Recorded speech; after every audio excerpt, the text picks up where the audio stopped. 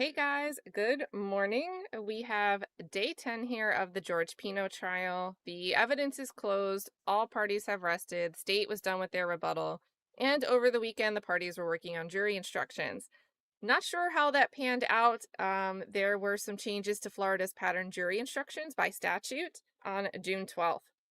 Kind of threw a wrench in the middle of things. So if you're interested in reading those filings, I did link them in the description, and I'm sure Defense Diaries mods will drop them for you guys watching with Defense Diaries.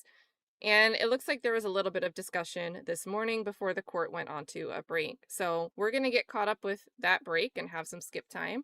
And as you guys know, we are collaborating. It's myself here at Cat Williams and Defense Diaries. So do not be fooled by Allie's name tag. It says Bob today. But this is Allie, of course. And yeah, I mean, what was your takeaway watching that jury charge conference, Allie? How do you feel going into today? I don't know. I don't have a lot of faith in the judge. I think the jury is going to be confused. But maybe she came back and did think about some other things. So I don't know. And the chat is happy for closing arguments. Remember, guys, it'll be the state first, then the defense, and then a rebuttal, which I'm sure the state is going to utilize. I'm sure they'll want to get the last word. So that will probably be the structure that we see. And even though this judge does not do time limits, I believe both parties said they didn't think that it would be too long, and that they wanted to do states and defense, like their first opening, lunch, and then the state's rebuttal when they come back from lunch. But maybe since they're starting late, maybe they'll change that scheduling. So yeah, Bob's hair got really long. As you guys know, the chat, it's been kind of balls with this trial because the court administrative order requires that no live chat feature is live while we're sharing the court feed. So in a few minutes here, we're going to be shutting off the chat, but we bring it back when we go on breaks. Also, Brooklyn, thank you you've been a member before, but YouTube's not saying your months. I think you've been a member for like 20 months. So big thank you for so much support. Also, Sheriff Chuck gifting 5 over here at Cat Williams. So if you just got green, make sure you say thank you to Sheriff Chuck. Also, I'm seeing... Bob's. Is that Bob's chair? Yeah. Oh, my goodness. Big thank you to Sheriff Chuck. I'm also hearing that our audio might be low. Allie, can you say something? It could be me. I can't even tell if his mic is on. Oh, it is on. It's weird because usually when it's Bob, he comes in loud on that mic. So turn both of us up a little. Let me see what his is set to. Yeah, he's still at like 67. Oops, I had an old banner. Sorry, guys. I forgot that you have to do it twice for it to refresh sometimes on StreamYard. Also, all right, everyone says we sound good. All right, that is awesome. Or I'm low compared to Allie. I did just put myself up, though. So with that being said, guys, Allie, anything before we get into it? We're going to talk about some of the requests that came in on the docket, but we're going to wait and see if that's discussed this morning before we talk about it. And yeah, no, I'm good then. Oh, wait, I've got to press the buttons. All right. You've also got Nurse Mandy over on Defense Diaries, a member for 3 months, says, I love this duo. Well, that's awesome. I'm glad. Awesome being a member for 3 months over on Defense Diaries. Yes. So, guys, thank you for your continued support. All right, wait. This is that time. We've got to. All right, I'm ready. We've got to shut you off. All right. Goodbye, guys. Bye, See you soon.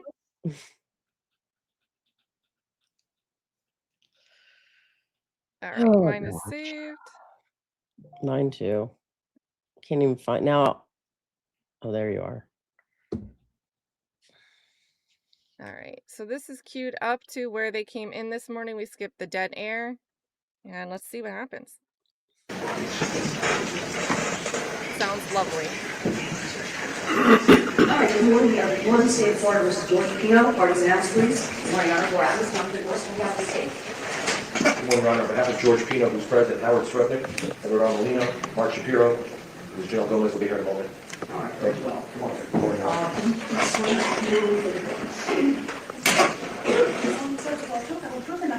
I do. Thank you. All right, very well. The jury should be here shortly. Just want to take up and I'm going to address the final instructions that were, although we had our charge conference last week, there were additional meetings and discussions via email that the parties have had with the court. A few additional pleadings filed that I would like to address. And again, I believe we addressed them during the course of the charge conference, but for purposes of the record, I'd like to go over some of these, especially during instruction requests. So, defense filed yesterday objections to the June 12, 2026 amendments to the standard jury instructions on manslaughter, and my understanding of this is for the culpable negligence instruction as the misdemeanor under the standard jury instruction 8.9. There was some modification of the language of 8.9, and this modification in the amendment actually now mirrors the language of the felony culpable negligence jury instruction, of which That's confusing. you had last week in the charge conference, requested this court to include additional language in the standard of the felony.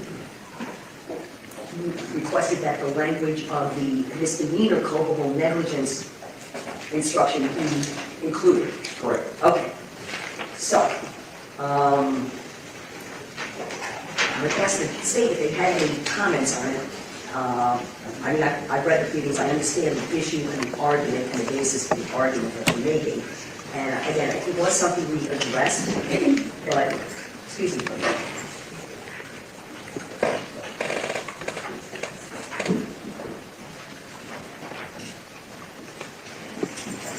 It was something that we did address. So, let me just ask Ms. Adams, and Mr. Boris, was there anything that you wanted to comment on with regard to, because the defense request for the, I guess, pre-amendment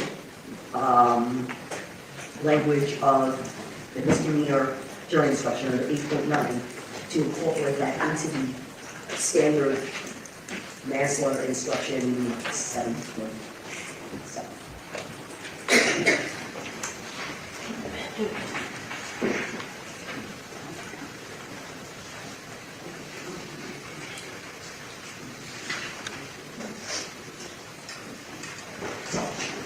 All right, sorry, Ms. Adams. I understand the defense request. I think that we litigated this on Thursday. I think the court has already ruled. I think that the instruction in manslaughter regarding what culpable negligence is appropriate. I think, Your Honor, I haven't had much time to look at the instructions, the final ones that we got from Your Honor. They But didn't in litigate until reviewing the end about the changes, though.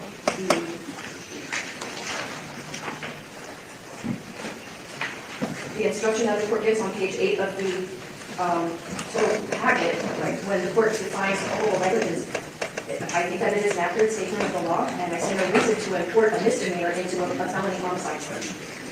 And I think that was, if we kind of break it down and try to simplify it, if we can simplify it, I think that that was the intention of defense, and I don't want to speak, to have the definition of the culpable negligence for the misdemeanor added, that language added to.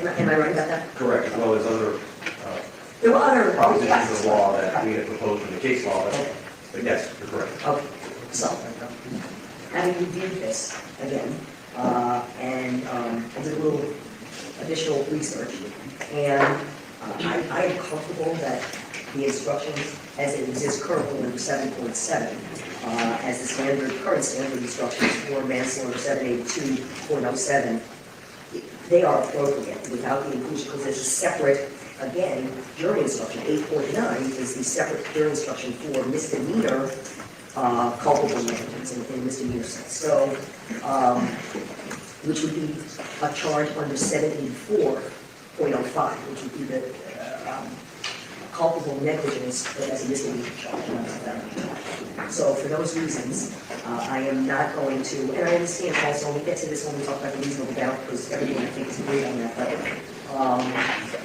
I am going to decline to include additional language to extend the instruction, the former definition of culpable negligence as a misdemeanor. So, for the record though, your objections and your amendment and the requested special instruction is part of the record. So that is, we decline to do that. And then there was the, and I think this goes again to discussions we had last Thursday during the charge conference on the two different theories under manslaughter for where the jury could come back under either the intentionally committing an act or acts that led to, that caused the death of Lucy Fernandez, or and the death of Lucy Fernandez was caused by the culpable negligence of Ms. P. Okay? So, and I heard all the argument, and I understand the defense position is you submit that the intentional act under that theory is actually the striking of the marker. And I don't know, I think the state has responded on that. I didn't do that. I don't agree, after I've read additional case law, I don't believe that that is the intentional act. So I was declining to give any additional instruction in that regard. And then you also had requested, though, I see here, to, so that was there anything else on the, under 2A? Yes. Okay. So the anomaly that this creates is that intentional is an act that assumes that the operator is intending to essentially crash. That's what it has to be that, otherwise there's no causation to the between the act and the death. And the alternative theory of culpable negligence is assuming just a course of conduct so irresponsible it leads to a collision that was not intended. The state has, from the beginning of this case, said in their traverse, they take the position that they have no reason to believe Mr. Pino intended to crash. So what we're left with is two theories that the state is going to the jury with. One that just start with culpable negligence, let's just call it irresponsible, indifferent, conscious, all sorts of negligence. Culpable negligence. Without intent. It's not an intent crime. On the other hand, with 2A, what is the act? I would just ask the court, the jury needs to know what's the act they're looking for.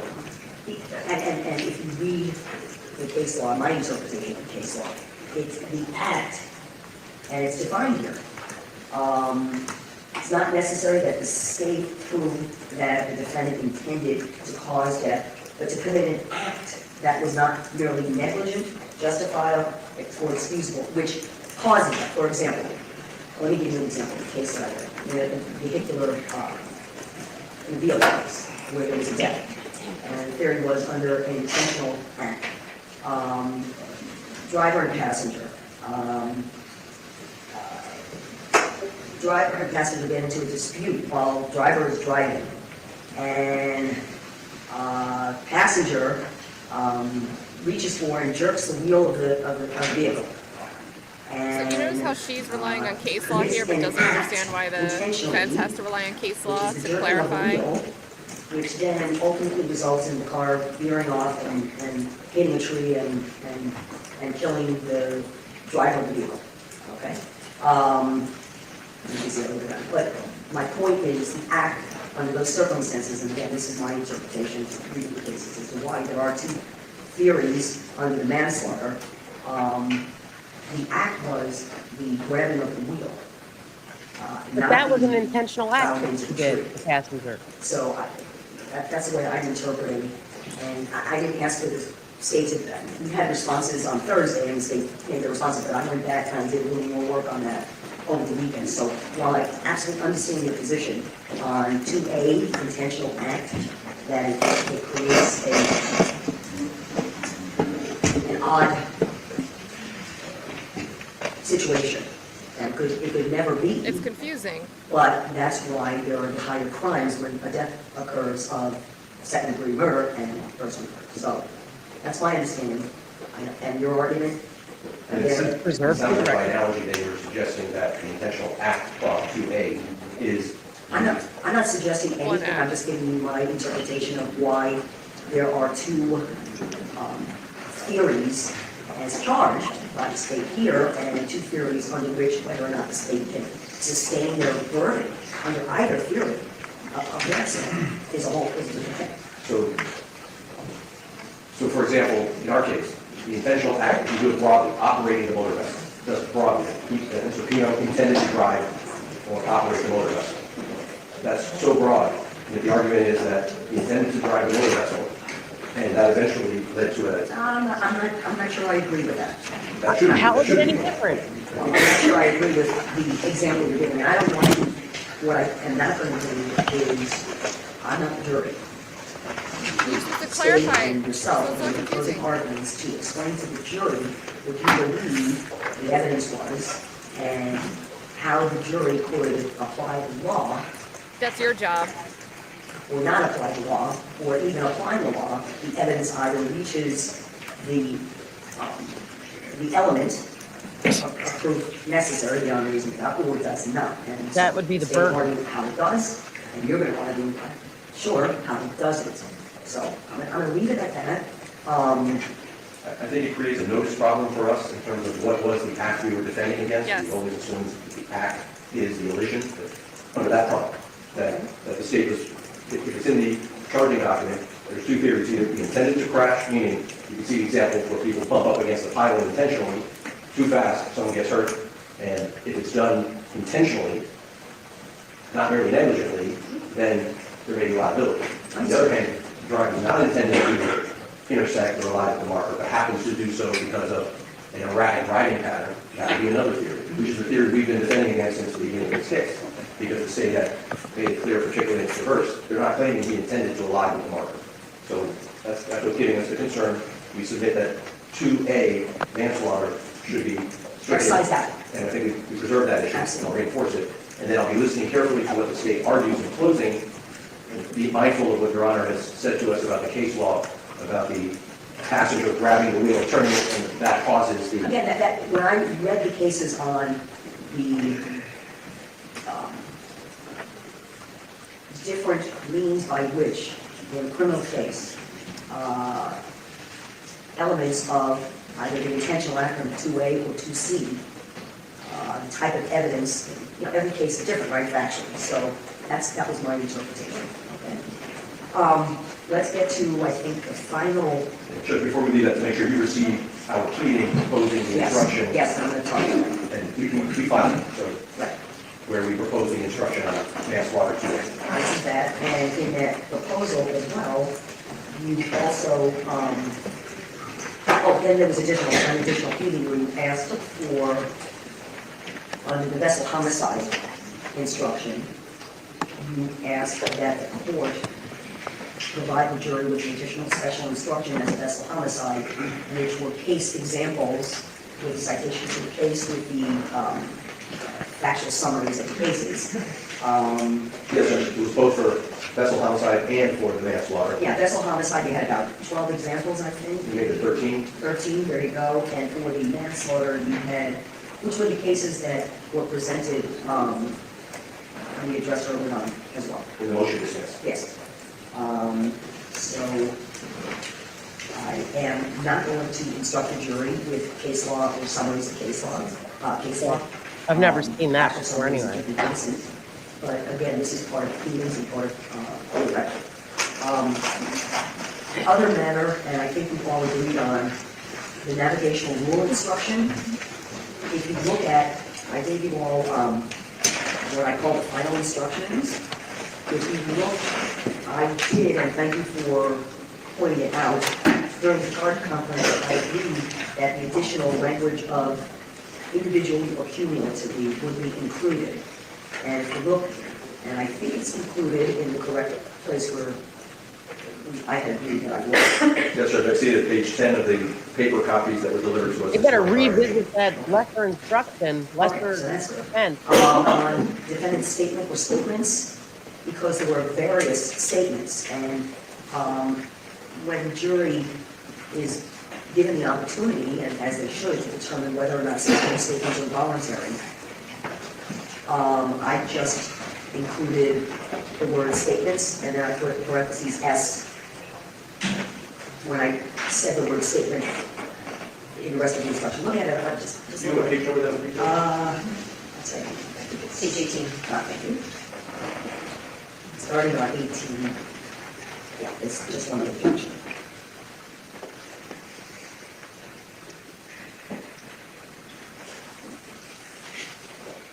So the first sentence, if you read, I said statement or statements. And then from thereafter, I just put the parentheses S. So, because again, there are separate statements, and the jury should be instructed, each statement has to be considered, each statement has to be considered individuals. You see it was fine. Okay. The only other matter was the reasonable doubt instruction. And we talked about, and I had initially indicated that I was going to instruct with the amended instruction, June 12th, which was then amended again. And Why it's doing that? what I am going to do actually is instruct the jury on reasonable doubt as the instruction existed in the standard prior to June 12th. Okay, so At this is start the of old case one. when the jury Thank was God. sworn, which was June 5th, I think. It was No, I sort of didn't start the jury like- until the 8th, but everyone was in agreement with that. I think I didn't have any objections to that. So, that's right, we asked for the original Right. instruction supplemented by the U.S. Court of Appeals for the 11th Circuit's language. that- And in that regard, I am not including the additional language of the 11th Circuit Federal Standard instruction, but it's going to be the reason about Florida Standard jury instructions pre-June 12th. I think that comes right. I think we covered everything on the instructions. If you see anything in the packet, Well, that was when? sometimes you look at things over Yeah, and and over we'll and go over over again, that. and you miss something. So fresh eyes, if you see something that is incorrect, would you please just make a note of it, and I'll make those corrections during the course of the morning. So, Renee, how are we doing with jury? Okay, can you go up and check them out, please? Because I think we're just about there, right? Okay. I just left my water bottle with my shoes in I my can actually, please don't stand up. May I see the written order with the attorneys at the sidebar for a moment? Thank you. Okay, we'll skip that. Yeah, so one small thing, one big thing granted for the defense there, that she will use the prior version of the pattern instruction for reasonable doubt, which Florida just updated on June 12th. To me, the new language is vague and confusing. When we have a longer break, unless you want to go over that now, Allie, we'll look at the difference quick, or we can do it on I mean, we lunch. could save it on lunch. Yeah. Should come back like right here. Thank you. We're working sidebar. We need to communicate with the lawyers there. Thank you, everybody, for your patience. And I'm also stalling because I'm waiting to hear from Renee whether the jurors have all arrived and are ready to be brought in. And they have not. So I'm waiting for the jurors. And while we are waiting, I'm going to ask if anyone is in the courtroom who is an intern, not either a close friend or family member, I'm going to ask you please to vacate this courtroom.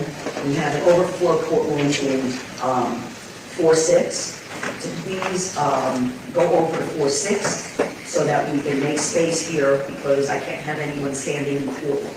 So if you are not a close family friend or member of the family, you're going to need to please vacate your seats. Thank you so much. And then everyone else can please fill in. fill in the openings. And they're all waiting for the jury. We did receive a copy, paper copy of the proposed verdict form. And she That's plans to like get a all media. special verdict for the different kinds of manslaughter. That was the other request last week that we spoke about, that the defense had requested that the jury find, if they find either intentional act or culpable negligence, that they would have to find one or the other beyond reasonable doubt unanimously, and do that in the form of a special verdict. And I declined to give a special verdict form, but that was also preserved by the defense. Thank you. Okay, now I have the jurors. So they are coming down. Very good. Judge, we'll take a break after the state Yes, sanction we will. by an organization. Okay. You ready? So they're switching. They're going to do the state before lunch and then come back and do defense and then rebuttal. So just remind me to talk about that, because I sounded like she said she was not giving a special verdict form as far as 2A and 2C. And That's she going to be a mentioned, problem, I think. well, I don't know, because I thought she mentioned that she's going to tell them they have to be unanimous, meaning some of you can't pick A and some of you pick C under manslaughter. If not, that's an issue if they don't know that. Because she declined that on Friday, so if she's changing her mind today, she probably went and looked up some case law on that, which I think it was one of the laundry list items she said she was going to look over the But weekend. I thought she still said I decline it, or did she say I had declined it, but I'm going to give it? I think she's declining the form, but you said she's going to instruct them verbally. I thought that she said she was, so I think that's going to be a problem, because if you're not, how do you know? If you're requiring to be unanimous on a finding and they're instructed as such, but then you don't give them a way to, you can't get into their minds and know if they did or not. right. So I think that makes it worse than just not, if we left it as Friday and weren't going to verbally instruct at all. I mean, they have to know that it can't be, but there has to be the same theory they all agree on. But All right. Lower this while the jury walks in.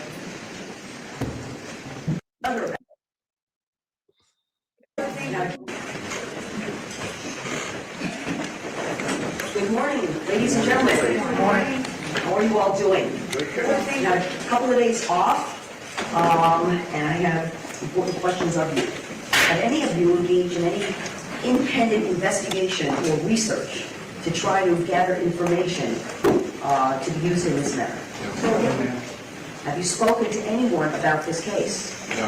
Have you been speaking with each other about this case? Has anyone attempted to speak with you or in your presence about this case? No. Have you seen anything in the newspaper, any articles, anything on television, social media, that you think has to do with this case? No. All right, very well. I swear someone said yes. We're ready to proceed. Members of the jury, both the state and the defense have rested this case. The attorneys will now present their final arguments. Please remember, what the lawyers say is not evidence. However, do listen closely to their arguments. They are intended to aid you in understanding the case. Each side will have equal time, but the state is entitled to divide this time between an opening argument and a rebuttal argument after the opponent has spoken. The state. they usually say because the state has the burden here. Yeah, they usually do say that. They didn't. Isn't that funny?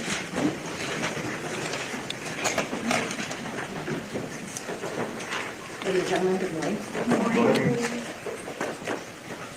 3 weeks ago, you all came into this courtroom not knowing what kind of case you might be selected to serve on a jury. Keep your voice up. Yes, sir. About 3 weeks ago, you all came to this courtroom and you sat through the jury selection process without any idea what kind of a case you were going to maybe be selected to sit and listen to. No doubt this has not been an easy case for anyone in this courtroom, but everyone in this courtroom owes each of you a true debt of gratitude for your service, for your attention, and for your thoughtfulness throughout this process. I want to talk with you all a little bit about what I said to you at the very beginning of this trial. I told you that this is a case about responsibility and accountability. Now that you've heard all the evidence in this case, you can see that this defendant is a man who abdicated all responsibility as the captain of a ship owes to each one of his passengers. Now, done safely, of course, boating can be a lot of fun, and you know that. Look at the pictures that we have. There's so much evidence in this case. You have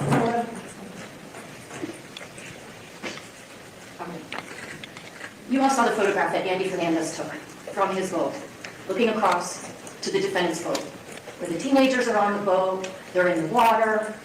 What a great time. What a special day. That photograph was taken because Andy Fernandez was taken with how special it was that his teenage daughter said, "Mom, Dad, come on out to the sandbar." He really didn't want to. Thank God he did. Thank God he did. When voting is done safely, what a wonderful thing to do. But when people like this defendant do not take seriously their responsibility to their own passengers and to other boaters and passengers that might be in the area, disaster and catastrophe can happen. And though it may seem obvious, I wanted to highlight for you in this trial that boat crashes are a lot different than car crashes. When you're on a boat, you're basically like someone in the back of a pickup truck. On boats, you don't have the benefit of brakes, not even anti-lock brakes. You don't have seat belts. You don't have a steel cage surrounding you to protect you from impacting other objects. There's no airbags.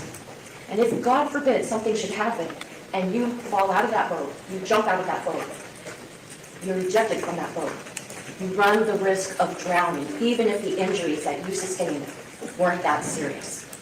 And we know that to be true because that's exactly what happened to Lucy Fernandez. Now, in this case, you have evidence beyond any reasonable doubt that this defendant disregarded basic navigational rules and concepts of safety, and he did so in a manner that made it a near certainty that tragedy would result. This tragedy, the death of Lucy Fernandez, was completely preventable. But after this abdication of duty that this defendant owed to his own daughter, to his wife, and to those 11 other teenage girls, these 13 other souls that were on his boat, what did he do? He lied over and over and over again about what happened. Why? To shift the blame away from himself and in an avoidance of accountability. That's why I told you at the beginning of this case, this is a case about responsibility or the lack thereof, and accountability and the complete lack thereof. So let's talk about what was happening on that Sunday. It's Labor Day, it's Biscayne Day.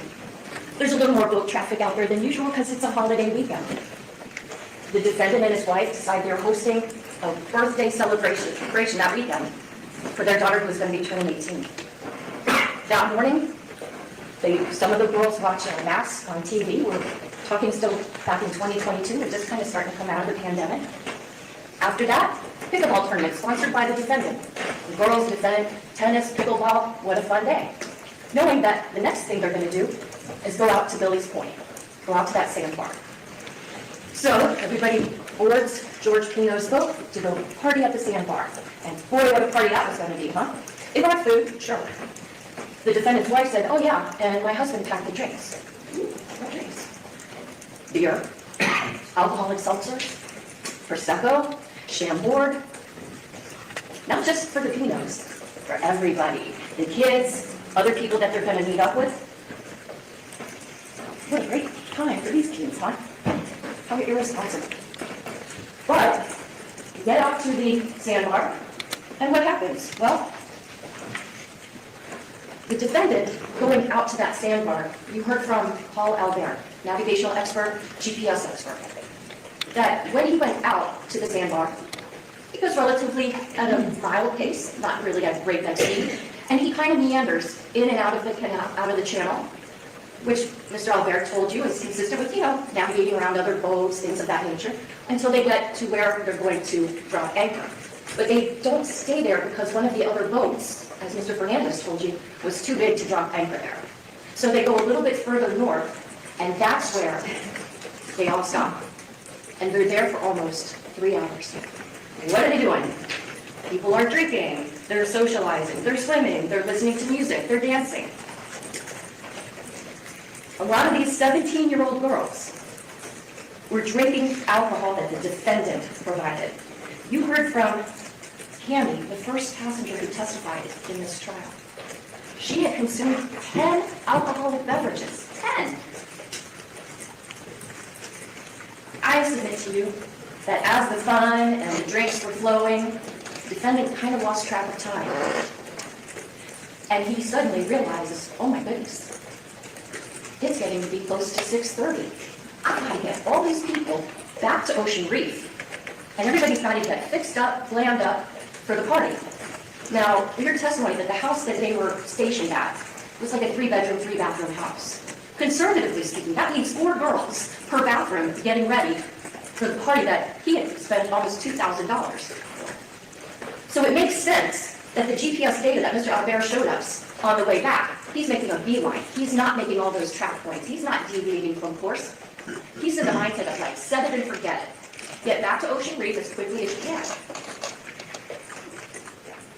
So, literally, with a boat full of buzzed teenagers, if not drunk teenagers, this man decides to set a course heading to that channel, a channel that he has gone through time and time again, a channel he knows where those markers are. In a boat that there's a stipulation between the state and the defense, an agreement. The boat is in fine working condition. There's nothing wrong with that boat. And he knows the specifications of that boat. He's had it since 2020. So, with that boat, every day there's a phoning for with it. those 10 girls at the bow of that boat, with an extra 1,000 pounds on that boat, at the front of that boat, he makes a beeline. And you heard from Mr. Albert. In order to reach the speeds that we see from the GPS, with that amount of weight on the boat, he was going full throttle. Full throttle, with all these teenagers on board that had been consuming alcohol as fast as he can, through a narrow channel. Because if other boats want to go through that channel, if he's in the wrong way, then they've got nowhere to go, because if they go outside the channel, they'll run aground. So with all of that going on, he decides to travel down the wrong side of the channel as fast as he can.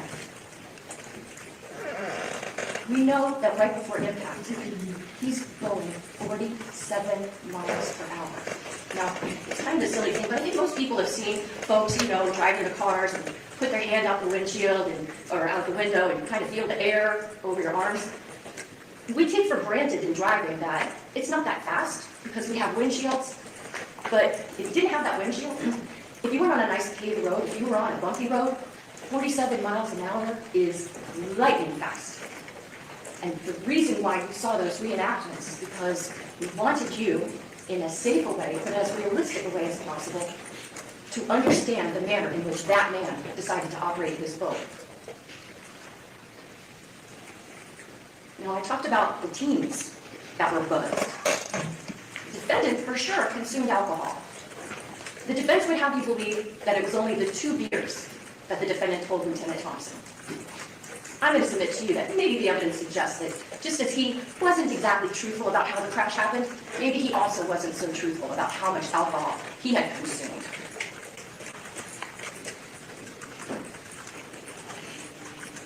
This defendant knew the channel. He knew that vessel. He knew the people on the vessel. He knew what they've been doing on that vessel.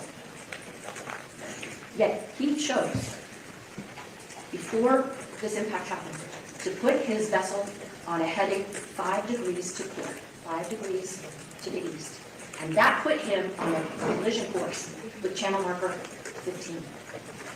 And sure enough, by the time he realizes, oh no, it's too late. How did this crash happen? I'll tell you. Because he was reckless. He was criminally negligent. No one but this defendant captained that boat. No one but this defendant decided the speed that it should travel, and no one but this defendant decided the direction of travel. No one and nothing is responsible for the death of Lucy Fernandez, except for that man sitting right there. He is the reason why she is dead. Let's talk about that during a little bit more.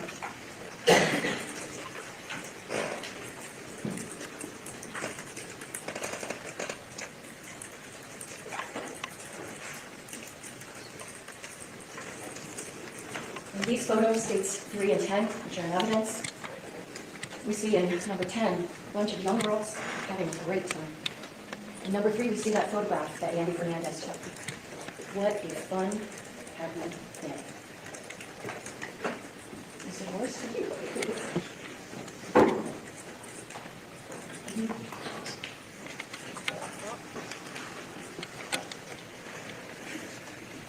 Make Forrest go do the tech wizardry.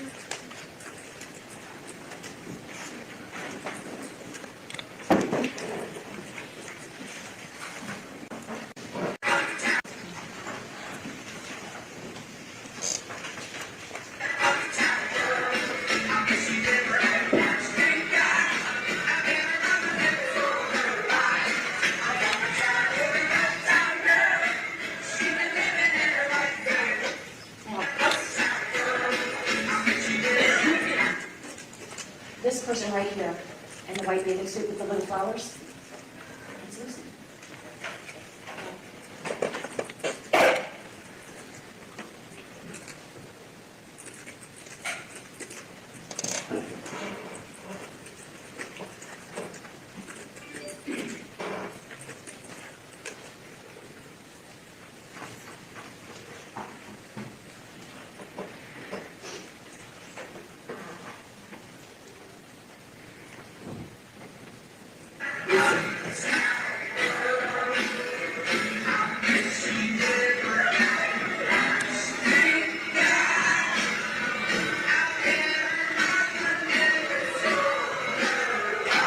Birthday girl. Yeti tumbler. Lucy's necklace.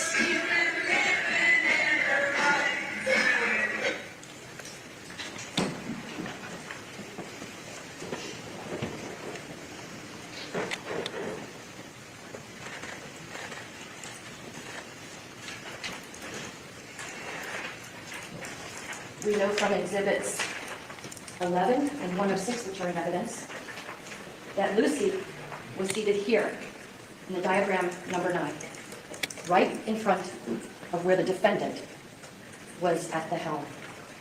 And we know that this is the seat that Lucy sat in, where it has her name. You all saw it for yourselves. You all had the opportunity to go on that vessel, the vessel that turned out to be almost a gravesite for a 17-year-old little girl. Because she was still a kid. That's where she sat. And that's where, when this recreation was done with FWC, with the assistance of Mr. Albert, someone sat in that very seat and filmed the route that that man took.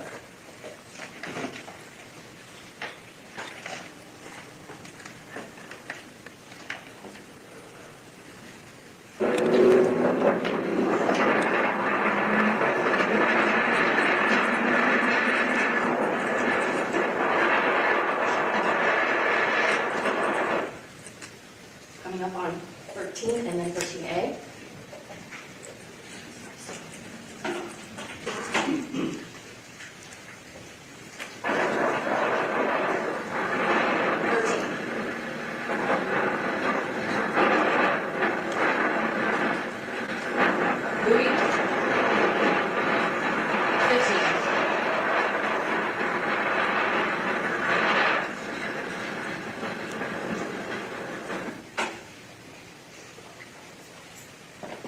That's traveling at about the same speed that we know this defendant was traveling through that channel. Let's look at something again.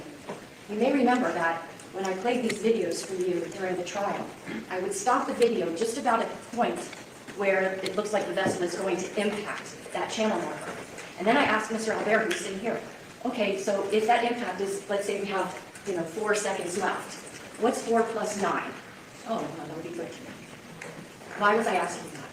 Because what we know from the GPS reconstruction of this crash, that 9 seconds prior to impact, the defendant chose to change the heading of his vessel slightly to the left, or in nautical terms, to the right. And when he made that choice, that's when he put himself and all of those teenagers on a path toward near certain tragedy. This is their He was the one that 2A made that intent choice. argument, intent And to act. for 9 seconds, they were on that path. And, you say, oh, 9 seconds, how long do you have to crawl? We can use technology to tell us just how long 9 seconds is. I have my iPhone here set for 9 seconds. Ready, set, go.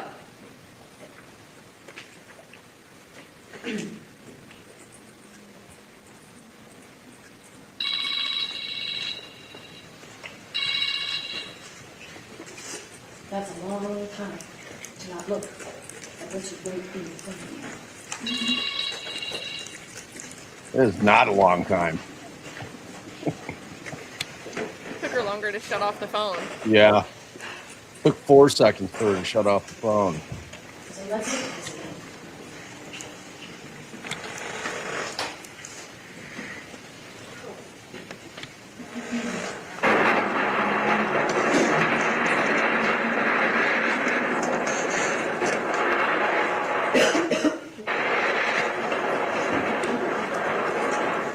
That's 13A.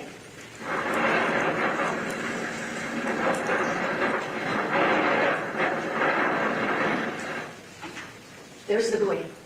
The one that Mr. Albert explained, that he put that buoy in place using his GPS device to replicate the location where the second to last track mark is. That tells us that this is the location where the defendant decides to change heading slightly to the left, to the outside part of the channel where it is not supposed to be, and then continue straight dead on until right before impact.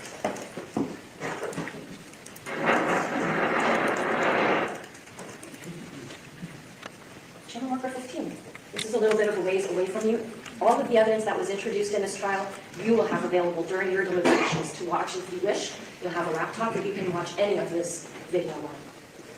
But look, right now we still have 41 seconds left in this video. Let's see how long it takes to get to that channel marker.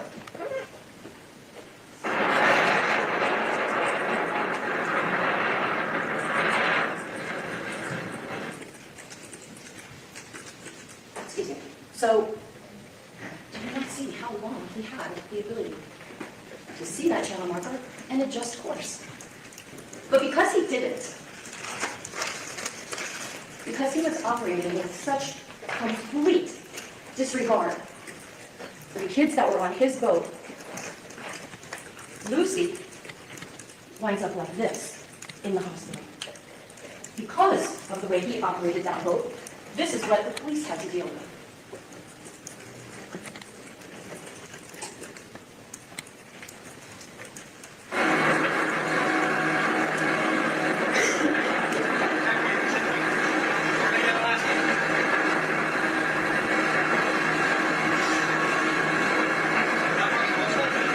Very long shot here.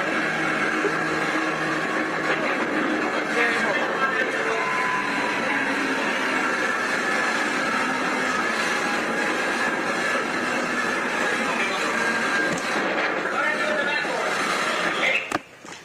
That part of the clip was included in part so that you all would get a sense of when the police are responding to a life and death emergency, it makes sense for them to go as fast as they can. Not for dinner parties, for life and death emergencies. And you can see that these officers, even on Marine Patrol officers that are trained on a police boat, it's still bumpy. Even though we know that it was a clear day with calm seas, calm winds, you can see the officers, one of the flaps on his uniform is like waving in the breeze, because that's what it is to be on a boat.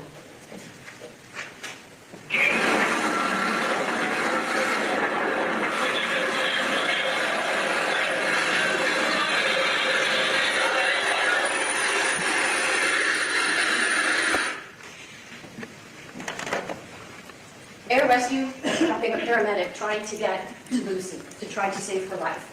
But this is where you remember that Officer Bruto, well, he's not an officer anymore, he's retired, but he was the first police officer that testified in this case. And he told you about the difficulties that air rescue was having getting the paramedic onto the boat because the prop wash from the propellers was making the small boat start to spin. So Officer Bruto and another officer basically pinned that vessel between theirs so it can be stationary enough to safely drop the paramedic to try to save Lucy's life.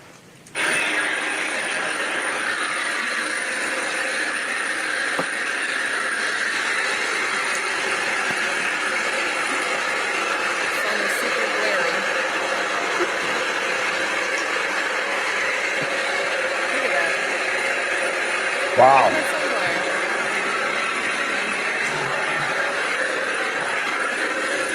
Officer taking out life-saving equipment. That sun glare is something.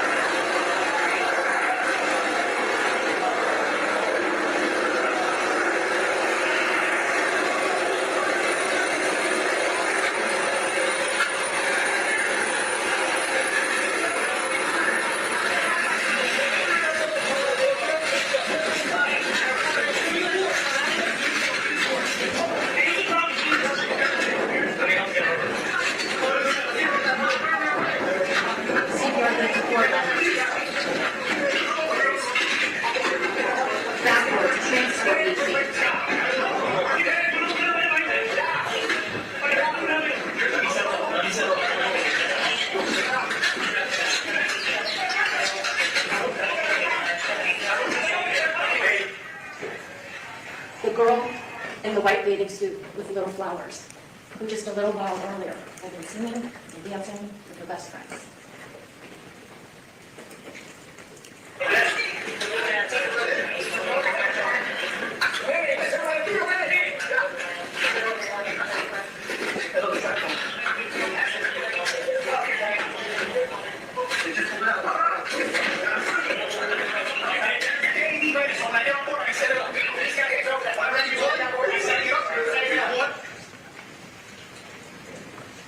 From there, we know the testimony is that the police boat raced as fast as they could to the Elliott Key Harbor, where a helicopter was waiting for her to try to get her to the hospital to save her life, the life that he endangered.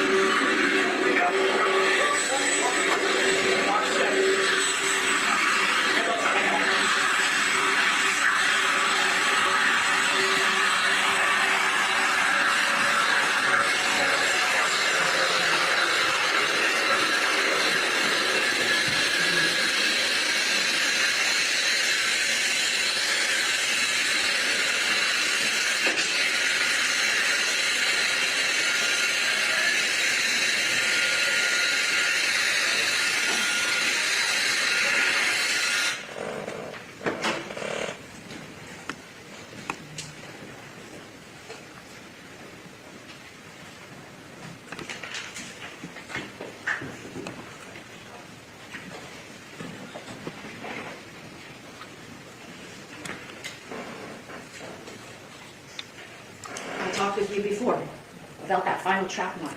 Now it's good time to talk about it again. On the way up, we see him going northbound. Here he is coming south. Track point. Track point.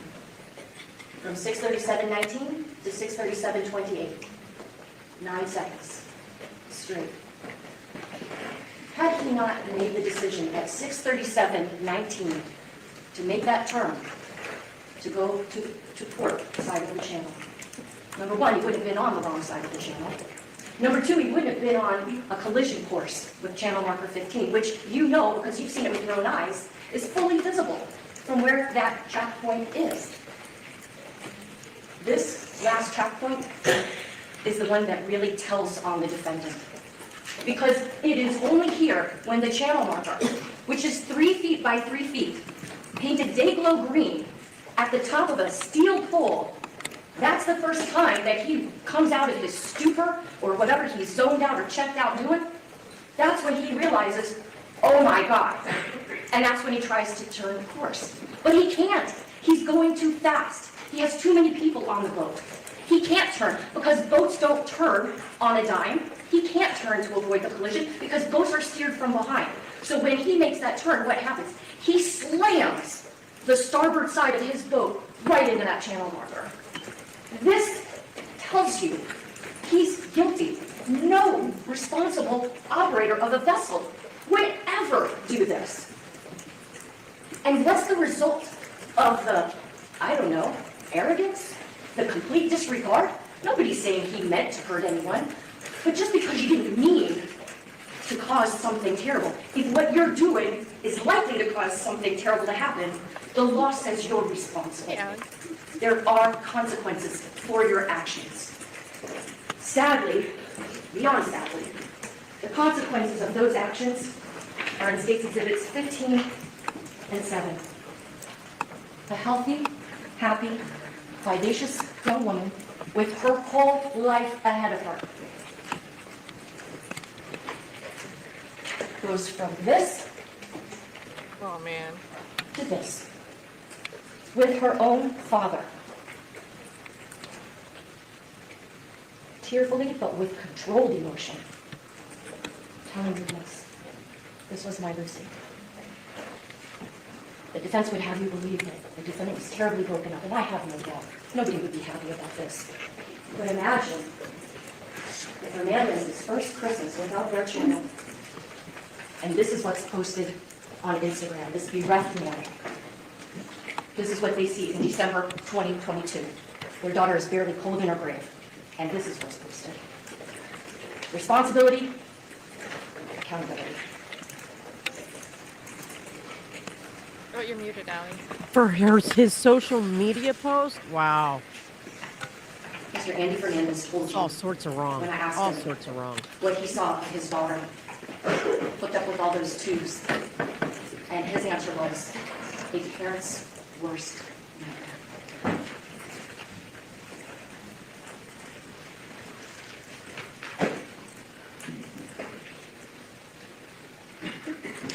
I don't want to unplug this thing, but I hate being so far from the jury. Aaron, may I have permission to use this again? I kind of want to hear if the jury responds good morning when the defense says it. So,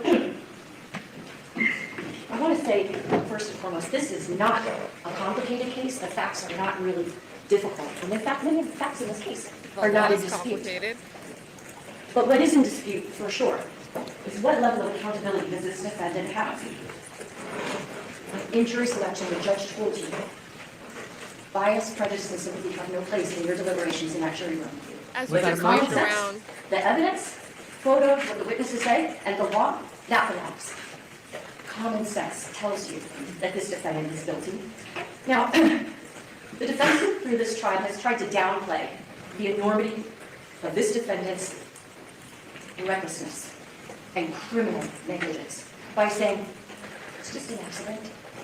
No, it's not. This defendant was in a rush because he had paid money for the party for his girls. The way he operated that boat with so many people that had been drinking when he'd been drinking at a high rate of speed in a body of water that literally was called the I-95 of Biscayne Bay. Well, it establishes recklessness and culpable negligence. Why? For a party? Because he wanted to be the cool dad, the dad that brings alcohol out to the sandbar, the dad that plans the pickleball party, camp counselor George. He wasn't thinking about the navigational rules. He wasn't thinking about the well-being of the passengers. He wasn't thinking about the well-being even of his own wife and daughter when he was on that beeline to get back to the Ocean Reef Club. He was too wrapped up in trying to be the cool Bring it dad down a level, on that George. boat. He didn't mean to is not a defense, it's an excuse. Now, the judge is going to give you an instruction, and it's called excusable homicide. She is? Oh my gosh.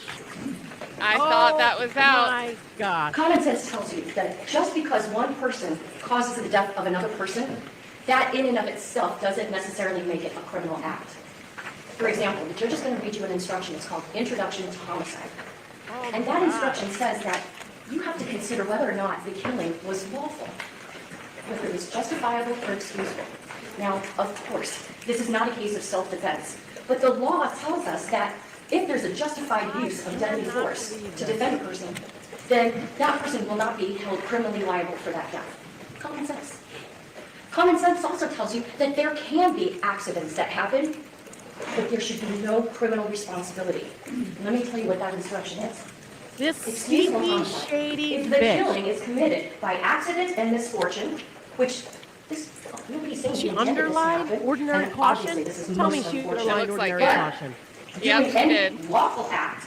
Was he operating his vessel lawfully when he was on the wrong side of the channel, going so Ordinary fast, caution. not keeping a proper Oh lookout? my Was he operating gosh. it In a different lawfully color. when he's not avoiding the risk of a Underline. collision, when he doesn't even avoid the collision? No. Usual. And by Ordinary lawful caution. means, Does is this anyone the on the way defense see that we this? expect people to operate their vessels? Are you on paying the waters of attention, the Judge? state? Of course not. With usual, ordinary caution. Was there 1 ounce of usual, ordinary caution as he's speeding from this track point straight into that channel marker? Of course not. There's an objection in the motion. There you really? go. Without any You lawful waited intent. that long? Now, I'm not saying he had an intent to cause Wait a any minute, go harm, back. but his intent Sorry, I also. talked right Yeah, over let's it. run What this the back. fuck? She didn't. First of all, I was wondering when are they objecting? They know she's saying it. They know it's coming. She's literally holding it up in front of their eyes. Usual, ordinary caution. The judge contemplated in her instructions saying this doesn't actually apply.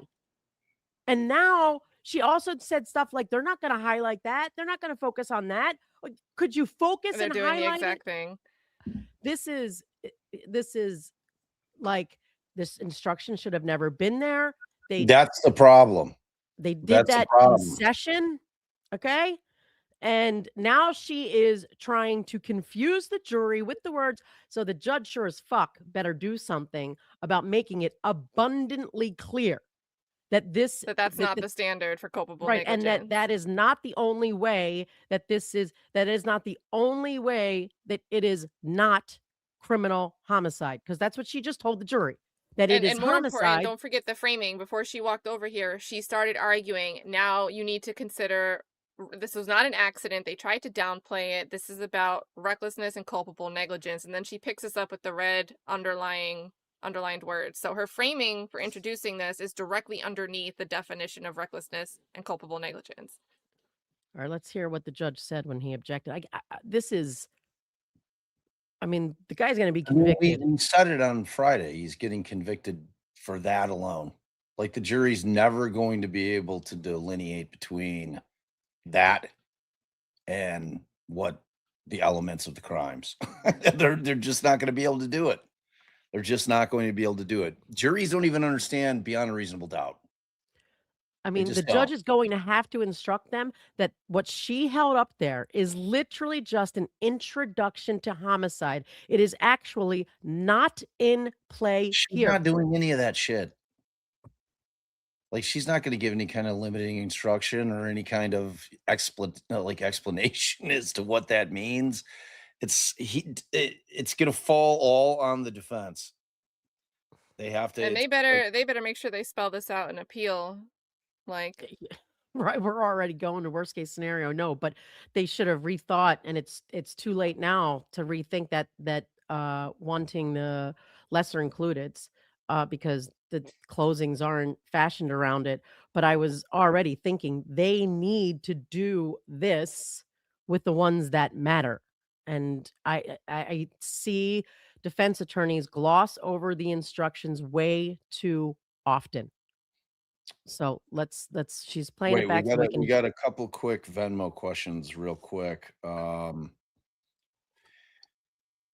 Misty had asked, well, first she sent a buck and said this judge is horrible, but then she had asked, can the defense not object to all of the non-factual conclusions this prosecutor is making?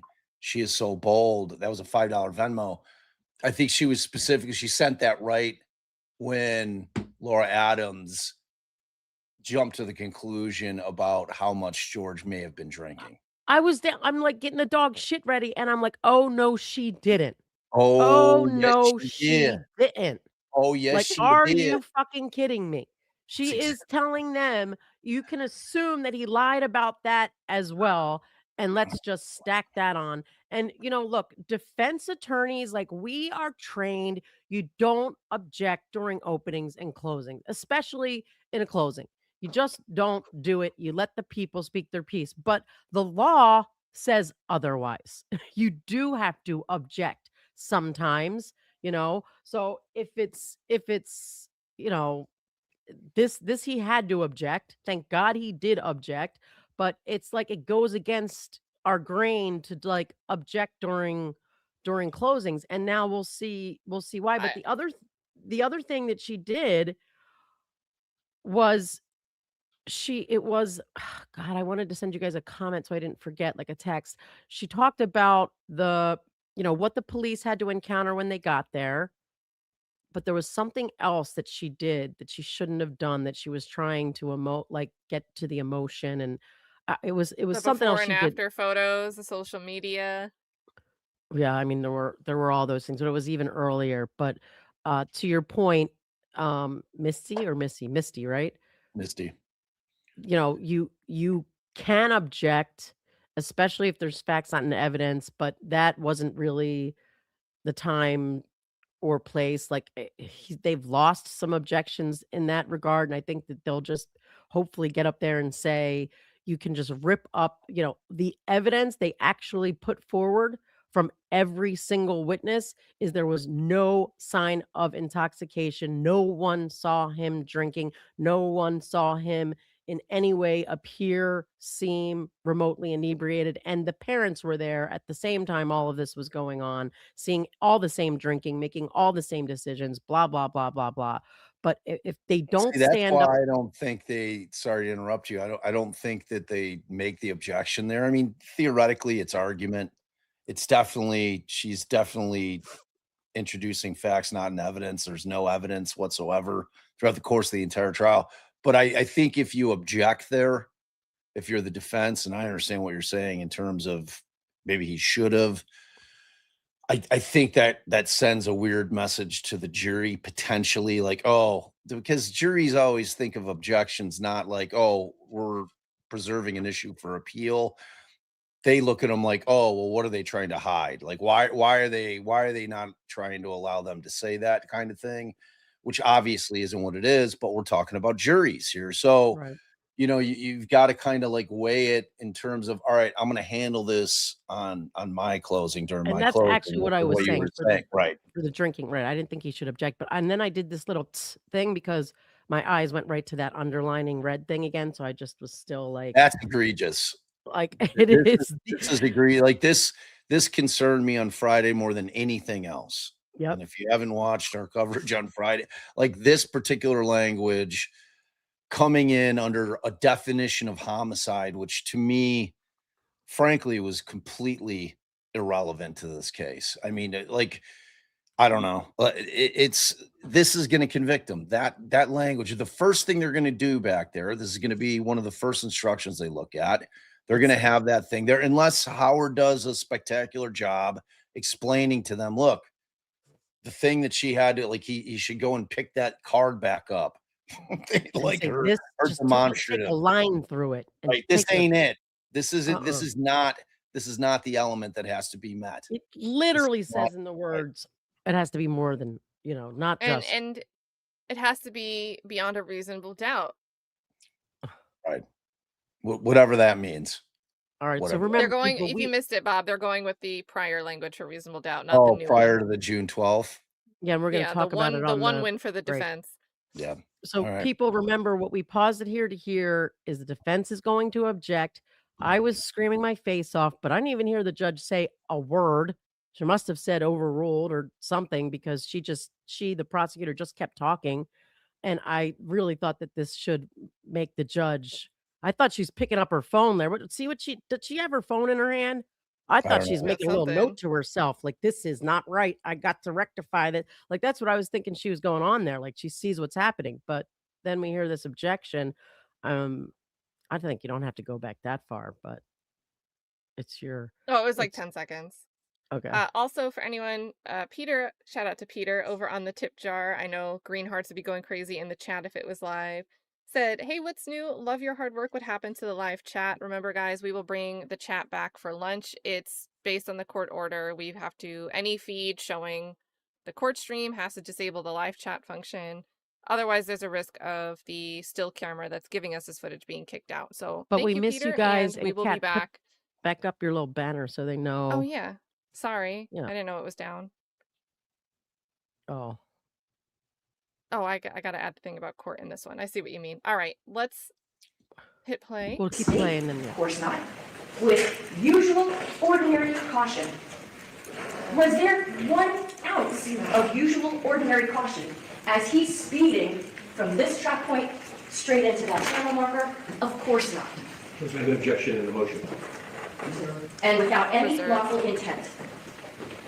Now, I'm not saying he had an intent to cause any harm, but his intent also was not to safeguard his own passengers. So when you hear this instruction, listen to it, pay close attention to it, but then ask yourself, does the evidence support a claim that this is an excusable homicide? I submit to you the answer is a resounding no.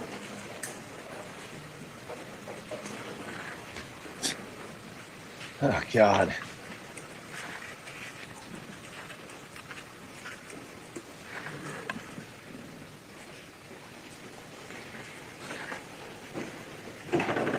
Best analogy that I could give for people that don't really go on the water too much would be this. Imagine if a person decides to drive a pickup truck with 12 balls in the back. They're not restrained in any way. And that person is going down a rather bumpy road. Because even on the water on clear days, you're still bumping along that water. And that person who's driving that pickup truck with all those people in the back on a bumpy road decides to drive on the wrong side of the road. And let's suppose that at the end of that road, it dead ends and there's a telephone pole at that dead end. And although that person who's driving the pickup truck can clearly see that telephone pole, at least if they're paying attention, for 9 seconds, that person driving that pickup truck slams into that telephone pole and one or more of the girls hurt badly, maybe even dies. Didn't mean to kill anybody. But are we really going to say that that is acceptable conduct? Are we really not going to hold somebody criminally liable when they have precious cargo on board and pay no Holy attention to what's fuck. in front of their face? Say Of eggs. course not. Your common sense tells you that's not the world that we live in. Those are not the laws. She is literally trying to do jury nullification in the reverse. This is so outrageous to me, and it probably won't be as nearly as outrageous to an appellate court. Who knows? But this is just, and I'm sorry because I know you guys want to hear the openings. And then I remembered the other thing she did. She said when the dad got on, he had controlled emotion. She was getting at. Closing. Oh, yeah. Right. Yeah. Look, man, that is not at all the same. Pickup trucks, boats are made, a 29-foot boat is made to have passengers. Like, you're not supposed to be driving with people in the bed of a pickup truck. It's not at all comparable. It's a completely, her analogy was nothing like what we're talking about here. But You should Bob, have what do you objected there. think would have happened? Yes. What do you think would have happened if the defense in like some cases is arguing, like, I can't think of a good argument, but it would be because this is like she was saying during nullification, this isn't the world we live in. Are we going to say that's okay when there is precious cargo? First of all, it has to be unlawful, even if it's empty, no matter what the cargo is. An entire truck full of serial unaliving rapists and child assaulters. Well, I mean, in her example, in her analogy, driving on the opposite side of the road is illegal. So, I mean, there was nothing that he was doing that was illegal. And you know, whether or not he was in violation of navigational Well, rules, that would be the same, I think, no, illegal. I don't think so. You get a ticket if you're on the right driving on the wrong side of the And you road. get a ticket if you violate the I navigation don't think rules. he does. I don't think leaving the channel a little early is violating a navigational rule. I I don't don't know think so either. because I actually thought all that he was did. going to be bad when I first read about this case and was waiting for it to start, and we didn't see what the channel looked like for like 5 days. I was like, oh, that's kind of really bad. Why would you? And then they show us the channel and it's really tiny. It doesn't even seem significant. Right. It's just, you know, I mean, the entire point of the channel is that they dredged it so that boats that have deeper holes, you know, aren't hitting the bottom of because it's very shallow around there. Like, I mean, it's shallow water. You could see it when the boat flipped, that the top of the boat, when it's upended, is like resting on the bottom of the water. You know, I mean, this isn't 30, 40 feet deep. It's like 7, 8, 9 feet deep, maybe. I don't know. And I just wanted to make clear because, of course, I lost connectivity as soon as you started it up, and I listened in my ear. She just said overruled with that objection, Did you right? see the glare? She said it was preserved. So Oh, which glare? The glare when they were showing the videos. Like the glare was she showed insane. Bruto's response, and like how like in that video, to me, half the video is taken up by the sun glare when they face a certain direction. Like the whole video was Well, hopefully the unwatched. defense has, Emphasizes that. keen eyes, keen observers like Kat, and puts it back up and says, what do you see? I literally had a prosecutor one time. We were trying to decide whether my client handed a firearm to a child who then shot another child. And they used the sun reflecting off of her belt during this period on this cell phone where they were really close together and said, there, you just saw it. And I had to go back, find the exact spot and show them this is the sun. Like, this is the sun. Like those. And they were saying it was muzzle flash? No, they were saying it was the silver, like the reflection of the silver of the gun passing. And it was she had like a belt buckle on that caught the sun. So Well, it would be a perfect opportunity for him to put up her video and say, tell me what you guys see. I don't need to tell you what you see. You tell you what you see. Or what you can't see because of the glare. Yeah. All right, let's roll.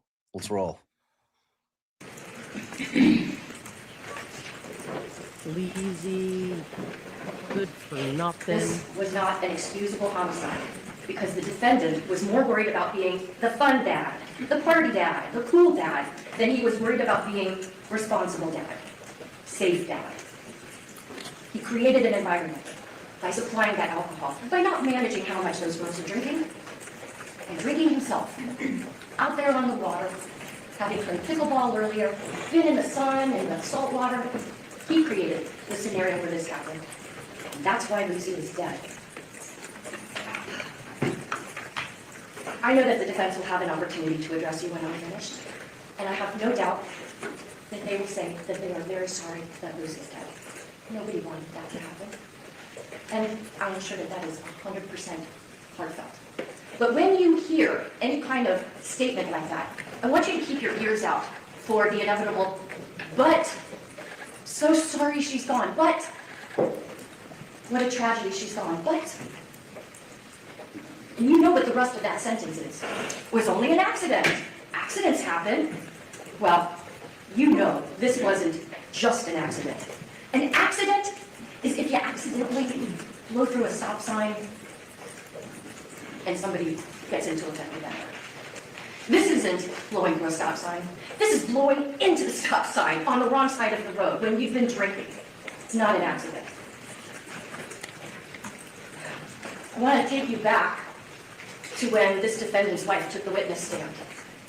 I asked her, showed her Lucy's photograph. right at this witness stand. She's sitting here, and she's looking at this picture of a young person that she had known for Lucy's whole life. And in the same breath that she identifies this picture of Lucy, she tells you it was an accident. I made note of the exact back and forth exchange. This was me asking her, do you know how it is that your husband wound up smashing into channel marker 15? Answer, the accident?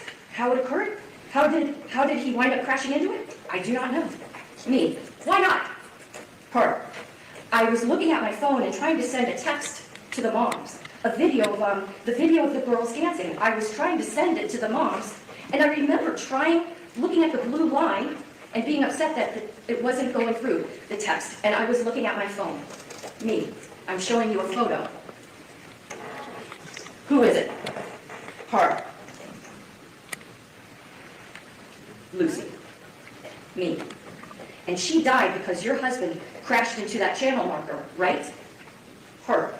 With the same breath that she had just identified this young woman, she has this to say. She died because there was an accident. What? How do you know it was an accident? You were too busy watching your cell phone. You were too busy drinking your Prosecco's and your Chambord out of Yeti tumblers to know what happened that day. But you want to take this witness stand under oath and say that this was an accident?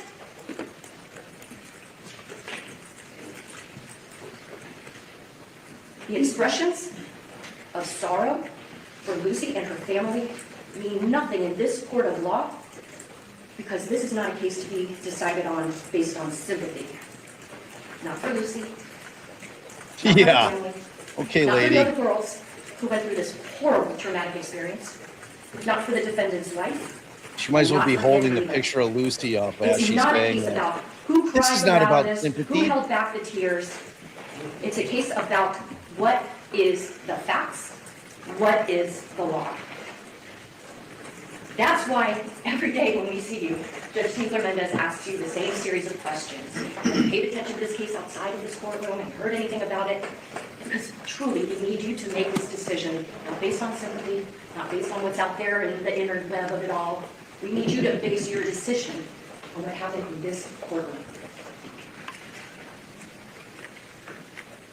The defense seems to want you to believe that what the defendant did is see the channel marker, that he's not responsible. If you didn't see it, it's because you weren't looking. What were you doing? Were you watching your wife as she's trying to get these text messages out to the other parents? Were you looking at your own phone? You don't know, it's your Drinking burden. something? What were you doing? You sure as heck weren't watching out for that neon green channel marker that you knew was there. And because of that inattention, his boat wound up upside down under the water. The defense also seems to be suggesting that, well, if he didn't mean for it to happen, he's not responsible. If he meant to kill Lucy, he'd be charged with murder. If he deliberately smashed into that channel marker, same thing, he'd be charged with murder. Why is the defense defending against a charge I never filed? What? All right, let's circle back to that one. The defense kept asking the girls that were on the boat who came and testified, and the defendant's wife, did he look like he was impaired by alcohol? Well, I did not charge him with DUI, voting under the influence manslaughter. You know what? I think we need to pause here because if you are not aware of pretrial motions in limine, the state filed to exclude references of previous prosecutorial decisions. And to me, this is creeping over the line. This is totally creeping into the line of charging decisions. You're muted, Allie. It is. I mean, I have it paused right here to play you guys when we go to a break. The discussion that they had about whether or not she was going to even mention the usual and ordinary caution. So just remember that red underlined thing, and you guys remind me to cue it up and play. I've got it paused to play for you guys. But she is I don't Absolutely. even think she's towing the line. I think she's stepped over the line. Like this is absolutely going to charging decisions. I mean, she may have been referring to the two misdemeanors initially that he ended up getting upgraded on, but like this is a charge that clearly wasn't charged. And beyond that, she's arguing as if he should have been based on her comments earlier about, well, he lied about, another boat being there, so we can just assume that he was drunk. I mean, it's like she's doing what Howard has said that she's been doing the entire trial, which is arguing out of both sides of her mouth. Yep. She's trying to have her cake and eat it too. And like I don't know what you guys think of her demeanor. I hate I think Bohr should demeanor. have done the closings. Well, She that's why, she babe, I said what told I'd like to hear is when when she said good morning, they all said good morning. So I'm dying to see if the defense says good morning, if they respond good morning, because they may just see her as the, the Angel state's for angel victims. that's yeah, the white protecting. hat, Right. coming to And the rescue of poor Lucy, And what else she did right there? She tried to say when the defense tries to say words, all those words are defending causes of action I haven't brought. Oh, yeah, so they must have been talking about murder. Remember, she'll get back up and be like, I didn't charge him with that. Yes, the fuck you did. You charged him with an intentional act. Okay. So it's like Bob is saying, she's arguing out of two sides of her mouth. The judge can't grasp the law. The judge specifically said that she would not be, that the prosecution would be improper to do what she just did, yet she preserves the argument on uh when the defense makes an objection. This is so outrageous, and I know it's way more outrageous to Bob and I. Maybe your everyday prosecutor would be like, oh, it's just like, oh, maybe that was a little wrong, but it's the kind of thing that just infuriates the fuck out of me, because this is supposed to be about what's fair, what's right, what's wrong. Not, well, are we going to let a guy skate who did this with precious cargo in his car and those girls' eyes? Is that the society we are? Y'all are going to let this guy skate? He had precious cargo in the car. You remember that, right? He's rich. Yeah. Why don't we play that Uptown Girl a little bit more? Look at these Uptown girls. Mm. Man. And I What know his there's blood a lot of alcohol level people was. that think he was criminally culpable. So, and you guys are, welcome to hold that view and maybe still see, some of the issues with the way she's arguing it. Yes, Bob, and I don't think that this evidence proves he was culpably negligent. Under the law, as it is actually defined. Um, But yeah, just stay tuned for that little refresh that we're gonna play at the break of the very same argument that we just heard. Yeah, and I also think she's leaning much more than I expected into the 2A theory, the intentional act theory, where he intentionally changed his course of direction towards the marker. I didn't expect her to lean so strongly into that, but she is. It's just so bizarre that she's relying on an intentional act. It's like it's the fact that the judge can't wrap her mind around the fact he made the point. So, based on the logic you guys have here, if he intended to operate a boat and then this happened, everything between, that is 2A. And under 2A, you cannot charge it is not a lesser included offense. Vehicle homicide is not a lesser included offense under 2A. So you cannot tell me that the very same thing constitutes the same theory either way. If legislature, the courts, they have gone out of their way to say, but under C, vessel or vehicular homicide is a lesser included. Under A, okay, there's an intentional act. No, you don't get the lesser included. So it has to be different. It cannot be the same freaking thing. Sorry. Cam got home.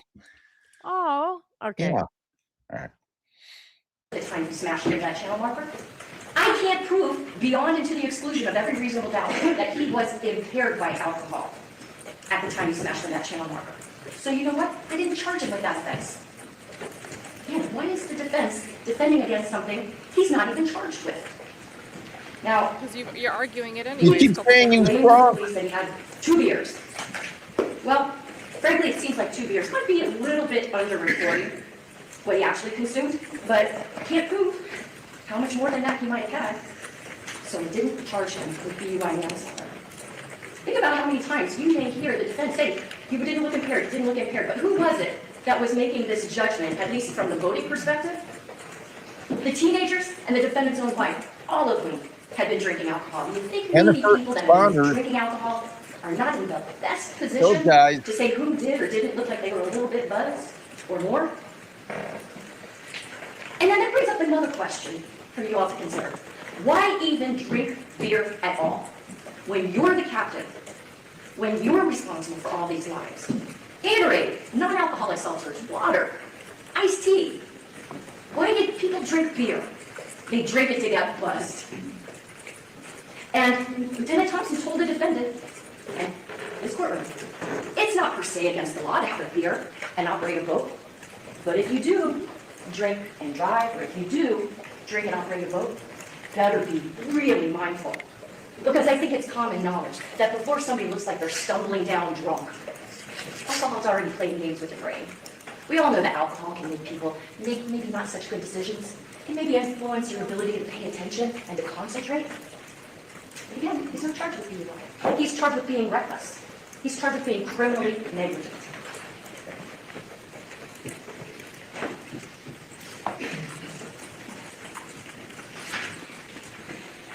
And the defense also brought up through the officers that see the defendant, well, you didn't see any signs that he was impaired? Of course not. The police are seeing him some decent amount of time after the crash, time after he'd been holding onto his boat, right? Time that he had to kind of clear his thoughts, be in the water, assess his surroundings. Oh yeah, clearing thoughts. Tammy, the first passenger who testified, Assessing she had surroundings. 10 drinks. A 17-year-old with 10 drinks in her system snapped to it enough that she was able to help try to rescue Cathy, Mia. She said, I was buzzed when I got on that boat to go back to Ocean Reef. But being in that water and seeing the emergency situation sobered her up at least enough that she was able to do things like try to save her friends' lives, the friends that he endangered. So, you know, to say that by the time the police see the defendant, he doesn't look like any signs that they can see impairment, that's just the function of time, adrenaline, and being in an emergency situation. What evidence do you have of that, woman? Like she's Ipsy Dixieing it, like just saying shit sure. without any evidence of that. That's been their whole In case the moment after this fact, for these charges. this was not good seamanship.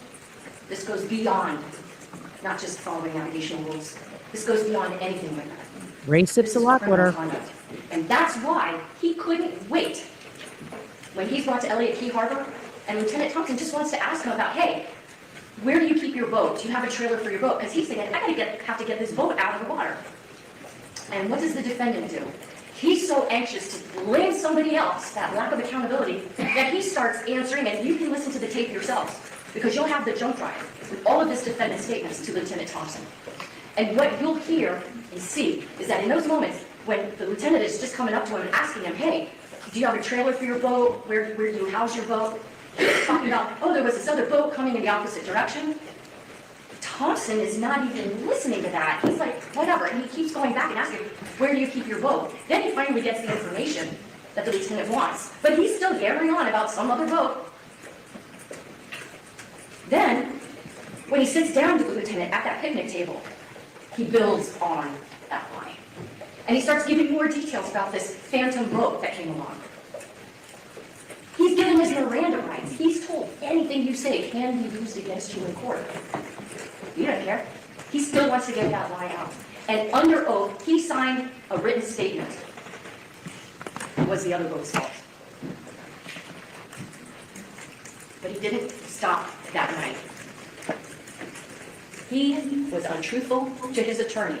You heard from his attorney twice in this case. I called him the first time just to explain what interrogatories were, and that in fact, both the defendant and his wife signed these interrogatories answering questions under oath about what happened. But then he was called back a second time by the defense.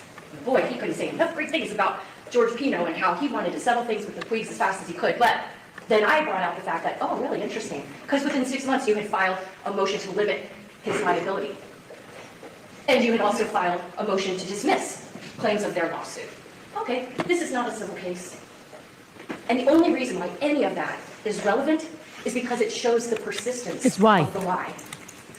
That he not only lied to the police, he lied to his own lawyer, who then took those lies and incorporated them into legal pleadings.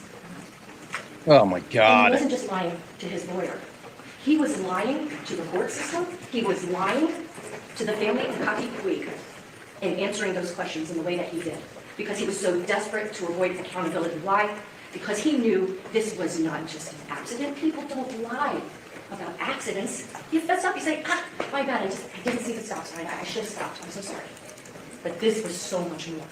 That's why he lied to the court system, lied to his lawyer, lied to the Puig's lawyer, and the Puigs themselves, a family that his family had known for years. Now, with that being said, I want to make it clear, he's not charged with perjury. The only relevance of those lies is to show that he knew. He had a consciousness of guilt. Because anyone that has as much experience as he has on the water knows there's no excuse on earth to justify the way he operated that boat. And, you know, it's kind of stunning behavior from the man whose wife described him as, oh, he was like the one for Camp George, right? He was the father who wanted his children to get the best education. That's from his wife. He was the father that wanted to instill in his children an understanding of right from wrong. That sometimes actions have consequences, and that it's important to take responsibility for your actions. That's what she said he taught his daughters.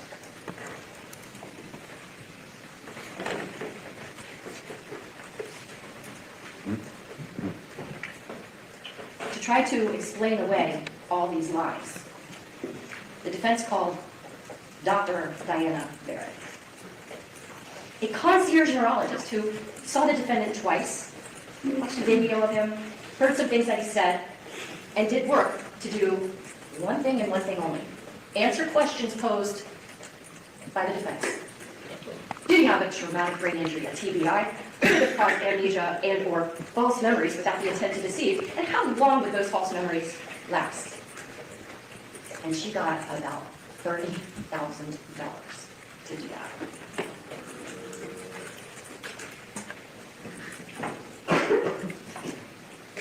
All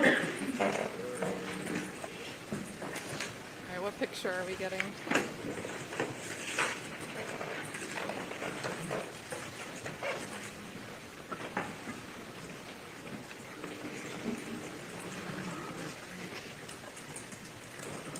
This is the witness that the defense relied on. A woman who is in private practice and won't accept insurance from patients who may need her care. It's a pretty far cry from the woman that used to do work for Milla's house. A woman who just took her marching orders from the defense to answer 3 self-serving questions. She said the MRI that she'd been given didn't matter. The Montreal cognitive test that she gave didn't matter. During my cross-examination of her, she had to admit there was no test that she could give to the defendant, no test, to prove that he had amnesia or created false memories without the intent to deceive. She had to admit when I asked her about the defendant's Glasgow coma scale. Doesn't mean you're in a coma, but that is a tool that EMS, firefighters, paramedics use to assess a person's level of consciousness. I said to her, after I introduced the fire rescue report for this defendant, what was he assessed that night, September 4th of 2022? What was his Glasgow coma scale? 15. What's the highest possible Glasgow coma scale? 15. Every single one of our jurors every single attorney in this courtroom, 15. She admitted that the defendant simply got 7 staples in his head to close the wound, and he was released from the hospital the very next day.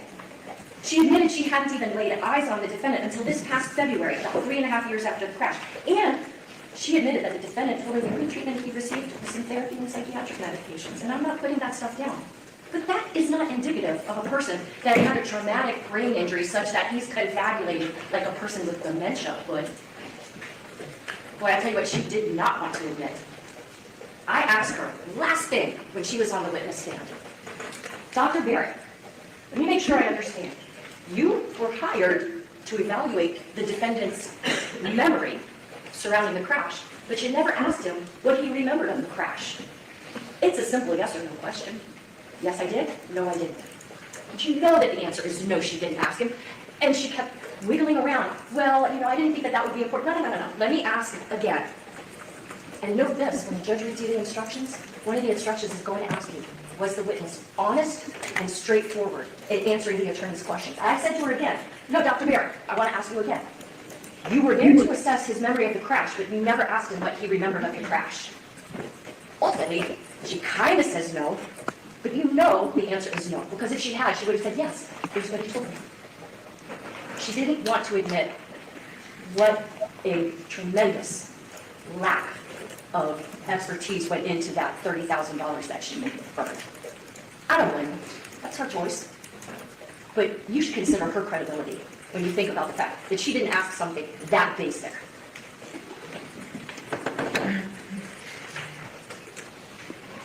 She told you she based her decision that he had amnesia and, how did she say it? False memories without the intent to deceive, based on just these 4 things.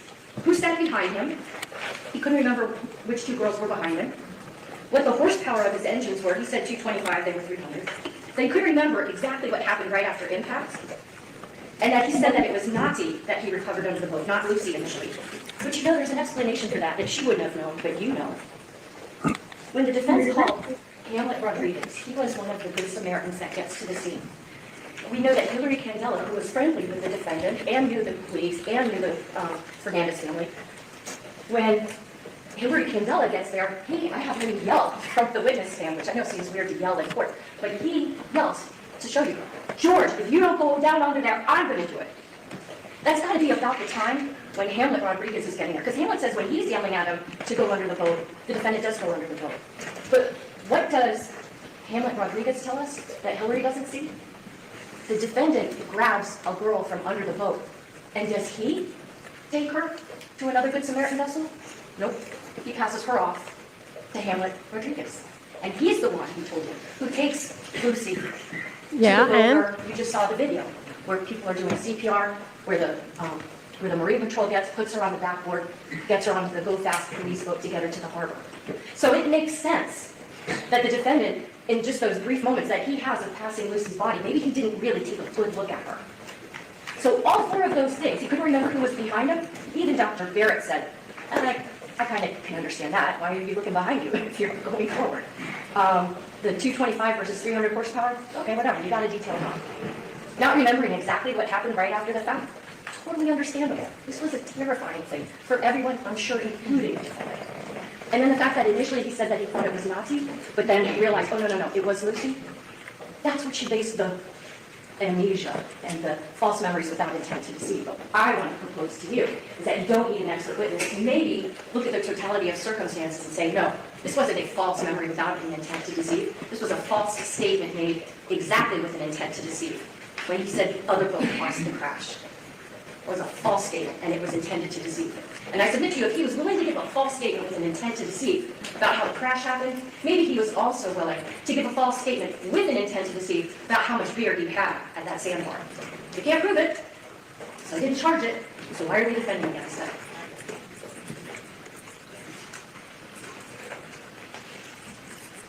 During this trial, you've heard the defense try to blame a number of different things in this case. Blame the sun, right? Maybe the sun kept him from being able to see the channel marker. But Mr. Albert told you that at the defense request, overnight, after he had testified and I had rested the case, he did some calculations, and he saw, based on the NOAA, National Oceanic Atmospheric Administration, based on their data, he knew that at the time that that second to last track point was, the sun would have been to the defendant's right-hand side. The sun isn't blinding him from seeing the channel marker, so forget that. The defense attorney says to Detective Dow, the drone operator, oh, well, this photograph, the water looks green, the channel marker is green, maybe the channel marker wasn't so visible. First off, Detective Dow was like, no, actually, that's just a function of the not so great printing of this photograph. Plus, when you're higher up, the water looks more green, but when you're closer, which you guys can see from the videos, the water's blue. You really think the Coast Guard didn't take into account, let's make the channel markers as hard to see as possible.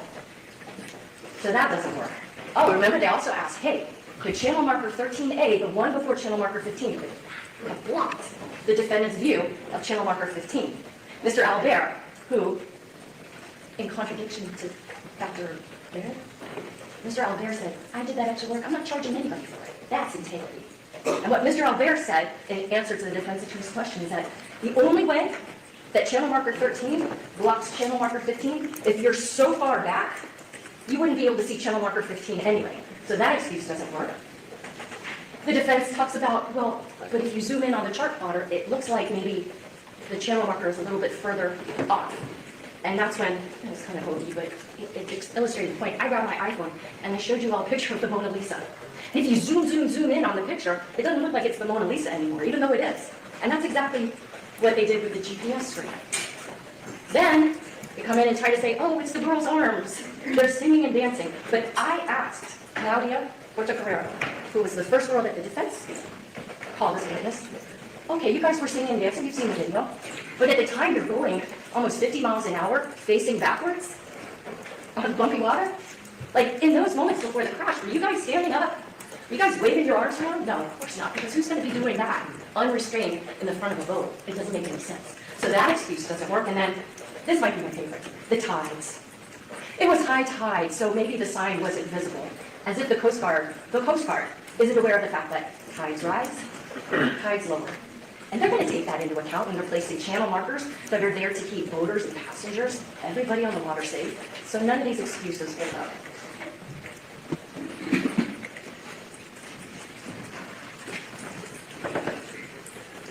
When this trial began, with jury selection, you all were instructed by the judge that this defendant is presumed innocent. And each and every one of you said you can abide by that presumption. Had you not, you would not be here. We live in a country, we are blessed to live in a country where people do not have to presume their innocence. That's not how it is everywhere in the world. Here, the government accuses you of something. The government better have the evidence to back up those allegations. Now, there's an instruction that the judge is going to give to you.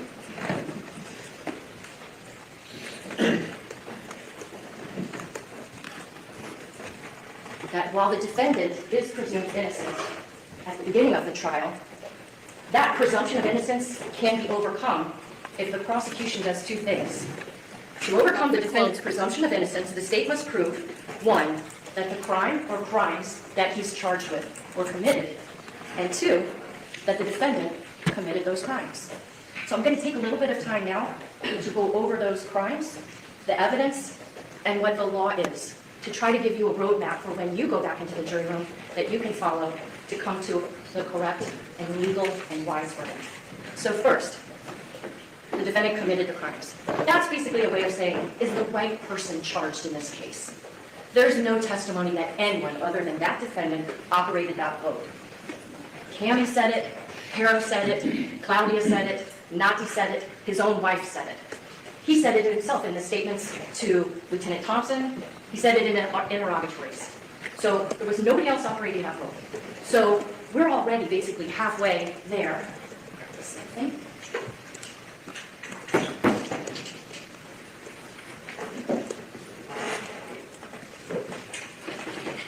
We're already halfway there to the guilty verdict because we've established, without any question, he's the person at the helm of that vessel. He was the captain of that ship. So now we just got to look at, did I prove the crimes of manslaughter and vessel homicide? And although the judge is going to instruct you first about manslaughter and then vessel homicide, I just want to go over with you the crime of vessel homicide first.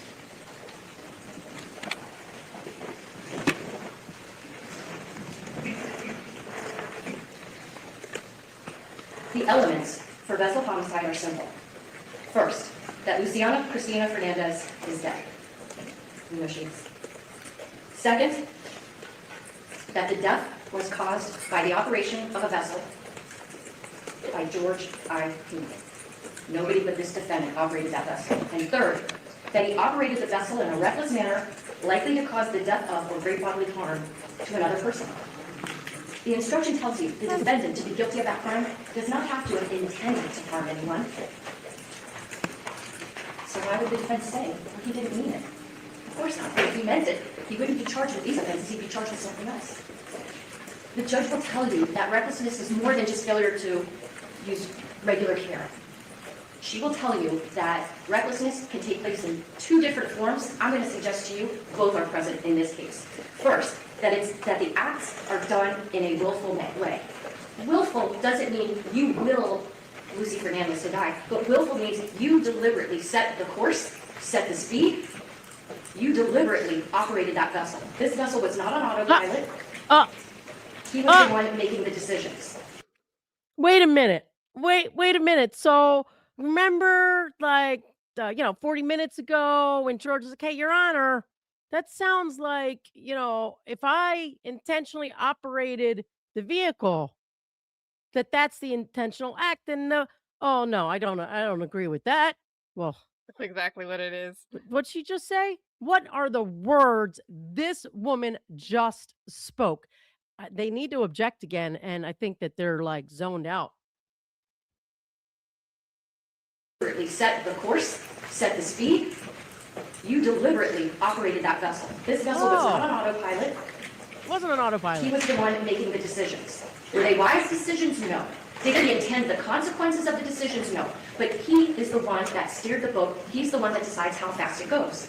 That makes this conduct willful. Also, she will tell you that recklessness can result from what's known as wanton behavior. What is wanton? It is a conscious and intentional indifference to the consequences, right? Not that you want those consequences, but you're not paying attention to what the consequences might be. And that damage is likely to be done to persons or property. When you set your vessel on a course and then are basically flying blind for as long as 10 seconds into a channel marker that you know is there, Do you want me to pause? that's a wanton disregard for the safety. Can you So, send me the instructions? did he intend the outcome? No. Did he intend the death? No. Did he intend it in the channel marker? No. But did he intend to change course? Did he intend to be operating at full throttle? The answer to that is yes. And that's what endangered everyone on his vessel, including himself. What witness tells you that? What witness tells you how fast he was going and what direction he was traveling? You know the one. I told you at the beginning of this trial. The witness that didn't have a voice. The witness that had the perfect memory. The witness that isn't influenced by bias, prejudice, sympathy, money, or power. The witness is GPS. The GPS, that track point that I showed you, tells you everything you need to know about this defendant's recklessness. And the person who testified about that GPS data, Mr. Albert,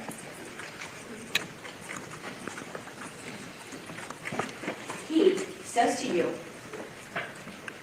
at great length, at my prompting, about his training and his experience, that his day job is lieutenant in the Internal Affairs Division, the town of Palm Beach Police Department. He tells you about his years and years of experience in police work, both with that agency as well as with Florida Fish Wildlife Conservation Commission. He tells you about the years and years that he's been a boater since he was a kid. And he tells you about the years and years of experience and training he has in GPS, which ironically just stemmed from his love of fishing. You recall he told me I had to start learning how to use GPS so I could find my favorite fishing holes. And I know that testimony might have seemed a little bit dry. But it was really important for you all to understand the quality of the witness that he is. With all that law enforcement and personal experience in boating, with all the training and experience he's had in interpreting and analyzing GPS data to the point where now he's a senior trainer at the Navigational, I don't know what it stands for, but that's how good he is at what he does. And it was important for you to understand that we're not giving you ship science. And so when he went through with you, step by step, and you have all those track marks, you can look at them in the jury room, of how the defendant meandered his way up to the sandbar, but then was like zooming back. When he's telling you, this is how fast that vessel was traveling, and this is the direction it took, and he had to be the one to make the choice to go that fast and to head in that direction, that's all the proof you need to know that this was reckless. And so when you go back in the jury room and you have the verdict form in front of you, as to the crime of whether or not the defendant committed vessel homicide for operating his boat recklessly, the verdict is guilty. So as to the offense of vessel homicide, I submit to you that that charge is proven beyond a reasonable doubt. If there was no one else on the defendant's boat but his wife, and if he had followed that path that we know he took, and if she had wound up dead, forget about the other kids, forget about the alcohol, forget about all of that. Just the manner in which he operated that boat, head on into a channel marker that was easily visible, that he knew was there, and disregarding anything around him to just fly into it, he's guilty of vessel homicide. But the thing is, you can't ignore all of these other factors that were in play that afternoon. You can't ignore the fact that he had brought the alcohol, that those kids had unlimited access to it, that he wasn't moderating anybody's drinking. He's drinking. He has a boat full of vulnerable teenagers who are not going to probably be at their very best if, God forbid, something should happen. He made the choice to be consuming alcohol. He made the choice to be operating his boat through I-95 of Biscayne Bay as fast as it could go.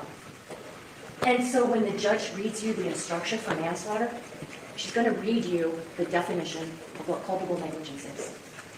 Manslaughter can be proven in this case in one of two different ways. And just like I said, we've proven both aspects of being reckless. I'm going to submit to you we've proven both aspects of manslaughter. And this is why.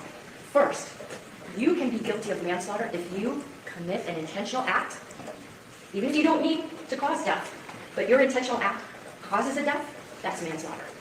And the importance of Mr. Albert's testimony is because those track points are dropped when direction is changed.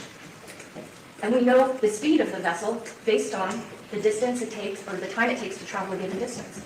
And we know that because he was traveling, accelerating for over 9 seconds, that's not one of those speed spikes that I told you all that can happen if you're talking about very short distances. But this is a long distance over a relatively long period of time. So we know that he is intentionally committing acts, not with the intention of death, not with the intention of hitting the channel marker, but the intentional acts that he is engaged in do cause a death. That's manslaughter. But the other way that you can be guilty of manslaughter is if your actions, in their totality, result in a death, if your actions meet the definition of culpable negligence. It's the judge's job to instruct you on the law, so I will wait for Judge Fernandez to read to you the definition of culpable negligence. It's going to sound a lot, honestly, like the definition of recklessness, but it's a little bit more. And so he's charged not just with the vessel homicide, because it wasn't just one person on board. It wasn't somebody who hadn't been consuming alcohol.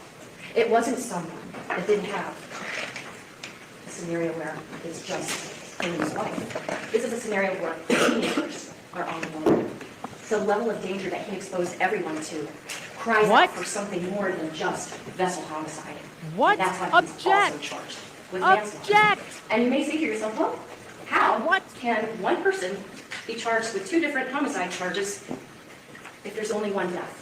And the answer is because, yes, of course this is recklessness. So you can find him guilty of vessel homicide. But it's also, he committed an intentional act, and he acted with culpable negligence. And so to be as descriptive of what his conduct was. Wow, she just said it was for everybody. He's charged with both That crimes. he exposed danger. That the evidence in this case proves both those crimes beyond a reasonable doubt. So then we go back to this. And they didn't object at all. Is the defendant's presumption of innocence overcome? I've proven these crimes were committed and that this defendant is the one who committed them. You will have access to all the videos, photographs. You will have access to the documents that are in evidence. There's an interrogatory, the fire arrest report, all of that will be for you to review, to think about what the witnesses said, how they acted, who was believable and who was not.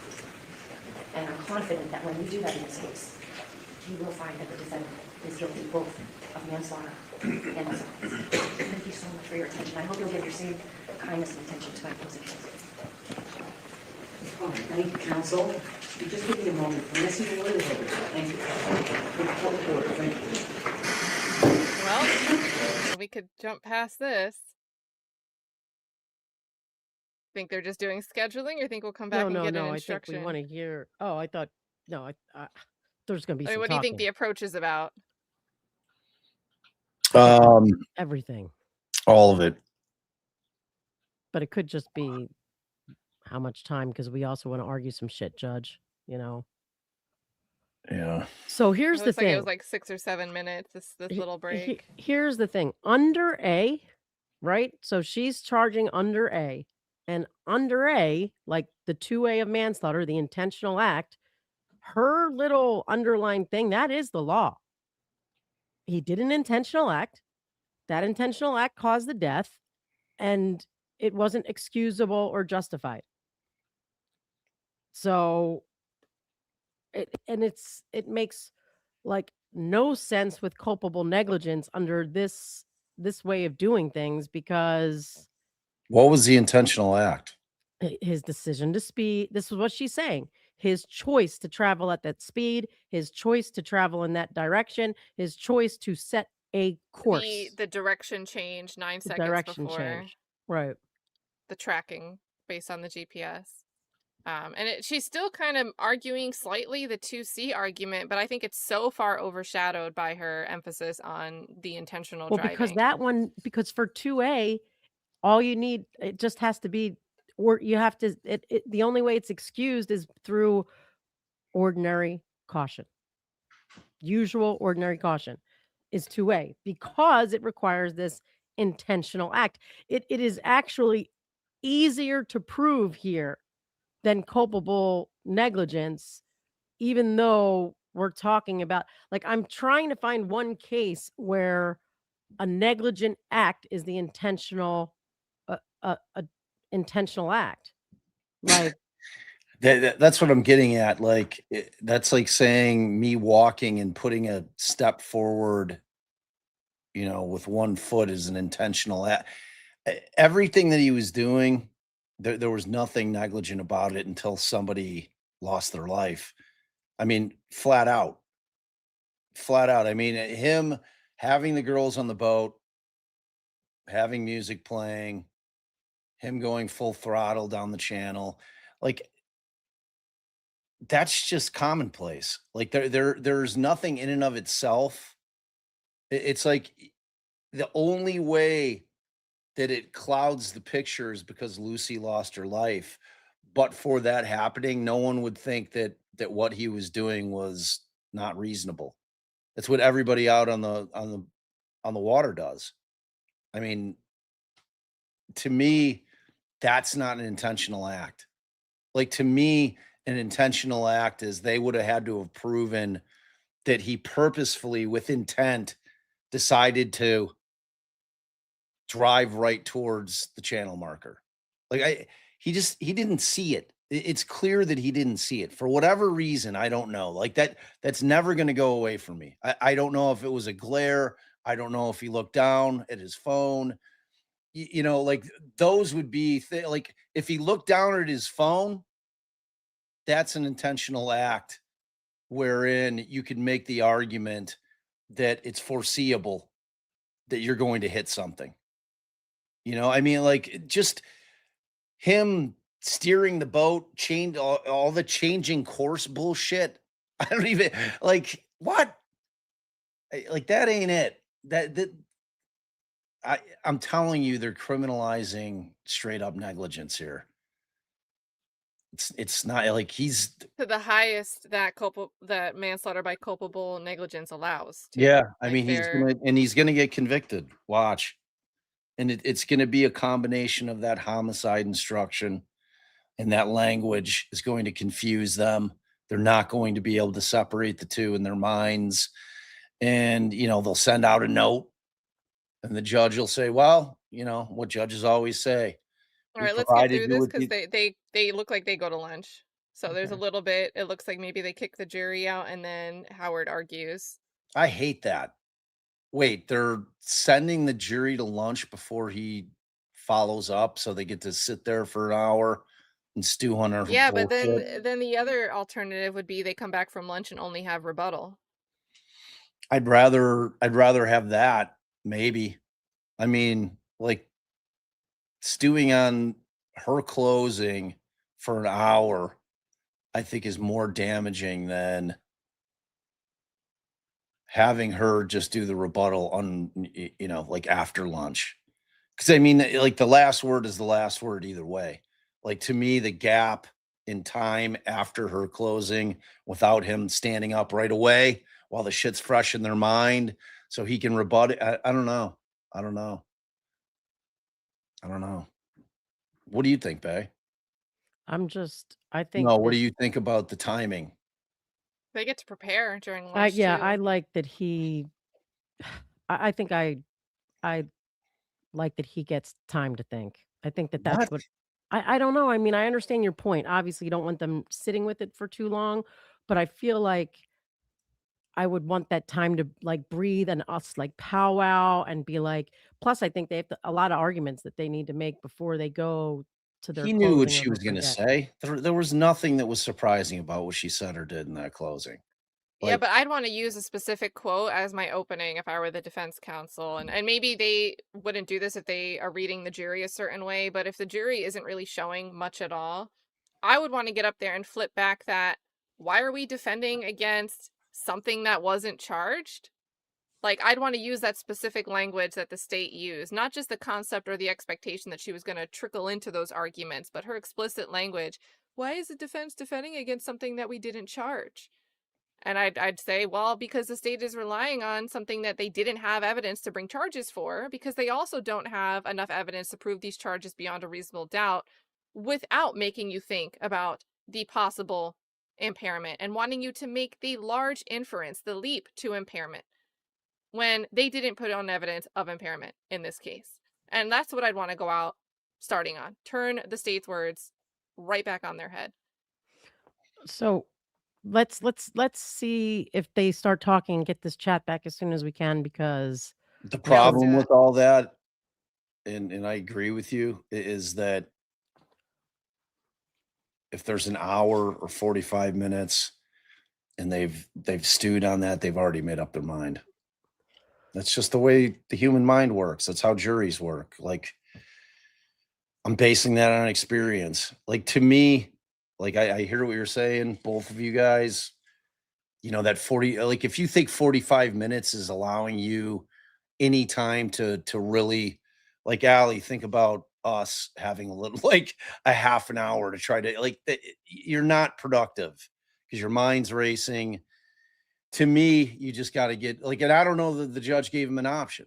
I don't know that she was like, well, do you want to go right now or do you want to take the lunch break? And Howard's like, well, I'll I take think the they extra decided 45. before. I think they decided earlier. She mentioned something about it earlier, and I think that's because they had to deal with some jury instruction issues, and the jury didn't really get in until 10:30 instead of 9:30 Man, I Eastern. think their best hope is a hung jury here.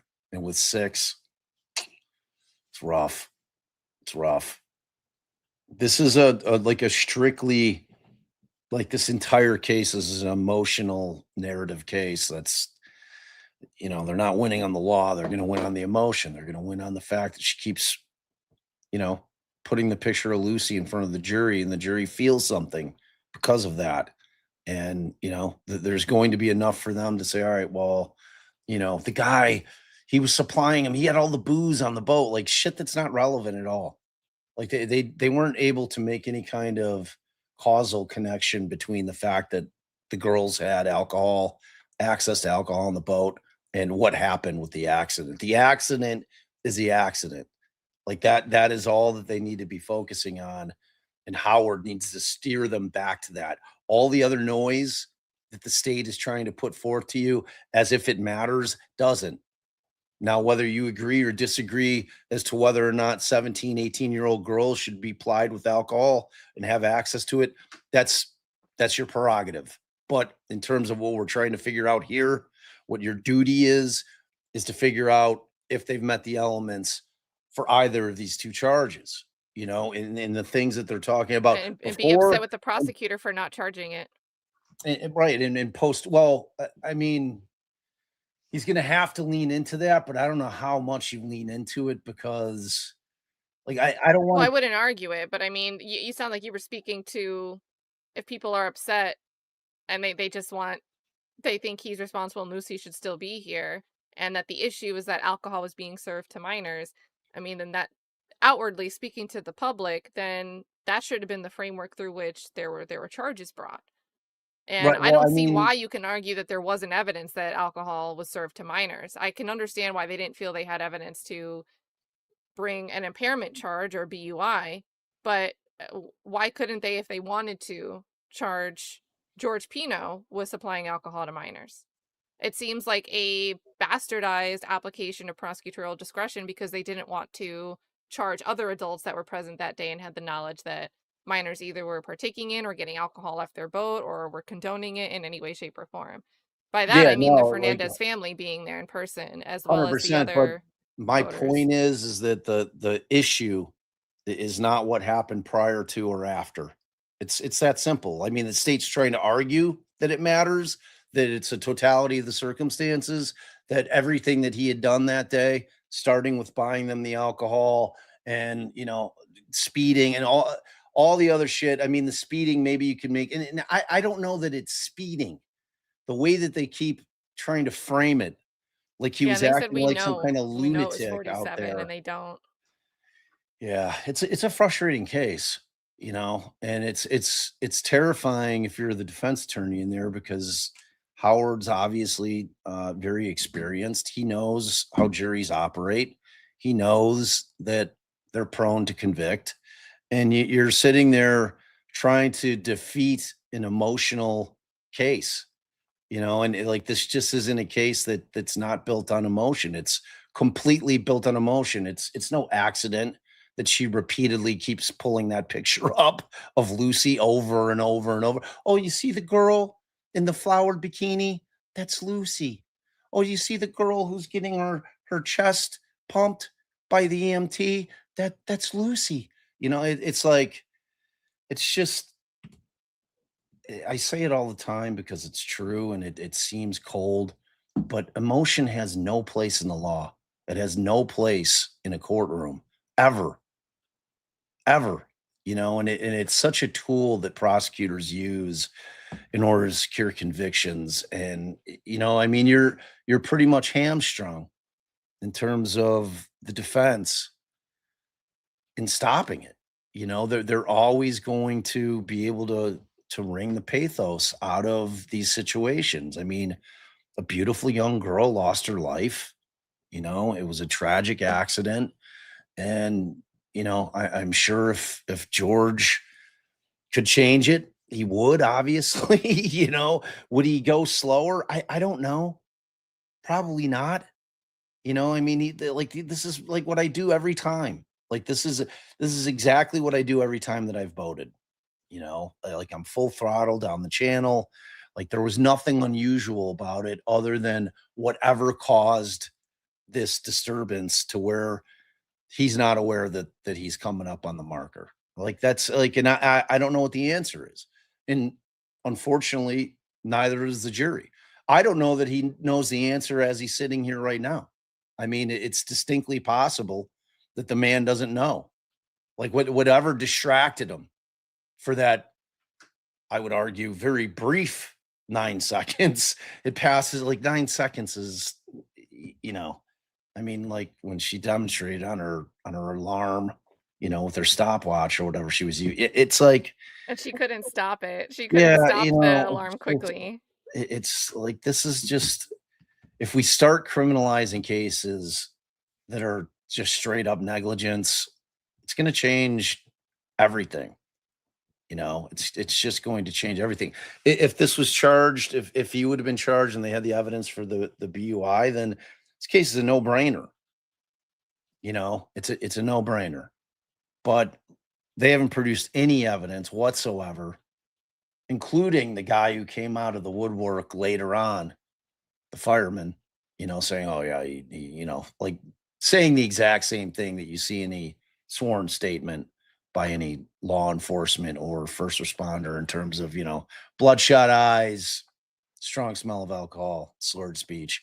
Every cop known to man, and I know that wasn't a cop, but they all write the exact same thing. That's like boilerplate language. And, you know, I mean, they didn't even put that guy on. So at this point, we have no evidence whatsoever from the state that he was in all impaired. You know, and they're pushing that so hard without having charged it. It's gross. Just is. And it's gonna work. It's gonna work. It's just gonna be, I mean, I don't know. I'm not gonna be at all surprised if he's convicted. I wouldn't be surprised with any outcome with this verdict. Yeah. I could see an acquittal on the because there are no lessers, but I think there's a risk of splitting the baby between the two charges. I don't know. Yeah, I think they made a terrible mistake not including the lesser included that he allowed George to make the decision on. You got to say, man, look, this isn't the principle of the thing. We're trying to keep your ass out of prison, bro. You know, and that's a charge that we can handle with a 60-day jail max. Like that gives the jury the ability to be able to convict you of something. If they're not quite to where the state wants them to get on the felonies, this gives them something to hang their hat on. They can walk out and say, all right, well, we did something. You know what I mean? It's like that was a huge, huge blunder, you know, and if I'm wrong, I'm wrong. If they come back and acquit on everything, then so be it, you know. But like, man, I really would have been trying to talk George into saying, look, man, we need to do this. You know, it's like, because what is the argument against it? It's the principle of the thing. I'm not willing to allow them to convict me on anything with regard to this. It was a straight up accident. I don't know. I don't know. I think there might be sense to it. But let's see what because it looks like Howard's going to argue a little here before they get to lunch. So let's see if he does more than just the one issue where he outwardly objected.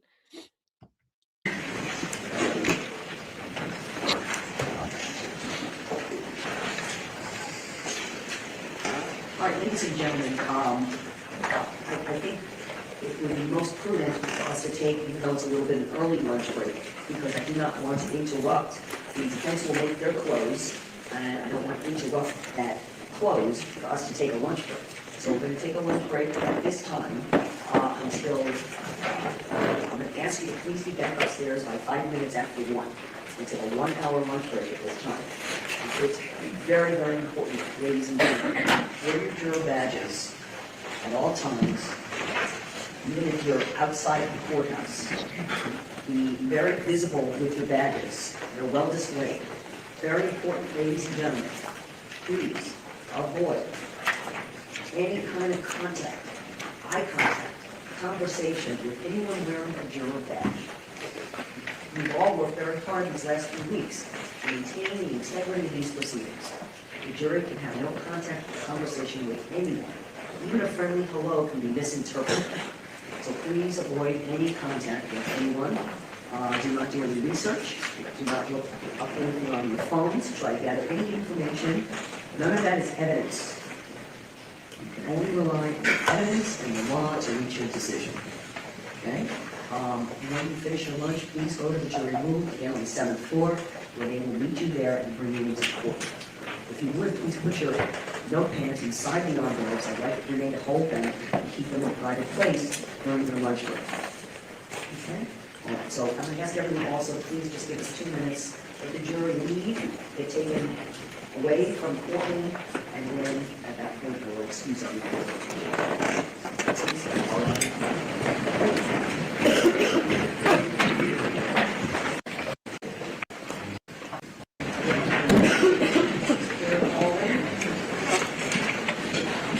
Bloop, bloop.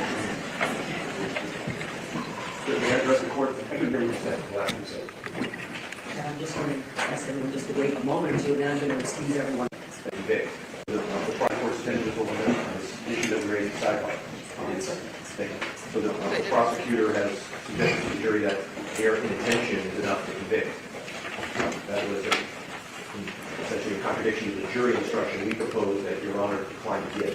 It is now important for us to know how the court is going to instruct the jury, because the case law in Esposito is the case that we cited as to special homicide. I believe it's Miller, the case that we cited as to manslaughter. Mere intention is not enough to convict, yet the prosecutor has now total jury back. And so I'd like to ask the court to guide us on what that instruction will be, because I certainly was planning to explain to the jury that principle of law, but we're not in sort of no man's land, no person's land, because I need to know if the court's going to grant my request to instruct the jury that inattention is not sufficient to be there. Which was a supplement and specially requested instructions. Yes, they are. The court is going to give the instruction as previously indicated. That is argument, and you may make the argument you think is appropriate in the context of how there is no objection contemporaneous to these statements actually throughout the entire state closing. What? Even as it may, any statements by the state are. I did not interpret that there was a specific focus or statement to the jury that alone would constitute a crime of the crime charge. So I understand your point. I'm not going to change what would be the standard instructions. I'm not going to include. She said there was no contemporaneous objection. For example, again, I believe this is part of argument. On the mere intention is not enough to convict language specifically. Yeah, he didn't object enough. Welcome to make those arguments. All right? Very good. Ladies and gentlemen, we're going to be in recess for lunch until we're going to get 10 after 1. 10 after 1. Thank you.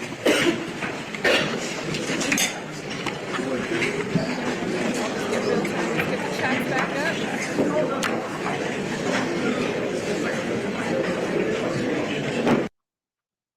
All right, chat should be live over on my end. Also, we've got some Venmos. Thank you guys for sending these Venmos. Definitely appreciate it. Yes. Angel said that this prosecutor is killing me. I need the chat. So chat is back. Come get it all off your chest. Now is the time during this lunch break. Thank you so much for the Venmo from Angel. We also have from GA Cat Mom says, I never truly understood the importance of jury instructions until I started following you guys. Thank you for educating us, in parentheses, me. So shout out to Defense Diaries with the great breakdowns, looking up Westlaw Live on the fly to help us understand. Westlaw Live with Defense Diaries. All right. We got so, Misty here. Oh, no, go ahead. Go ahead. Sorry. yeah. Misty said, is all this crap she's saying reversible error? She has no evidence for any of it. How is this judge letting this go on? Well, no objection.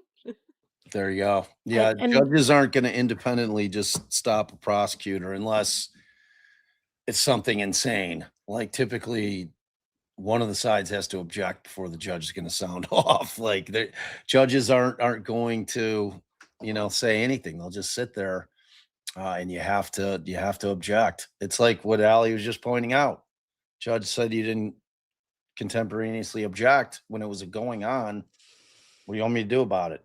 You waived it.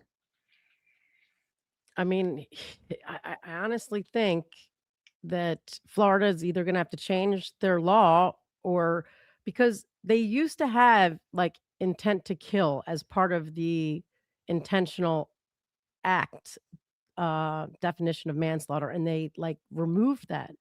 So, I mean, manslaughter by culpable negligence, right, requires proof that the conduct of a gross and flagrant character demonstrating a reckless disregard for human life, amounting to the conscious indifference of, and there was something like it's that it's likely going to cause death or serious bodily injury. Like there's some language in there like that. Like you have to like know or have reason to know that it's going to cause death or serious bodily injury. So the culpable negligence one is definitely one that is more than ordinary negligence, more than mere error of judgment, all of those things. But when it's like evidence of the intentional act part, they don't need any of that. The intentional act requires that the defendant deliberately engaged in conduct causing death. So, and I've looked at the law, babe. There doesn't need to be that causal like connection, although it's typically something like you punch someone in the face and then they died. You know what I mean? So you intentionally punched them in the face, but it wasn't, you didn't have any intent or think it was. But that in and of itself is an illegal act. Correct. But so for that though, it just requires proof that they engaged in conduct causing death and showing something I think like, I mean, it's like, and wasn't acting in ordinary care. It's like kind of crazy.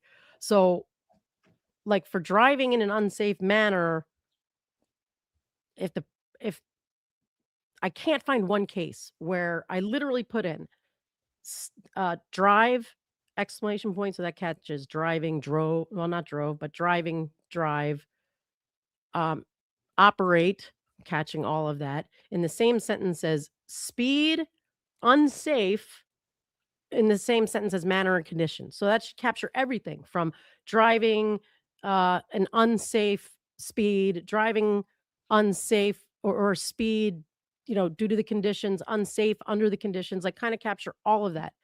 And I went as far out as end, like intent, which would capture intent, intentional, intend, and act to catch act and action in the same paragraph as manslaughter, not one Florida case, period. Like it has never been discussed where they have tried to do the manner of operation as the intentional act instead of culpable negligence.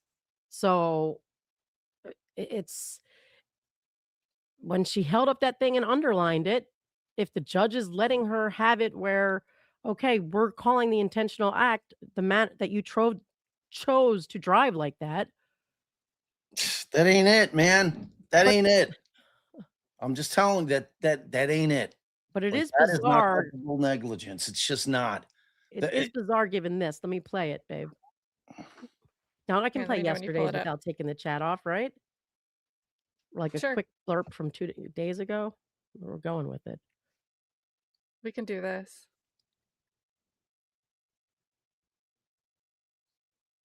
Whoop, whoop, whoop. Okay, let me go back.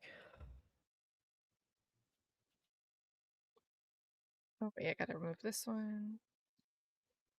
Parts to that. Well, then, that's why I'm saying they conflict with each other. I'm not sure I agree. But Let's just hope the state doesn't argue in closing using that instruction and say, here it is right here. It's only excused if it's ordinary caution. I would think that would be an improper argument. Which is why I don't want the instruction submitted to the jury. Okay, I mean, that's the only part we need to hear, right? Yeah. I mean, am I crazy? No, you're not crazy. We were saying that when it was happening. Like, I mean, we were making the same look, man, boats are recreational vehicles. Like this concept, people buy boats so that they can entertain on them. Like you buy a boat. If I'm Yes, buying a Aaron. fishing boat, it's because I'm going to go fishing on it. It's a recreational activity that I do. If you're buying a boat like this and you're getting it for the express purpose of entertaining people on it, like this concept that 47 miles full throttle is crazy or in and of itself is negligent is total bullshit. It's not. Like the one boater on there, if that person is being intellectually honest, to be like, I'm full throttle all the time on my boat. This isn't a cigar boat. I'm not doing 100 miles an hour flying like I'm like hovering above the water because I'm going so fast. This is like 47 miles an hour. And in her comparison to a pickup truck where no one should be sitting in the bed of a pickup truck ever. It's like we've had our kids ask when we're like out in the country, like, oh, can we ride in the back of the pickup? Like even in those circumstances where it's rural, I'm like, no, it's not safe. That is not comparable or not comparable. It's you just can't. And she's putting him on the other side of the road, driving on the wrong side of the road, and then plowing into a telephone pole. Like it's like none of that is even remotely close to what happened here. This is a guy who was just trying to get back. And if they could have proven that he saw the marker and consciously made the choice to try to cut in from it, then it's a different case. Then I think there's a stronger argument for culpable negligence because that was an intentional act. I saw the marker. I thought that I can make it. My judgment was off. I didn't make it. Somebody died from it. That's the intentional act to me. Is he has to have seen the marker. This he knew it was there because he was there on many occasions prior. No, I'm sorry. It's like I've driven our roads a million times, and like I'm not going to know where I'm at if something has my attention other than my eyes on the road, which clearly, whether it was the glare, if I'm Howard, I am leaning into, like Allie said, I'm putting that video of hers up and I'm saying, all right, like I'm going to let the picture speak for itself. What do you see in this picture? People will be like, wow, it's pretty heavy glare. Because I mean, the sun couldn't have changed position that much, right? I mean, I don't know how long did it take the Coast Guard to get out there once the boat was down? I think it It was like a seemed 40-minute difference, like 30-minute difference. But we had, well, did they show Bruto's in closing? Was that Bruto's video? That was Bruto, right? I think so. You mean the Because he would have one? been the first body cam video then. So he got there quicker than the whatever the guy's name was who showed up and was like talking trash about Bruto. Oh yeah, that guy.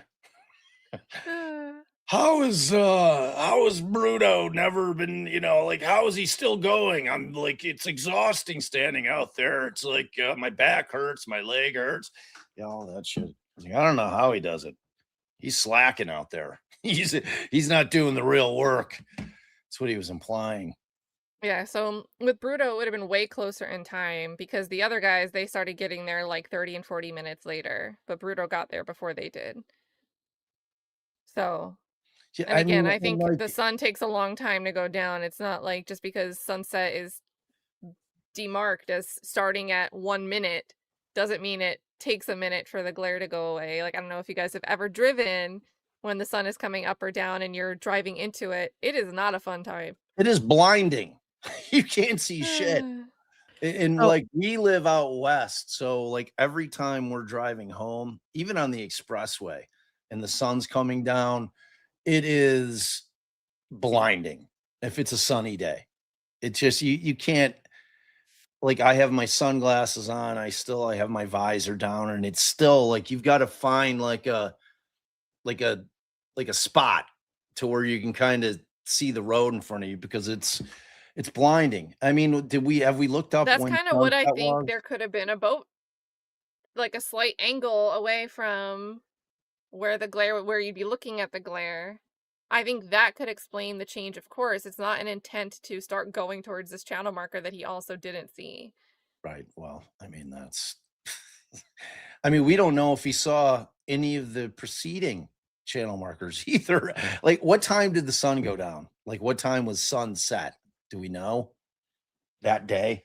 it Because if wasn't it, evidence. I don't remember. Yeah, I They probably have it definitely in put it notes. in there. Do you guys want to do Sarah's Venmo? I'll look at my notes. yeah, Sarah sent a $5 Venmo and said, can't prove it, didn't charge it, but I'm going to include it in my closing anyway. I cannot stand this woman. So hard to watch without being able to scream about it in chat. Thanks. Thank you, Sarah. Yeah, trust me, we are all three of us missing the chat desperately. So it takes a lot of the joy out of live streaming a trial, not being able to really hang with you guys and fire back. Because I know Kat's very active in chat like I am during our stuff, and I'm typing and reading, and I enjoy the back and forth. It's part of the enjoyment. It's part of why we do this. It's a major part of why we do this. So yeah, this has been like kind of an eye opener as to what YouTube would be like if we didn't have live chat. It would suck. It's like it would be just like doing videos all the time, people leaving replay crew messages. It's a whole different vibe. So yeah, we feel you. Thanks, Sarah. Yeah, so I've got 7:43 was the sunset on that day. And then also I see a note right in my notes that they were asking this witness with, I think it was Paul Albert, they were showing some, well, no, this was, what witness was this? On day 3, They ask, oh, I think it was Cecilia Pino. They show her a photo and ask some questions about a clip or a photo, still frame from a video.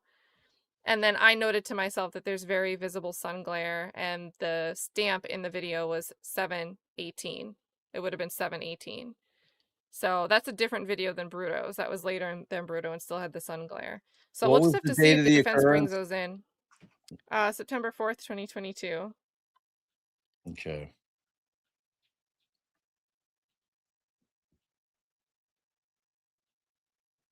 And then I think this was from you guys, right? For Defense Diaries. Angel sent a 25 saying thank you to you both. Yes, our Venmo angel Kim, Thank you, Kim. who always gives us the love daily. She's amazing. Thank you so much. We adore you so Okay, much. so name is Angel. You add the angel. I mean, name is No, Kim. You add the angel as a title. yeah, she's our daily Venmo Okay. angel, There we go. Love Kim. it. Yeah. Sarah has a fun one here. To you guys. Read it, babe, because I'm looking at this. So Sarah sent a $5 Venmo. Objection, F face. Exactly. That's Allie internally, probably. Yes, no, that is. Yeah. Externally as well. And then Carol 593 sent $10 and said, "Good morning. Please play the judge's response and bring back the chat so we can participate in the discussion. Thanks." Yeah, this was us earlier with not hitting the play button. Yes. Yes. And thank you so much, Carol. We appreciate you so much. And then that's you, right? No, that's you. Oh, so Nikki Lewis, member for 3 months. Thank you very much for that. IAC claim coming. I mean, not on direct appeal. And look, Howard's still going to give his closing. So, it's like he can undo some of the damage, but he's got to be very compelling. But he is a compelling attorney. Like he is very skilled in orating, and he has a deep understanding of the law. And I think that he has the ability to be able to kind of break it down for lay people so that they understand the concepts that he's trying to put forth.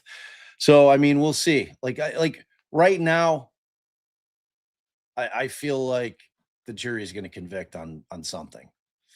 And I'll see how I feel after Howard gets in there and takes his shots and see what he can mitigate and clarify for the jury. It's like if he doesn't spend a fair amount of time on the homicide definition for excusable homicide and clarify that is not the standard that we're talking about here. It has nothing to do with what we're talking about in this case. And so don't impute it. Like, don't have it hanging around in your brain. Like it's not what has to be met. I'm assuming that'll be the first thing he's going to address. I would like to see him pick up her demonstrative and say this thing she underlined and wrote in red that she wasn't going to harp on, but what she did harp on, it's of no value here for what you have to decide. And it's a precursor to what really matters. The charges here are manslaughter by culpable negligence and the vessel homicide, and there's standards beyond that general language that must be proven. The state must prove beyond a reasonable doubt that all elements have been met and then go into it. And I think that is going to be a big issue. I think what's going to be an issue is I expect that the state will object when the defense is trying to do their argument, right? And the judge has said it on Friday, said it today, that, well, I'm not going to change the instructions I'm reading to the jury, but that sounds like argument. You can argue these things that are pulled from the case law. I just have this feeling that the prosecutor is going to object when he gets into those arguments. And I think it'll come down to whether or not the judge sustains or overrules those objections. If she sustains the objections, it's going to look like a rubber stamp to the prosecution's case. Yeah, I agree. Like basically stamping the prosecution's argument of the case as the instructions, if this ends up being sustained, if it's objected to. So, I don't know. Tay Hef said, not me just joining this trial today. Laughing, crying face.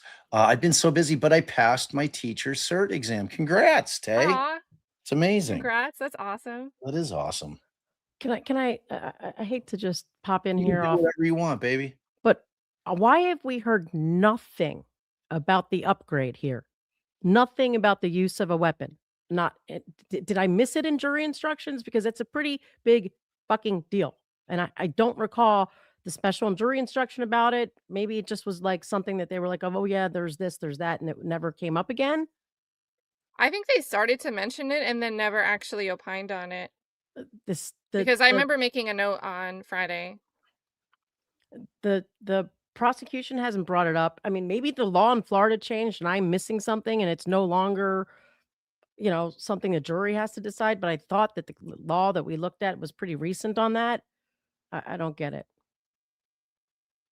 So when I timestamped it, it was like 4 hours and 15 minutes into our stream. So it was towards the end of the day, and it just says arguments about weapon special verdict. And then the next thing they started talking about was a discussion of the initial misdemeanor charges. So to me, it seems like they veered off topic and didn't actually give us a conclusion, because I didn't take any notes and I don't have a memory of them saying one way or the other if they're going to do a special verdict for him on that. So would he have been heading southeast when he's veering toward The sun would have been off his right shoulder. And so if he veered left towards the channel marker, the sun would have been over here. He would have been, quote unquote, veering away, if we're going to call that veering, where he does that final last track mark, that his change of direction would have been like away from the sun. But so he's heading southbound in a southward direction. But what I'm saying is when he goes towards the flat, he's heading southeast, right? Because he's heading south. I think so. Yeah, so the boat was traveling southwest, so his turn, I believe, would have put him slightly more, but not necessarily east. Okay. If that makes sense, because the testimony I have highlighted, and the boat was traveling southwest. Yes. So the sun was off the operator's right shoulder. Yes. Okay. All right. I'm asking the robot. I'm seeing what the robot has to say about all this.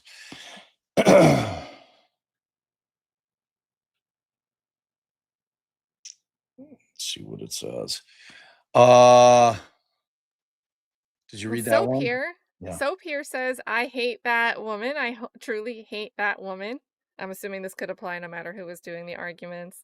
Thank you for the super. I kind of wish it was just, I knew it wouldn't be. Of course, Laura's going to do the closing arguments.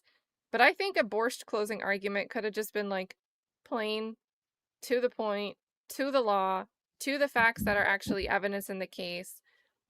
That's the problem for them, Kat. Like they don't want to do it that way. They can't do it that way. I'm telling you, this is an emotional narrative case.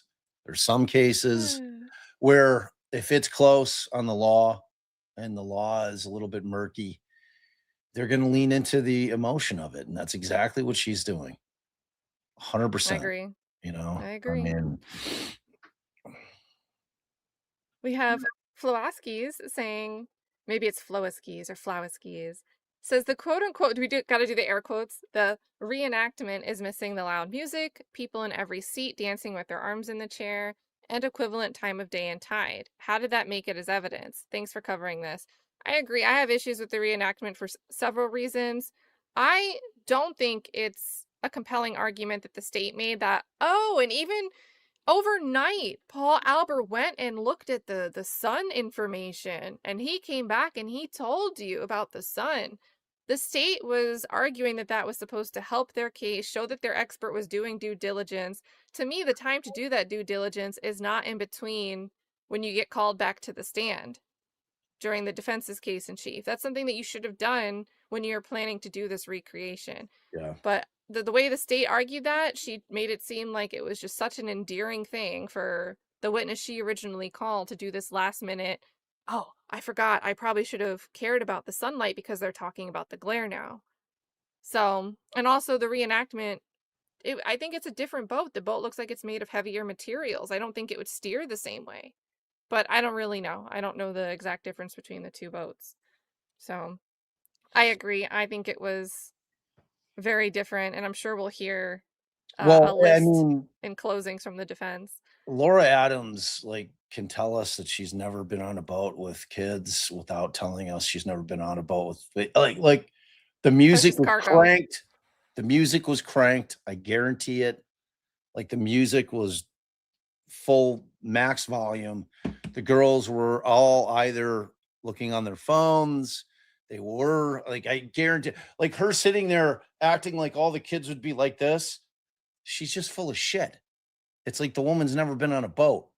Like them going cruising along, music's cranked, the girls are a little bit buzzed, which sounds like some of them were. They're partying. Yes, they're sitting, but they're still they're they're engaged in activity. They're not all sitting there like mortified, like we're statues. Oh my God, he's going so fast. Oh, yeah, yeah. You know what I mean? That's just not reality. That is not reality of the situation at all. Like it's just all right. So this is what the robot said. It said, here's the geometry using the sun's position from a moment ago. And it says the sun would be off the operator's starboard bow, front and to the right, boat heading southwest, 225 degrees true. Relative bearing 47 degrees off the starboard bow. So the operator looking straight ahead has the sun about 47 degrees to the right. The sun height is 12.6 degrees above the horizon, low, near eye level. So what that So it would means be under that cabin protection of the boat. right. So it says what that means for glare in practice. The sun sits in the forward right portion of the operator's field of view, low enough to be roughly at eye level rather than, and I put in the time of the accident. Low enough to be roughly at eye level rather than overhead. To look directly at it, the operator turns the eye's head about 47 degrees right and tilts up only 13 degrees. That's squarely within the zone a helmsman scans while watching the water ahead and to starboard. So it says two glare sources stack here. Direct glare at 12.6. The sun is low enough to slip under most visors, bimini tops, and windshield headers, hitting the eyes directly, as you were saying, and then reflected glare off the water. The sun's reflection, the bright glitter path, runs from the sun back towards the boat, also off the starboard bow.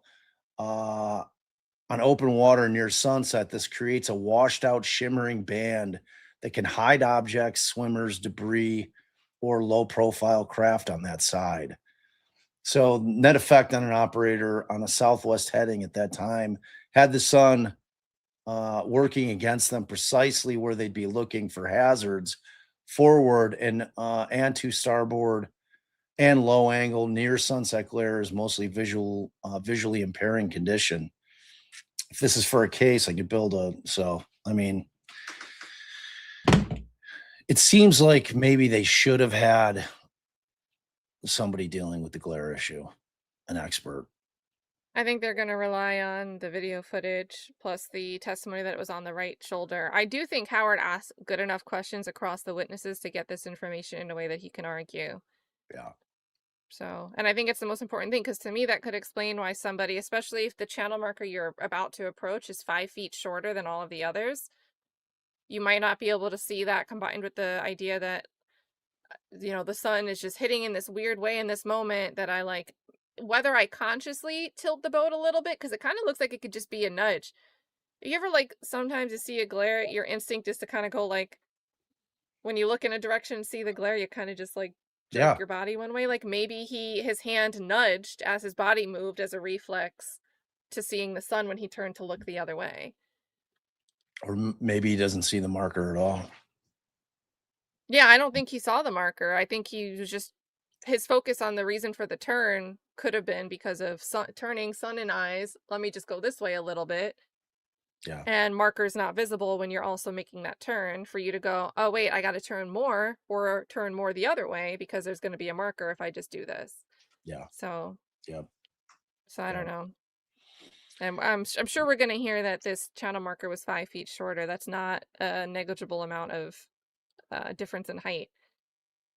So music to my soul. Thank you very much for your super. Why do courts require contemporaneous objections? What does it matter if they're objecting now when the prosecutor is still going to get a rebuttal? Well, I mean, the way that you always have to think about the record is that is all the appellate court is allowed to look at all.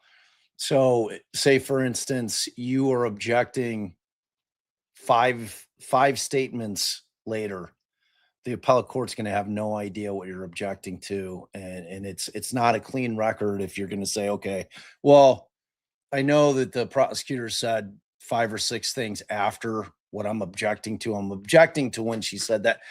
You just have to make the objection when it happens because of the fact that that's all the appellate court has to go on is the court record. So you need to make a clean record. That's why you have to object contemporaneously. I mean, maybe he could have at the end of it said, I object to her entire closing. Everything that she said and did, I object to all of it. It was all objectionable and I hated it. And then, the appellate court said, no, that's not going to do it, buddy. So you just have to do it contemporaneous. Like there's that old lawyers always tell you if you fall asleep at the table, the first thing that you do when you wake up is you object. So, but Allie's right. There's kind of an unwritten rule, and it's not just for defense attorneys, it's both sides. Yeah, but they never do it. That's why I say for defense attorneys. But Bob is right. It's supposed to be for both sides. But I Right. hear prosecutors doing it all the time, like a bunch of babies. Yeah, but it is an unwritten rule that we try to avoid objecting during closings because it is argument. Closings are not openings, right? Opening statements are just that. They're statements wherein you're trying to lay out what the case is, what the jury's going to see in terms of evidence coming in, giving a narrative, putting your story out there for the first time, saying, hey, this is what we think happened, and this is the evidence we're going to provide you with to prove it. And, in closings, that's where you're arguing. It's where you're making all your arguments. So they're very different beasts. And, could Laura Adams make the argument that her whole thing about the fact that he lied about, what he claims caused this in terms of there being another boat and a big wake, and that you can now use the fact that he's a liar with the fact that he lied about how much he drank. I mean, P.S. Supreme Court of Florida in 2019 says, in the absence of a contemporaneous objection at trial, which I guess would also mean at closing, a jury instruction error is only subject to relief in the event of fundamental error. So maybe actually that might be, ignore me, strike it from the record, continue. Hey, I appreciate you looking it up though. Flowaskis says, maybe it's Flowaskis, I gotta figure out the phonetic, says, if this isn't an accident, what on earth is? Intent? It's crazy. Everything is criminal now. Also, she's V-I-L-E vile, the prosecutor. I think I would not be so. I get a lot of comments, and it's not unusual. I pick cases where I'm confused about how a case is charged, and you guys might see why I have that confusion about this case. This case wouldn't have interested me if either we had a field test done, a warrant was obtained, and we had a field test done at the same time, and or we don't have this 0 blood alcohol level reading a few hours after 11 p.m. at the hospital, where if somebody was inebriated, I'd still expect a reading, not Yeah. 0. Yeah. But additionally, even without that, where we could support a BUI or mention all of this alcohol usage and not do these air quotes about 2 beers, if this had been charged differently, I don't think this case would have interested me either. Like, initially, the charges were misdemeanor charges. I think they could have proven their case if they took this as a misdemeanor case without me sitting here going, why are they doing it this way? Right? Yeah. Well, So, plus he probably would have pled out to one of them and, been a fine, maybe some community service. I mean, if the misdemeanor charges had stood, this isn't going to trial. They're not streaming it. You know what I mean?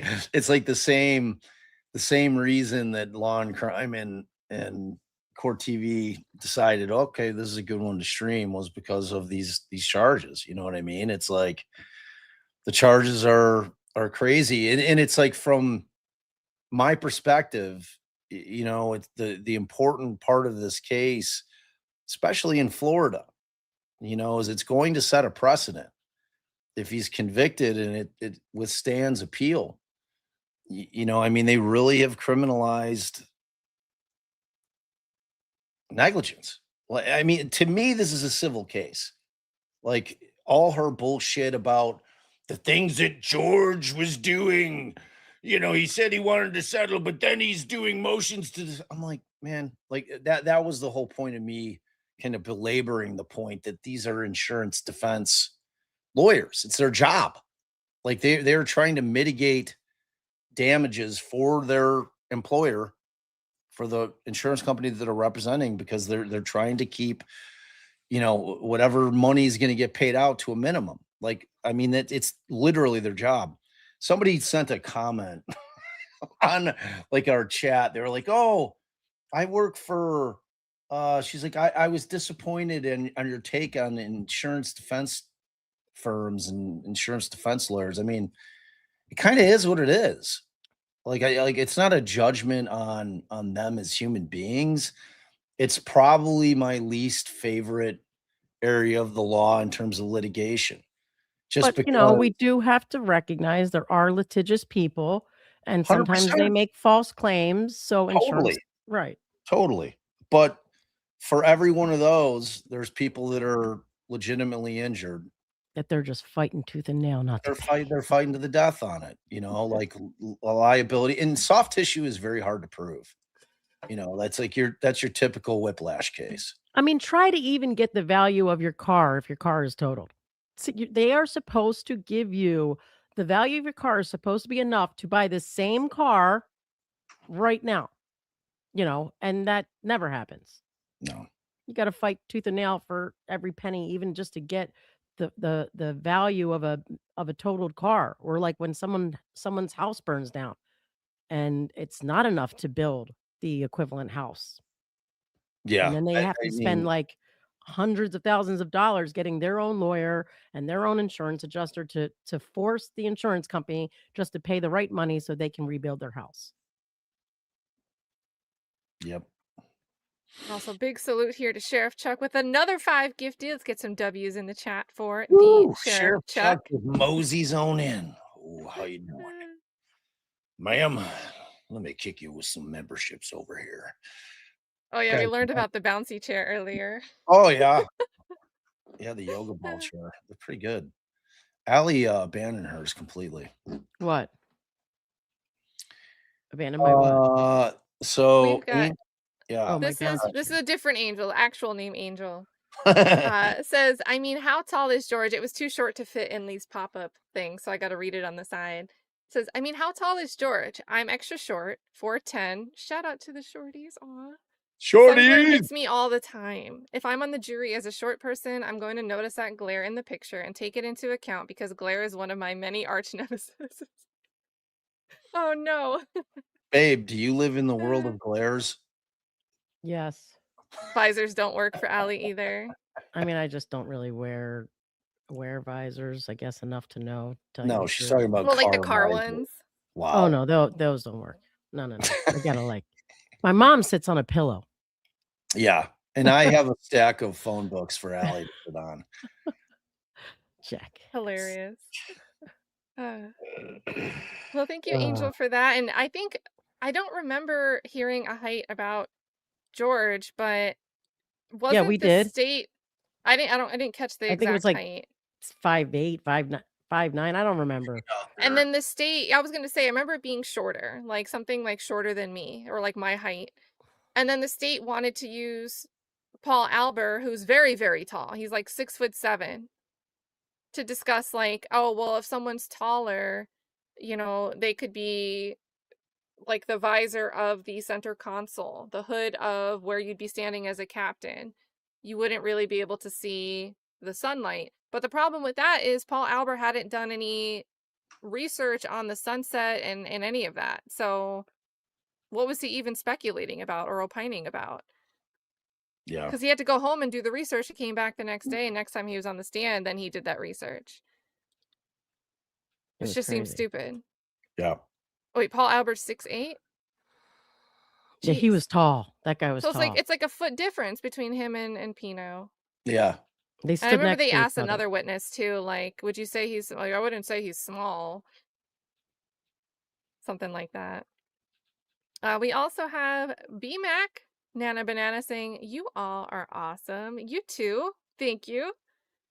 We have At for Dread saying, Bob, I told you the glare with the sun was my main concern of what could have caused this from my experience operating boats in the same area for years. At for Dread knows.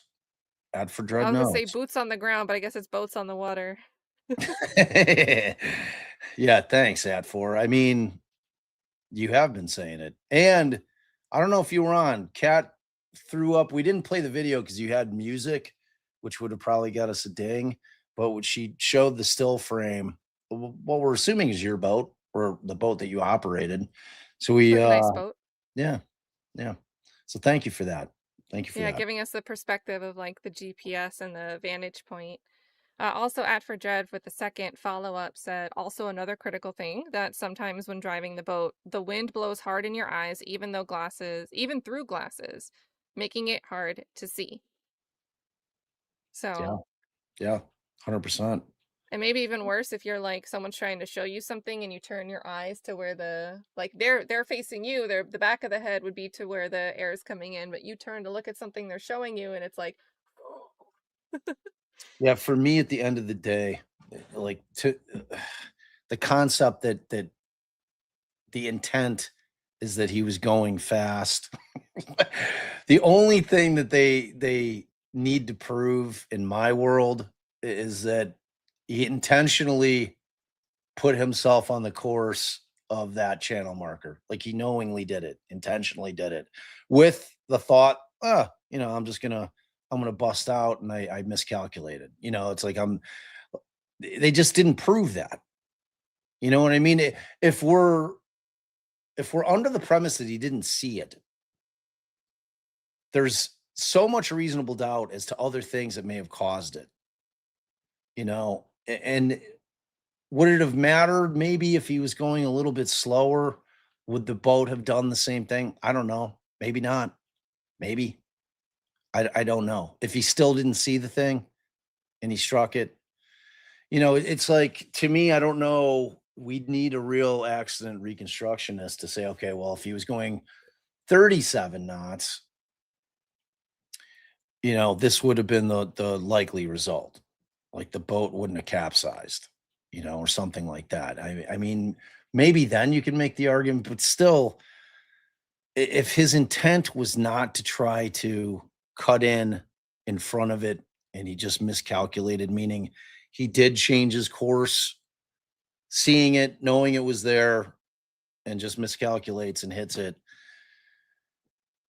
then I think you've got a case. Because that's foreseeable. That at that speed with the weight of the girls up front, you trying to do some kind of close call maneuver to cut right in front of that thing, and then you misjudge it. I mean, is that foreseeable? If you don't see it, I just don't see the intent side of it, like, at all. Like the other things that she's trying to cram in the intent bag, I'm not buying. But I don't matter. It's only the jury matters, and the jury in the totality of the circumstances, because she's been able to argue, oh, he's doing 47 and he's got All 1,000 right, pounds, we have and action in the court. oh yeah, let's go. Also want to give a thank you to Soap, who says Laura Adams is telling us she's never invited to parties without saying she's never invited to parties. I don't understand her distinguishing between precious cargo. Like, would it be different if it was strangers on board? I don't think that's a strong argument to make. So I feel you. Thank you for the super. We Yes, have thank you, Soap. next witness saying, sorry if I missed it, but are there any lesser included charges or is it all or nothing? It's all or nothing. There should have Yep. been. You were a little late for that convo on Friday during the instruction conference. It was put out there that there was a lesser included that I thought would have been super tasty. I think it was a max 6 months if he was I convicted thought on he it. said 90 days or something insane. Or 60 days. I think it was 60 days. 60 days. And they got George on a Zoom, but I think that they spoke to George prior to, and George, they're claiming. No, George I said thought he they was- said that the lawyers had changed their mind and they were did? recommending he does not. I No, think they worded it no. like that. I think that it was his decision, but they worded it like that because they changed what the advice of counsel was.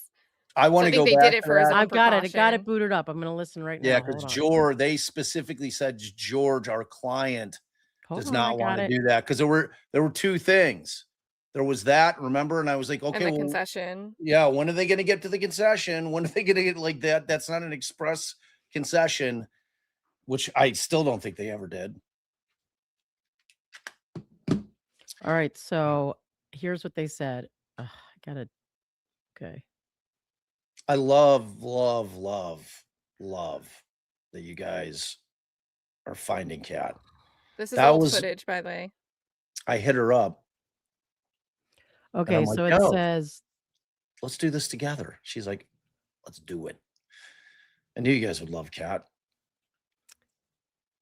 okay. So it says, we have informed her that you have told us that you would abide by the advice that we have given you on the requested instruction, that you've referred to us because you don't have any legal background, and that you were relying on our experience and advice in how best to present those instructions for the court's consideration. As well, we've informed you that there was a discussion about a lesser included offense. It would have been a misdemeanor offense, that the misdemeanor offense that you were originally charged with, which brings a maximum sentence of 60 days in jail. It is not a felony.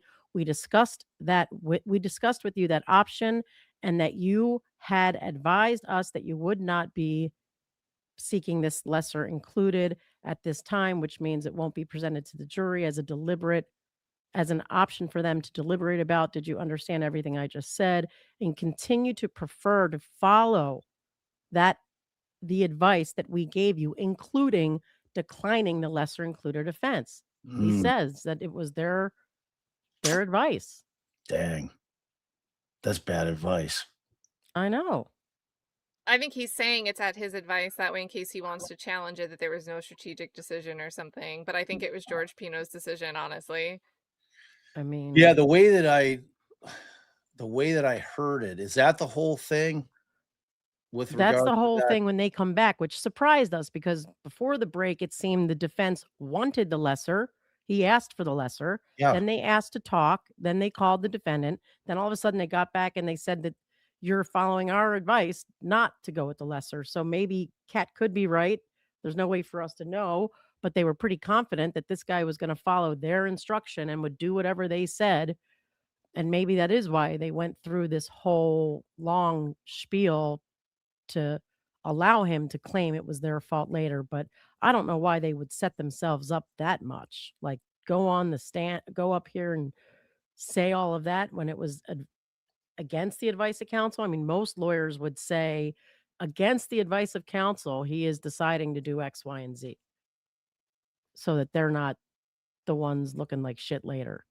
Well, plus it builds in ineffective down the road if need Right. be. Well, it bars against it if they said it the way I said it. They're saying it the way they said it, which Kat's saying is on purpose to help him later. That's what I'm But- saying. Right. That's, you know, if he had said, well, I was saying the same thing because I thought it was just George. Like I just remembered the part where George is saying he didn't want it, he didn't want the lesser included, and then they add in that shit at the end. Yeah. You know, that it was based on advice of counsel, which makes no sense in the you know, when you're considering the fact that they had asked for it, like you said. You know, they asked for it, then they go talk to George, and all of a sudden, you know, now they're advising him that we don't do it.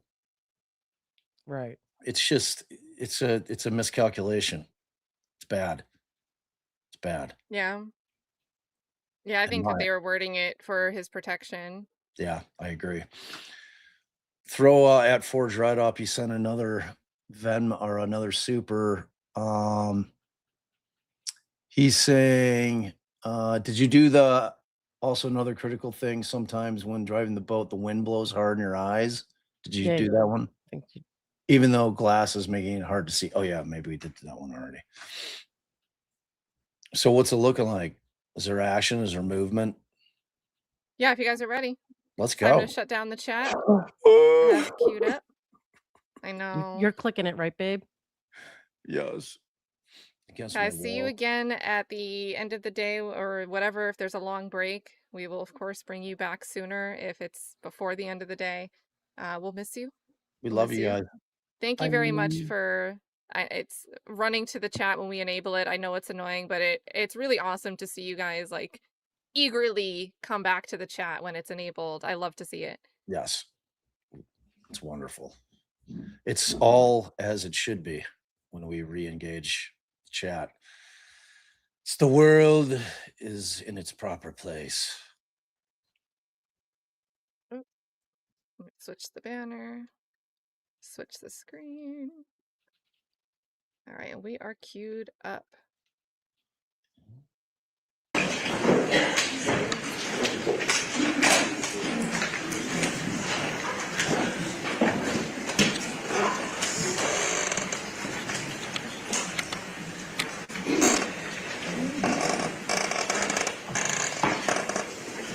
Oh, squeaky chair.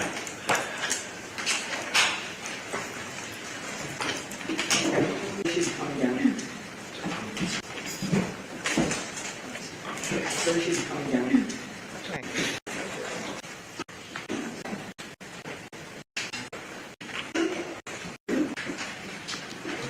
We didn't miss much.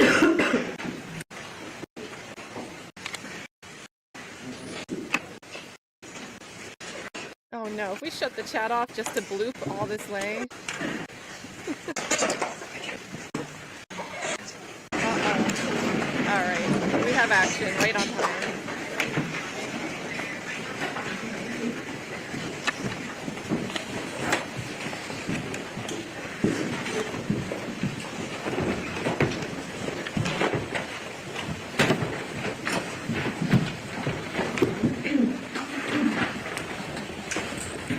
Everyone who's gonna see it, thank you. All right. Ladies and gentlemen, we are ready to proceed. Defense with the case. Thank you.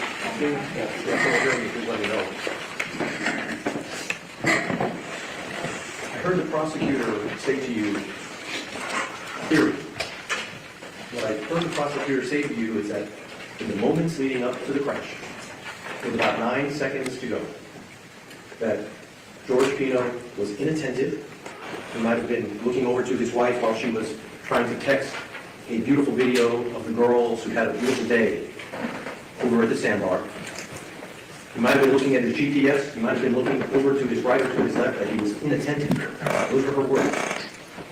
If that is true, if that's the state's theory, George Pino, your job is very simple. George Pino is not guilty of a crime. He may have committed human error. He may well have been inattentive. He may not have looked up in time to see the marker to which the Robalo alighted. But that does not make him. What's that noise?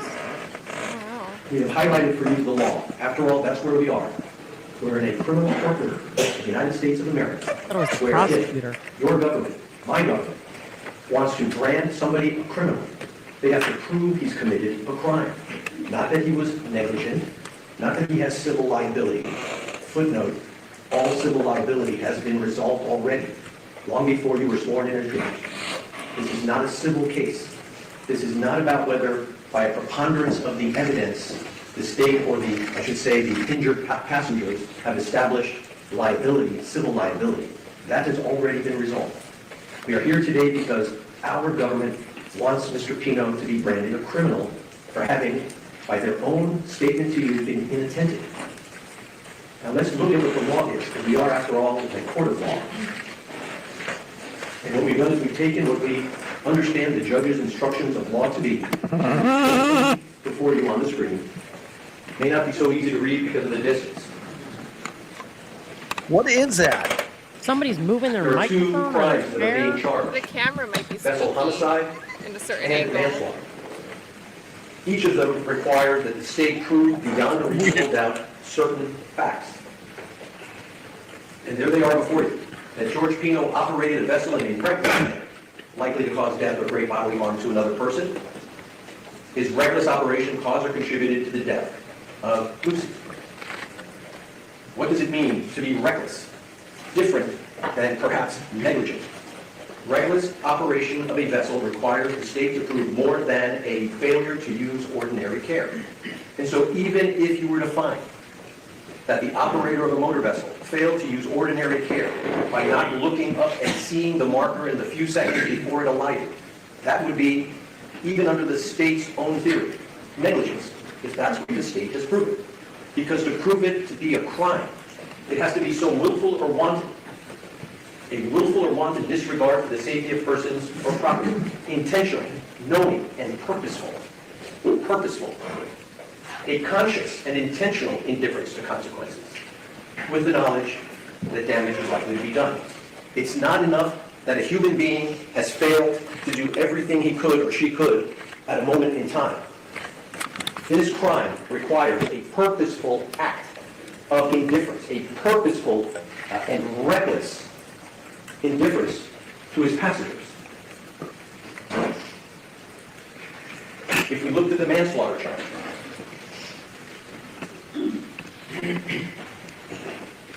it specifically tells you it has to be an act that's not merely negligent. It's right there in the law. An intent to commit an act that is not merely negligent. We turn to the next page. Culpable negligence. So you've got recklessness as one principle of law that the state is trying to apply against George Pino. They've also tried to apply this principle of culpable negligence. Sounds like negligence, but it's negligence plus a whole lot more. It's more than a failure to use ordinary care towards others. It must be gross and flagrant.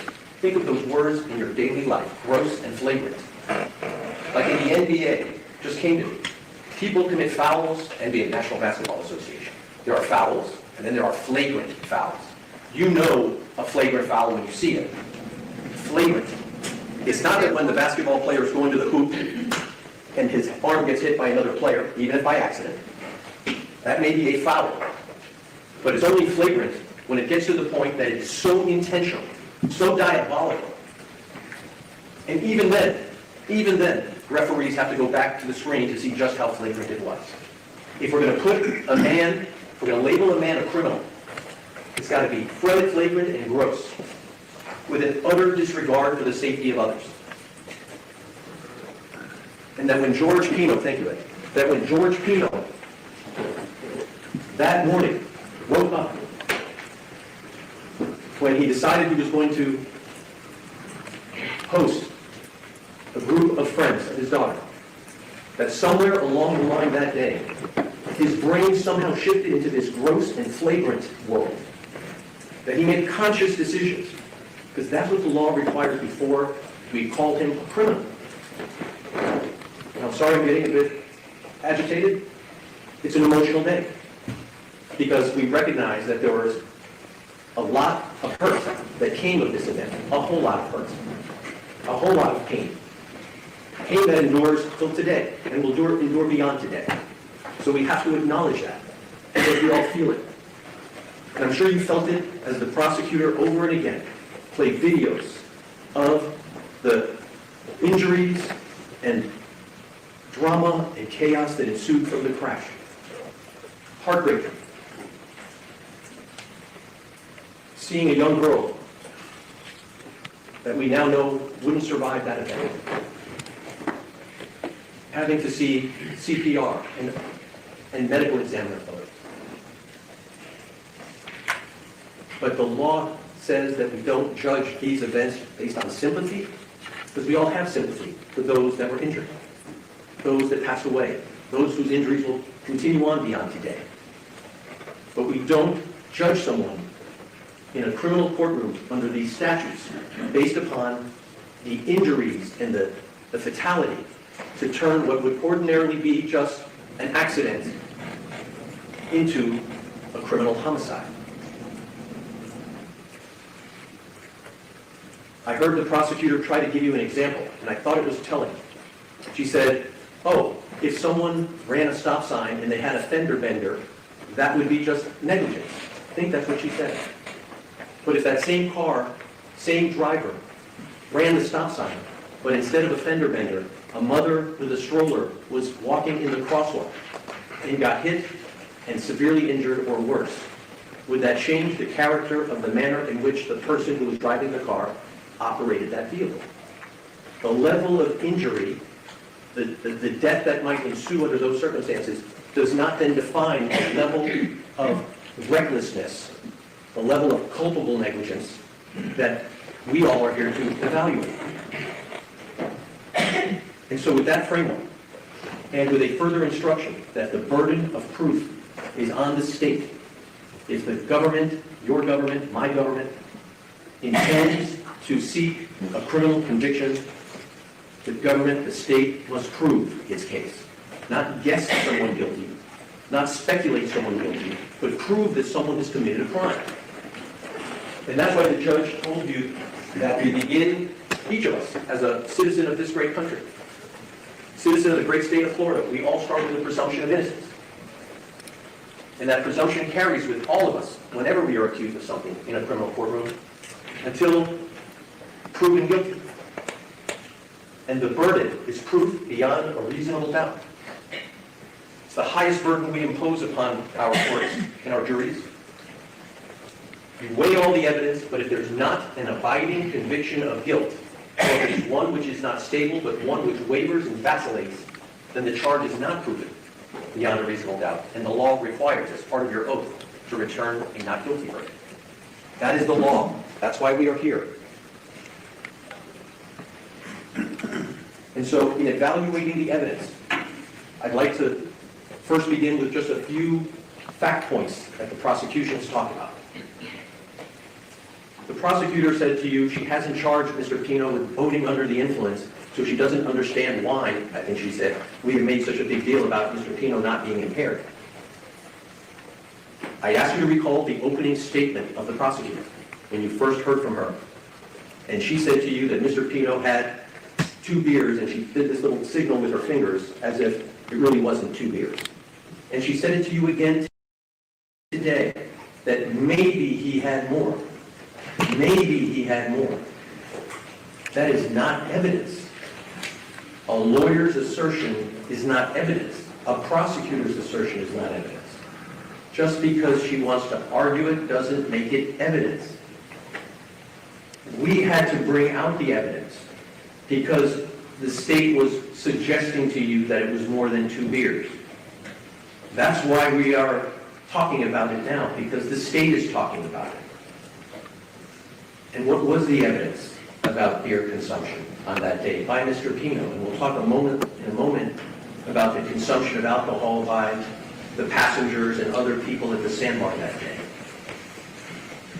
Is there any evidence before you, even one witness, that has said to you that George Pino appeared impaired, buzzed, in some way compromised? Is there even one witness of all the people that were at the sandbar that day, of all the people that testified at this trial, Not a single person has said that George Pino was in any way impaired by alcohol.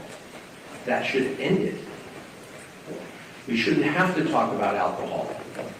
But we have to because the prosecutor keeps insinuating that maybe there was more than 2 beers. Of course, the number of beers isn't the issue, since there's no evidence of it. It's the fact that Mr. Pino's consumption of 2 beers did not result in impairment. And you heard it from Lieutenant Thompson. He told Mr. Pino that it's perfectly acceptable over the course of the hours that Mr. Pino was there to have consumed 2 beers over several hours that afternoon. It's on tape.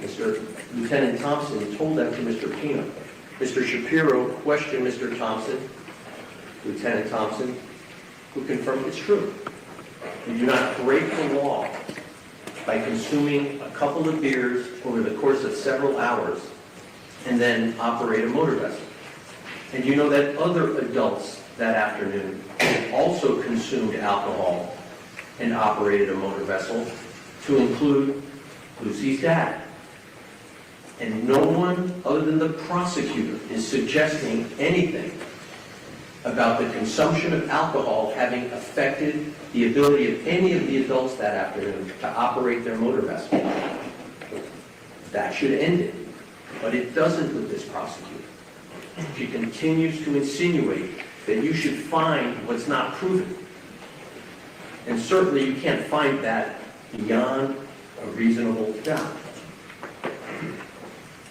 What a call out. Later I'll go witness by witness to show you that this is not coming from me. I took notes of every witness's testimony on this and other subjects, and we'll talk about them. So that's the issue of impairment of alcohol. Let's talk about safety and speed. The prosecutor is emphasizing that Mr. Pino's motor vessel was traveling that day as fast as 47 miles per hour. Every single witness who testified that was on the boat, and I'm going to go through it one by one, felt the speed was safe. They'd been on his boat before. It felt no different. Nothing unusual about the way Mr. Pino was operating his vessel. He wasn't drag racing. He wasn't doing donuts in the water. He isn't like one of those jet skiers that's trying to jump weights and do all sorts of thrill-seeking activities. He was not, contrary to what the prosecutor said to you today, he was not trying to be the cool dad. I don't know where that came from. The cool dad. That Mr. Pino, according to the prosecutor, was in some great rush to get back to Ocean Reef because the party that he had planned for his daughter was going to start at 9 o'clock. It was then 6:37 when the accident happened, 2.5 hours to go until party time. As if to suggest Mr. Pino, in his mind, was worried that the girls wouldn't be ready on time and that he was then going to throw caution to the wind and drive the boat in a way that he had never driven before, because you've heard nothing. No evidence that Mr. Pino has ever had an issue with driving his motor vessel. And many of the passengers have been on Mr. Pino's boat before. That motor vessel, Robalo, is built to handle that speed. Actually, it's built to handle more speed.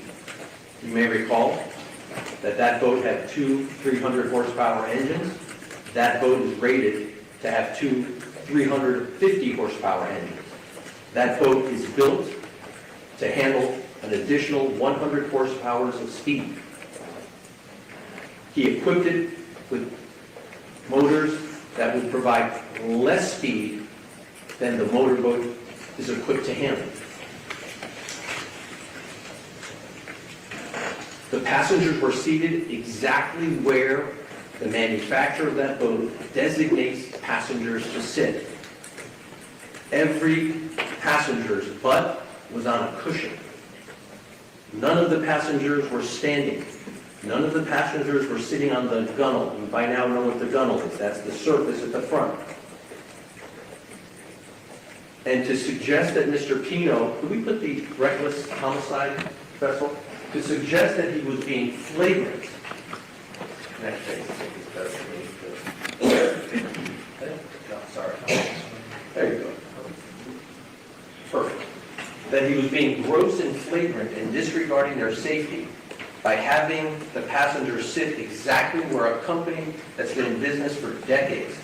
I think this Lieutenant Albert said they've been bought out by some huge conglomerate. You didn't hear 1 ounce of evidence that Robalo had notified the operators that there should be no passengers seated in the designated seating. You did not see a label on the boat saying, "Do not sit here."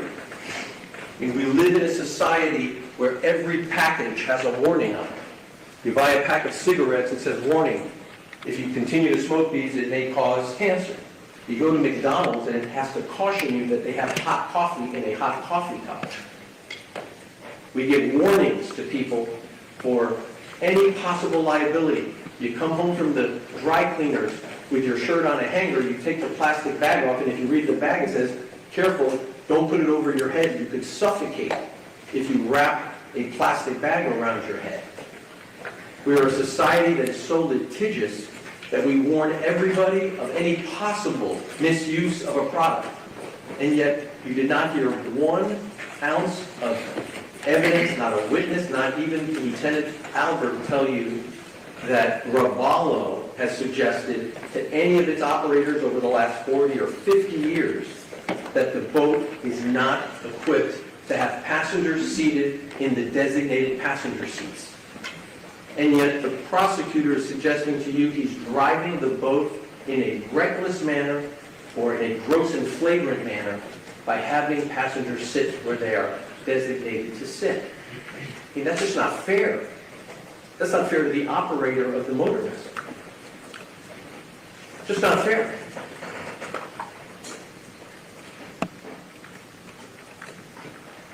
Let's talk about the speed. How many witnesses testified that the speed at which those witnesses were traveling, some of them law enforcement officers, others just ordinary boaters like David Rodriguez, whose boat can achieve 80 miles per hour, that he was doing 50 to 55 miles an hour that day? There was nothing about the speed at which the Robalo was traveling that was at all excessive, gross, or flagrant. And let's say what we all know to be the absolute truth here. If George had not hit the piling, nothing bad would have happened. The conditions were ideal. The waters were calm. It was not a windy day. It was not raining. It was no lightning. There was no oncoming boat traffic. It was wide open bay. The speed had nothing to do with the injuries. What caused the injuries was the crash.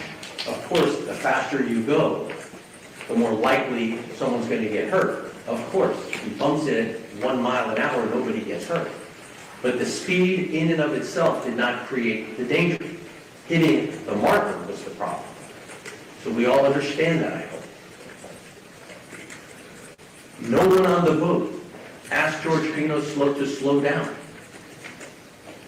No one said, "Hey, I'm scared, we're going too fast." Not Mr. Pino's wife, not his daughter, and not any of the other passengers.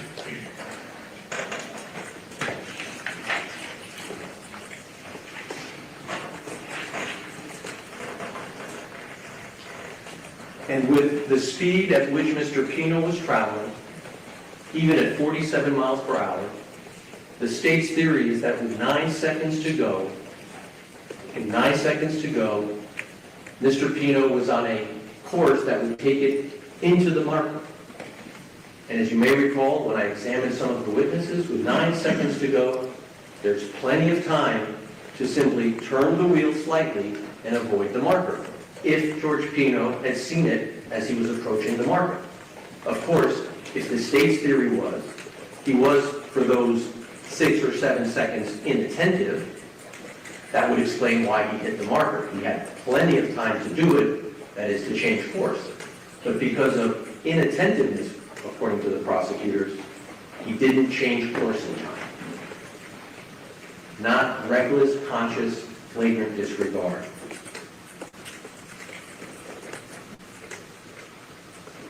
This Robalo boat is yacht certified. That means that it's built to take that many passengers. There is no weight limitation. This idea that 1,000 pounds of passengers is going to create a dangerous situation. No one has said that Robalo warned George Pino or any of its other operators of the state's theory that they're advancing to you in this courtroom. So we dealt for the moment with the alcohol used by Mr. Pino. I'm talking to you now about the speed at which he was traveling and the way he was driving. And so I want to ask you to imagine on that day, if there was a drone watching Mr. Pino's operation of the vessel post from Ocean Reef to Billy's Point to the sandbar and back. If any of us was watching, would someone have said, that boat traveling, that way it's traveling, that guy's driving like a lunatic?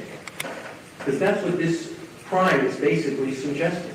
Because you know a reckless driver when you see it. It's the lunatic on I-95 cutting through cars, going 30, 40 miles over the speed limit. You know the reckless driver when you see that person. George Pino his boat was traveling on straight lines at speeds that Robalo is designed it to travel at, in a zone where there is no speed limit. No posted speed limit, not then, in 2020, 2022, and not today. If it was so inherently dangerous to travel at speeds in the 40s, you have to ask why there is no speed limit posted there. You heard Lieutenant Albert when I questioned him. There are speed limits all through Biscayne Bay. On Miami Beach, on the Lloyd Channel, I spoke to him about that. Posted speed limits like you see on a street. And yet, this channel, Cutter Bay, had no speed limit in 2022 and none today. It's not fair, it's not right to tell George Pino after the fact that there should be a speed limit there.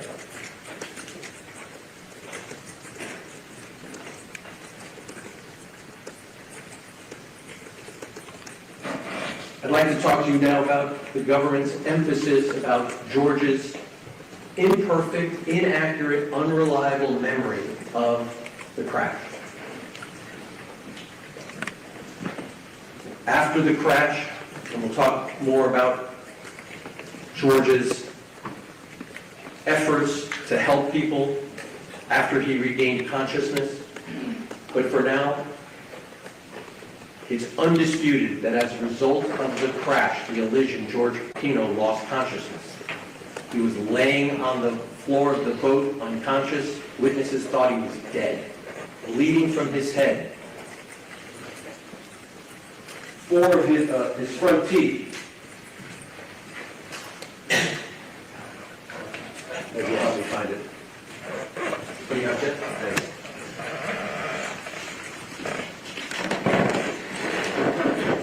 The prosecutor said no big deal because the impact only shaved off part of his teeth. That we might have a better argument, I think the prosecutor was suggesting, if you'd lost the teeth completely.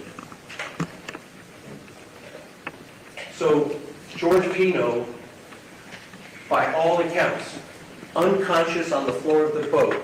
He hit his face on the floor of the boat and then the back of his head hit the boat. He had 2 places of impact.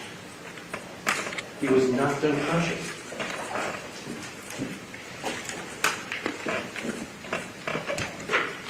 We asked a doctor to come testify because the state did not produce a medical witness on the issue of George's injury. We brought you the only medical testimony about that, Dr. Barrett. And before we get into the substance of her testimony, let's talk about the cross-examination of Dr. Barrett to attack her because she charges for her time This is someone who's been a professor at medical school.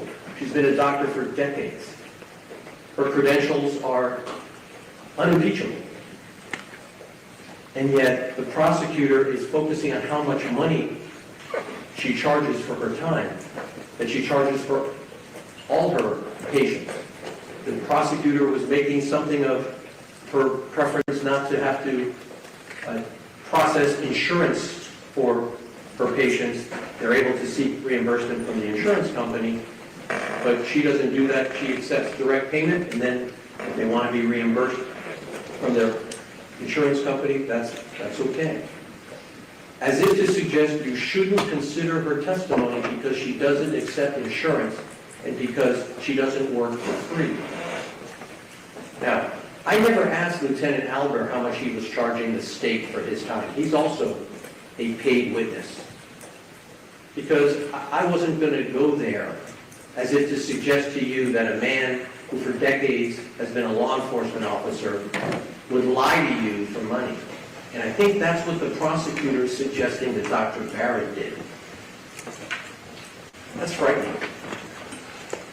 Because that's what she's suggesting to you. That because she doesn't accept insurance, and because she charges for her time, after all, someone had to pay so she could go to undergrad and medical school and residency. Those of you who have family members that have become doctors and specialists, it takes a decade to get to the point where you can be someone of her level. And rather than bring you a rebuttal witness, they brought you no one. They attacked the doctor for telling you what is black and white law of medicine, the principles of medicine.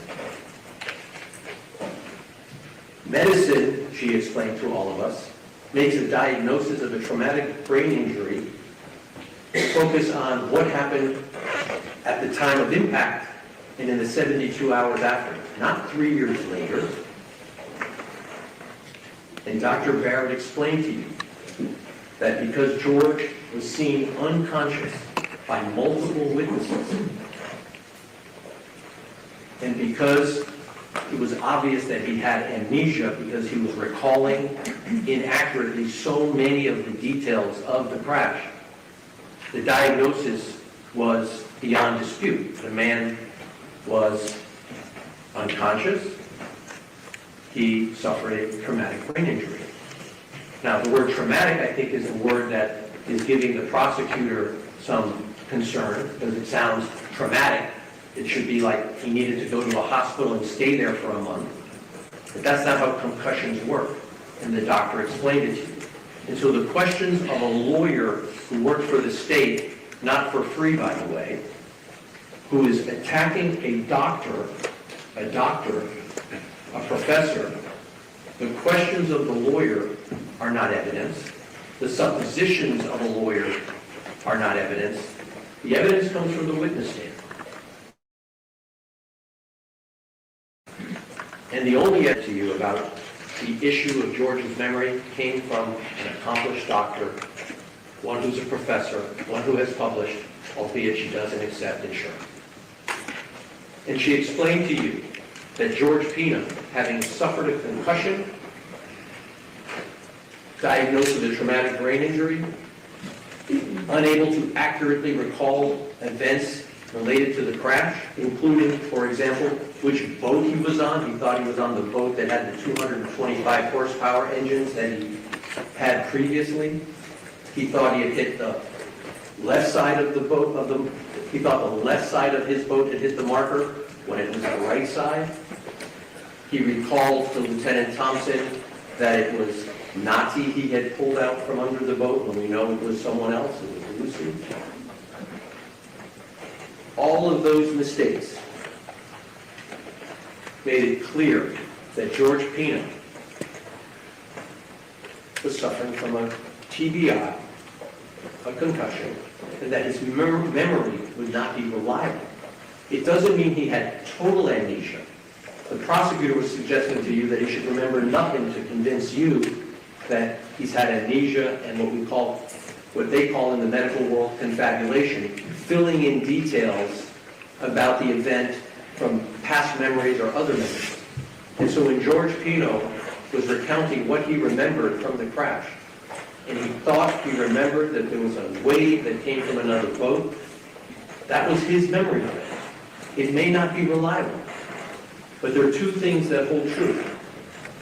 First, the science establishes that those are the kinds of failed memories and inaccurate memories and false memories that happen after a concussion. And second, it doesn't tell us, and we don't rely upon it, and you don't have to rely upon it in deciding what actually did cause the accident. Was there another boat with a wave? You can disregard it altogether. And you may recall Mr. Shapiro, when he was questioning Lieutenant Thompson, confirmed that no one else saw a boat out there that day coming back from that marker area immediately after the crash. And so we assumed there was no other boat for purposes of deciding, and for you to decide, whether George Pino acted recklessly or conscious disregard for safety.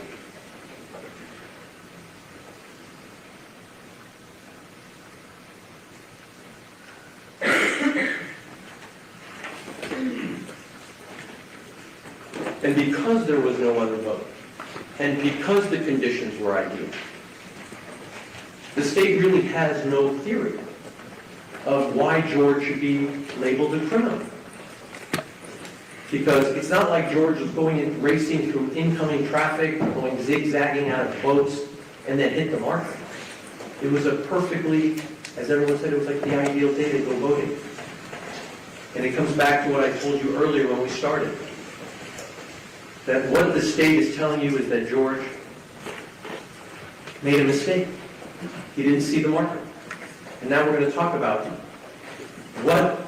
what's left of the case, in a criminal case, where the state has no theory other than to bring to your attention things that they try to influence your decision based on facts that have nothing to do with the operation of the motor vessel. Let's start with underage drinking. And it was a subject of our jury selection when we talked about this early on. Whether the girls, the passengers, were 17 or 27, the age makes no difference. We're not here to judge these parents based on their decision to allow 17-year-old high school seniors to drink. None of them were operating the boat. All of them were seated where they're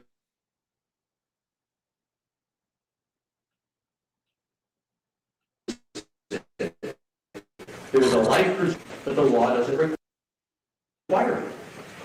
Well, George complied with the law by having a life preserver available for every single passenger on that boat. Nothing more was required.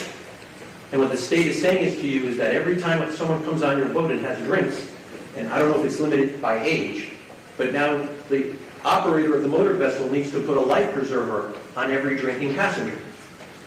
Now, I assume that doesn't apply on big cruise ships, which are famous for people going drinking, or big yachts, maybe. I don't know where the line is going to be drawn in the future. But beware if you're a boater. Beware.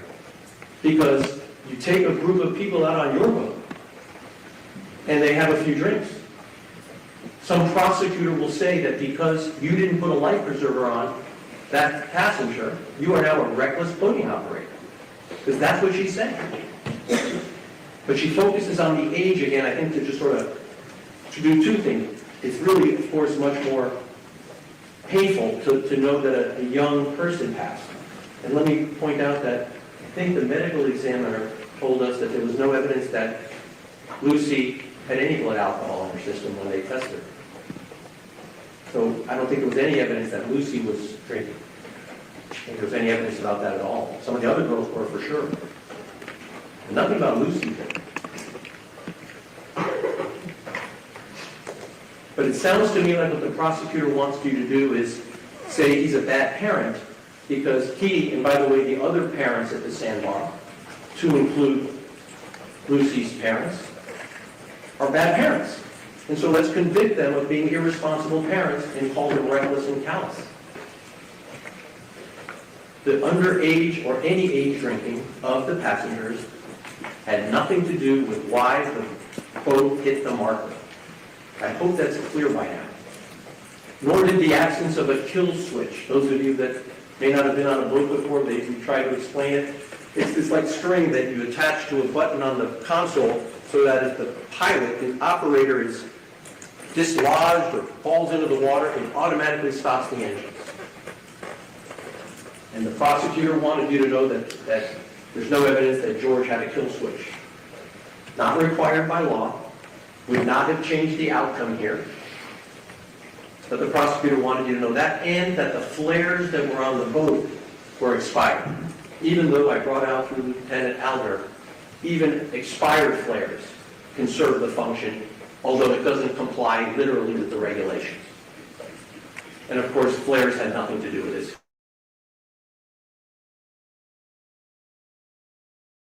And having unexpired flares.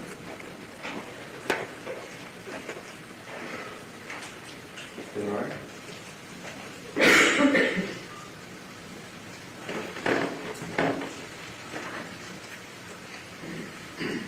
So now I'd like to spend some time talking about the witnesses. That's the evidence, the people you heard from.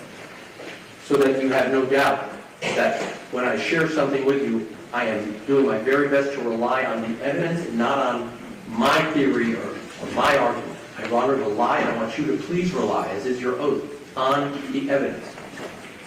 And I sequence them differently than when, in the order that you heard them, to try to do it in a more organized fashion. I'm not particularly famous for being organized, but I've tried my best so that we can cover the subject together in a meaningful way. Everything starts at Ocean Reef. That's the place where the Pinos were celebrating their daughter's 18th birthday. And in addition to the virtual mass and the pickleball tournament that George organized and the boat ride that he had organized, there was going to be an event that night at 9 o'clock dinner, the end of the night. After, I guess, the Florida State game, there was a Florida State game that was being played that evening. And George Pino organized the dinner to start at 9, and it was going to go until 11, but you heard from a witness named Araceli Alvarez, she was the event planner at Ocean Reef, that they could show up late and stay late because there was no other event afterward. And I thought that that's important because the prosecutor's theory is that George became reckless, he became indifferent to people's safety because he wanted to make sure the girls were Instagram ready in time for this party. That's their theory. He was worried about them being Instagram ready. And that he'd be willing to risk the lives of these girls so that they could shower on time.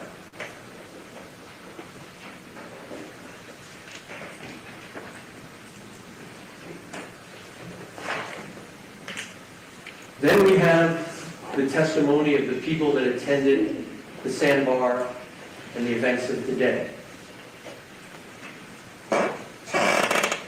It included Lucy's dad, Andres. And here's what he testified to as part of the state's presentation, including the answers to the questions that were asked on cross-examination. He was not concerned that George Pino had consumed too much alcohol. He himself had consumed alcohol. He felt he was able to operate his motor vessel. He did operate his motor vessel. He drove his motor vessel the exact same place that George Pino would drive his motor vessel. He allowed his daughter to drink. It was part of the so-called culture. He knew Ceci Pino almost his entire life. There was a loving relationship between these families.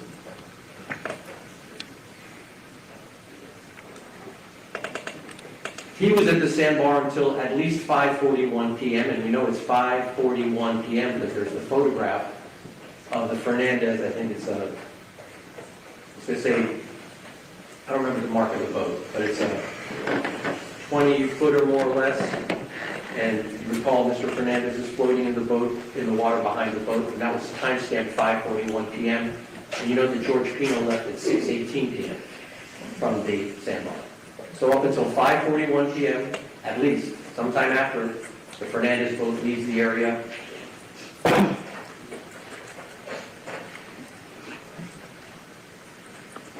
Mr. Fernandez had not remembered until we examined him the other day that actually he was planning to attend the sandbar, had changed his mind. We know that because we produced the text message where he told George, for sure I'll be at the sandbar.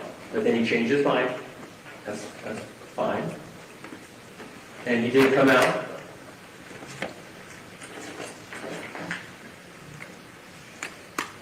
And you heard nothing to suggest that any of the adults at the sandbar thought that there were too many passengers on George Pino's boat. This is really important in my view, because the state's theory is too many people sitting on that boat to be safe. The same passengers that landed at the sandbar from Ocean Reef, the 14 people on board, were the same 14 people that went back. So if it was not reckless and not flagrant and not consciously indifferent to have 14 people in that boat coming to the sandbar, the same should hold true going back to Ocean Reef.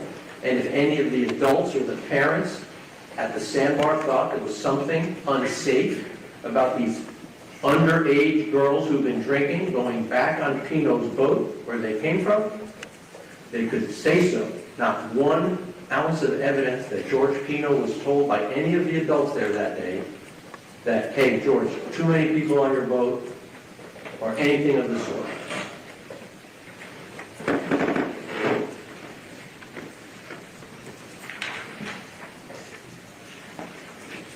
Four passengers testified. Tammy Alvarez, Carolina Monterrey, Claudia Portocarrero, and Natalia Reed. Tammy Alvarez testified that after the collision, she thought Pino was dead.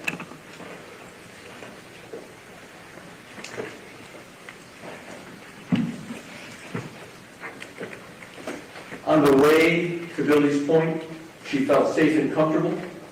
There was no unsafe driving by Mr. Pino. She had no reason to believe he was impaired.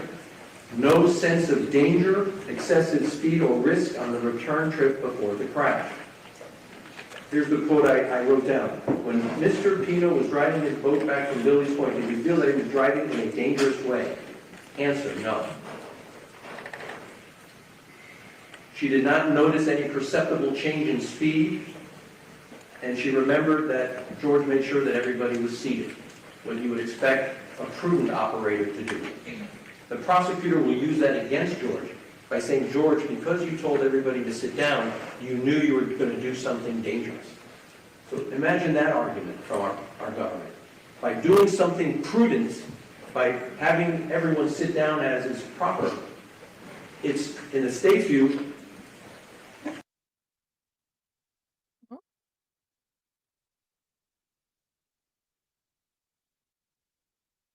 The camera's doing that. It's the feed, because the feed is still going. That's annoying.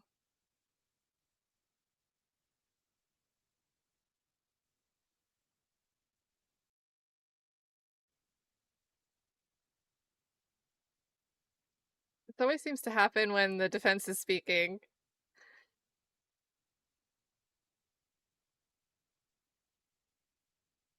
And we're all the way forward, so I like his calm approach so far.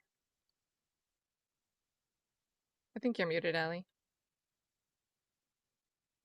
She's definitely muted. She's super muted.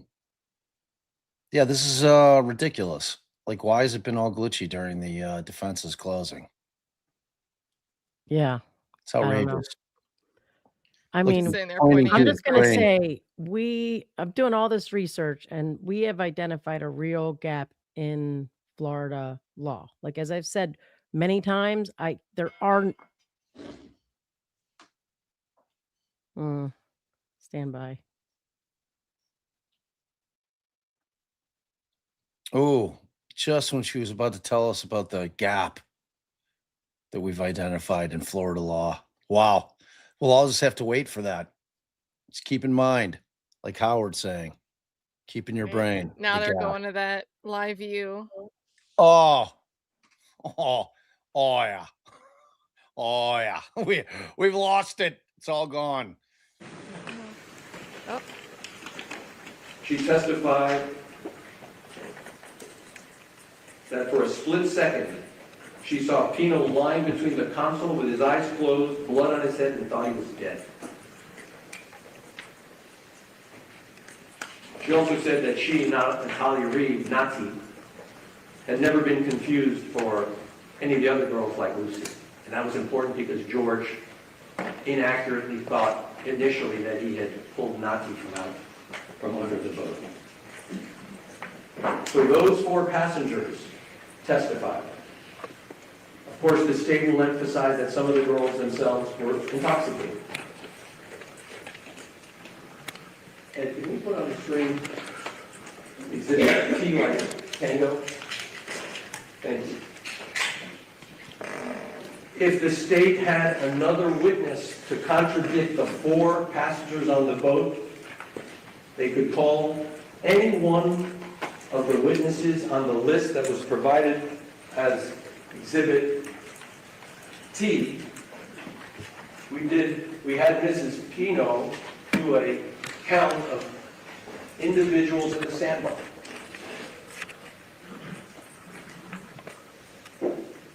By her count, 13 girls, 8 boys, 15 adults, for 36 total. The full page.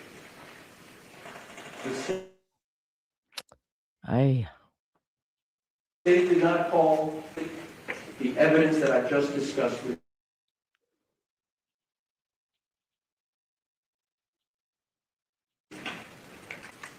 Now, Cecilia Pino, the mom, no one is suggesting that she is suicidal or homicidal. She was concerned about her own safety and that of her daughter, little Ceci, and the girls who she's known since most of them were born. There's no suggestion that she would get on a boat with someone who was intoxicated, driving at lunatic speeds, and subject herself and daughter and these girls who she loved to danger. Because if you find that George was doing this, you're basically saying so too was Ceci Pino. That the mother of little Ceci, the camp mom, for lack of a better word, that she too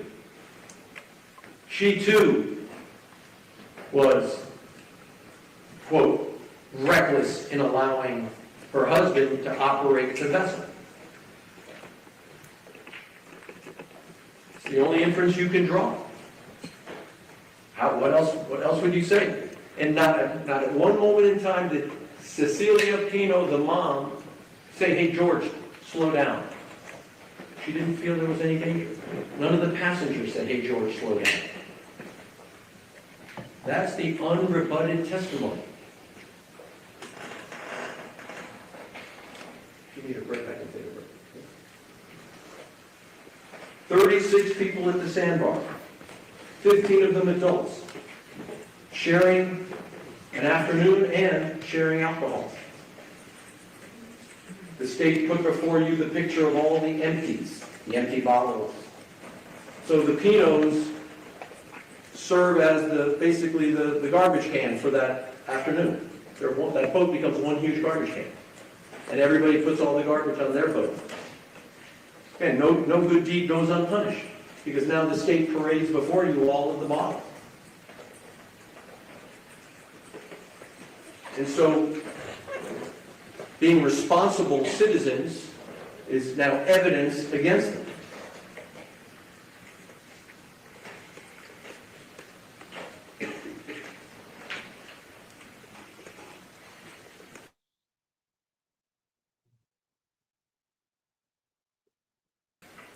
Brought it up right at the beginning. She felt totally comfortable motoring along. Hey, can we put up A28? Oh, sorry, V Victor. This is a picture timestamped at about 6:31 p.m. Full screen first.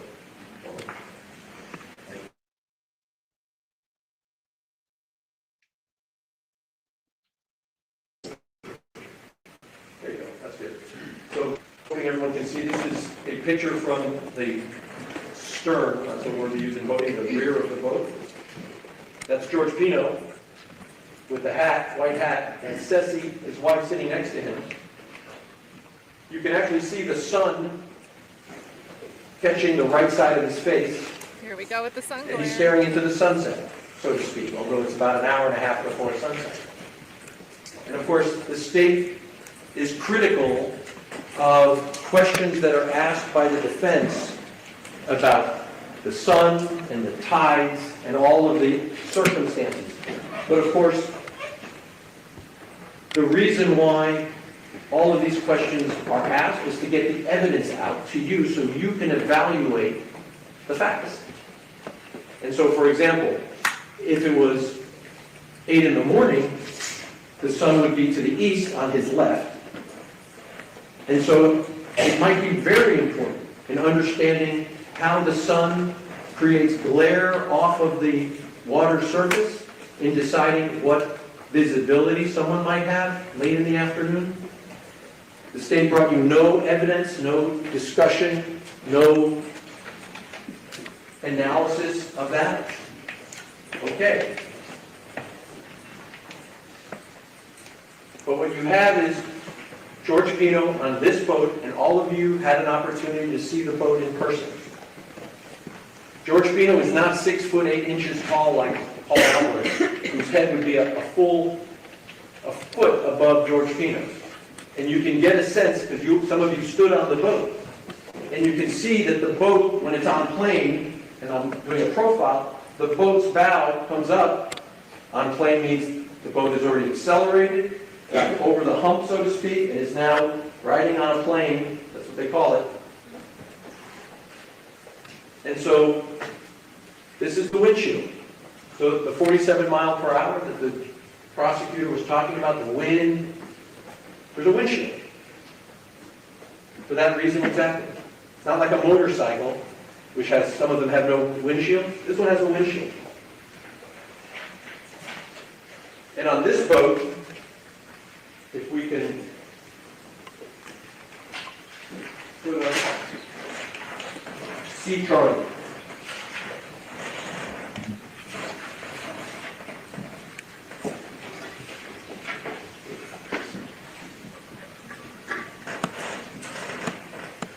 There's the bow seating that we talked about. This one doesn't have cushions on it right now, because this is after the fact. But this is where the passengers were seated. And you already heard the testimony that their torsos and their heads would protrude above this gunnel, the freeboard of the boat. And those of you that saw it probably took note that that boat, when it's floating in the water, that bow of the boat, you can decide for yourself. You all saw it. You can decide for yourself.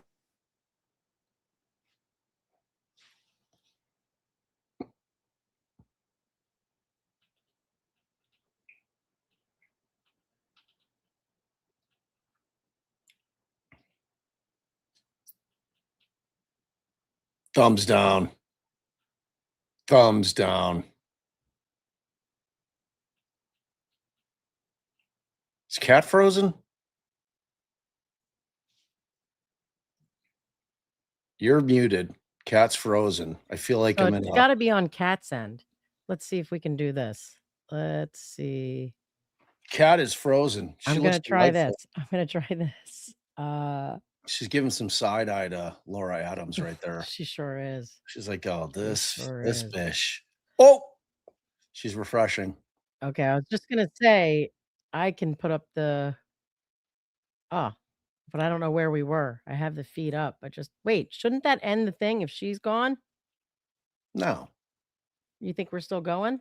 Yeah. Looks I like think we're she still just going. refreshed. I don't think she ended the live. Were we live or we I paused? mean, I'm no tech wizard, but No, but how much time do you think we had from the... Let me see where we were. Hold on.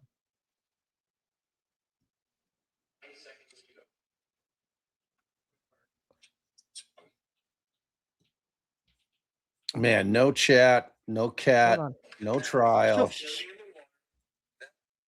Oh, Sorry, hon. Sorry.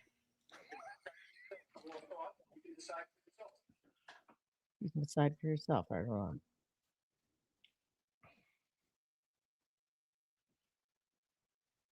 I mean, if you find the picture with the glare, like that he I'm was looking at the showing. glare.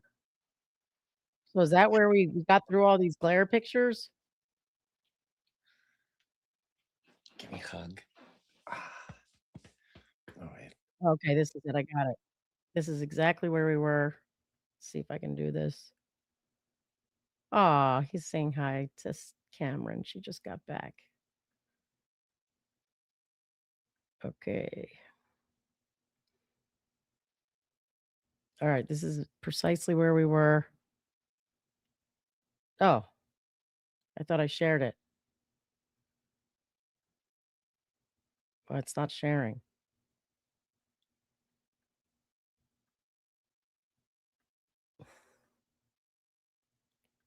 Well, I can't. Kat is the only one that can share. Put it up there.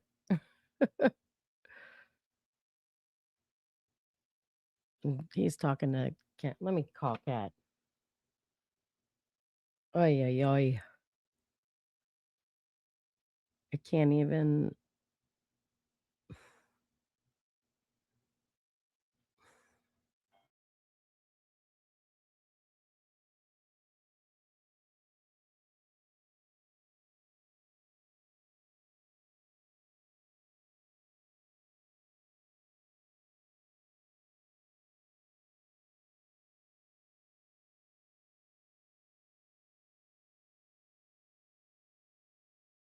We're working it out. Stand by, people.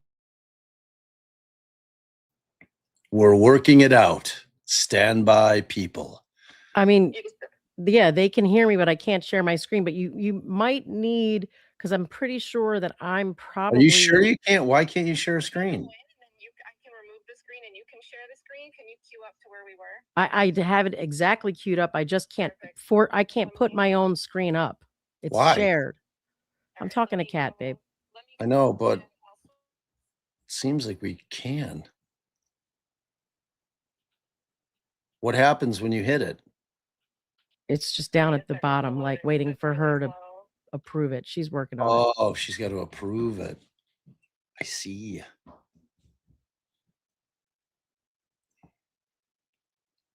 I see.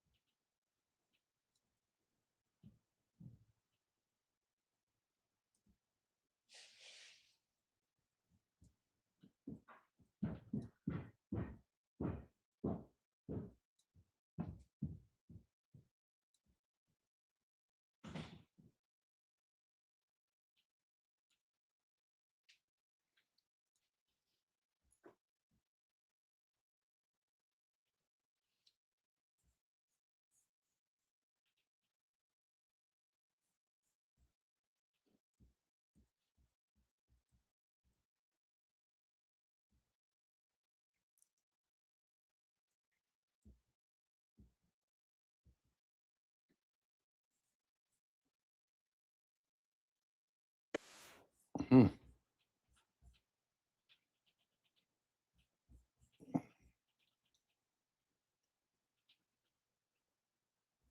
What's going on with Kathmandu?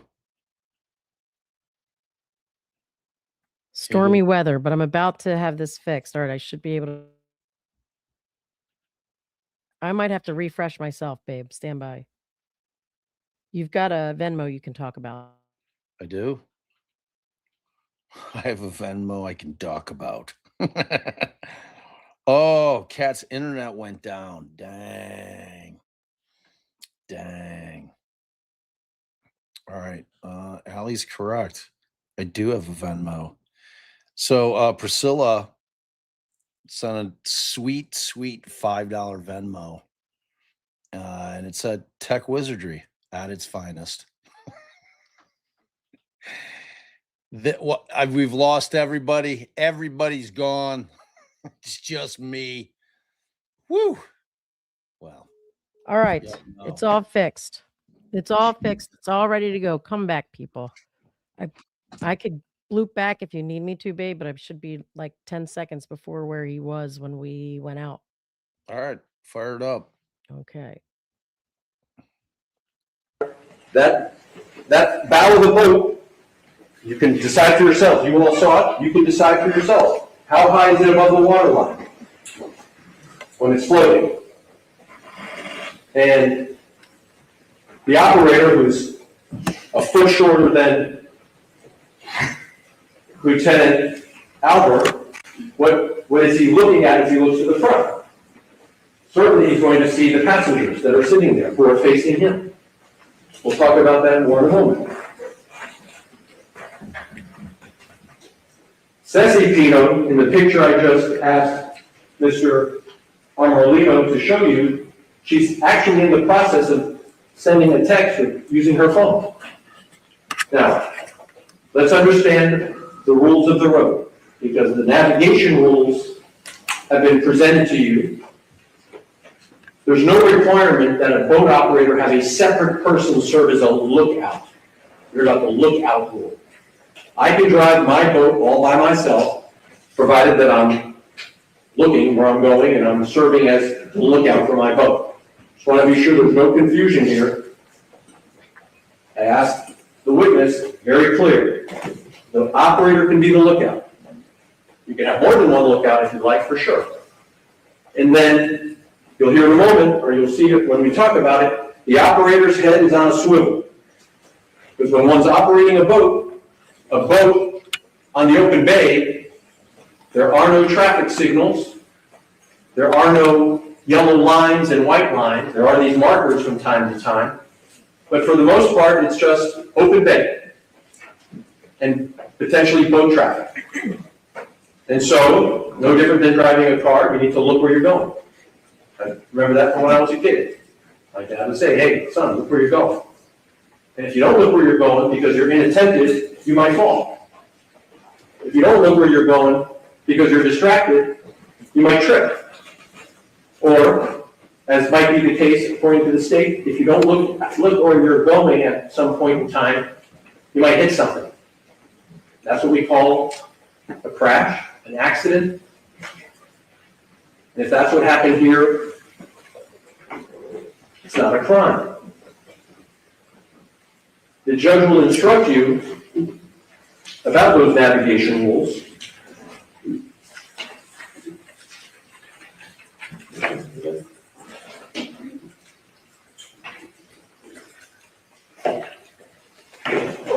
All good. Thank you.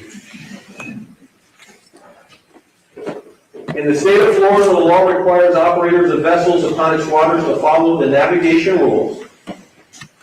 However, a violation of these rules, individually or cumulatively, is not sufficient by itself to constitute culpable negligence or recklessness.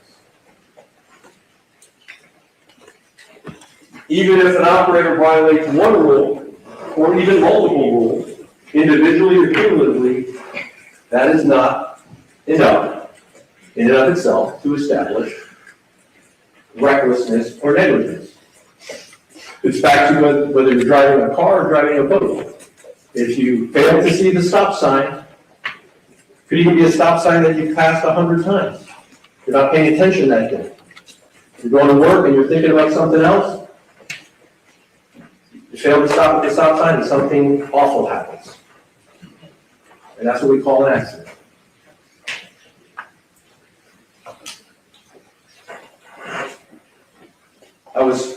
Thank you. And like when you're driving to work every day, when you get into a routine, just drawing your own life experience, each of you has life experience to bring to the courthouse. You've driven this path 100 times. Sometimes you leave your house, you get to work, and you don't remember passing half the places that you know are on the way. You just never notice them. You were just daydreaming. Who knows what you're thinking about? Or, my wife will forgive me for saying this, she runs over that same pothole every time. That she should know by now, there's a pothole down the street, don't run over the pothole. It doesn't make people criminals for being human and overlooking those things, particularly when your brain is on autopilot, not real autopilot like a boat, but you're just coming along doing your routine. And if all the state proves to you is that George Pino was on his way back to Ocean Reef, as he always was, and he overlooked marker 15 and he hit it, he'll be held accountable in civil court as he was, but that doesn't make him a criminal.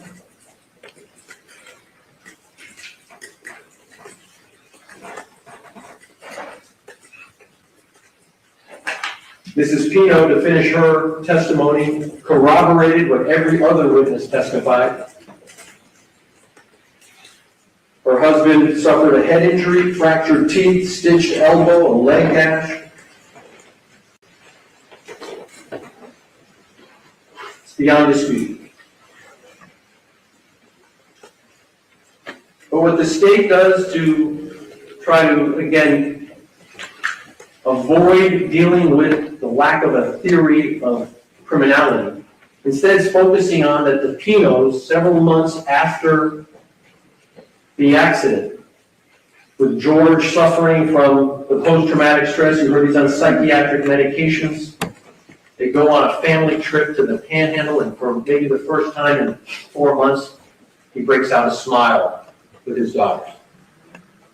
I think what they're saying to you is that should convince you that George's lacked sympathy because he was smiling and one of his daughters posted the picture. That you should find him guilty because he had the nerve to smile for a photograph with his daughters.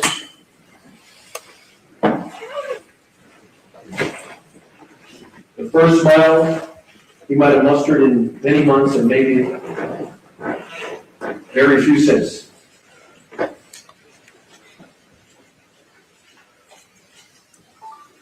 And perhaps in the most awkward moment of the trial, knowing that Mrs. Pino had spent much of her motherhood with her daughter and her daughter's friends, including Lucy, she's confronted with a photograph of Lucy by the prosecutor, saying, "That's not your daughter, is it?" Why would somebody do that? Why would that question be asked? Yeah, why would it? Mrs. Pino explained to you she didn't see the accident, and that's why when she was in that civil case having to explain what she knew, she had to rely on her husband's memory, which we know from the science may not be reliable, but that's all she knew about the cause of the accident.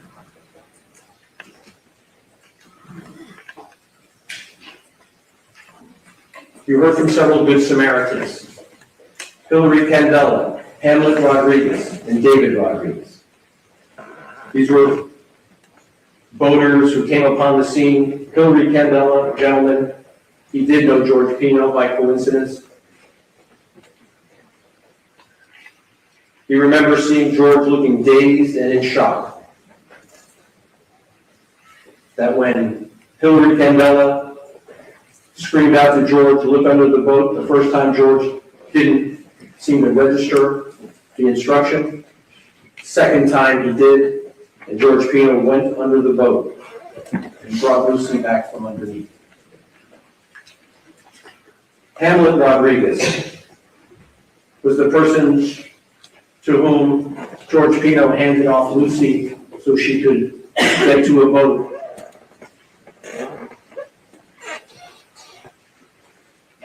Hamlet Rodriguez, a former water polo player, did everything he could to help her. He said he was swallowing water against a strong current until someone pulled him out. He left the scene around 7:05, Hamlet Rodriguez, which happens to coincide with David Rodriguez, unrelated to Hamlet, who had been cruising at 50 to 55 miles per hour, sped up to 70 miles per hour to get to the scene. Yes, of course, he sped up because it was an emergency situation, but he said it felt perfectly safe to travel at those speeds.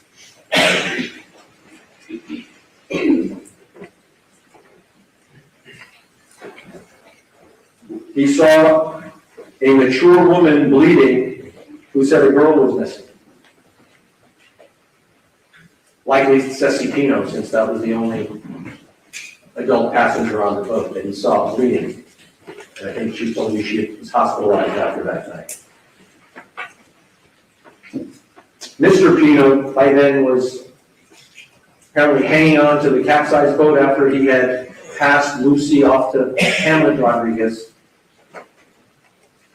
David Rodriguez described Pino very in shock, crying, but did comprehend instructions. Pino kept asking David, "Are all the girls okay?" Pino would not get out of the water until he was assured that every girl was out of the water. That was 7:04 p.m., I believe was the timestamp on that. He was asked to look at his camera, what time did you photograph George Pino still in the water? 7:04. The accident occurred, according to the GPS, at 6:37 p.m. 25 minutes, if my math is not wrong, that George Pino stayed with that boat until everybody was out of the water. And to get out of the water, George Pino had to negotiate a swim platform with a tie bar that David Rodriguez explained was no easy task. And David Rodriguez took the unusual step to put his face in George Pino's face.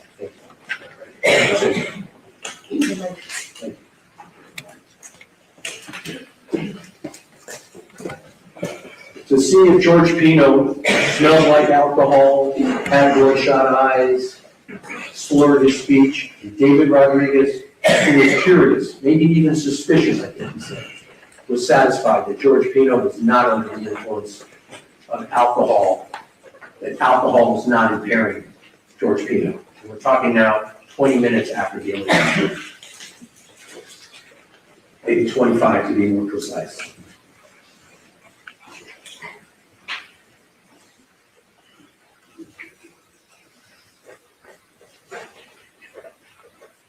Then the first responders came to the scene. You heard about Officer Bruto, now retired. He was the first officer on the scene. He saw George Pino get out under his own power. No stumbling. Even Bruto was concerned about a concussion. He said safety first. George had a head injury. But still, George Pino was able to keep his balance on a narrow 6-inch gunwale. No signs of impairment, said Bruto. Speech not slurred, no balance problems. I mean, you talk about taking a sobriety test. That is probably the most difficult sobriety test anyone could take. Bruno himself traveled at near top speed at 52 to 54 miles per hour in emergency mode. Quote, here was the question: the conditions allowed you to travel safely at nearly 54 or 52 to 54 miles per hour. In other words, the top speed that your vessel was capable of, correct? Answer, correct. So you have an opinion from a law enforcement officer that the speed is safe to travel.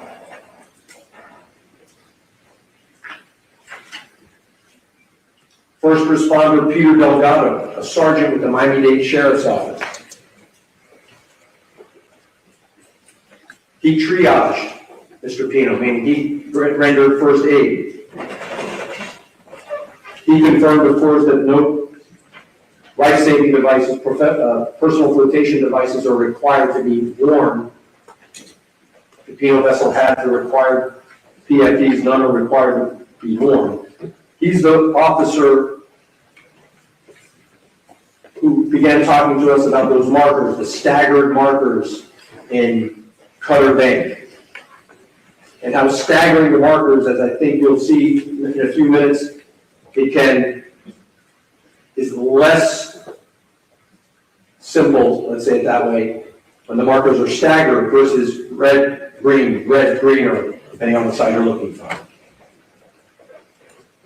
He could see that Pino was an injured passenger, bleeding from his head, and he told Pino to not go to sleep because he was concerned that Pino had a concussion, and going to sleep could be dangerous for someone with a concussion. He too observed no signs of impairment. And no other officer on the scene reported to Delgado or to any other person who's testified in the trial any signs of impairment. John Dalton with the Miami-Dade Sheriff's Office, he transported the girls from the accident scene to Elliott Key.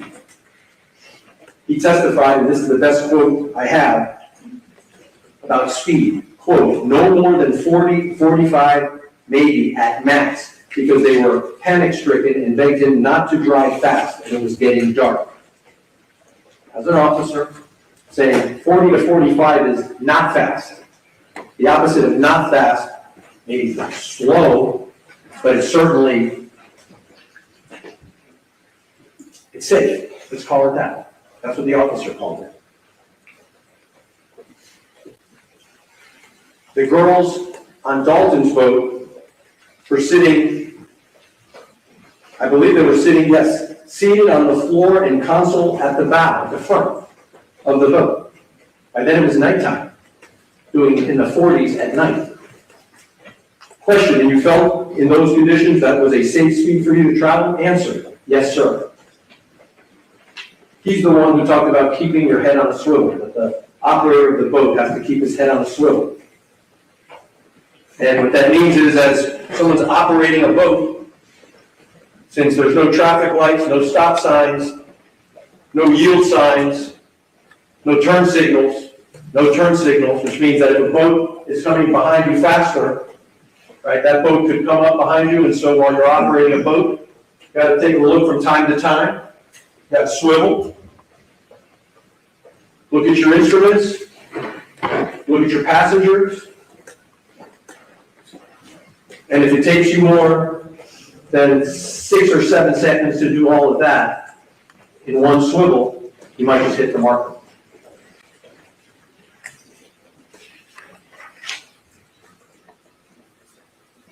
Lieutenant Thompson testified. He's the witness to whom George Pino candidly said, hey, I had 2 beers.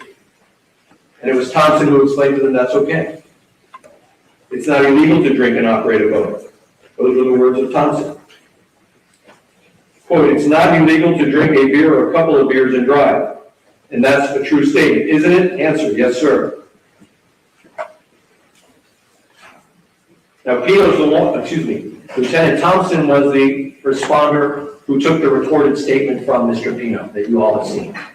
Of course, you can judge for yourself in terms of Mr. Pino's speech, whether he appeared to be impaired. A concussed brain, and let's be sure we distinguish between concussion and intoxicated. A concussed brain can fail to record memories. So you can have a concussion, according to Dr. Barrett, your brain is not recording memories, but then when you finally come out of the concussion, you can achieve this score of 15 in the Glasgow scale. So you've got your wits about you, but your memory's not restored.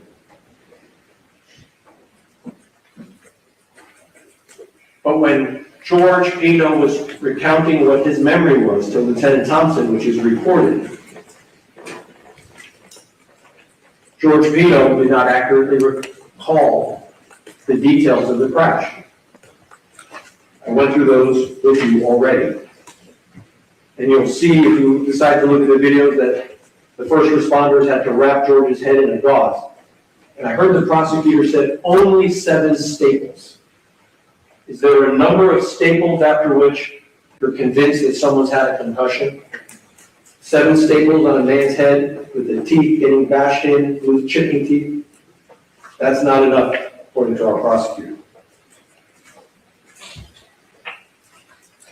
And so Lieutenant Thompson, together with the help of some other CSI, crime scene type people, did a recreation. But the boat used for the recreation was Thompson's boat, which doesn't have bow seating, which doesn't have the higher gun. And according to Lieutenant Albert, only tracked the last 9 seconds of Mr. Pino's voyage. That was what they were trying to replicate, of course, with the exception of hitting the marker. And that within the last second or so, there's that buoy, and then Lieutenant Thompson avoids hitting the marker. What it proves to you is that if someone is attentive, someone's paying attention, even at that speed, with that lighting, in those conditions, the marker can be avoided. If the operator is inattentive for some reason, is looking at his instrument, swiveling his head, in the time I've just said that, 8 seconds have gone by, they'll hit the marker. Now, we had a little back and forth. It's not going to be a huge point, but I thought it was important again to bring the facts to you. It was high tide when this accident happened. High tide. Thompson thought high tide was at 4:44 in the afternoon. He was wrong by 2 hours. Lieutenant Albert thought, according to his report, it was at 10:30 at night. So the two of them were completely at odds with each other in terms of what they thought high tide was. And I asked, and Lieutenant Albert complied. Let's get the right answer for this jury. Let's go look at the right answer. Let's not have the wrong answer, even if it only means a foot or a foot and a half of difference in terms of the tide. One witness says the tide shifted 3 feet. They presented evidence. Mr. Albert said it was about 1.75 feet above the normal mean of the water. All evidence is clear. It was high tide when this crash occurred.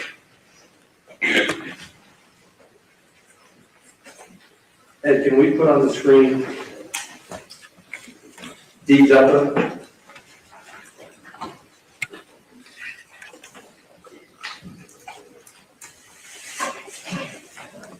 And you may recall I used the tape measure to establish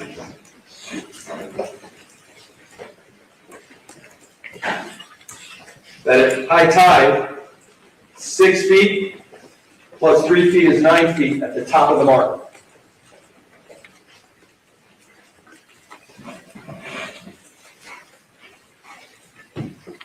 I believe this is what the state says is the size of the marker. And if on the piling, this is the marker, green of course. Okay?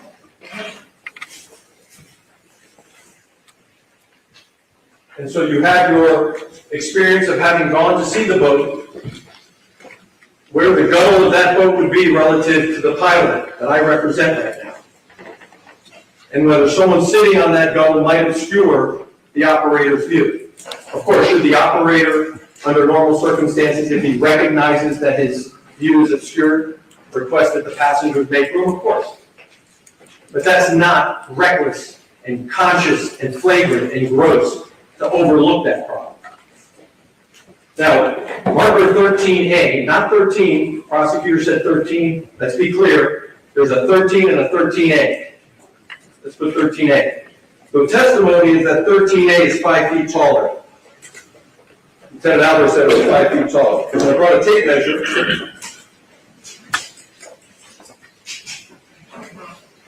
Three and a half inches. So 13A, the bottom of 13A, the bottom would be 5 feet above my head. Okay? The top would be 3 feet tall. Okay? So 13A, that would be 8. 5 plus 3, 8 feet.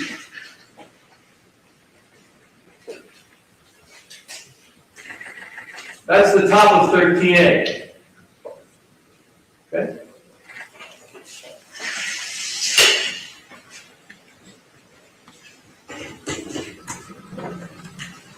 And you can see that quite clearly in Exhibit I,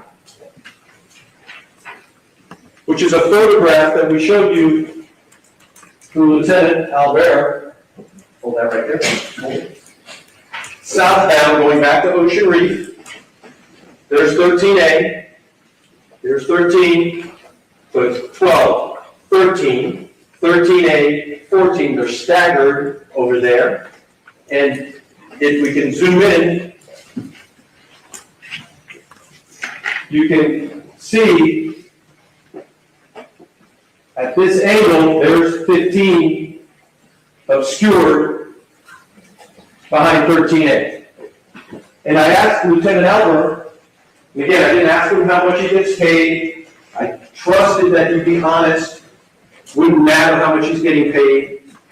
He's a law enforcement officer. I believe he would do the job, and he did. Please tell the jury if there was a point in time where those two markers, if the operator was looking through the channel where the GPS track showed, was there a point in time where marker 13A would obscure marker 15? And he said yes. And I think we have that in the Lieutenant Albert.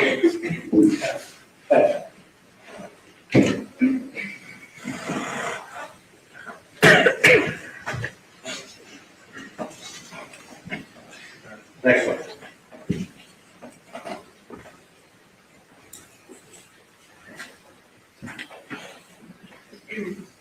No, you wouldn't go too far down. Up, up. There you go. Keep. Eye. Obscure right there. Is that it? I'll find it in a second.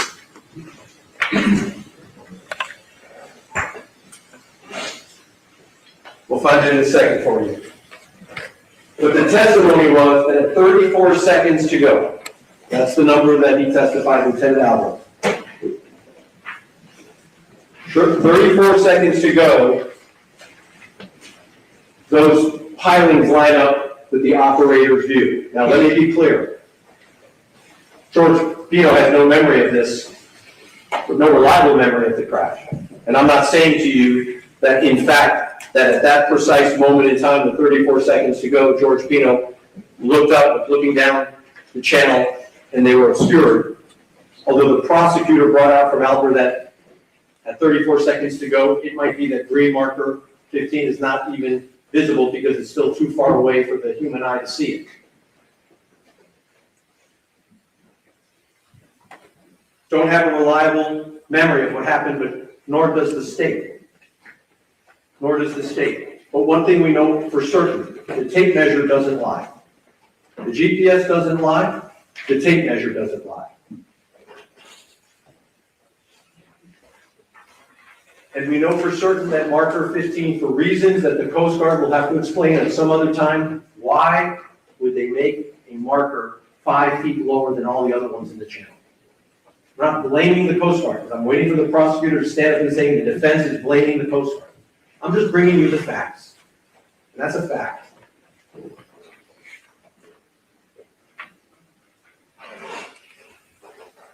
And so when we saw the recreation of Lieutenant Thompson mimicking what the Robalo might have done, it did not give you a visual of what the operator of the boat of the Robalo was seeing in the last 9 seconds. Because the camera that Lieutenant Thompson was using was in front of the windshield, not at the position where the operator stands.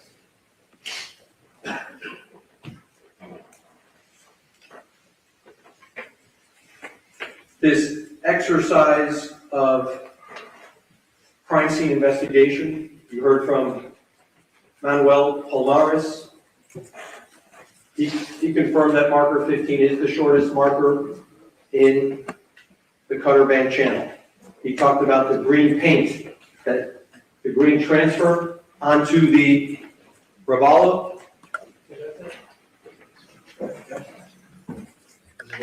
Yep, that's it.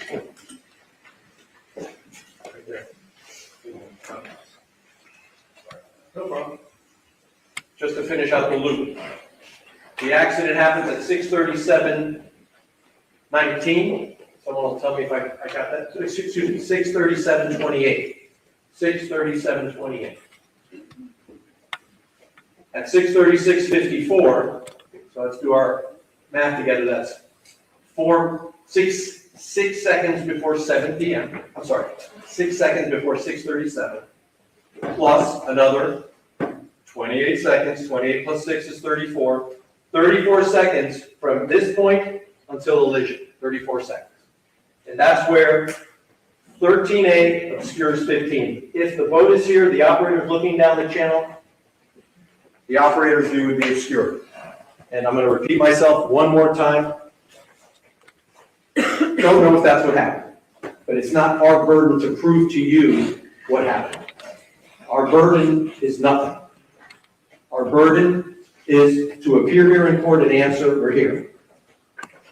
But we don't have to present any evidence. But we take the step to bring you all of the evidence for you to consider.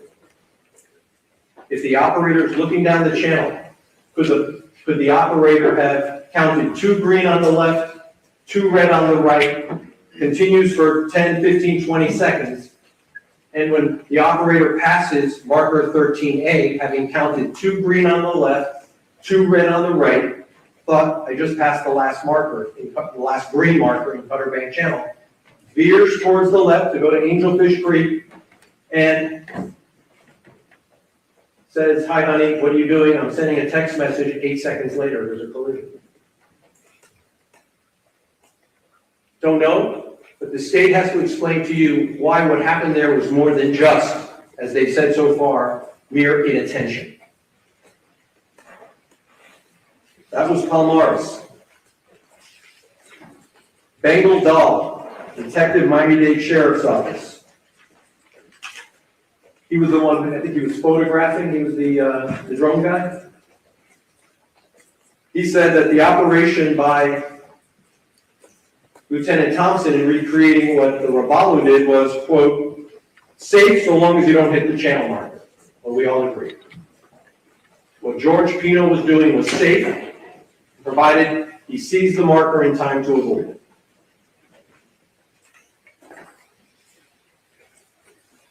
And let me make one other thing clear. Green marker 15 is visible. To use the word as we understand it, it's visible. It's 3 by 3. If you're looking straight at it, you're going to see it. If it's like the pothole down the street, it doesn't, you can see it, but it's just not registering, you could miss it, even though you could see it. When I say miss it, I mean you could not recognize or not register that it's there. And if you do that, it means you're human. It happens to us as humans. It doesn't turn us into criminals. And Bengal Dahl, he testified that the exercise of having Lieutenant Thompson copy the path that the Robalo took, showed a steady course. No beeping, no hot dogging, no thrill seeking. A slight turn at any of the last several seconds would have avoided the marker.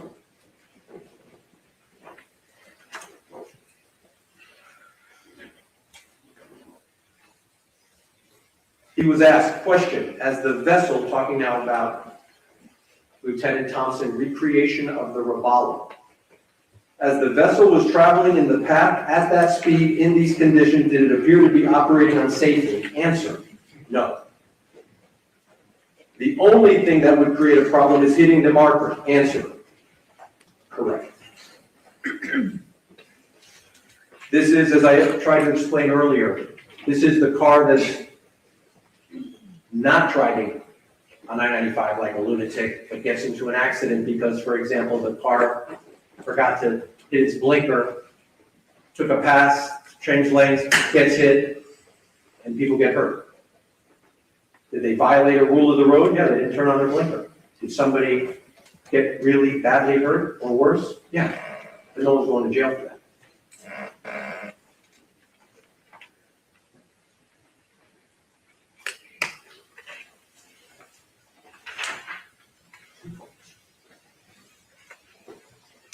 And Now we come to the 6'8" Lieutenant Albert. And I think he gave you the answer he thought was the cause of this accident. His opinion. He, the police, testified that the passengers seated in the bow area could have obscured the operator's view. Meaning that George Pino was driving along with a swivel, looking, and that the girl sitting in the front obscured his view or perhaps distracted him, and he didn't take note of what would otherwise be a visible marker, and he struck the marker. And you may recall I counted down with him, 9, 8, 7, 6, 5, 4. During any of those 5 seconds, if George Pino had taken note of the marker, he could have avoided by a quick turn of the wheel, not even that quick, just turn. But if he didn't notice it until 3, 2, 1, it would be too late. And if it's because the seating arrangement made his view of the marker less than ideal, it wasn't because George Pino was trying to be in reckless disregard for people's safety, gross, flagrant, or anything of the sort.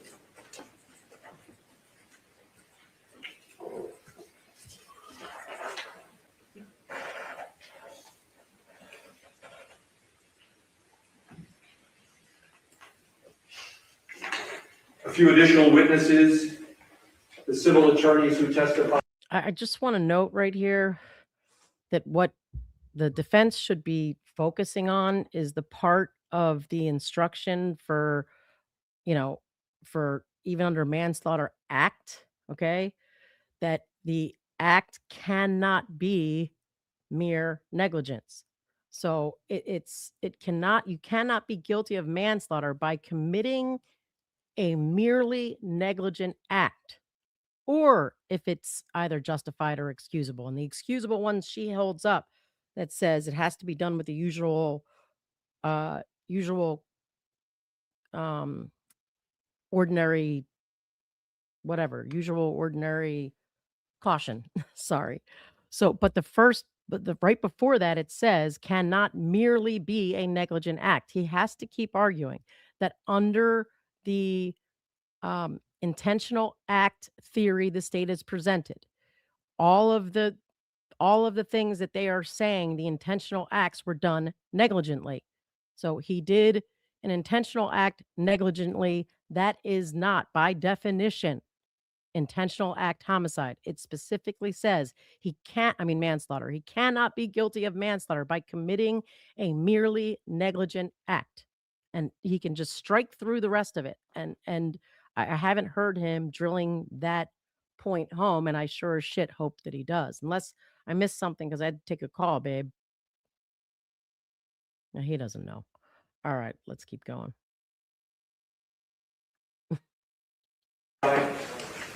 Prosecutor. I was paying attention. I just don't know if we showed a pause in it. Prosecutor, the civil attorneys who testified. What were you saying? What were you asking? I've been paying rapt attention. I'm just saying that he hasn't drilled home that in order for it to be intentional act manslaughter, the law specifically says it can't be a negligent act. And I think he needs to be drilling home that before you can just ignore excusable homicide and justifiable homicide. The instruction itself says a defendant cannot be guilty of manslaughter by committing a merely negligent act. So he should be drilling home that all the intentional acts that she keeps talking about were intentional acts done negligently. And it says it cannot be a negligent act. Which acts? Like you and I just are in disagreement that him, having it full throttle at 47 miles an hour was negligent. No, but my point is that's what she's saying was the act is. So I disagree that that's the act too. Like I know what she's saying. I understand that. I think she's misapplying the law. I think he's done, in terms of specifically attacking each statute. I don't know that he's done that, and he hasn't touched the homicide definition at all That's yet. that's what I'm talking about right now. That Oh, under yeah. the homicide definition, it says the defendant cannot be guilty of manslaughter by committing a merely negligent act. So he needs to be drilling home that Yeah. they're trying to have their cake and eat it too but still all of their so-called intentional acts are merely acts done negligent. Yeah. An intentional act done negligently, like operating it negligently, is not manslaughter by intentional act by mere definition. And Yeah. then that you can just don't even look at justifiable or excusable homicide. They play no part here. It's using that language differently because the words before it says it cannot be a negligent act. So what she's highlighting and underlying for you is completely different. She's misleading you. Like I think he needs to like really say, why is she showing you this when the rule says it cannot be merely negligent? I I mean, don't know. he's basically said that. He's a little bit I love what he's doing. He's done everything that I've asked that he's needs to do, I think, but that portion there, I agree. He's got to address that specifically. Right. You know, All right. he's a little bit all over the place. Like he bounces around a little bit. But he admitted, he's like, I'm not known for being the most organized lawyer. So, and we've all given closings, and he's got a lot of shit he wants to get out there. So, he'll hit an area and then it'll probably make something pop into his mind because he's not reading. Like, this isn't an Alan Jackson closing where he's got a full script that he's practiced over and over and over again. He's hitting all the high notes with all the witnesses in terms of what they testified to. It's a strong argument. I mean, he's making a very strong argument. Right. All right, let's go. Whoops. No. I'll do that 10. A few additional witnesses, the civil attorneys who testified, prosecutor emphasizes that the insurance company's appointed lawyer for the PINO'S, Mr. Manslaughter, following insurance company protocol, files a petition for limitation of liability to consolidate all the cases into federal court. A lawyer doing his job, with a client urging him, I want to make sure everybody gets compensated. And the insurance company's lawyer saying, this is how we do business with the insurance company. And George Pino deferring to his lawyer. And remember, it has nothing And to do with still- the accident. Everything gets resolved civilly. And still, He holds himself accountable. He resolves the issue of compensating people that are terribly injured and worse for their injuries and their pain and their suffering. And yes, George Pino maintained the same memory of the event a year later that he had the day of the event. That's the nature of a confabulated memory. It's the only memory George Pino has of the event. And he shares it with his lawyer. And his lawyer shares it with opposing counsel. And the case gets resolved regardless. Has nothing to do with the decision you have to make about whether George Pino was acting grossly and flagrantly and recklessly.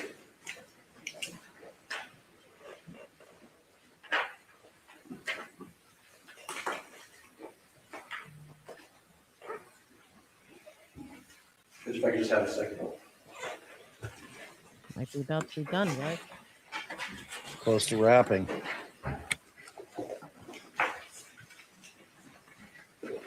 Man, Cat's really having a storm or something over there. Man, oh man. Catman Early dude. on, we talked about the two crimes that George Pino is accused of and which you'll render a verdict on. One of those crimes is manslaughter.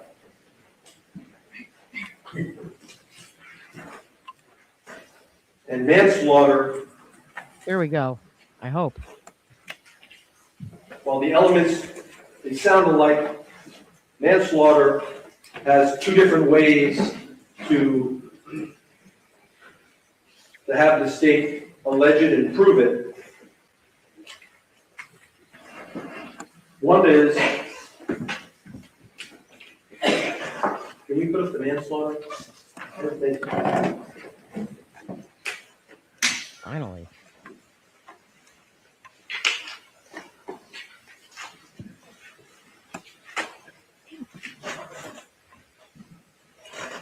Thank you. Manslaughter.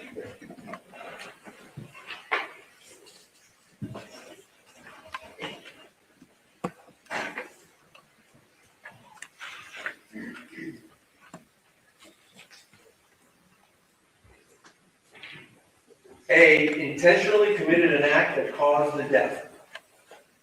I submit to you that intentionally committing an act, the state hasn't proved by any stretch that he intentionally went into that marker which caused the death. It's not George's intent.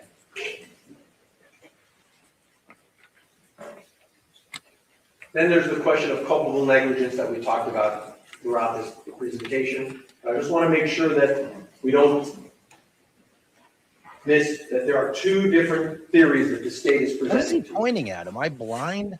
That George intentionally committed an act Yes, that was not merely negligent there it is. that caused the death.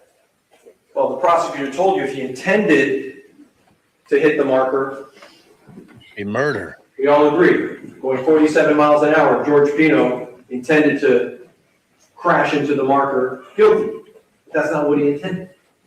We all know that.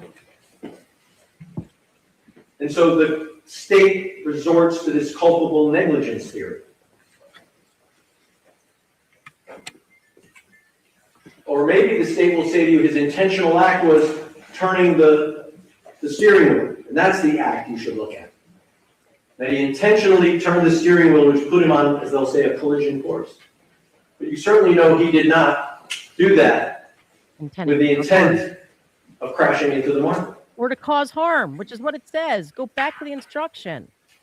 Or they'll say he was culpably negligent, that he should have known. But as we've addressed with you already, can't be the product of mere negligence. If that's what happened, if George Pino was negligent, he is not guilty of manslaughter. Because turning the wheel, unless you hit the marker, nothing bad happens to anyone. The speed is safe. It's steady driving. The conditions are excellent. We all know what caused the tragedy here is striking the marker. And speaking of the marker, can we show the jury Exhibit J? J and K. You may recall some discussion about the GPS and how George's SIMRAD device, the GPS device, when magnified, the red line purporting to be the path of George's boat, and when it's magnified, for whatever reason, I think Lieutenant Alba tried to explain that the markers are on a different map than the track. It actually shows that George's boat never actually alighted with the marker when you magnify. Now again, I am not telling you that George Pino was driving, staring at his GPS, and thought that he was going to avoid the marker. But what you know from the track is that as George was going in the channel, which is basically southwest, at some point in time, he starts turning to the left port because he's headed to Angelfish Creek. And we know that marker 15 is to his left, to his port side, until he actually strikes it, and he strikes it with his starboard side. So he actually shifts left. Too early. Now, he could leave the channel at any time. There's no rule that he has to stay in the channel. There are no other boats in the channel. He can, typically you stay to the right, but if there's no other boats, you can take the middle of the channel. If you want to go in the shallow water, you can just make a right turn or left turn and go to the shallow water. But I think what this tells you is that George Pino, it did not register that he had one more green marker to go. Because he's doing the veer to the left that he would have ordinarily done when he gets to marker 15. And it may just be, for the reasons we've discussed before, that the state thinks he was inattentive, he should have known he had one more marker to clear before he was out of the channel. Whatever it is, it was not an intentional act to hit the marker. He did not intend to come close to the marker. He intended to take these girls back to Ocean Reef.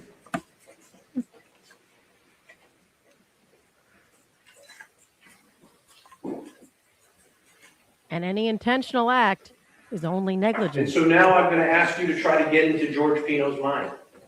Because ultimately, our criminal laws are here to punish people who act with a level of depravity, of gross and flagrant behavior, that there's some malice. And when I say malice, I don't mean like malice. Judge, Your Honor, that's not a proper statement of the law. I'll just call it I'm sorry, Counsel. How come- Instructional in the law, ladies and gentlemen. Wow. some level of, I think maybe the better word is depravity, a degree of recklessness that leads you as jurors to believe that George Pino was acting consciously, intentionally against the interests of the passengers on board. And you know that when you see it, the pickup truck that puts people in the back of the pickup in a place where no one is supposed to be seated. I suppose you could use the example of putting a bunch of kids on the hood of a car in front of the windshield, and a car was not made to have people travel on the hood or in the back of the pickup truck. And if you saw someone doing 47 miles an hour with a bunch of young kids in a pickup truck on the interstate, you'd say, whoa, that guy's out of his mind. You'd know it when you see it.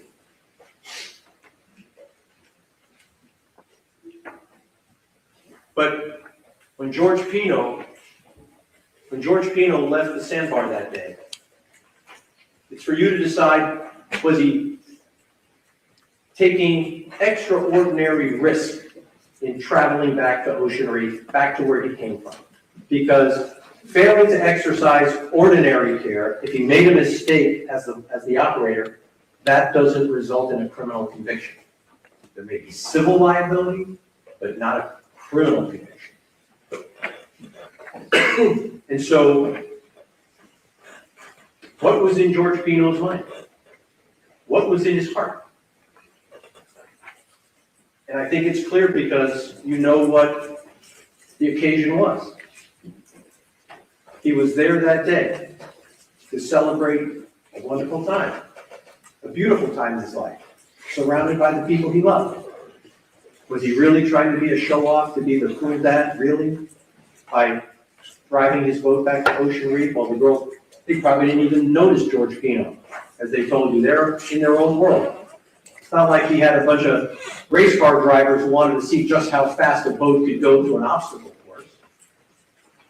This was a dad with his wife by his side, his daughter seated in the bow area. Perhaps daydreaming, perhaps appreciating a beautiful moment in his life, perhaps thinking about how lucky he is. Does he really think that in his heart and in his mind, he was saying, F it, I'll just floor it and I'll throw caution to the wind? Does anyone really believe that? George Pino?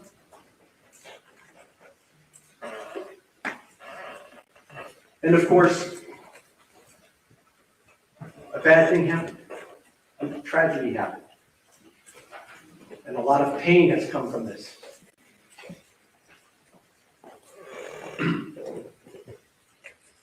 And I know that there are a lot of people watching, people that have been affected by this. Objection, it's not relevant. You heard the testimony of people who came to this court and told you the families that were affected by this. and they're watching. And they deserve sympathy. They deserve an open heart from all of us. Their lives have been changed forever. They don't deserve. And it's a hard thing to do, to be a juror in a case where those kinds of feelings have been part of this trial every single day.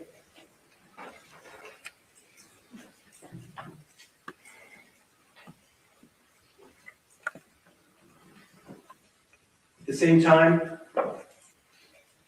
the reason why we have jury trials is because we count on people who have no connection to the injuries, no connection to the feelings, who can try to apply the law dispassionately, even if you have sympathy. It's okay, the two things can coexist.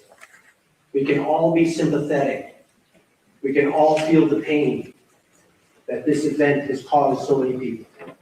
You can feel it.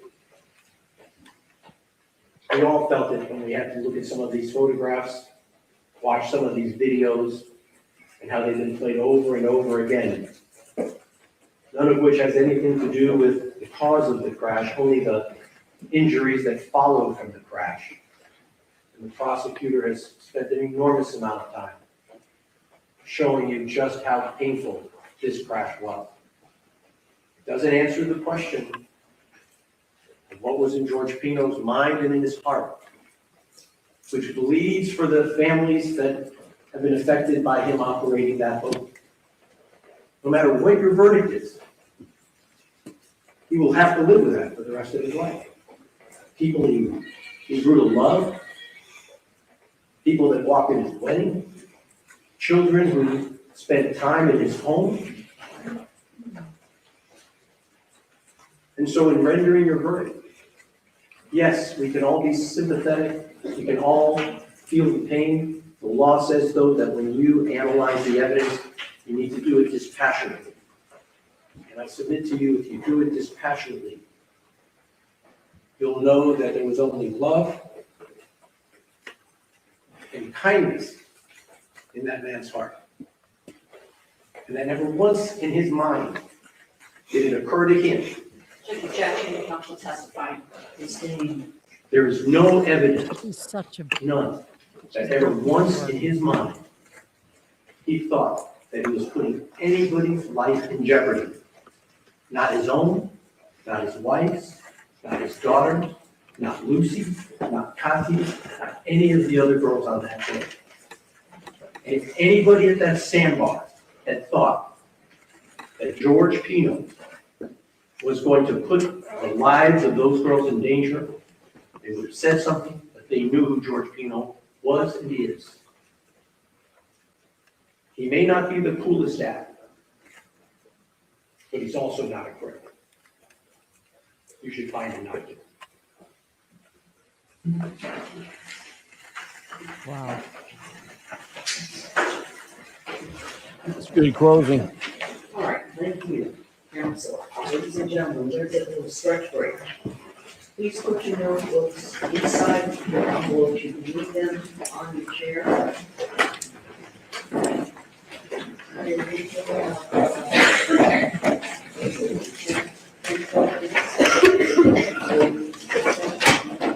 And please do not discuss the case. All right, thank you. All rise.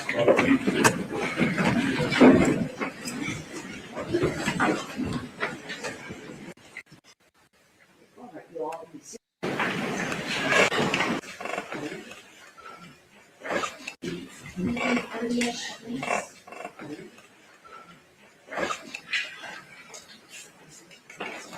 We'll take about 2 minutes now, start break, and we'll be back.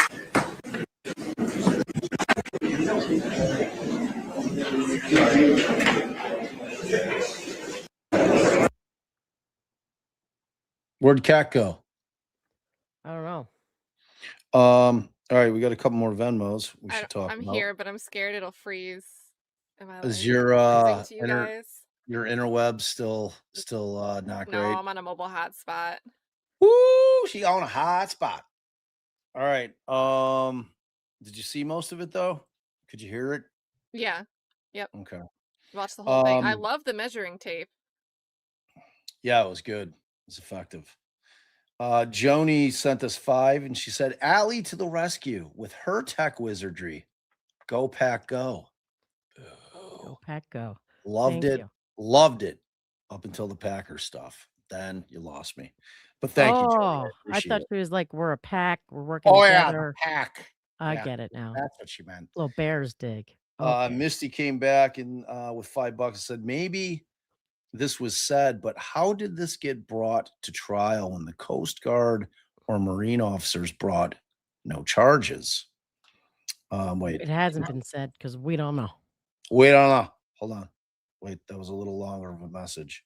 Oh, This is a ham sandwich.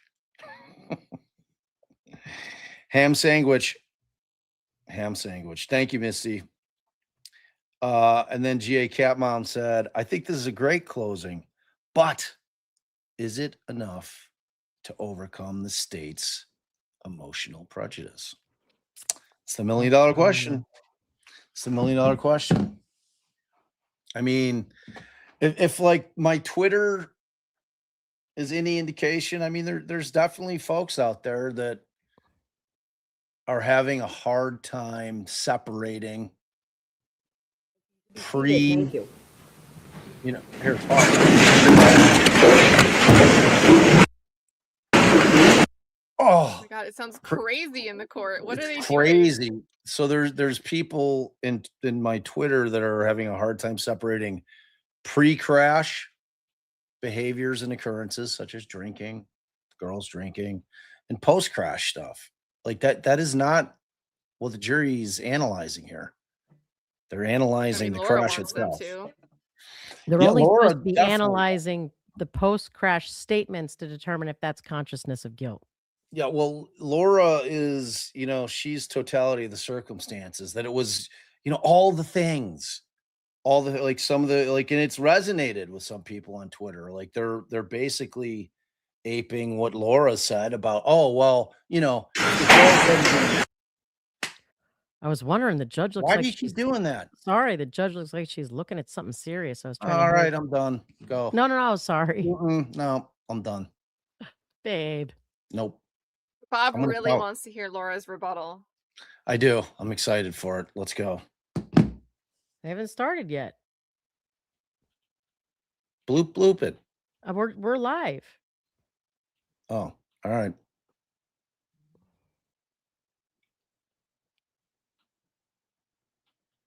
So continue your thought, babe. I can't even remember what it was. Was the the people on X People pre-crash conduct like post? Laura's argument.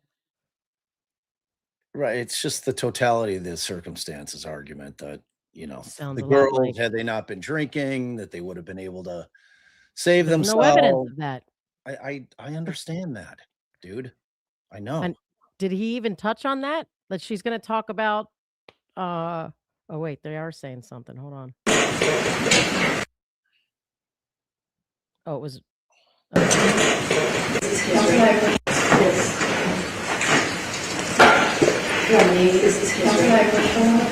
Sorry?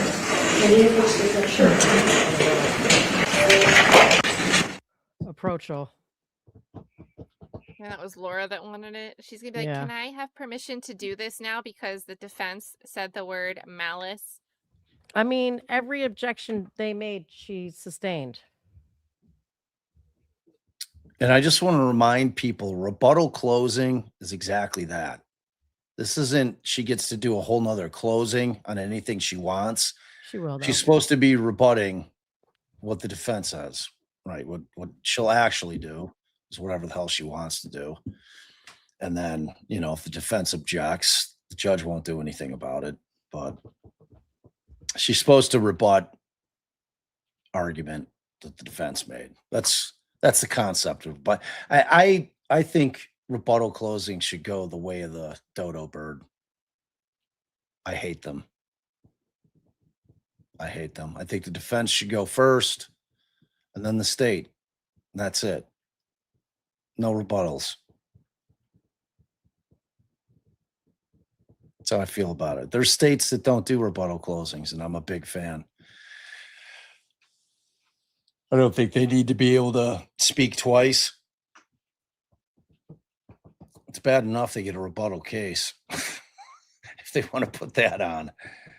As far as the closings, should be I one like the closing call per out on side. the rebuttal. They could have. He didn't spell it out, but where my mind went when Howard Schriebnick was saying they could have rebutted the expert's testimony. They could have called their own expert during rebuttal, but you didn't get that. My mind went to instead. We went back to the family members for the sadness effect. Oh yeah, emotion. That was the case. Yep, 100%. I still wish he would have been like held up the thing that she held up and told them that they can just X through it because the sentence before it says it can't be negligence. Like this one's meaningless. I just wish he would have done that specifically. I wonder if he had time to really I'm sure he looked at the sign on a break. Yeah. But she I was mean- kind of like waving it around and it was right in front of the jury. So while it was happening, I don't think anybody except the jury could see. I mean, he said it once at the end, but I just don't know that it hit home. Not I in a think way. he did a pretty good job of Okay. delineating what negligence is, and if it's just negligence, straight negligence, it's not enough. It's not what it is. But I he thought he really ignored- hammered home the flagrant.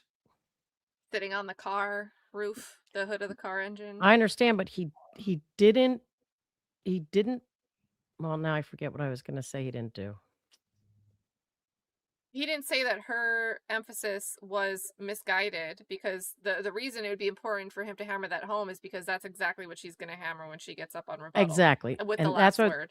Right, and I was going to say everything that because he ignored that she is not saying the intentional act was going. He keeps saying it the way he wants to say it, but she's going to get up there and say the intentional act was speeding, the intentional act was drinking, the intentional act was letting the girls drink, and he needed to say how some of these you have to listen to the intentional act she says and ask yourself, was that intentional act have any cause or bearing on the accident? Because we know that that Lucy was pinned, and there's no evidence that her alcohol consumption had any bearing. They were sitting on the life preservers. There's no she was pinned. That doesn't matter. The thing. Speed doesn't matter. Well, speed Sarah, does well, matter. it doesn't matter. The only thing that matters. But the argument is he wouldn't have hit the marker if he wasn't speeding. But That's again, incorrect. He wouldn't have hit the marker if you would have seen it. The speeding and the speed of the boat had nothing to do with it. Like he says, if the marker's not there, there's no issue with the speed at but if all. he's driving slower, he has more time to see it. Driving slower. Yes. He has more time to react and see it. My point is, he needs to tell her, and the other intentional acts are just negligence. What intentional act is more than negligence that had some impact on the actual accident? None. I don't think that the speed was negligent at all. The hitting the pole was the negligence. That was it. And it wasn't gross and it wasn't flagrant. Like for whatever happened that he didn't see the thing. You're not realizing the gross and flagrant come into play for culpable negligence, but not not intentional act manslaughter. It's just not negligent. He committed an act, it caused the death, and the act was not mere negligence. So that's why I'm saying he needs to tell them that when they're back there, they need to go through every act. Is that act just negligence? Move on to the next. Did that act have anything to do with the accident? Move on to the next. I don't know. Yeah, I just don't agree with you. We would get very I'm going to try to confine my remarks simply to responding to some of the things that the defense team has put forward. First and foremost, I want to say this. It is not the mission of prosecutors like Mr. Borst and myself to label anyone as a criminal. My job, as I told you at the beginning of this trial and jury selection, is to present evidence. And I am organized, and so is Mr. Borst. And that's why we were able to introduce into evidence more than 100 items for your consideration. Videos, photographs, body-worn camera recordings, written documents, court pleadings, copies of receipts from the point at Ocean Reef Club. We're organized because we have a mission, which is to present the evidence for you, the jury, to consider. It is not our job to ask you to make your consideration out of sympathy. And I will tell you in no uncertain terms, if Mr. Borst and I did not prove the charges of vessel homicide and/or manslaughter, and you decide. Wait, she says we're not trying to ask you to do anything for sympathy. Well, and then she picks up the picture, and then she's holding up the picture of poor Lucy. innocent Lucy. And this is her evidence, her 100 pieces of evidence. 90% of them is this. Right. To find him guilty because you feel bad for this girl, you will tarnish her memory. Because your verdict would be a miscarriage of justice were you to convict this defendant if the evidence does not support the conviction. But likewise, I'm not coming to you asking you, oh, poor Lucy, he's a monster. No, I'm not doing that because that's not my job. That's not professional. But at the end of defense counsel's summation to you all, he was basically asking you to have sympathy for this defendant. Look, we're all human, but your verdict cannot be based on sympathy for anyone in this case. It has to be based on the facts. Counsel saying, oh, maybe he was thinking about how lucky he is or how much he loved his wife or whatever. You know what that's called? That's called speculation. The judge is going to give you an instruction about what reasonable doubt is. It's not an imaginary, forced, or speculative doubt. What was in the defendant's heart and mind when he smashed into that channel marker is irrelevant. Objection. What's relevant for your consideration is what is the evidence. So let's talk about that evidence.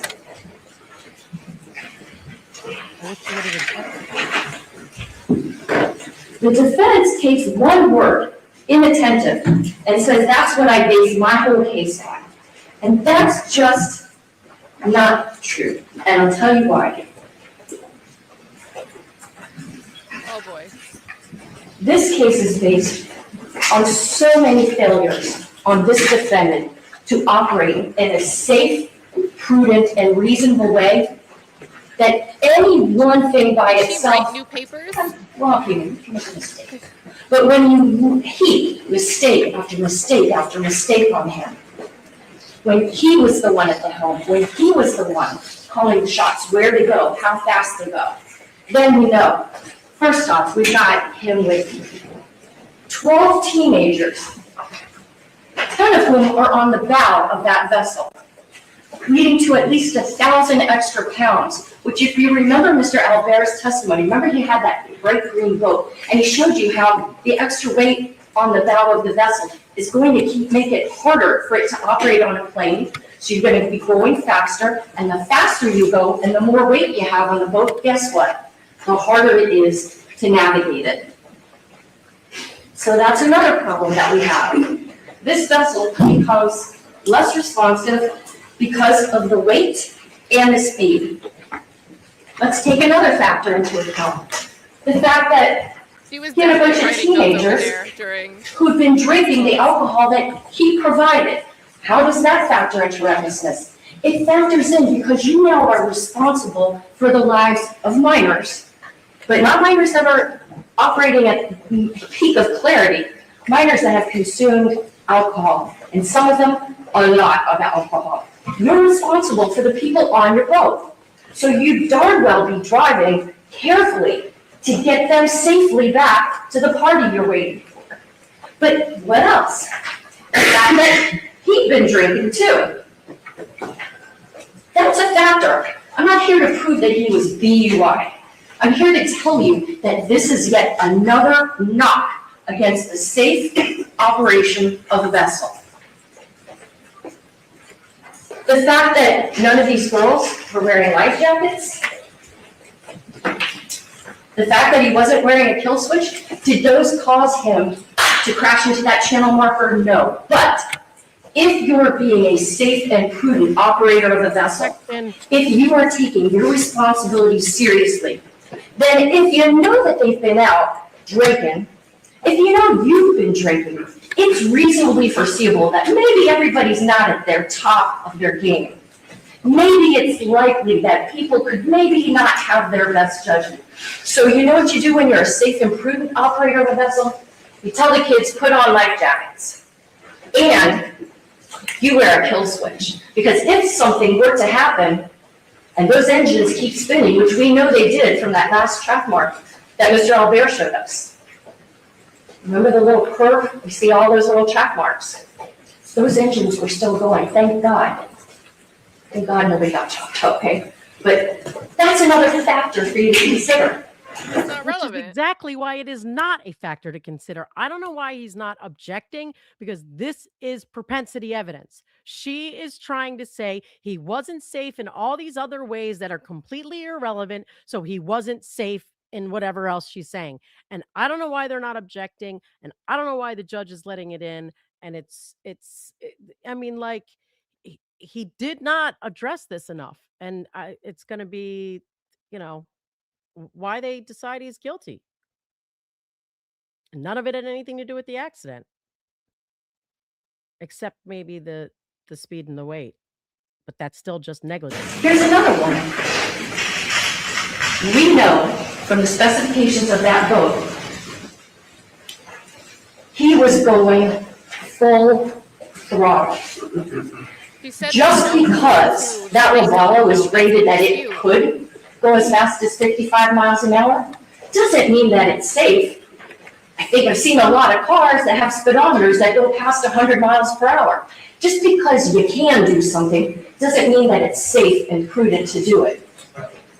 Imagine operating a car. A driver puts the pedal to the metal and makes that car go as fast as it can. That's what this defendant did with a boat full of kids. What else makes this reckless? What else makes this criminally negligent? He knows exactly what channel marker 15 is. First off, he'd gone past it earlier that very day to get up to the sandbar. But beyond that, you saw the track marks that were left from his boat time and time again of him going from Ocean Reef to that sandbar. He knows that that channel marker is there. But he pays no attention. What else takes us into the recklessness? There's no reason for him to have crashed into that channel marker.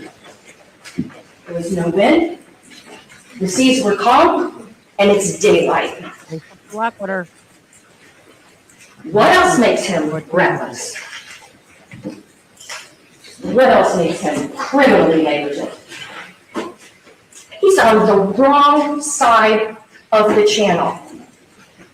Did that in and of itself cause the crash? No, but when you think about the rules of the road say you operate on the right-hand side of the channel. If he's operating on the wrong side of the channel, especially during a Labor Day weekend when you have more vessel traffic, if there is another boat, had there actually been a family boat, right? Where's that boat gonna go? There you go. Objection, Your Honor. Improper argument, because it's not the facts at issue in this case. Objection. Facts not at issue in this case. It can't go outside the channel if it's big, because it's going to run aground on the shallow waters of Biscayne Bay. That's a hazard. So all of these things, That's not evidence. not just the 9 seconds, But I want to really emphasize, the defense talks to you about the fact that, oh, maybe it was just a couple of seconds. No, it's not just a couple of seconds. I can't stress this enough.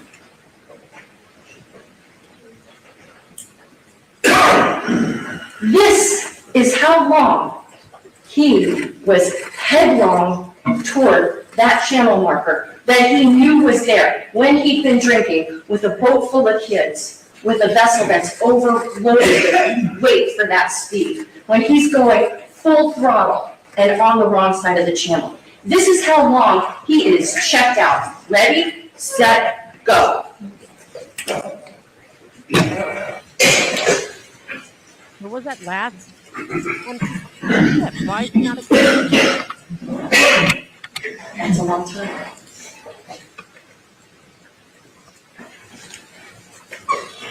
Nine seconds.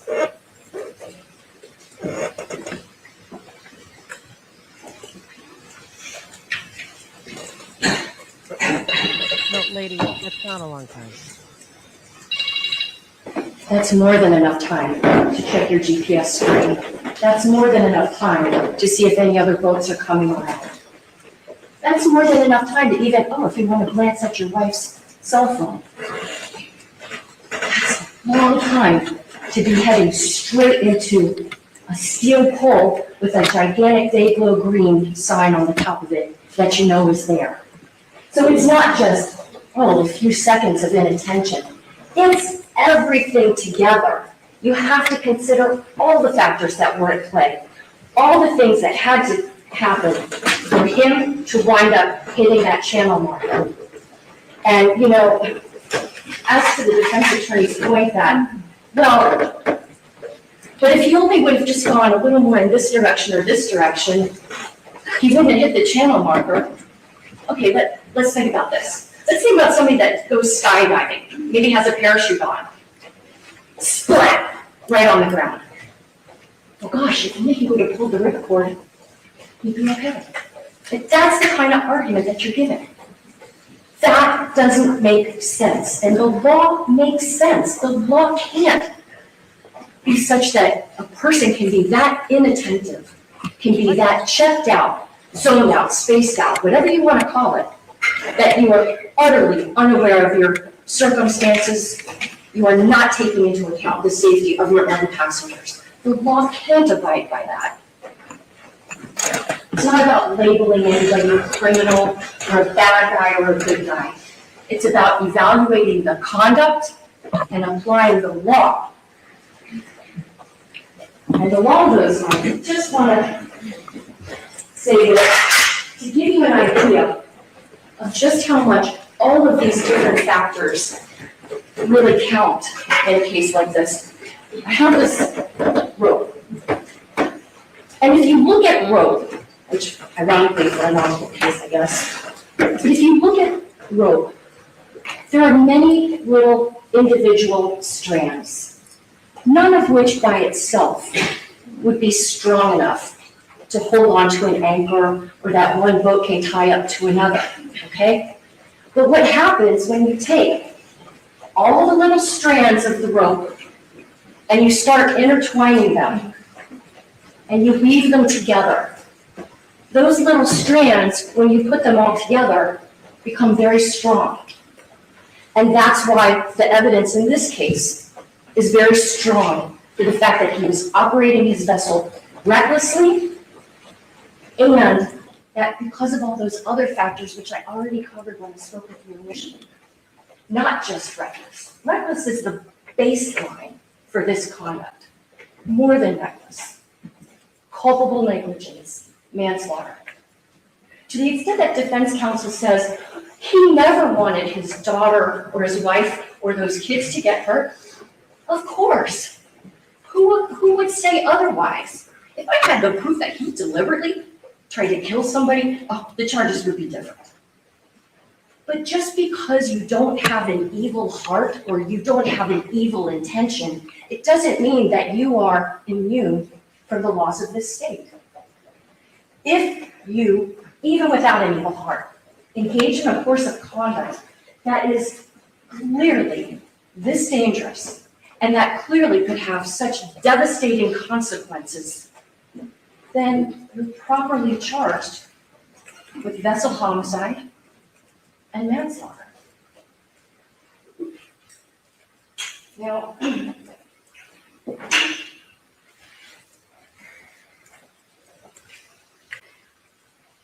I had a feeling that we were going to hear from the defense things like, there's no requirement to wear life jackets. There's no speed limit. There's no requirement for a kill switch. There's no proof beyond a reasonable doubt that the defendant was impaired by alcohol. There's no proof that expired flares don't work. Of course, He's going to do the none of those reasons things argument. individually caused this crash. But again, with the rope scenario, these are just more factors to take into account.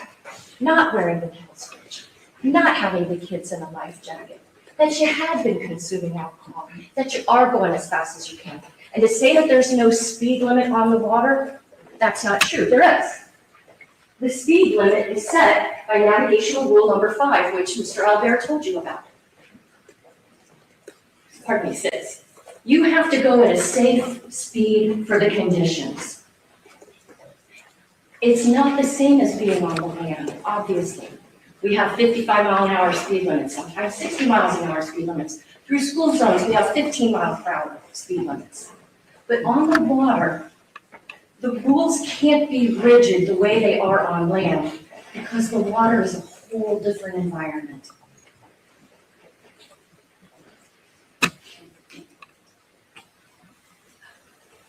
This was a flagrant foul, if we're talking NBA.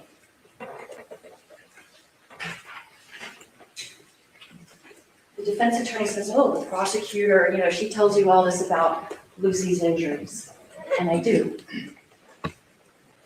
But not really so much to tug at your heartstrings, because I'm telling you, Oh, yeah. it would not be a lawful verdict for you to find the defendant guilty just because you feel sad about Lucy or the injuries she had, or you feel sad for her family. That's not what we're here for you to do. But you understanding those injuries was a necessary component of this case. Because you know what? You don't go so fast. Your boat doesn't smash into the channel marker so hard. Your boat doesn't wind up being basically severed from stem to stern. Your boat doesn't start taking on water to the point where it flips upside down and traps a young woman who had her head bashed. You heard from Dr. Garrigan, our Irish medical examiner. He talked to you about the fact that the injuries that she had are consistent with her hitting her head and then her head jerking back, which is why she had that deep bruising in the back part of her neck. And that could cause her to become unconscious. And her now being trapped under that boat, like I said earlier, basically became her gravesite. Her being trapped is what caused her to die. So that's why you needed to understand those injuries, because you know what? You slow down, your boat doesn't hit so hard. Your passengers don't get conked in the head to the point where they are rendered unconscious. You don't wind up unconscious. If you just slow down, operate your vessel safely. He didn't want to do that day. He clearly knew how to. People trusted him. People trusted that he would take their children out to that sandbar and be safe. So he knew how to operate safely. He simply chose not to.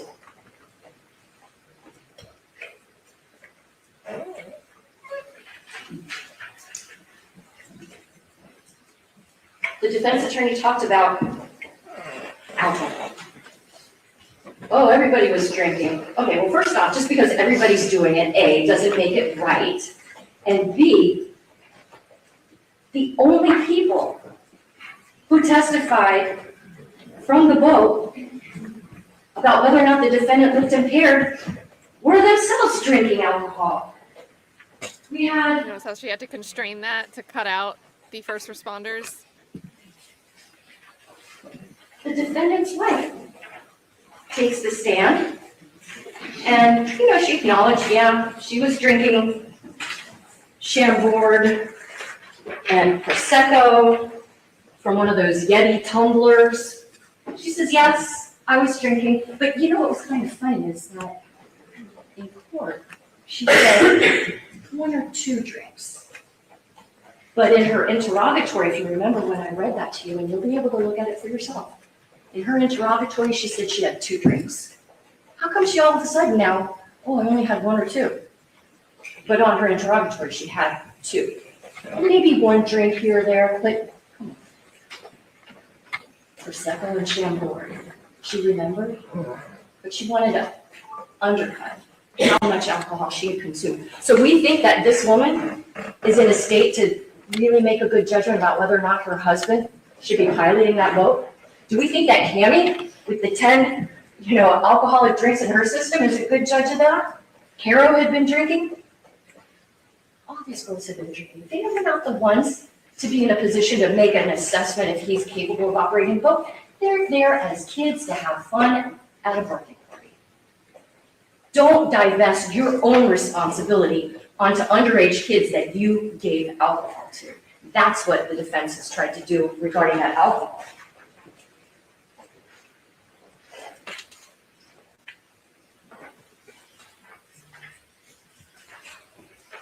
It's not a DUI case, but the alcohol can't be ignored. Here's the hatch. You all saw this boat. Here's what it looked like when the police opened it up. And then the police lined up a lot of those alcohol containers that they found from inside. Am I saying that this defendant drank all of them? No. Can I say that the girls drank all of this alcohol? No. But this photograph, States 109 in evidence, tells a story about how prevalent alcohol use was on that afternoon. And because it was so prevalent, he had a duty to be careful. Not just be beyond negligence, but he was so far beyond the pale. It does cross into recklessness, and it does cross into criminal negligence.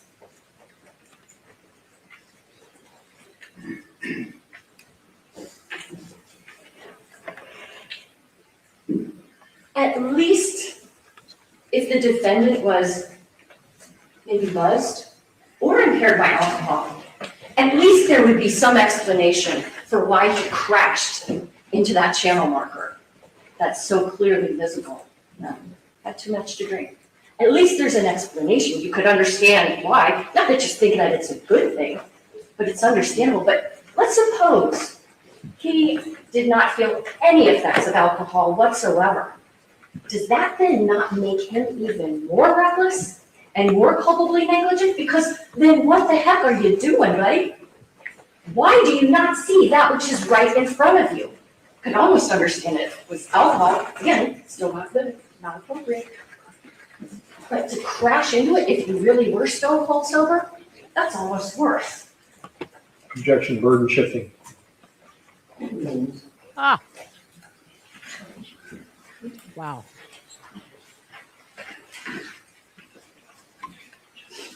Did that shake her off her rhythm?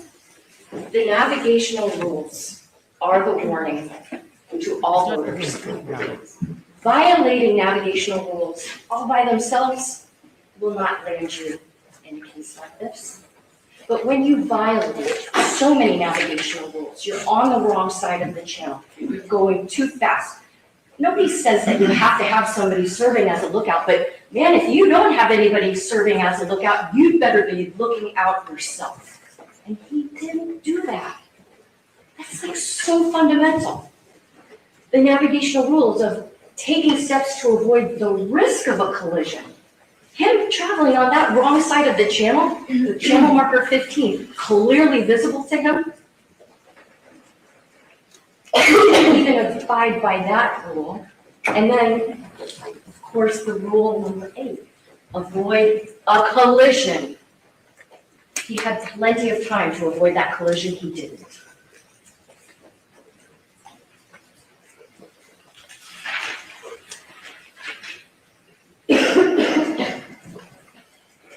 The defense attorney said to you that it's not fair to his client to say, oh, you shouldn't have had all those girls seated in those seats on the bow of the boat. You know what wasn't fair? It wasn't fair to Lucy and those other girls to operate that boat that fast with that many girls there. Sure, they could sit there, but if you've got that many kids sitting up at the front of your boat, slow down. Don't tell me that it's not fair to him. It wasn't fair to any of those girls, all of whose lives he endangered.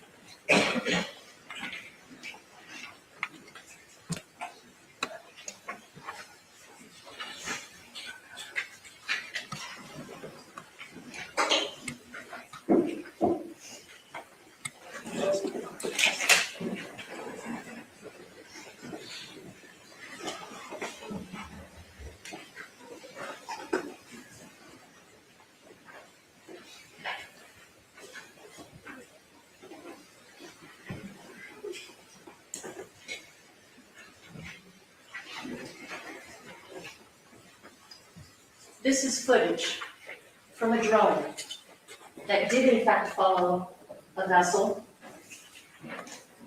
A vessel. It was following the same path that this defendant operated.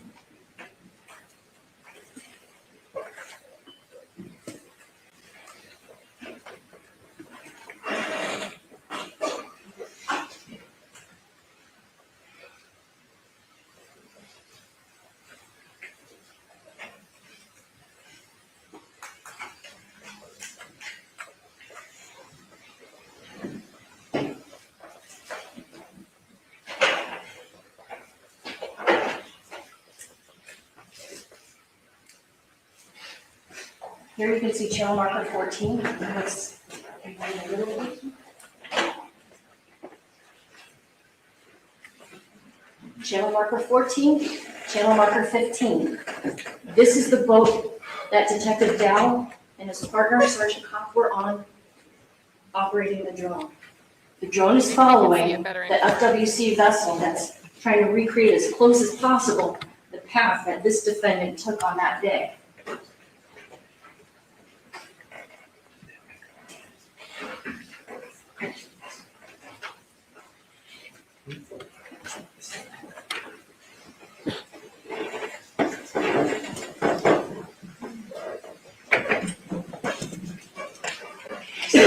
Closer and closer to number 15.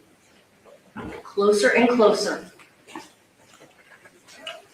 And it's only because Lieutenant Thompson is a damn good pilot of a vessel that he did not collide with that channel marker.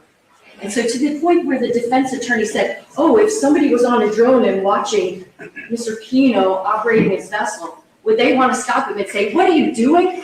Yes. Of course they would, because they'd say, what are you doing? Why are you heading right to that channel marker? The drone tells you.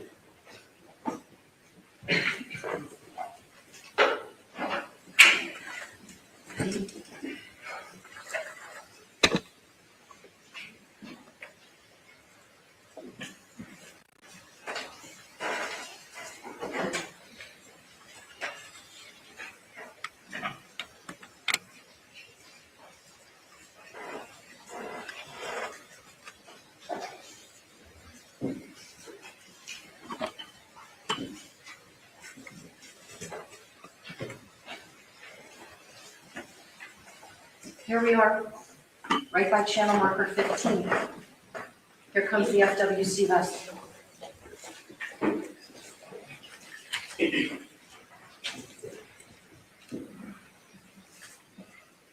Look at that course.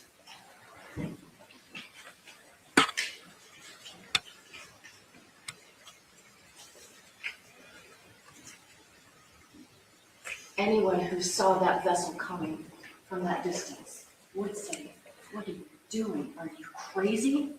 Why are you risking your life and the lives of these kids? How can you do that?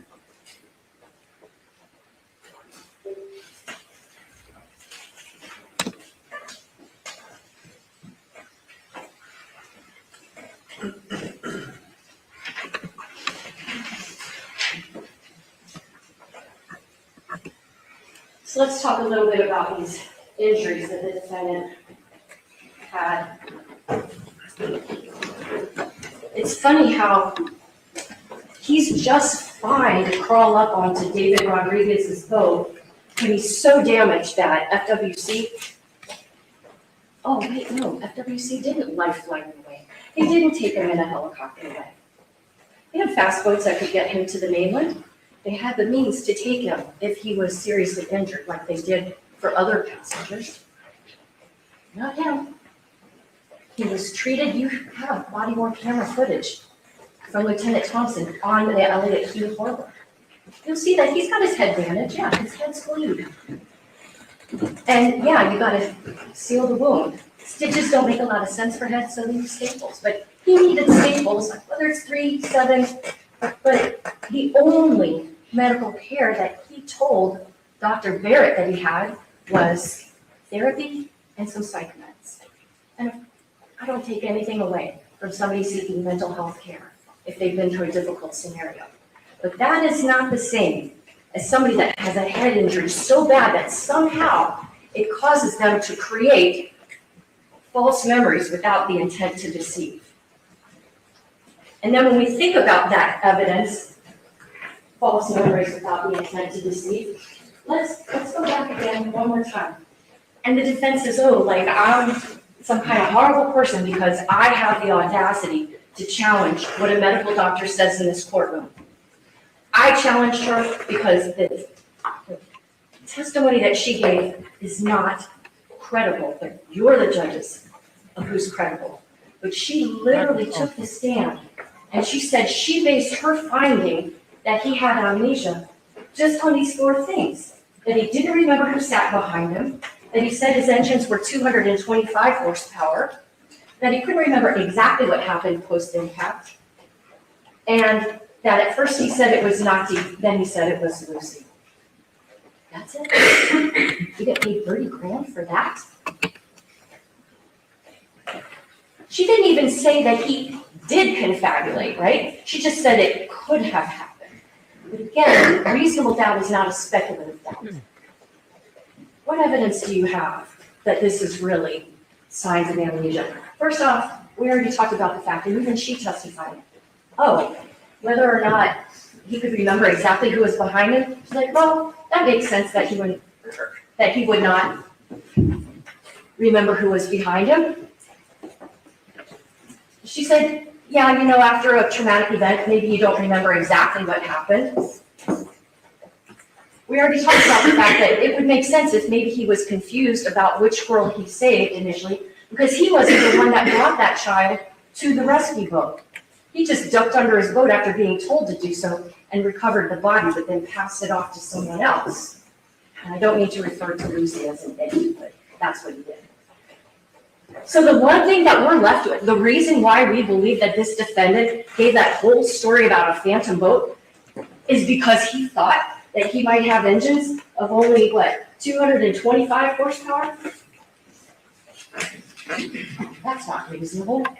I'm not here to bully anybody, but I'm also not here to allow you to not think about whether or not the expert witness that's called is giving you testimony that you should feel comfortable relying on.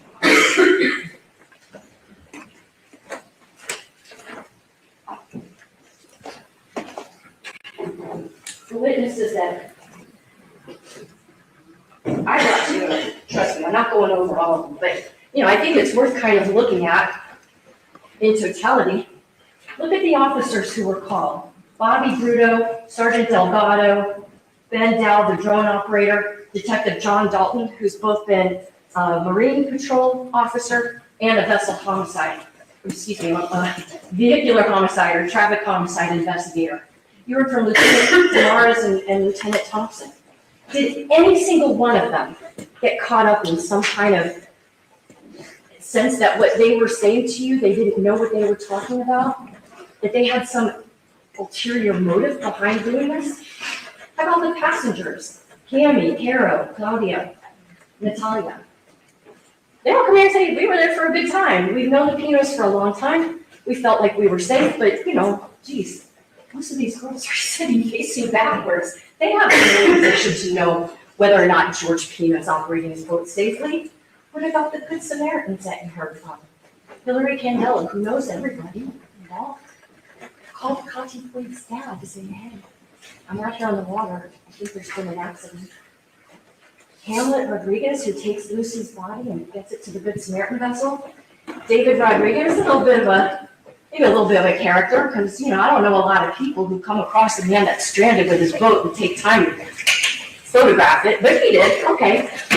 I thought it was interesting that the defense showed you that 6-second video that he had of the defendant, and I was like, oh, you got a picture of him too? Well, come on down here. Let's show that picture to the jurors, and I think that when we zoomed in, you could see the defendant not saving anybody, just hanging onto his boat.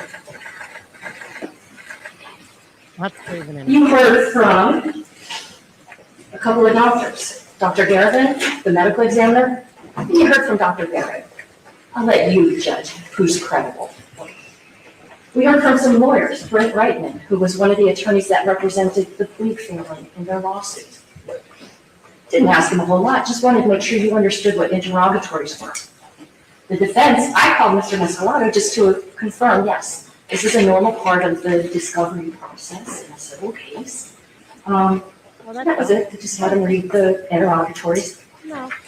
But, when the defense called him back, he starts talking about how Mr. Pino wanted to make everybody whole and all this other stuff. Who cares, right? But it did become relevant that he did try to limit his liability once he makes a statement like that. It did become relevant that he tried to get counts of the lawsuit dismissed. Objection. You made it relevant, not me. All I wanted was the interrogatories to come in. But at least he did admit that in answering an interrogatory, it's perfectly fine to say, I don't know. I didn't see the crash. Did Cecilia Pino do that? No. Talk about Mr. Albert. Knows his stuff down cold. Not impeached with a single thing. His expertise in GPS data extraction, interpretation, unchallenged. That GPS data that you got is irrefuted. You talk about Andy Fernandez.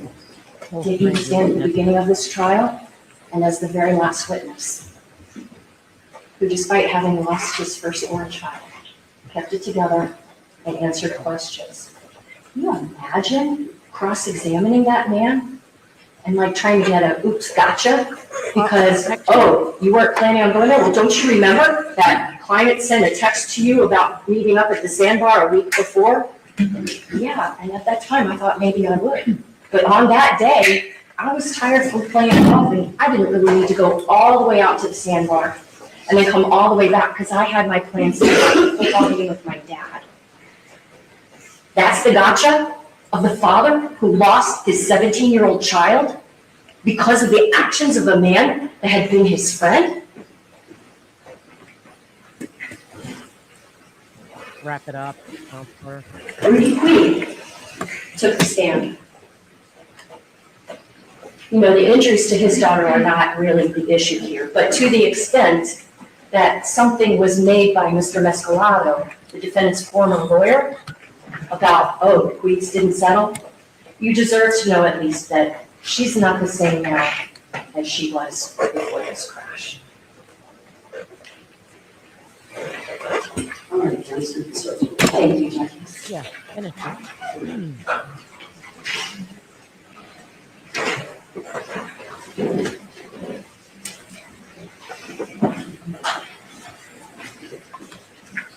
I was gonna wrap up, but let's see if you actually hold it to it.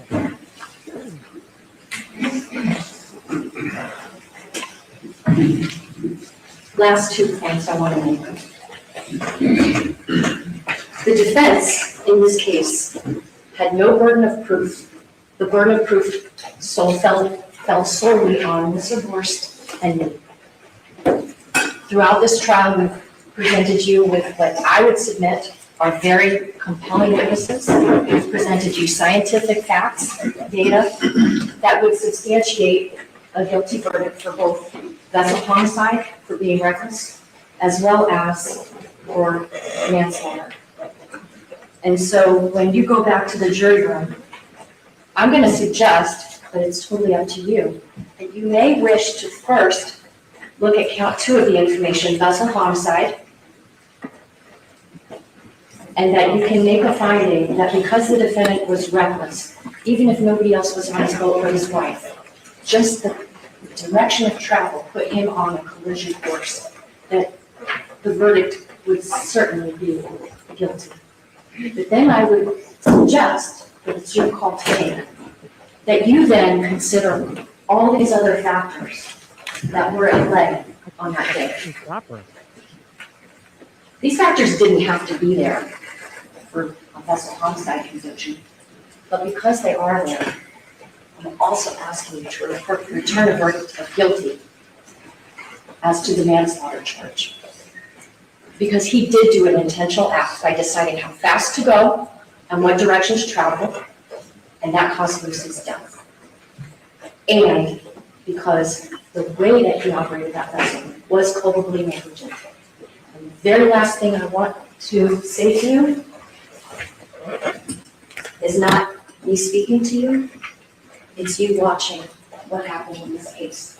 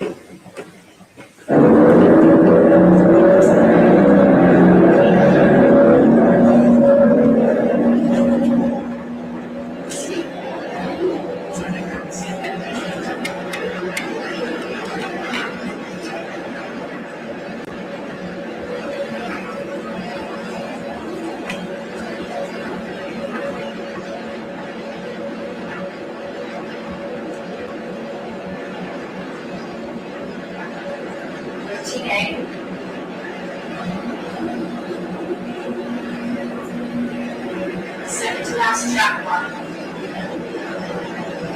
Channel number 15.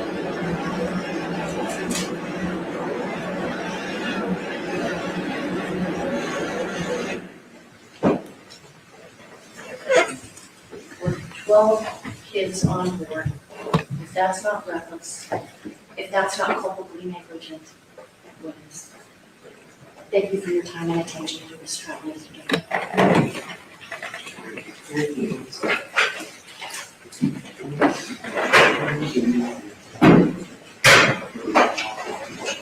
I still can't remember if the judge said she was going to instruct them that you start with the highest offense before you go to the lowest. And I think the answer was the state saying, well, because I charged both, they get to do both separately, even though in any other world they're instructed.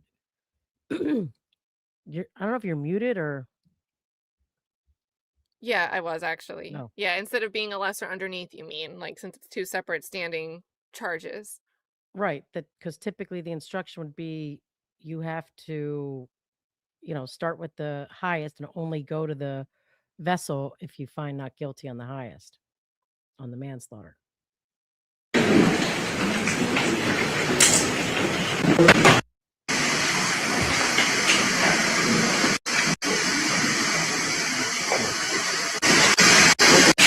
Is anyone please stay quiet?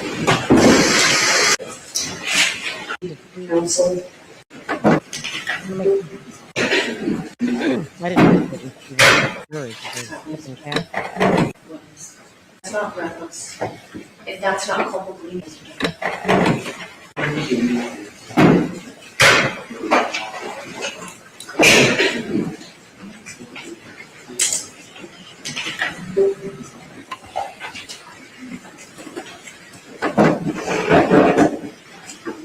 may see counsel and court clerk. Okay. Please, everyone, please stay quiet. She still doesn't know what she wants to instruct on. Why else would they be having a sidebar? Unless she's gonna ask them, like, do you not want them to start deliberating today? I mean, that would be the whole reason she did it this way. So was that they could deliberate. I remember, did you hear her say, like, they could probably stay until 8:30 until they got kicked out of the courthouse if they wanted to stay and deliberate? I missed it if it was said. I don't remember. No, Bob's back there.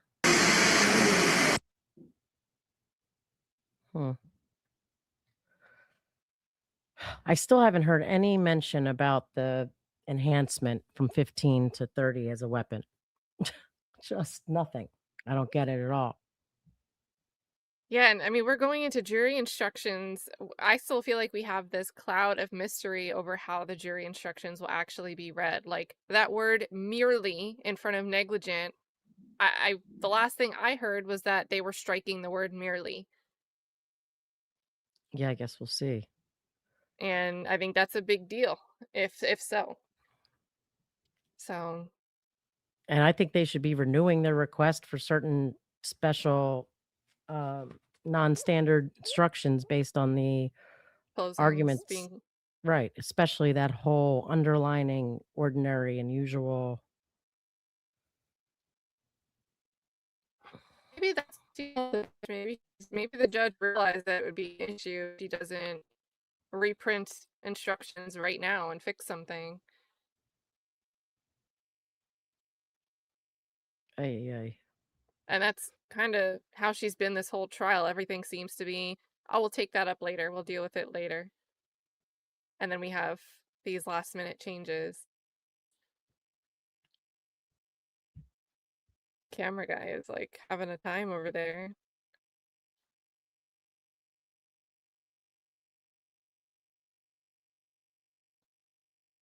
Just closed whatever it was. Everybody's walking away.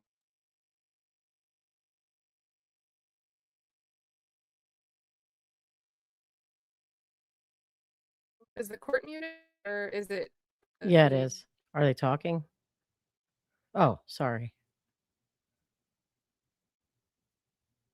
All right, ladies and gentlemen, I'm going to be instructing the jury at this time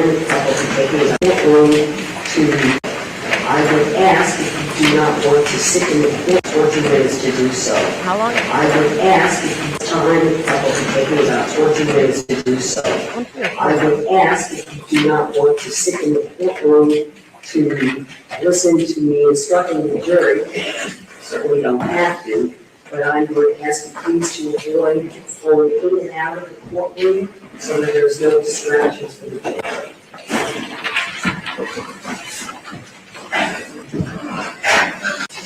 Members of the jury, you have now heard all the evidence in this case, as well as the final arguments of the lawyers for each side.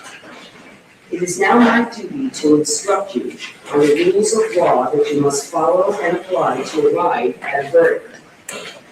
You as jurors are the judges of the facts, but determining what actually happened in this case. That is, in reaching your decision as to the facts. It is your sworn duty to follow the law I am now going to define for you. You must follow all of my instructions as a whole. You have no right or authority to disregard or give special attention to any one instruction, or to question the wisdom or correctness of any rule of law I state to you. Accordingly, you must not substitute your own notion or opinion as to what the law is or should be.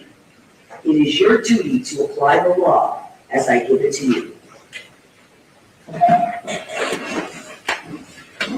Ladies and gentlemen, you will have a written copy of the instructions to take and to use in the jury room with you during your deliberations.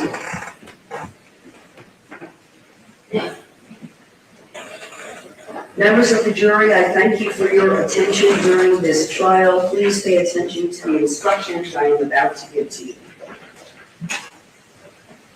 George I. Pino, the defendant in this case, has been accused of the crimes of manslaughter and vessel homicide. Manslaughter and vessel homicide are unlawful. However, a killing that was excusable homicide or that was committed by the justifiable use of deadly force is lawful. If you find Luciana Cristina Fernandez was killed by George I. Pino, you will then consider the circumstances surrounding the killing in deciding if the killing was manslaughter or vessel homicide, or whether the killing was excusable homicide or resulted from the justifiable use of deadly force. The use of deadly force, homicide or vessel homicide, or whether the killing was excusable manslaughter, circumstances surrounding the killing in deciding if the killing was manslaughter or vessel homicide, or whether the killing was excusable homicide or resulted from the justifiable use of deadly force. The use of deadly force to kill a human being is justifiable homicide and therefore lawful if necessarily done while resisting an attempt to murder or commit a felony upon George I. Pino, or to commit a felony in or upon any dwelling house in which George I. Pino was at the time of the killing.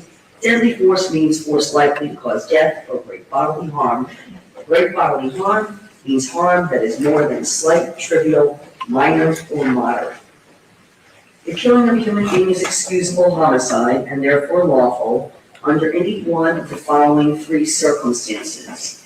One, when the killing is committed by accident and misfortune in doing any lawful act by lawful means with usual ordinary caution and without any unlawful intent, or two, when the killing occurs by accident and misfortune in the heat of passion upon any sudden and sufficient provocation, or three, when the killing is committed by accident and misfortune resulting from a sudden combat if a dangerous weapon is not used and the killing is not done in a cruel or unusual manner.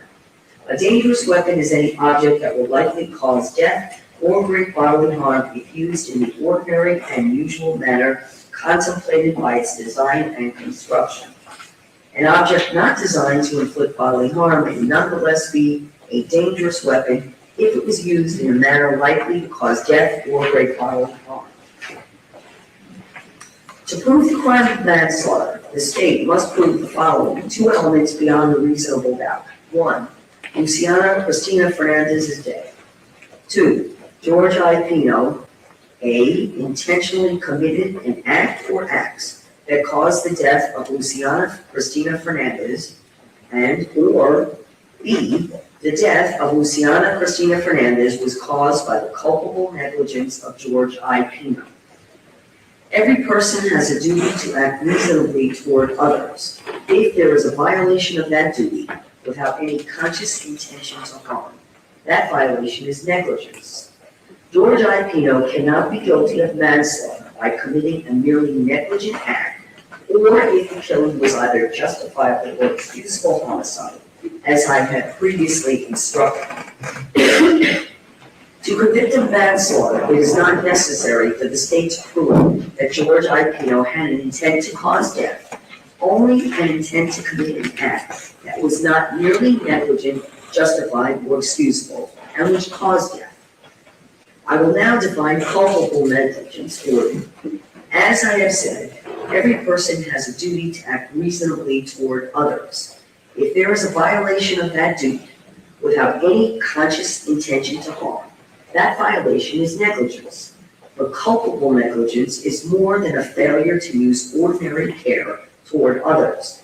For negligence to be culpable, it must be gross and flagrant. Culpable negligence is a course of conduct showing reckless disregard of human life or a grossly careless disregard for the safety and welfare of the public. The negligent act or omission must have been committed with an utter disregard for the safety of another. Culpable negligence is consciously doing an act or following a course of conduct that George I. Pino knew or reasonably should have known was likely to cause death or great bodily injury. To prove the crime of vessel homicide, the state must prove the following two elements beyond a reasonable doubt. One, George Pino operated a vessel in a reckless manner likely to cause the death of or great bodily harm to another person. Two, his reckless operation of a vessel caused the death of Lucy Fernandez. Great bodily harm means harm that is more than slight, trivial, minor, or moderate. The state does not have to prove George Pino intended to harm or injure anyone. However, the reckless operation of a vessel requires the state to prove more than a failure to use ordinary care. A reckless manner means in willful or wanton disregard for the safety of persons or property. Willful means intentional, knowing, and purposeful. Wanton means with a conscious and intentional indifference to consequences and with the knowledge that damage is likely to be done to persons or property. Vessel is synonymous with boat and includes every description of watercraft, barge, and airboat, other than a seaplane on the water, used or capable of being used as a means of transportation on water. Operate means to be in charge of, in command of, or in actual physical control of a vessel upon the waters of this state, to exercise control over or to have responsibility for a vessel's navigation or safety while a vessel is underway upon the waters of this state, or to control or steer a vessel being towed by another vessel upon the waters of this state. In the state of Florida, the law requires operators of vessels upon its waters to follow navigational rules. However, a violation of these rules, individually or cumulatively, is not sufficient by itself to constitute culpable negligence or recklessness. The defendant has entered a plea of not guilty. This means you must presume or believe the defendant is innocent. The presumption stays with the defendant as to each material allegation in the information through each stage of the trial, unless it has been overcome by the evidence to the exclusion of and beyond a reasonable doubt. To overcome the defendant's presumption of innocence, the state has the burden of proving the crime with which the defendant is charged was committed, and the defendant is the person who committed the crime. The defendant is not required to present evidence or prove anything to the crimes charged, as I have previously explained to you. Whenever the words reasonable doubt are used, you must consider the following. Proof beyond a reasonable doubt does not mean proof beyond all doubt. A reasonable doubt is not a mere possible doubt, a speculative, imaginary, or forced doubt. Such a doubt must not influence you to return a verdict of not guilty if you have an abiding conviction of guilt. On the other hand, if, after carefully considering, comparing, and weighing all the evidence, there is not an abiding conviction of guilt, or if having a conviction, it is one which is not stable, but one which wavers and vacillates, then the charge is not proved beyond every reasonable doubt, and you must find the defendant not guilty because the doubt is reasonable. It is to the evidence introduced in this trial and to it alone that you are to look for that proof. A reasonable doubt as to the guilt of the defendant may arise from the evidence, conflict in the evidence, or the lack of evidence. If you have a reasonable doubt, you should find the defendant not guilty. If you have no reasonable doubt, you should find the defendant guilty. It is up to you to decide what evidence is reliable. You should use your common sense in deciding which is the best evidence and which evidence should not be relied upon in considering your verdict. You may find some of the evidence not reliable or less reliable than other evidence. You should consider how the witnesses acted as well as what they said. Some things you should consider are: 1. Did the witness seem to have an opportunity to see and know the things about which the witness testified? 2. Did the witness seem to have an accurate memory? 3, was the witness honest and straightforward in answering the attorney's questions? 4, did the witness have some interest in how the case should be decided? 5, does the witness's testimony agree with the other testimony and other evidence in the case? 6, has the witness been offered or received any money, preferred treatment, or other benefit in order to get the witness to testify? 7, did the witness at some other time make a statement that is inconsistent with the testimony he or she gave in court?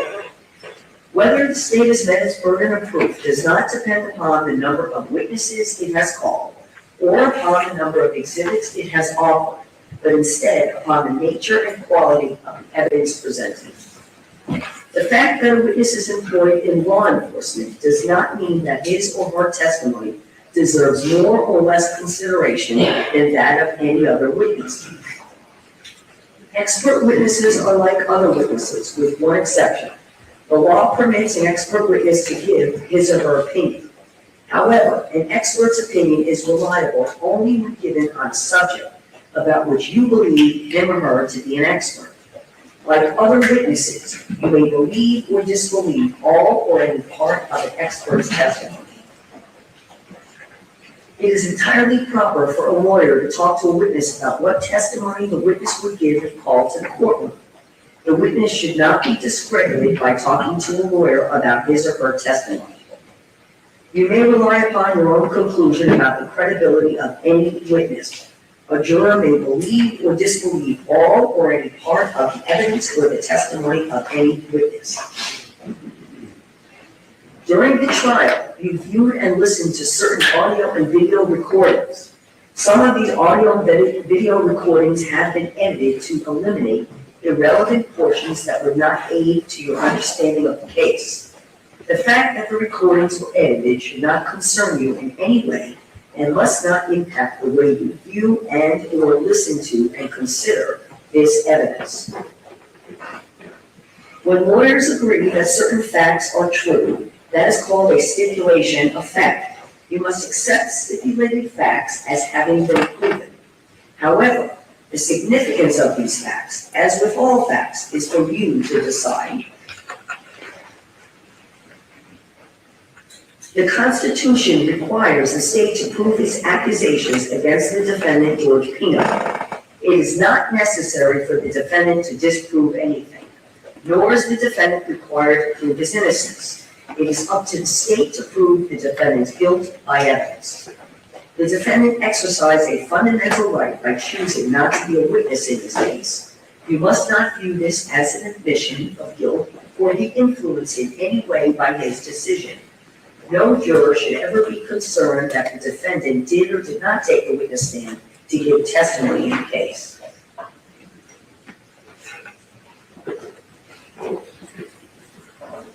A statement or statements claimed to have been made by the defendant outside of court have been introduced into evidence.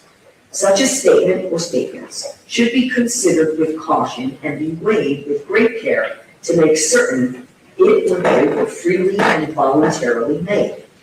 If you conclude the defendant made the statement or statements, you must also determine from the evidence whether the defendant's statement or statements were freely and voluntarily made. In making this determination, you should consider the circumstances, including but not limited to: 1, whether when the defendant made the statement or statements, he had been threatened to get him to make the statement or statements, and 2, whether anyone had promised him anything to get him to make the statement or statements. If you conclude the defendant made the out-of-court statement or statements, but it was not freely and voluntarily made, you should disregard it. These are some general rules that apply to your discussion. You must follow these rules in order to return a lawful verdict. 1, you must follow the law as it is set out in these instructions. If you fail to follow the law, your verdict will be a miscarriage of justice. There is no reason for failing to follow the law in this case. All of us are depending upon you to make a wise and legal decision in this matter. 2, this case must be decided only upon the evidence that you have heard from the testimony of the witnesses and have seen in the form of the exhibits and evidence and these instructions. 3, this case must not be decided for or against anyone because you feel sorry for anyone or are angry at anyone. 4, remember, the lawyers are not on trial. Your feelings about them should not influence your decision in this case. 5, your duty is to determine if the defendant has been proven guilty or not in accord with the law. It is the judge's job to determine a proper sentence if the defendant is found guilty. 6, whatever verdict you render must be unanimous. That is, each juror must agree to the same verdict. 7, your verdict should not be influenced by feelings of prejudice, bias, or sympathy. Your verdict must be based on the evidence and on the law contained in these instructions. Deciding a verdict is exclusively your job. I cannot participate in that decision in any way. Please disregard anything I may have said or done that made you think I preferred one verdict over another.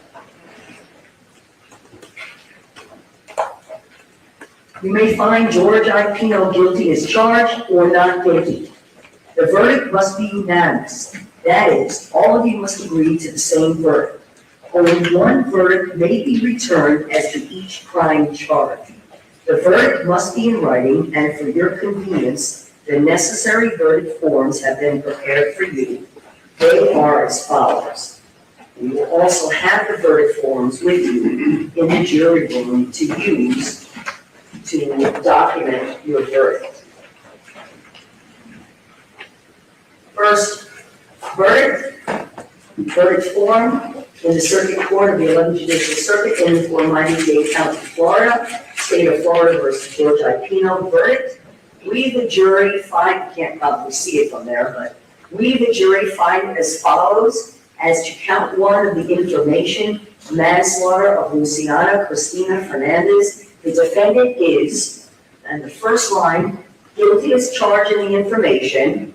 The second line, not guilty. You check only one. So say we all on this blank day of blank 2026. The foreperson is to sign and date and also print their name and date on the verdict form. Second verdict form. Again, in the Circuit Court of the Circuit in for Miami-Dade County, Florida, State of Florida versus George Pino verdict.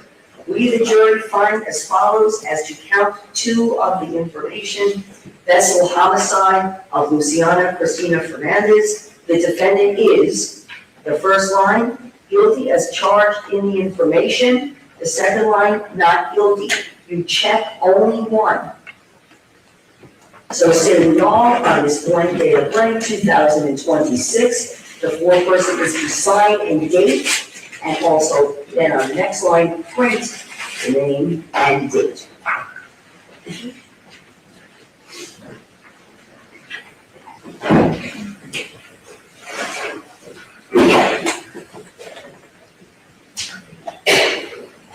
A separate crime is charged in each count of the information, and although they have been tried together, each crime and the evidence applicable to it must be considered separately, and a separate verdict returned as to each. A finding of guilty or not guilty as to one crime must not affect your verdict as to the other crime charged.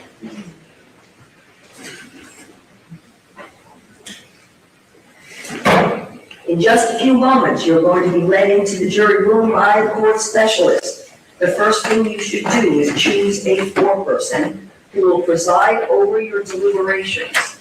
The foreperson should see to it that your discussions are carried on in an organized way and that everyone has a fair chance to be heard. It is also the foreperson's job to sign and date the verdict form when all of you have agreed on a verdict, and to bring the verdict form back to the courtroom when you return. Any notes you have taken during the trial may be taken to the jury room for use during your discussions.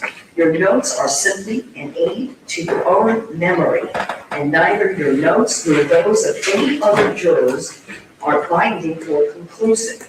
Your notes are not a substitute for your own memory or that of other jurors. During deliberations, jurors must communicate about the case only with one another and only when all jurors are present in the jury room. If a juror goes to the restroom, the deliberation should stop until the juror returns. You are not to communicate with any person outside the jury about this case. Until you have reached a verdict, you must not talk about this case in person or through the telephone, writing, or electronic communication such as an email or any other means. Do not contact anyone to assist you during deliberations. These communications rules apply until I discharge you at the end of the case. If you become aware of any violation of these instructions or any other instruction I have given in this case, you must tell me by giving a note to the court specialist. Many of you have cell phones, tablets, laptops, or other electronic devices here in the courtroom. The rules do not allow you to bring your phones or any of those types of devices into the jury room. Kindly leave those devices on your seats. Actually, Renee is going to collect those from you, and he will keep those and guard those for you while you deliberate. If you need to communicate with me, send a note through the ballot, court specialist. If you have voted, do not disclose the actual vote in the note.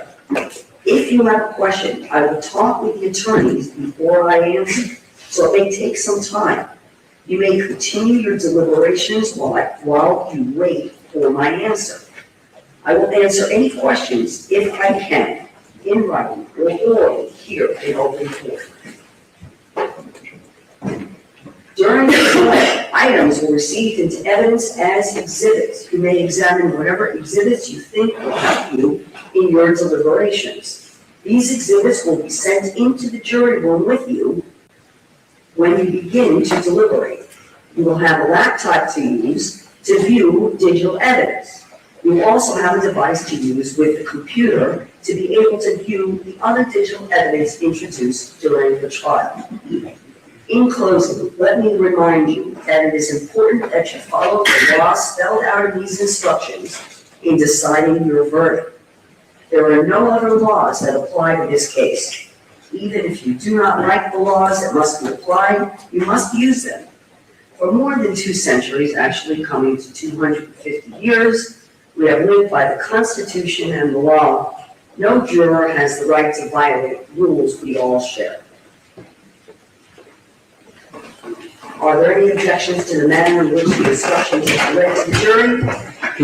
Yes, we approach. Sure.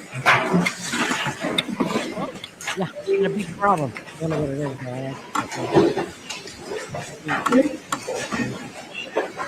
anyway, they did it nearly.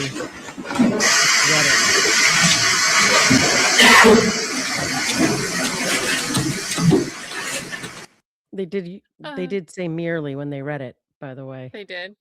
Yeah, merely negligent. Thank you. I missed that. My mobile data decided to wonk out right in the beginning of jury instructions.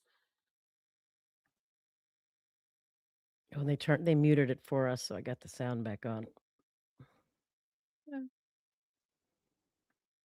Yeah, these instructions I think are rough. But who knows if, I mean, So I like to see it on paper.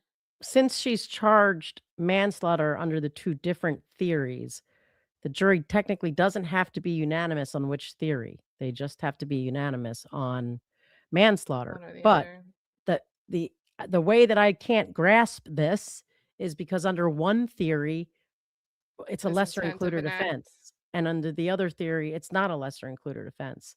So it just there's so this case has shown a severe gap in Florida law that I don't know that they're going to want to take up or whatever. But Florida does this thing where you file an appeal and the appellate court just says affirmed on their non-reported, which any case that mentions vehicle or vessel operation and manslaughter with an intentional in the same, document is all unreported. So you don't see anything about what the courts were arguing. I can only see like what the lawyers were arguing. And in some of them, although it's not the same factual scenario, they're pointing out you've got this huge issue with the law here.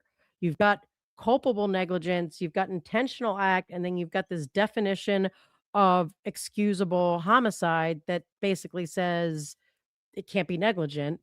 And the funniest thing is when they were first talking about changing the law, because you got to think of this as voluntary manslaughter and involuntary manslaughter. That's how you look at the intentional act versus culpable negligence. It's as though it's manslaughter and involuntary manslaughter, voluntary Which manslaughter. would require unanimous because it'd be separate guilty, not guilty lines.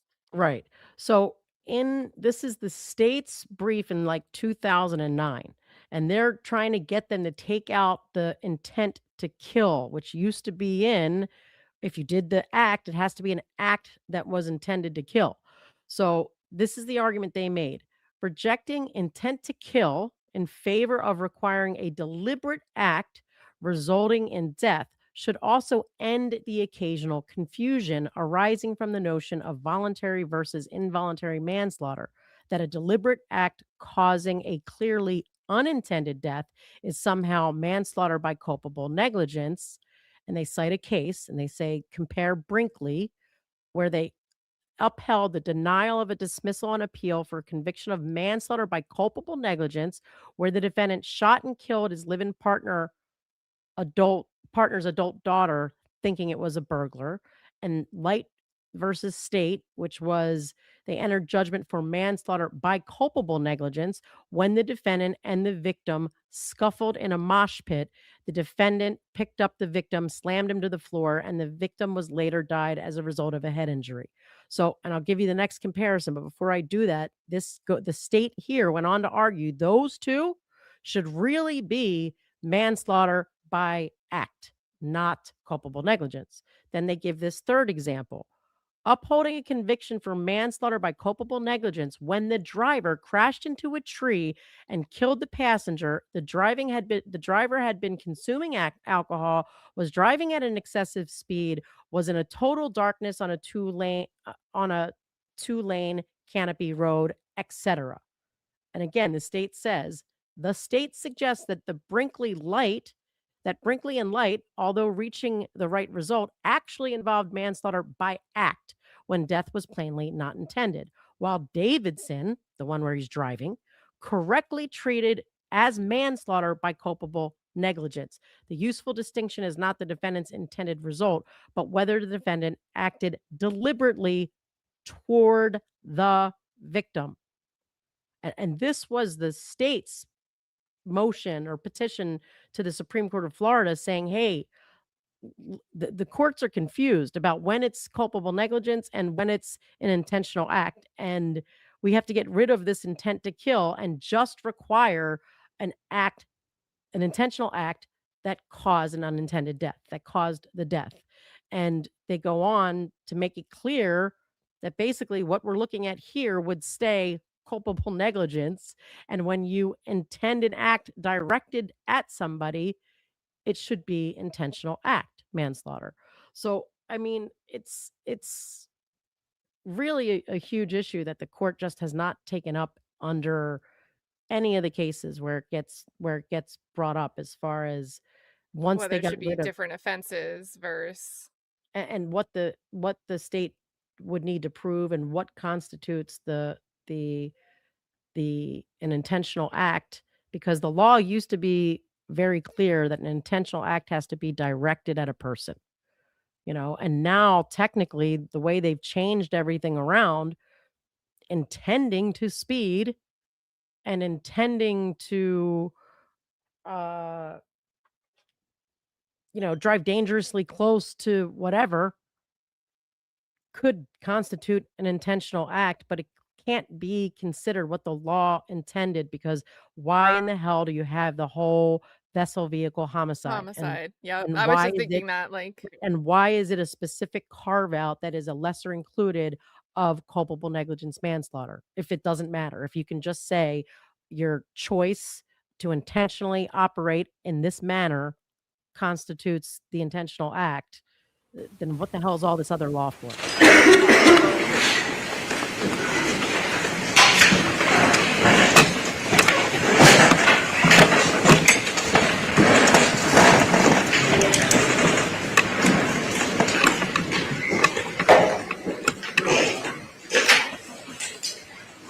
Ladies and gentlemen, I am going to ask please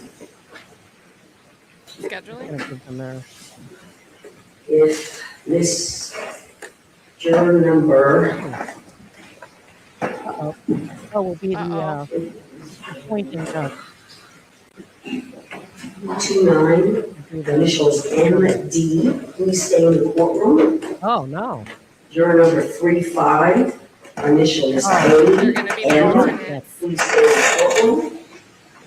Juror number 448, initials CL, please stay in the courtroom. And juror number 63, initials NL, please stay in the courtroom.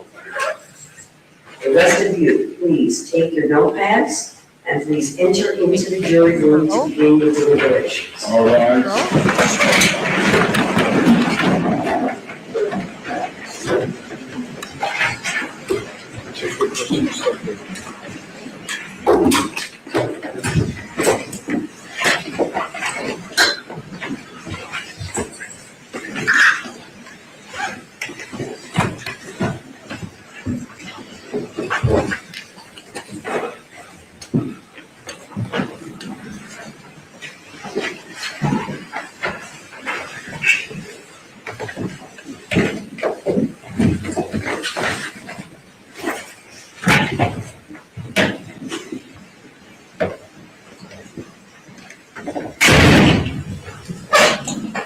Everyone be seated, thank you.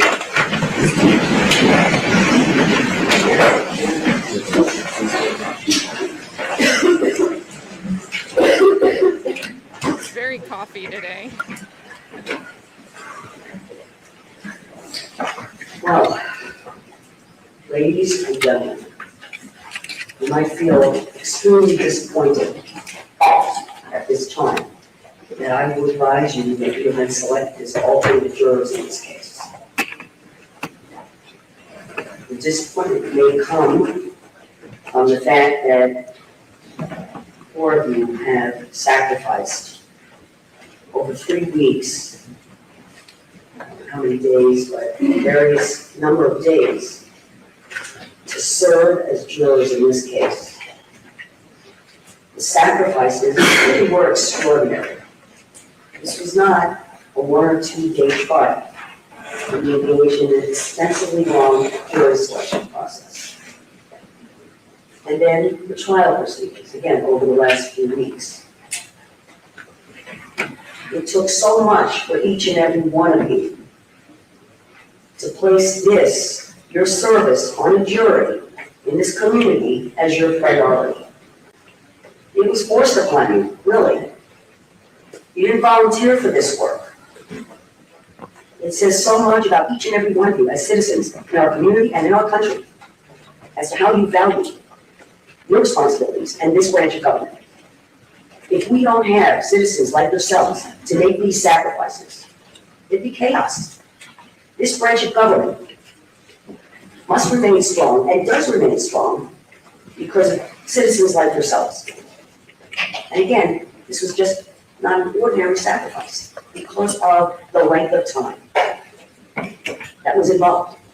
And not only did it impose on your time and disrupt your lives, but I'm certain it disrupted the lives of those closest to you who had to pick up the slack and to take on responsibilities that you normally undertook. But you were here to do this work. And the disappointment may come because you are not engaging in the last part of the work, which is the deliberative process. It's really just a token of appreciation, what I have from each one of you.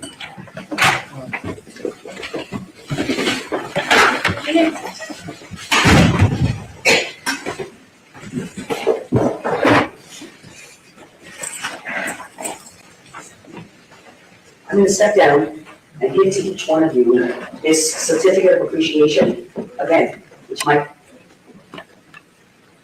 feel a little insulting because of the sacrifices that you've made to do the work. But please understand that you are no less important to us and for what has been done and the work that we all have done than any of the other jurors. We don't tell people that they're selected as alternate jurors because there is the risk that they may not give the case the same attention and consideration as they would normally do.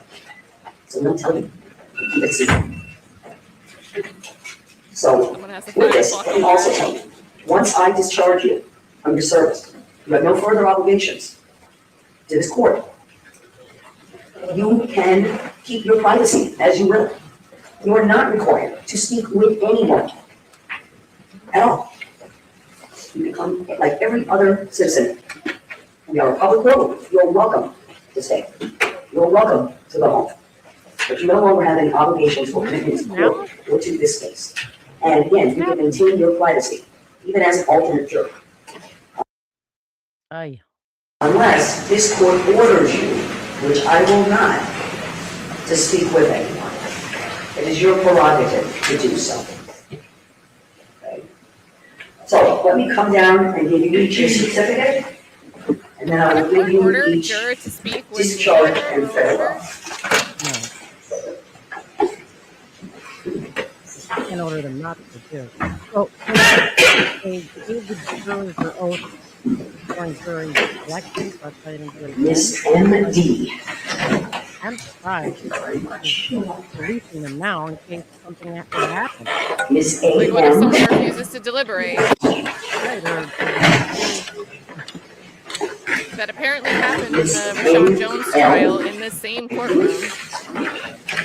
I don't know if they released the jurors, but they didn't sub out the juror that apparently didn't want to deliberate and wasn't going to change their mind. So you can gather your personal belongings if you would, and you can leave your notepads. If you want to take them out, and they will collect them, and they will be destroyed.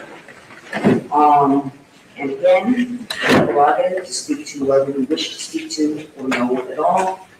And again, I want to thank you on behalf of myself, on behalf of all the parties, for the extraordinary work that you have done. We are proud of you. We are proud of you as citizens in this community for the sacrifices you have made. And thank you for doing that work that you have done. We are proud of you. We are proud of you as citizens in this community for the sacrifices you have made. And thank you for doing now discharge.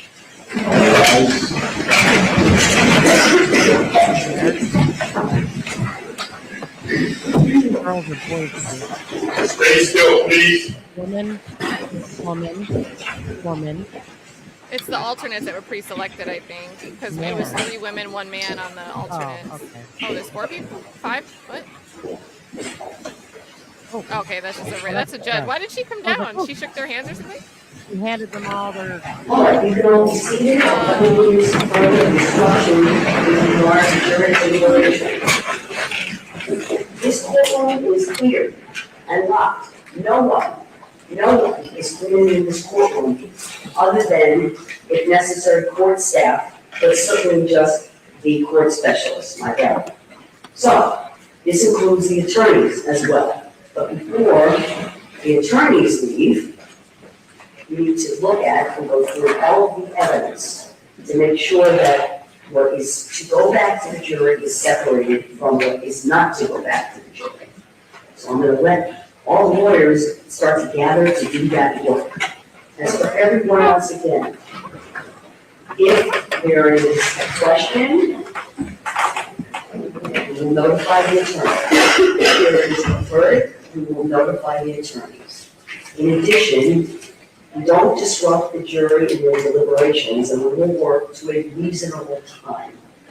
We're not going to work until wee hours of the night. Just to let you all know that. It's not my intention to do that. The jurors don't know, we don't tell them. So we're just going to let them work.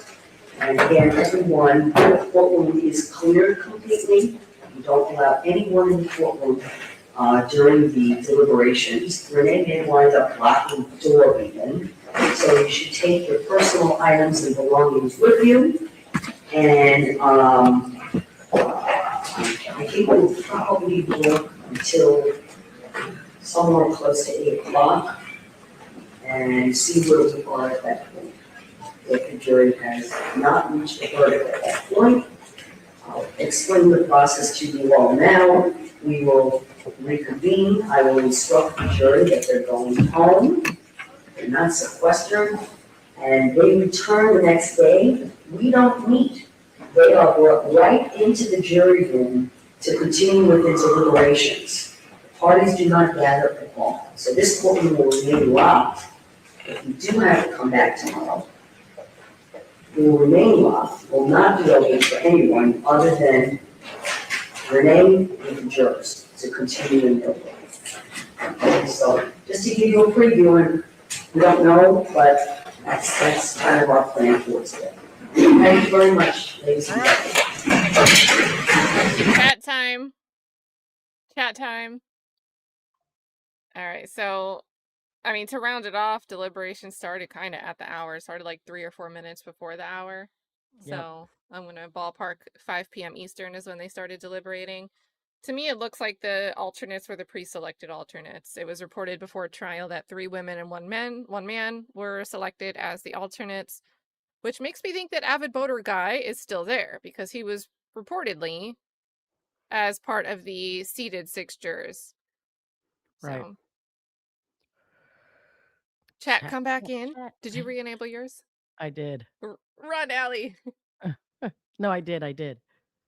Thank you so much also for taking over and getting the stream going after my I internet wonder, went out. are you like not in control anymore? Did I have to let you in?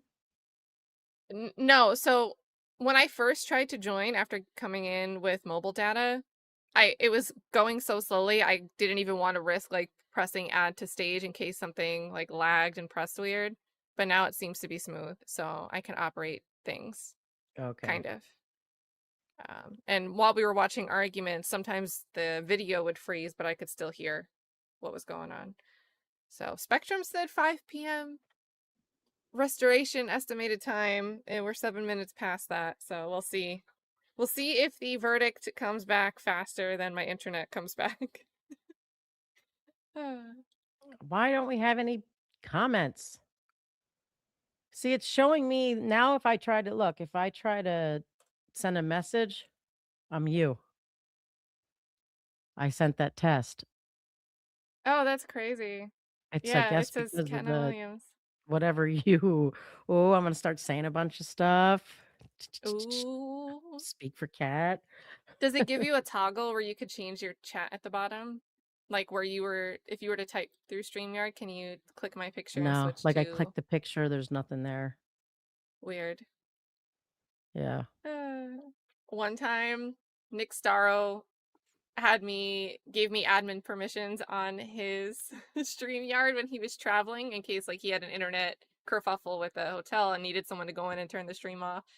And when I was leaving a panel stream he was doing, instead of clicking leave studio, I clicked the end stream button and ended the whole stream for everybody. Oh no. It was bad. It was bad. Oh Lord. They were ending soon anyway, thank goodness, but that was a whole time. So Let's see. I'm gonna put Court TV back on in the background here, I guess. Why are we not getting anything?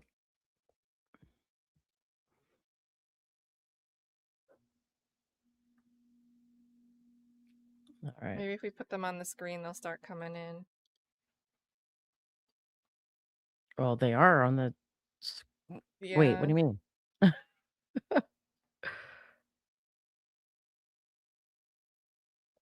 Oh, what's going on? I can see Lady Di gifted 5 memberships. That's so nice. I want to be able to pull them up. Thank you, Lady Di. Oh, you're that's doing right. I well. could go in that other way and look at it. Okay, let me do that. It just doesn't let us like pull them up. How do I do it? Until they populate. I go into my. Like I go. I don't know. You mean on YouTube? Yeah, into studio. Oh, if you go to your studio and then look for the little like it's like a little radio live button, and it'll show you like a live stream panel. I think this is the longest it's ever taken to pull comments back in. I'm just gonna double check that mine is set. But I wonder if it's could be because I'm you right now, but I'm logged in to YouTube as Bob, so that's different. Okay. I It's don't like get it. Freaky Friday. Oh yeah, they're here. Oh, good, because I They just couldn't came figure through. out the other thing. Hey, Took there me you like guys 9 are. seconds to realize it. And it's so now I see the the paperclip, but I'm assuming it's telling me like I'm you that's from defense diaries, right? Wait, give me an example and I'll let you Like know. Matthew, I see the little paperclip thing. Okay, can you give me like a recent comment? Sharon just said That's ha the ha ha ha first one. ha in from KNW. I still see paper clips for Yeah, like let's see. this one, Kai. That's a paper clip, that's you. Do you see a paper clip? Yeah. So that So that's for means defense it's diaries then. defense diaries. Yeah, so it must be Okay. showing you everything as me. That's weird how they do that. Well, hi guys. Welcome back. All right, guys, let's do a 1 or 2 in the chat poll. How should we do that? Boy, I Put think a 1 in we the should. chat if you think jury instructions were confusing. 2 if you think it's gravy, like the jury will get it.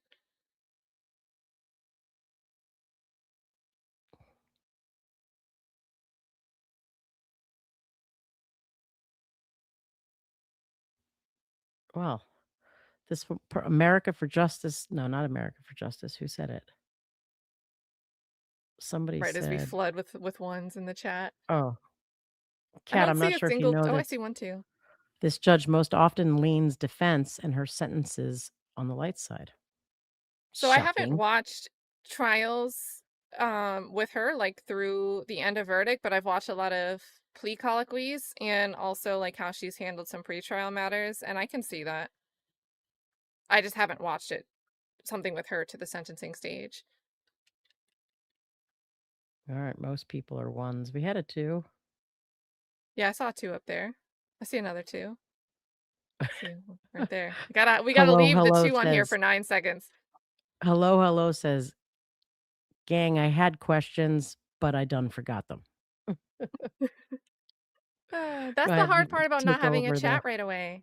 You could take over the pressing of the All right, chat. sweet. I can pull Lady Di up. So again, that's super, super nice. So thank you so much for gifting those 5. Definitely wanting to pull this up and make sure we properly thank you here. So thank Very you so nice, much Lady again. Di. Yes. So nice. We also Bob, have, what are you doing back there? Yeah, Bob. We have Lori here with the 5. Thank you so much, Lori. No Very comment, generous. just pure love. Yeah. Sometimes it's like what some of this makes me feel like, just like no thoughts, like certain things that were being said. You know, and again, I'm a bit shocked that we are leaning so far into the intentional act, the 2A versus the 2C. Yeah. Yeah. And I mean, like, I don't know if people care as much as I do about this whole, like, just issue with the law in Florida. It's like, the case is consistently fined for manslaughter intentional act. They involve direct physical acts against a person. The defendant intentionally punching a victim in the face. Like in a 2011 case, the court gave an example of firing a gun at another person. And even in 2017, the defendant hit the victim with a bat. And then, like this is just Where it seems like the idea is you intended to do something to cause harm. Maybe you didn't intend the death. It kind of reminds me a little bit of like a felony murder. Which is what the instruction still says. 7.7 still says, I'm going to pull it up now. Let's see. No.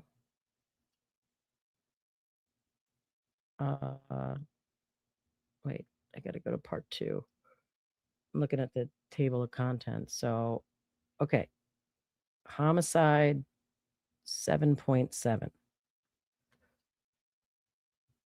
And I'll just share the screen so you guys can see what I'm seeing.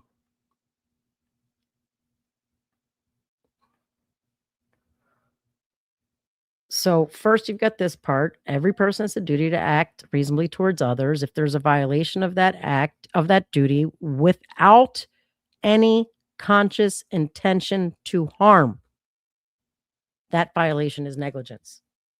I mean, it says that without any conscious intention to harm. Now, if I was the defense, this is one of the things that I would have been putting up there, saying you need to have she says it's what's in his heart and his mind doesn't matter, a conscious intention to harm. But then they also have here, wait, no. Right. So to convict on manslaughter, it's not necessary for the state to prove the defendant had an intent to cause death. So harm is not there. It just says death. So again, I guess they still have to show an intent to harm, only an intent to commit an act that was not merely negligent, justified, or excusable, and which caused death. So, and then I also would have highlighted the thing here again that for culpable negligence, you have to know or have reason to know it's likely to cause death or great bodily injury. Not like it has the potential, it is likely. So, Yeah, it's going back to, and honestly, I think Howard might have missed like the idea that he's had to deal with these arguments for the last few weeks, last few months. And maybe he's taking for granted that the jury will pick up to his speed. And maybe he didn't jump into explaining it quite enough.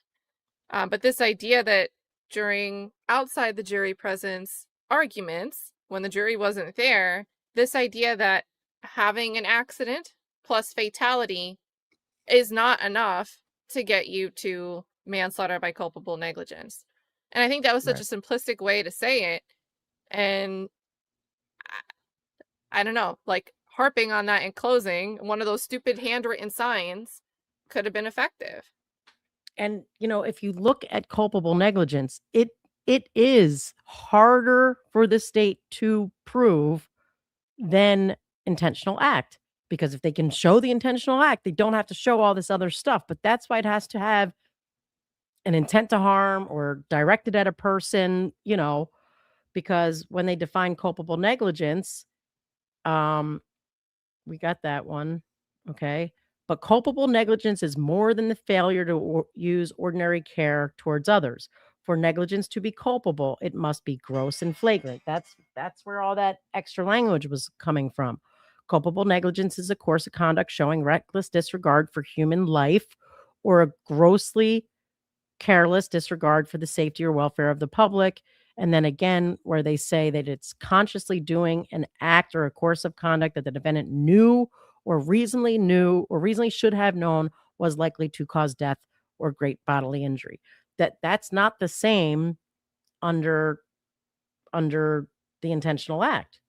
So that's not a thing for that. You don't even read it if you're going under intentional act. And then again, the problem here is vehicular or vessel homicide is a lesser included offense of manslaughter, but only under the theory of culpable negligence, not under the theory of intentional act. And here, when you don't have to have the jury distinguish either, she's like, well, we said them both. So you're telling me they can just plead it as both, even though there's not a different intentional act that you are relying on.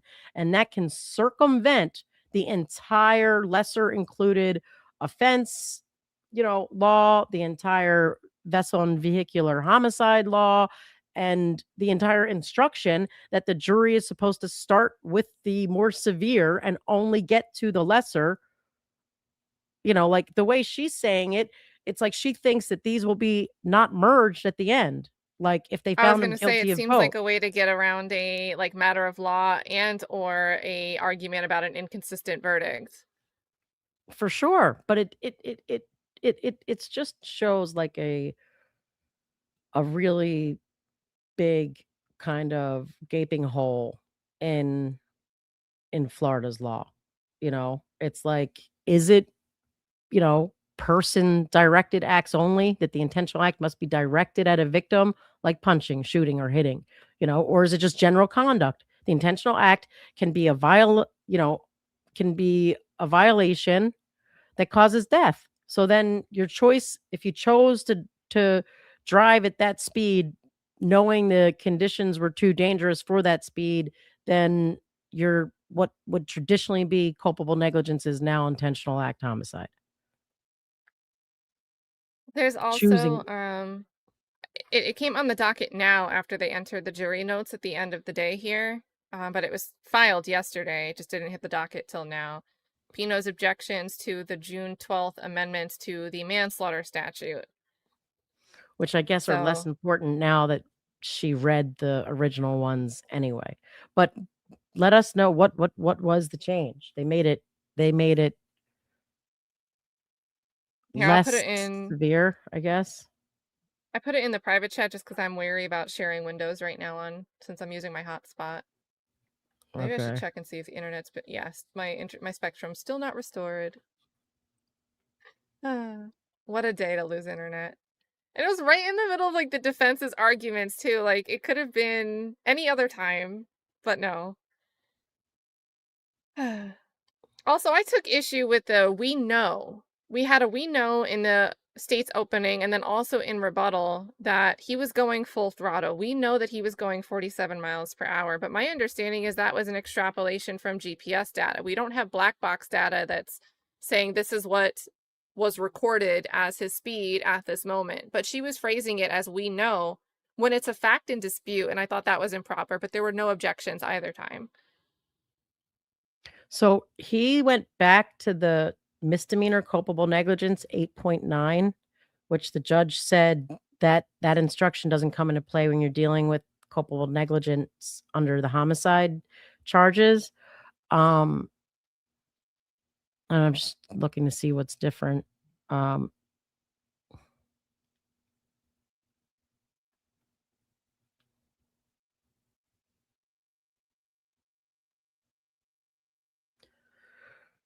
I mean, I don't know. I'm assuming the red is the change, but I don't know if it's okay. So prior to June 12th, the standard included this reckless disregard for human life or for the safety of persons exposed to its dangerous effects, or such an entire want of care as to raise a presumption of a conscious indifference to the consequences, which shows wantonness or recklessness. Or a gross careless disregard for the safety and welfare of the public, or shows an indifference to the rights of others, as is equivalent to an intentional violation of such rights. They really wanted that language in there. And then post June, so the new one, so it's okay. It says the negligent act or omission must have been committed with an utter disregard for the safety of another.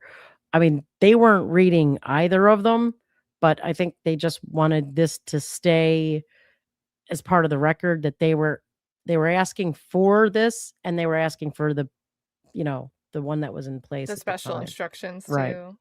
Like they wanted the pattern language before the change plus a special instruction to clarify any confusing elements pertinent to this case. Right. And I think the court would have probably said, well, considering that they changed the law, you have an even weaker argument defense, and that would have been accurate. The reason the difference was with burden of proof. Let's see.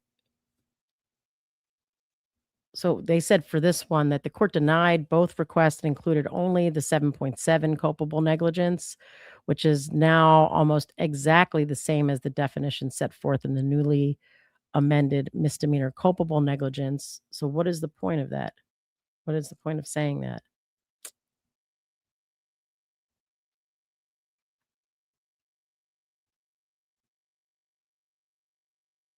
So he's just continuing to decline his, continuing to assert that an objection to them not reading it. I don't know how that argument actually supported them. Like, well, now it's exactly the way it is in the other one that you're already giving. So So I don't know how that like actually strengthened the defense's position that she needs to read the old one too, even though this is a homicide case.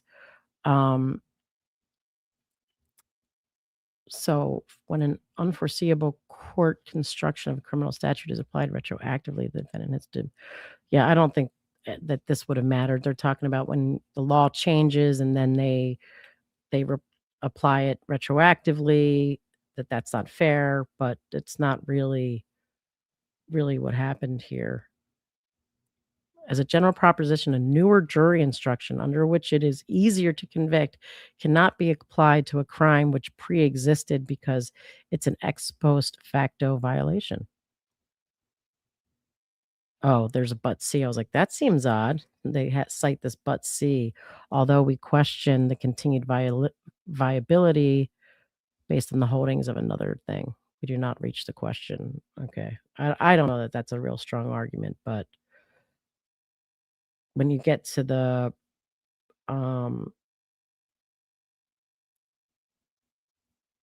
amendment to the culpable negligence definition, I see they're talking about a culpable negligence definition that's not in play here. They're still talking about 8.9. Now tracks the definition of culpable negligence in manslaughter. I don't know why it keeps doing that every time I move the mouse. According to the standard instruction, culpable negligence 8.9 is a permissive lesser included of vehicular homicide, which you didn't ask for. With a lesser standard of proof, lowered mens rea, this creates an anomaly. Under the standard instruction, the lesser offense of misdemeanor culpable negligence has a higher mens rea, gross and flagrant, than the mens rea required for willful and wanton disregard. The greater offense of vessel homicide. Meanwhile, vessel homicide is a lesser included offense of culpable negligent manslaughter. I know, but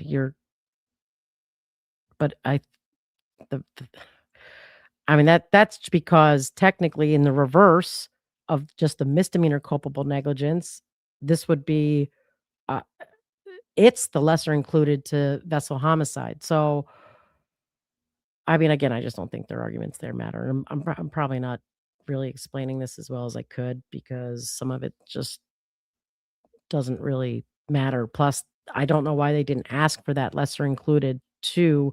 Since it's a separate offense that she's charging separately, they should have asked for the lesser included as to the vessel homicide. They should have asked for the misdemeanor. It's exactly what they asked for manslaughter.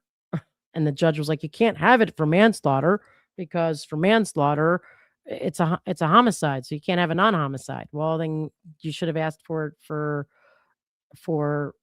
reckless homicide because that's an exception to the whole non-homicide lesser included. If it's vessel or vehicular homicide, you can have this non-homicide misdemeanor. It's the exception to that rule that you can't have a non-homicide lesser for a homicide case. The defense didn't ask for it. They asked for it as a lesser to manslaughter. They didn't ask for it as a lesser to vessel homicide. I don't know if they know something I don't know. They've got something in their minds that I don't know, which is why they got rid of the whole 60-day lesser included. Like, I don't get any of it,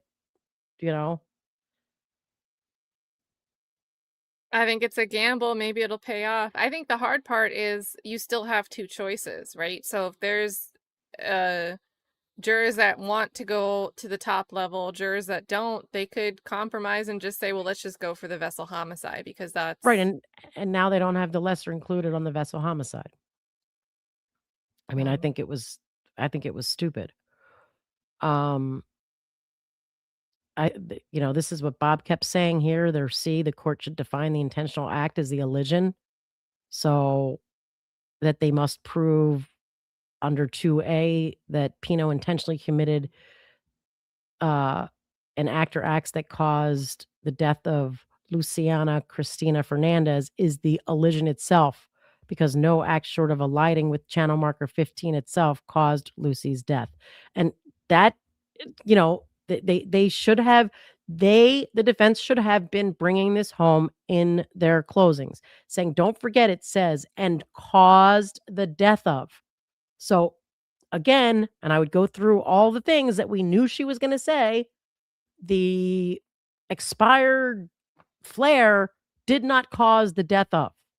The, I mean, the question, all these things did not cause the death of. It was the elision itself, and that wasn't intentional. And then the judge would have had to say it's not the law, but she's not even sure. So, Yeah. but he could have I mean, I avoided think all of that by going back to 7.7 that says a conscious decision, a conscious, an act that is, well, it's right here. What the hell can I, like consciously intended to cause harm or whatever it says. I With the think the judge is conscious, fine letting the appeals court reverse her.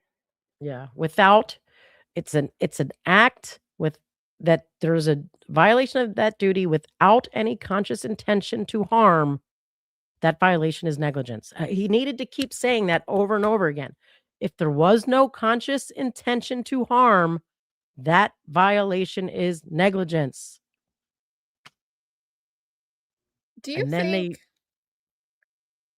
it's just a dumb idea playing in my head? I feel like Laura Adams was very calculated in figuring out how to work in the most possible exposure for this defendant, for George Pino, without having to bring in a BUI, because not that I really think she might have actually tried a BUI, even knowing that they might not have the evidence to support it.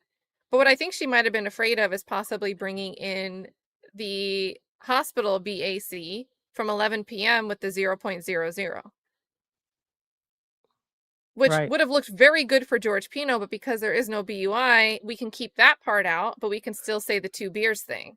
So by charging it this way, we can have our cake and eat it too. And I think that they should have argued that her keep relying on the drinking and especially focusing on it in the 2 beers. closing, right, that they should have been allowed to get that reading in. They weren't, right? Mm-mm. Did we put up at for Dread's comment? We didn't read it. It The was way just I hanging out there. understand the judge read the instructions, it seems they only need one other element to find guilty because Lucy is dead. And I think Laura's snaky ways is going to confuse the jury. I agree. I absolutely agree. And then hello said, and thanks for your generosity at for dread.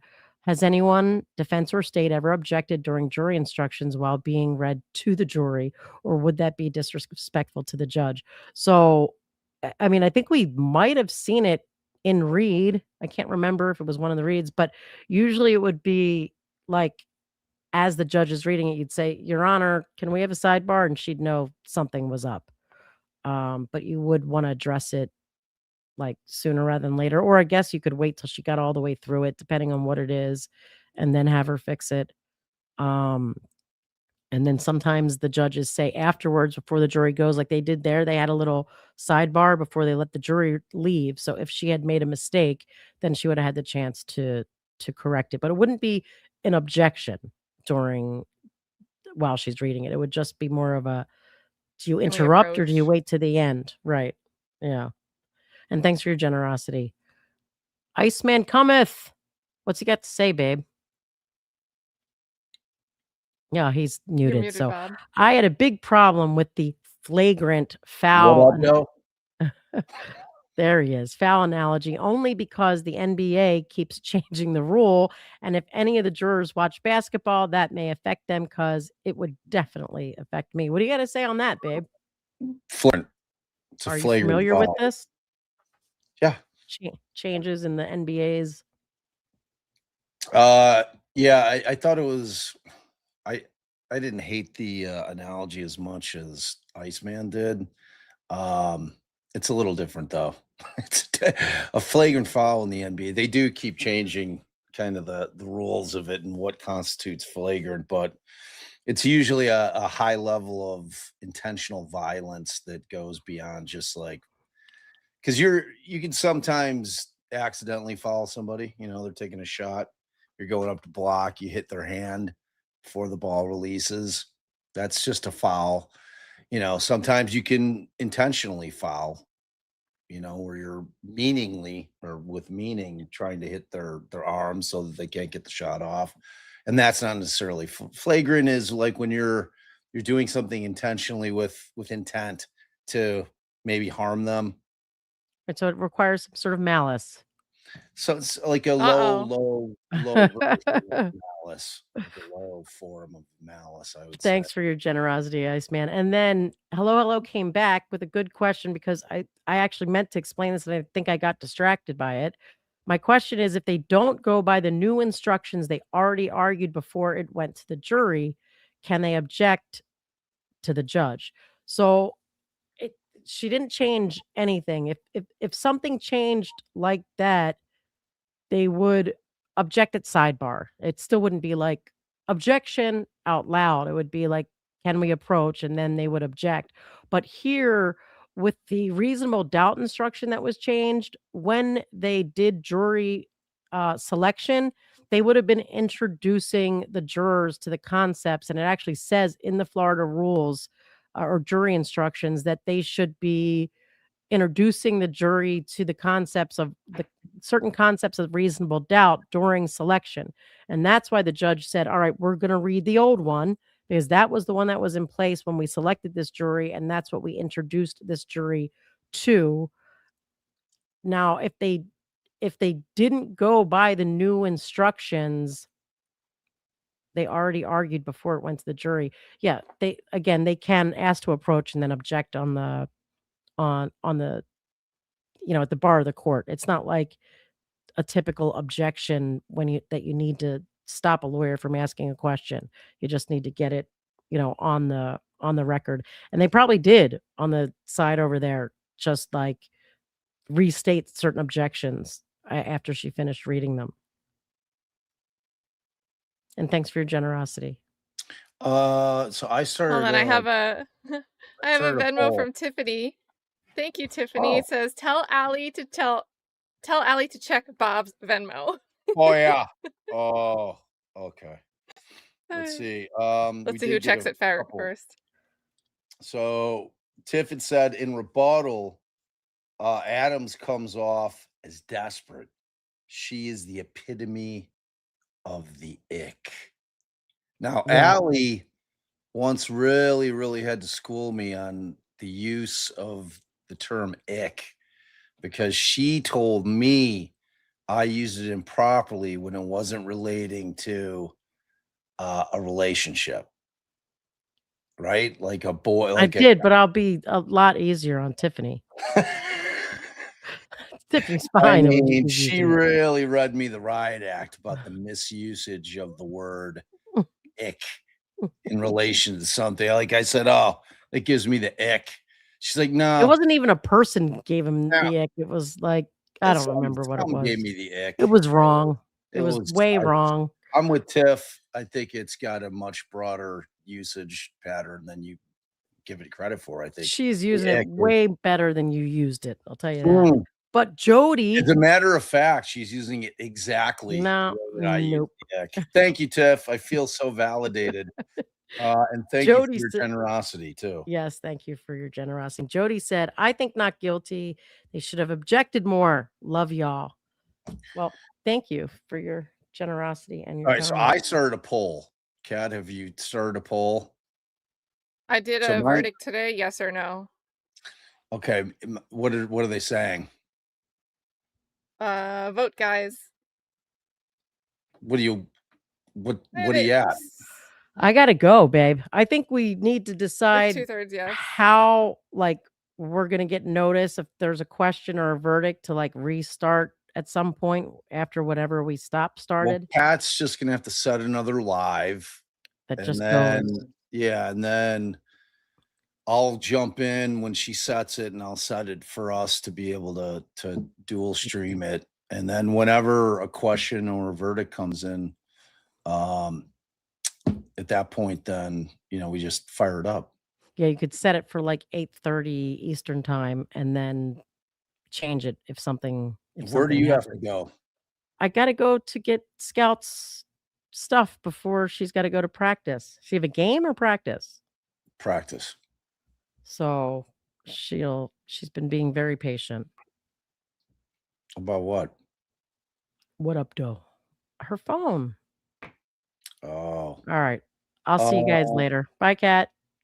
See ya. All right, so you got another one. Well, I think you kind of Another- just read it because you said what up though, but you didn't. Oh, what up, Doe? What up, Iceman? Thanks, brother. So my poll was, what do you think the jury will do? The jury, not what do you think is going to happen, but what do you think the jury will do? Always a separate question.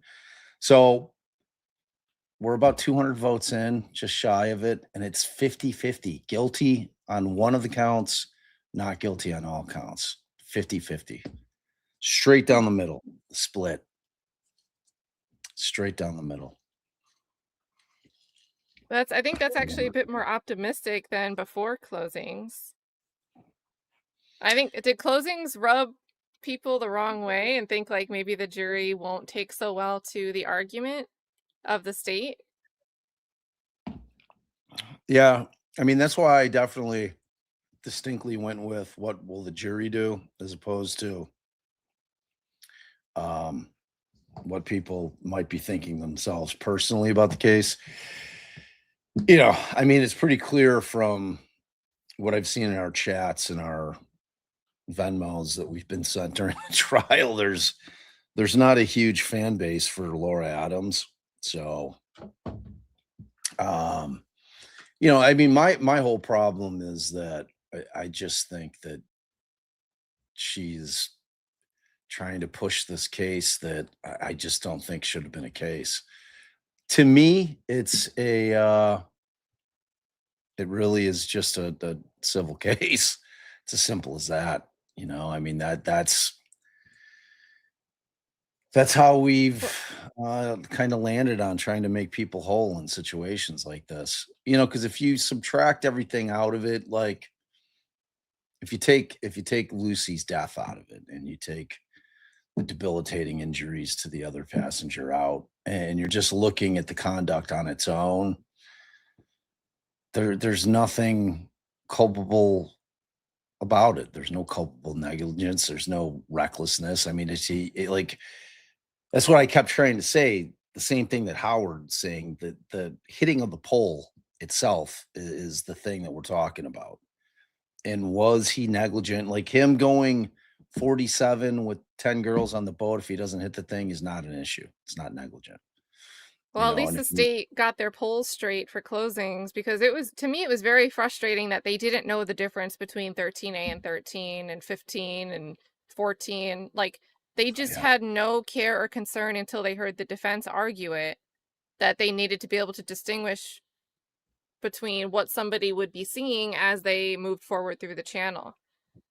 And I Yeah. think that's the type of thing that if you really want to see a conviction, those are the basics that you should be getting right. I also think it's helpful to maybe not the very first witness, but start earlier with give people an idea of the point of view of what the channel looks like. I Yeah. thought the channel width was going to be so damning for George Pino, and then it's like this tiny narrow channel. Like, well, I wouldn't know which way to be on the left or right if the channel markers are staggered and not even like bink, bink, bink, bink. And it's like they couch that to the end a little bit as if they knew that that wasn't going to support the way they were arguing it. And I just don't like, it's a turnoff for me when people don't embrace the good and the bad. I also don't like that we had a bit of burden shifting in the closing. I always hate to hear that. This almost mockingly, the prosecution was discussing, well, the state's giving you, I mean, the defense is giving you these explanations. Those are just speculations, as if you haven't just done the same, and yet you're the one that's supposed to give, granted, you're arguing two theories here, but you're supposed to have some somewhat specific idea of what happened. Your case should not be the one where it could have been this, or it could have been that, or it could have been that, or it could have been that, or it could have been that, just return a guilty verdict. That's not how the government's supposed to be able to prosecute somebody. Yeah. And I feel like that's what we're getting here. Well, I mean, the fact that she hasn't landed, or the state hasn't landed on a theory at all, to me is a reasonable doubt. Like, you don't get to convict on speculation. It's that simple. Yeah. I mean, And maybe it's a little different if there's like 7 shots fired and we don't know exactly which bullet was the one that did the damage, although an ME usually can clear that up. But he intentionally made a turn to steer towards the channel marker versus, well, maybe he just didn't see it and didn't know anything at all. That's 2 different mindsets. It totally. And there's 10 other ways that we can think about what happened. You know, I mean, like we were talking about days ago. I mean, maybe his wife hands him the phone, her phone, says, look at this cute video, or I sent you this video, see if you can get it out for me. It's like pissing me off, trying to send it to all the moms. It's so adorable. And he takes his eyes off the water. I mean, who knows? I don't know. What do you need? Do you want me to take over so you can deal with your phone? Oh, they muted. They muted. But I love this, and I'll wait either till Bob or Allie come back to make sure they see it as well. But I love this. Hello, hello is saying, I would love to see Allie and Laura in court. Fight, fight, fight, fight. Allie would give Laura a run for her money. I would definitely watch that. I would definitely watch that. Like, wholeheartedly. Running to watch it with you guys. Hopefully with a live chat. You see this one, Bob? Which one? Look at the super. It's such a good idea. Oh, yeah. Oh, yeah. That would be good. That'd be fun. I mean, Allie would bury Laura. That's what my opinion is. Like, Laura wasn't some phenomenal prosecutor in there. I found her, like, frankly, grating. Like, she bugged me. Like, it just, I never want a prosecutor to come off as if it's like some kind of personal vendetta. And I just had that feeling the entire trial. Like it just felt like a highly personal case to her, which is improper. That's not what we need from prosecutors in this country, is them taking up, personal vendettas for families, on their behalf, especially in a case like this. Like she was so venomous towards him, the way that she came off.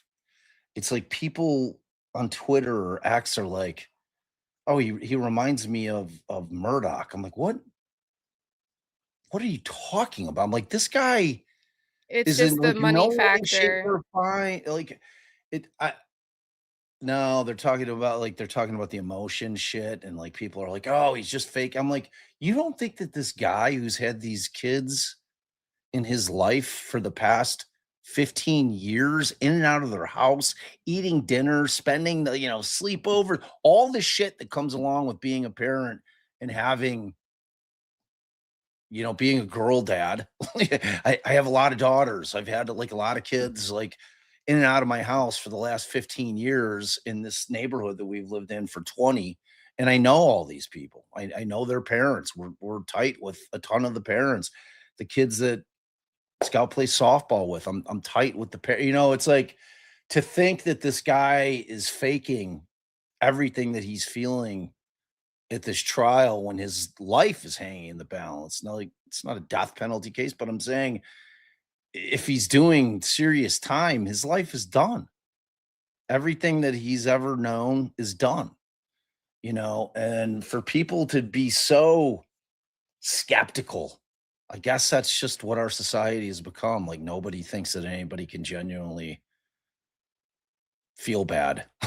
If they're a defendant in this country, it's insane. I don't get it. Like people are just, I don't know, very, very skeptical, pessimistic. They just don't think that like this guy who his lawyer put it best. I mean, he was just a dad who was trying to have a nice day. Like I have somebody in the chat who's, for all intents and purposes, a very intelligent person is like talking about how like George turned him into a creep. Like he wanted to look at the girls in the bikinis. I'm like, okay, it's Miami. It's an 18-year-old girl's birthday and they're out on a boat. I don't think that this was some big plan for George to be able The to state didn't even ogle. argue that. George was he couldn't keep his eyes on the water because all the girls in the bikini. I mean, maybe that's true. I don't know, but it's weird to me. I just, and it's probably again because Allie and I are, we've been on the defense side of things forever, and we're used to dealing with these human beings that are charged with these crimes, and some of them have committed them, some of them haven't, but you're seeing the other side of it. There's always a story behind what happened. There's always typically a reason, unless you've got somebody who's just a sociopath. There's typically a greater story behind it, that's worth knowing. That's part of what we do when we're trying to plead somebody out. We're like, hey, they have strong evidence. There's no point in going to trial here. You're not going to win. And Well, he knew the minimum range that the state would accept and went to trial anyway. Oh, Bob left us. Okay, guys, so there is a widget on the screen. It's a way to do joint polls across both of the channels since we're co-streaming. But you have to either type a 1 or a 2 in the chat, and only a 1 or only a 2. If you put other words in the chat, the poll won't scrape your answer and count it. And it'll only count your vote one time. So do you think this was just an accident or that it rises to culpable negligence? Type 1 and just 1 for accident. Type 2 for culpable negligence. And I should say it's the number, not like spelling out O-N-E or T-W-O. So there we go. That will let us have a hybrid poll across the chat. Abby, we are in fact on verdict watch. They went back. Cat started the clock at 5 Eastern, so we're about 52 minutes in. So Yep. Yeah. I don't know. What do you think it's going to be? You think it's going to be quick? I think they'll I have think a verdict by tonight. Because I think they Yeah. can stay at least until 8:30, which will give them 3.5 hours. And Yeah. I think they could come back. I think that there could be some issues.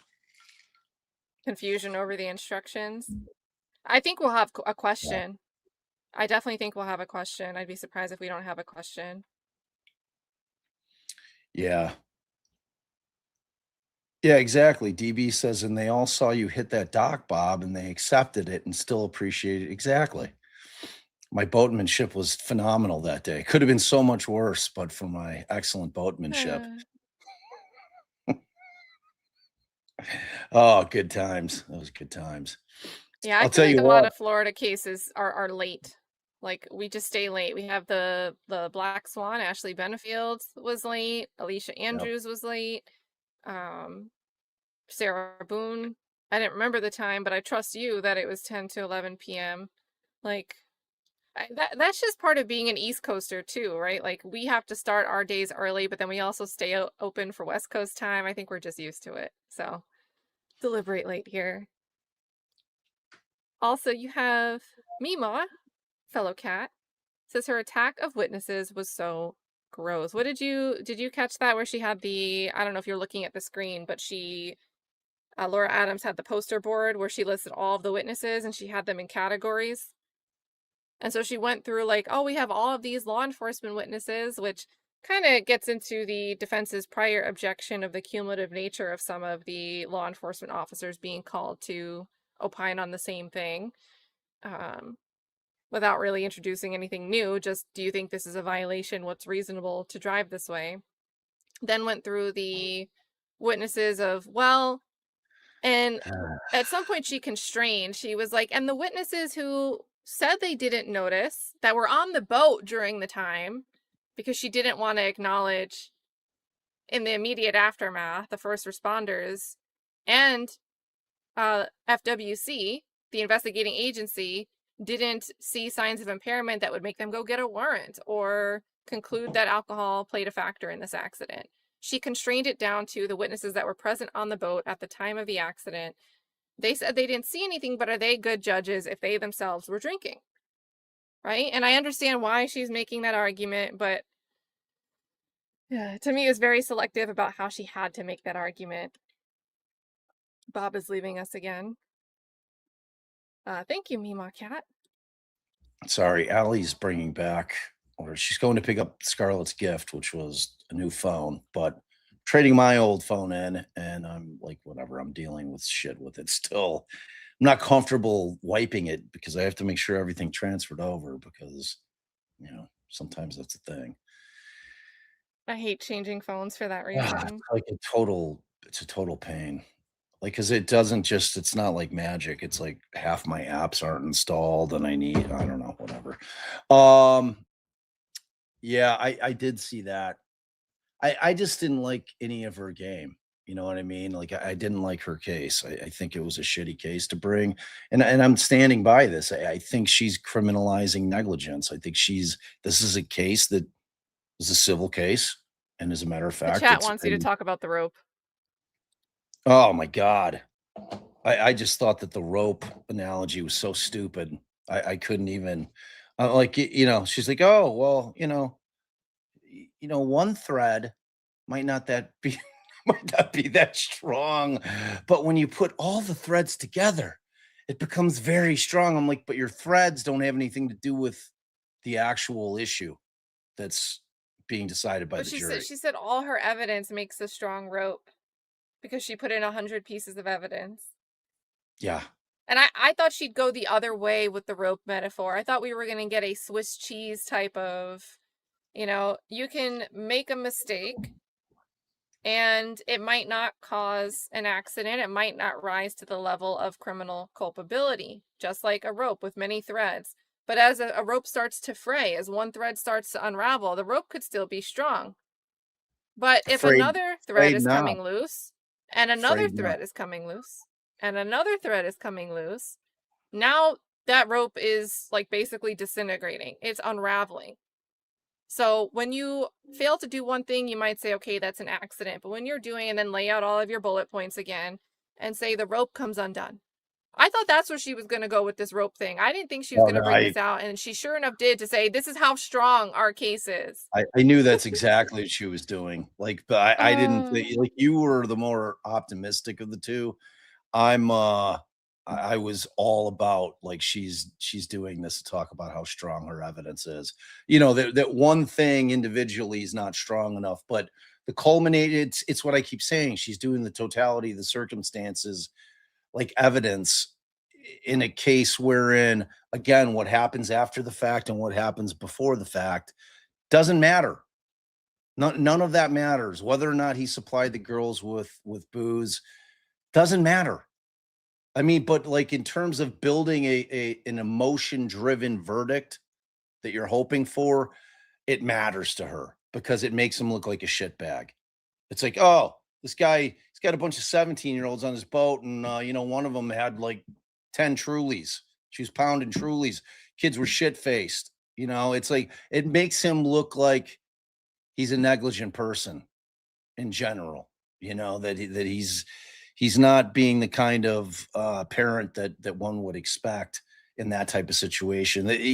She's like putting in things to force people to become judgmental as to him personally, as opposed to focusing on the issue at hand.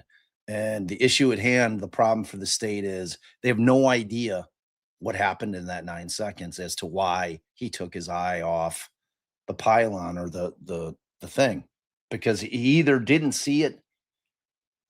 I mean, I have to believe that he didn't see it in the time that it took for him to notice it and then have not enough time to react. Like I don't think it was ever like, oh, like it's what I keep saying.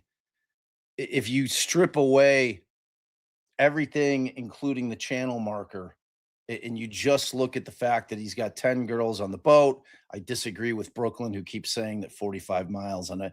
This was almost placid water. There were no other boats out there. Like 45 is not some crazy speed. I've been on boats. Anybody who's been on boats, I mean, is your hair blowing back? Yes, of course. You're going 45 miles an hour, but 45 miles an hour is 45 miles an hour, whether you're on a boat or in a car. It's the same speed. Always. It's like that old thing. Well, if I drop a a pound of rocks and I drop a pound of feathers, which one's going to hit the ground first? They're going to hit the ground at the It's a same mind time because they're trick. a pound. Yeah. I mean, it's just, it's not an unreasonable speed. It's not an unreasonable speed, period. End of conversation. But as far as if he doesn't hit the marker, what about, and they get to where they were going safely, what was criminal about his activity? And I'm talking about the driving of the boat, not the buying of the alcohol for the kids. That's a different thing. She could have charged him with that. She elected not to for reasons unknown. I don't know why. Certainly could have. I would have She could liked have to see added on. Borscht. I would like to see Borscht do this case, or any other I, prosecutor, because I think this could have been prosecuted with like a neutral tone, and sure, you would lose the impact. And that's why we are up here griping. It might seem like it's, oh, we're pro defense, but you are not supposed to consider sympathy when you're on the jury. And people are human, right? We know that people are human. So the idea to make it a strategy of your case to weaponize sympathy for the victim and the tragedy that occurred to secure a verdict is just problematic. It's not supposed to be what happens. for And sure. I think Laura Adams, whatever witness that Borscht was questioning, that she took over on redirect, it's like she felt like it wasn't, oh, and could you tell us a little bit more about that? And you weren't driving drunk with precious cargo on your ship, were you? Like, she didn't like that Borscht wasn't doing that. Cargo. Yeah, I mean, have you ever seen him in action though? Like in any other cases, have you seen him try anything? Oh, Yeah, I mean, I'm just curious as to whether or not he would have been more effective. I mean, we'll find out, you know. I mean, if the jury comes back with a guilty verdict, then, you know, she's going to be walking around peacocking, pulling that shit on every case. I mean, I've never seen Laura Adams try another case. Maybe that's her style in general. To me, she just gave up, you know, these vibes that she was personally engaged with this case in a way that's improper for a prosecutor. Yeah, I like that was how I felt about it. It's like I couldn't feel any other way. And it was just strange. It kind of reminded me of when I got super deep into the like my Gacy season. I started doing all the research about this one particular cop that was like obsessed with Gacy, and Gacy was a monster. He was right about Gacy, but the fact of the matter is that he created this relationship, developed it with Peace's mother, not in any kind of sexual way, but just like this like thing where he's going to their house every night and updating her. It was just improper, something that you don't see cops do ever, right? It's like if anything, families are always complaining the cops aren't telling them enough.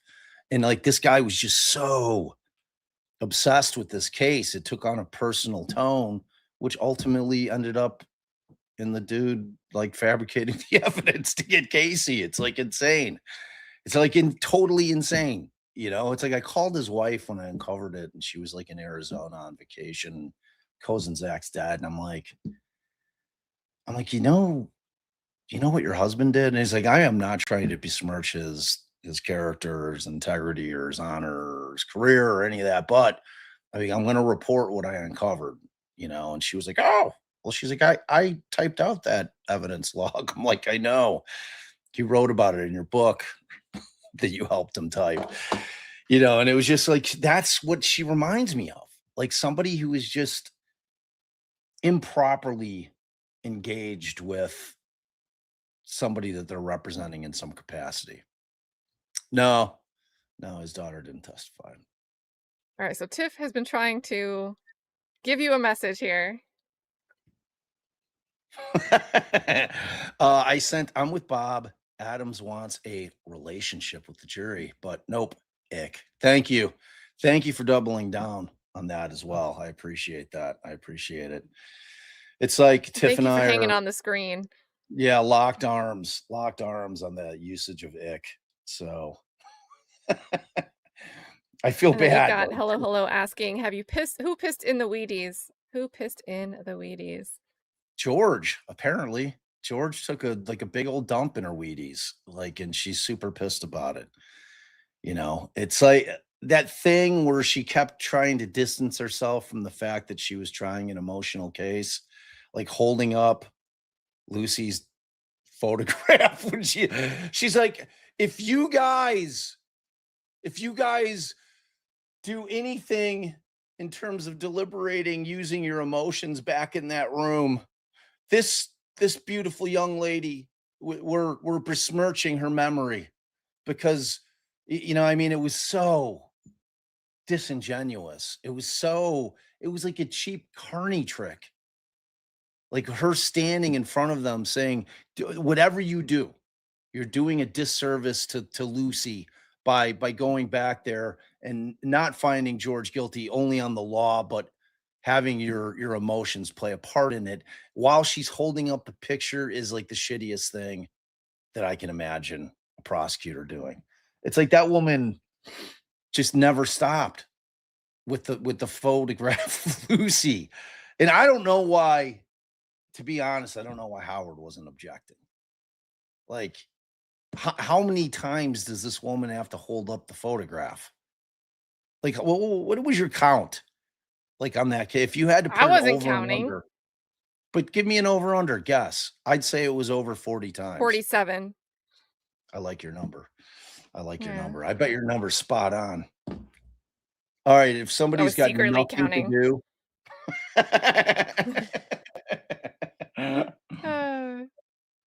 Yeah. All right, let me see where my poll's at. So your impromptu poll was a landslide with 1. So we've got Well, but to be fair, 400 people might, and I don't want anybody to feel this way. I'm just saying I understand it. It might be a reason. People might not want to vote out loud.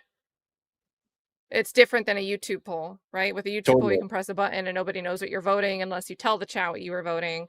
Whereas with this, if maybe a lot of people don't want to vote for the option that's currently sitting at 6% out loud in public. So I don't want people to feel that way. I'm just saying I think like it could be a factor. I think no one should feel that way. If you're of the 6%, I think you should be loud and proud. I mean, you're allowed your opinion no matter what. That's just the way it is. We're dead even on our poll, 50-50 with 440 votes in. Like literally 50-50. Like on the head nose. walked by on the stream. I don't know if that means anything. We got to keep an eye on. I'll keep an eye on Cathy's Twitter feed. She's usually pretty good if there's something going down.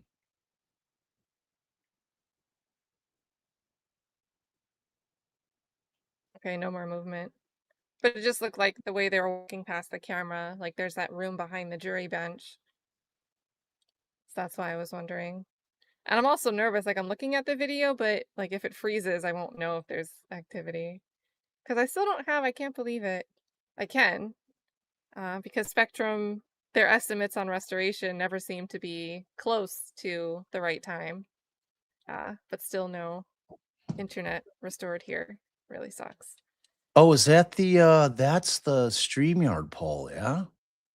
I forgot we can do that now. Yeah, it's just the way to bring the polls together across the screens with the shared chat. I don't know. Hello says, serious question. Did Laura lose a child and is taking this personal? No idea.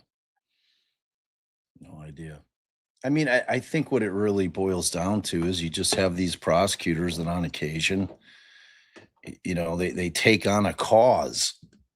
And at some point, Laura got it in her mind that he needed to be tried criminally, whether that was after a lot of communication with the Fernandez family, who was insistent, that they felt that he should be held responsible, criminally speaking.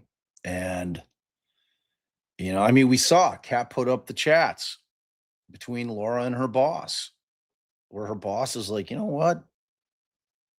I ain't feeling you. And then they had some kind of conversation. It seems like there was maybe a phone call. And then there was this final thing. And she's like, well, I appreciate you fleshing it out for me. But then Laura leaves the office. So there's this gap in time that it's a weird Well, case. I don't think she left. I think she probably put in her resignation, still had her off-ramp time period where, 30 days and then I'm officially leaving, 40 days, 60 days, 90 days, whatever. And she rescinded her resignation before she actually off-ramped. Yeah, but she checked out So, mentally. You know what I mean? She might not have yeah, physically but left. I really think it's possible that people can do those types of things as a stunt. They can do that as a way to manipulate somebody into giving them what they want. The idea of like, think of a couple who's arguing and one of the people decides, all right, I'm going to storm out of the house and see if they follow after me. Not because I really want to leave, but because I just want to see if they're going to chase after me. I mean, that type of dynamic it's not just something that happens in an intimate relationship between intimate partners.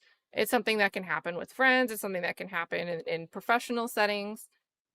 Like, and I think there's a very good chance that it was a manipulation tactic to try to push her office to get on board with charging this case the way she wanted to charge it. There's no question. That's exactly what it was. I don't see what else it could have been. It was her trying to flex. I mean, she's the probably the top felony prosecutor in that office, aside from the elected prosecuting attorney, but I don't even know. Like sometimes you'll get people elected as prosecutors have never tried a case as a prosecutor. Facts. I mean, it happens. So whoever got elected in, whoever that woman was that she was texting with, I don't know what her background is, but I think that based on what you were telling me, Laura was the top felony prosecutor in the office. And, this is a case that she had taken under her wing and for whatever reason was adamant about taking the shot here. Because like I was saying, to me, it's not that far removed from what was going on with the cases with school shootings, where they really are trying to stretch out a statute to fit in a way that it typically doesn't fit. To make someone like a guardian that's letting a child come to harm through negligence with the warping of what it means to be negligent as a guardian. Right. And it was. And I don't know Laura Adams' background. I just know she's been there 30 years. So I don't know like if she has accolades or anything like that. I just know she's tenured. She's been there 30 years, which is quite a long time. It's long in the tooth to stay in the prosecutor's office. It's I always wonder about lifelong prosecutors or public defenders for that matter. It's like, are they just truly dedicated public servants? And that's what they want to do with it for their whole career. Because it's like neither side makes any kind of real money. Like you're in there with the grind. It's not to say that she doesn't make a comfortable living, but in comparison to what you can make in the private sector, it's always a little bit strange to me. Like I've seen, it's not as strange as when I've seen people come in late in their careers, but usually when they do that, they're wanting to effectuate some kind of change. If you have a lawyer that is 20 years in, they're like, you know what, I'm going to go to the public defender's office or I'm going to go to the prosecutor's office because I want to try to do good. It's like my concept is the only way I'd ever become a prosecutor is to try to get in there and change shit. Like that would be my entire purpose. Like I try to teach. Funny thing about this office, funny thing about this specific office, the Miami-Dade State Attorney's Office, they hired someone to come in and be in charge of ethics. And then Miami Herald did an expose on him because of some literature that he wrote, fictional. And he was fired from the position before he really got started. And it's been an ongoing saga, a whole ongoing saga with this district attorney's office. So they almost had an ethics person, and then they did not. Yeah. I mean, And then Cathy says, did they start with misdemeanor? Yep, they started with misdemeanor charges, and then the family started doing Katy Puig, I think it was her family members, started speaking with the media and expressing concerns that they don't think that FWC, the lead investigating agency, did a good job trying to investigate if things like alcohol were involved here. And that media coverage raised the attention of some guy named Matthew Smiley, who we didn't see called at trial, but he came forward over 2 years later to give, well, his deposition was like 2 years, 3 months ish later, I think. He might have like raised his hand and it took a few months to do the deposition.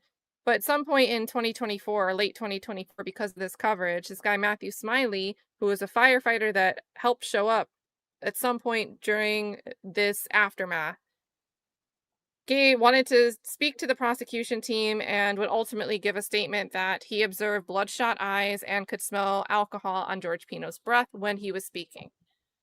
So we get that. That's the only like new thing that comes forward.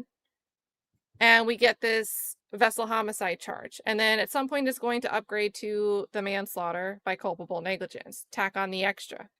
And again, I believe the reason for doing that was maybe to increase the exposure and hope that someone will just take a plea deal. But we yeah. took it all the way to trial, which is always a gamble. And oddly and enough, then Matthew that person Smiley's was never not called. Right. Nope, nope, That's never called. pretty weird. So- Pretty weird. Good old Matthew Smiley. Why wasn't he called? Can you come up with any reasons why? Probably the impetus for the felony charges wasn't even called. Is it because she didn't go for the BUI? I don't know. Maybe. I don't know. I mean, are you aware of any motion in limine to keep him from testifying? Yes, but there's no order relating to it, and no hearing was broadcast. So I don't actually know if it was, a defense motion in limine was granted, or if it wasn't granted, but something just didn't play out. Yeah. So Yeah. It's and I interesting. don't know, not for nothing. I don't think it would be a good look, but prosecutors do it all the time. The things that I don't think are a good look, calling somebody years later to just say like, hey, I never came forward, but I promise this is what I was saying back then. Like, if you're also a firefighter, you should have made sure you got your statement to somebody right away. Yeah. And it was a high profile case. So if you consider, if it's not like you only should have seen the coverage of this case if you live in this area 2 years later, when the family was, in my opinion, advocating for higher charges to be brought. And you had a prosecutor that was friendly to it if they could get their boss on board. To me, it seems like that was the impetus for someone coming forward, not, hey, I've never heard about this case before, even though I responded to it and never saw any other coverage, and then just realized 2 years later that nobody ever questioned me. It's It weird. just seems odd. It seems super So odd. maybe that was a risk they weighed. And calling him. hello sent another $5. She said, no offense or nothing against you all, but can you ask Allie my question later about Laura? Are you talking about which one that you want to see Allie and Laura in court? That's more of a statement. But you did ask, is your question the one that you wanted us to ask Allie? Is they didn't go by the new instructions they already argued before it went to the jury. Can they object to the judge? Is that the one that you want? Hello? I'm assuming that's the one you want, because the other one's more like you'd like to see Allie and Laura in there with the gloves off, throwing hammers. That's more of a statement as opposed to a question. But I'll ask her. I'll make sure to ask her that question. I'm assuming you're talking Lynn? about the definition of reasonable doubt, how it's changed. Is that what she's referring to? The fact that they've changed it as of June 12th, how the definition of reasonable doubt is defined. Is that what you think she's talking about, Kat? All right, so Lynn, Lynn, a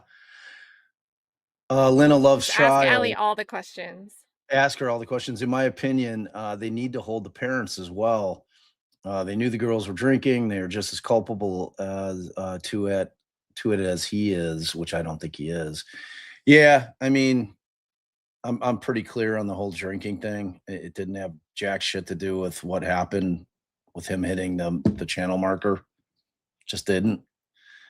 Like to me, that's just a character assassination move to try to make him look like a shit bag. Like it has nothing to do with what happened. It'd be one thing if the girls were all hammered, standing, falling all over the place. I mean, maybe Like then, hanging on his shoulder while he's holding the steering wheel. yeah, just doing all kinds of crazy shit, but it didn't appear that that's at all what was going on that boat. So, yeah, I don't know. I don't know. And then Hello Let's Hello see. said it was the question about having a family member. Oh, oh. I mean, Allie's not going to know, but if you want her to opine on it, I'll certainly ask her. Definitely. Slag Daddy said 2 weeks ago, a boat struck a channel marker in the Cutter Bank channel where an 8-year-old was ejected. No charges. Interesting.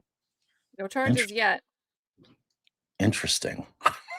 Yeah, it depends on how this one goes. I Was thought the it was really 8-year-old enlightening to see those stats on how many like channel marker collisions, whatever happen annually, and half of them happen during the daytime. It's not like, oh, the totality of this are nighttime. It didn't seem like the majority of those accidents could be explained by it was daytime and the only answer was alcohol. Or like some like depravity that someone was pulling a prank and hot dogging. So I thought those stats were really illuminating that we looked at maybe on day 7. I like the way that you really adopted hot dogging into your lexicon now. Now you didn't Gotta, know what it was, gotta. and now it's like part of your fiber. Were you out there hot dogging? I 4th of see you July just is gonna be so asking fun. people. Oh my God. Are you out there hot dogging right now? What are you doing? Why are you hot dogging? They'd be like, what? What do you mean? But yeah, I Who thought those doesn't love stats to were do hot enlightening, but of dog? course they don't come in a trial, right? You just call like 3 law enforcement officers to tell you that they think what George was doing, although they have to distance themselves from making that conclusion and say something like, somebody doing that thing would be unreasonable. It would be negligent. It would be a violation. Well, do you write tickets for those violations? No. Like, just a whole mess to me of, I think we got the picture that they don't seem to try to enforce anything that would promote safety on these waterways. There's all these channel markers that need repair that aren't being repaired. Channel markers that are missing the signage that would make them visible, and they're not fixing it to put signage back up on these channel markers. We're hearing law enforcement testify that we don't write violations when we see somebody going too fast on the waterway. We don't do that here. Like, why not? Why not?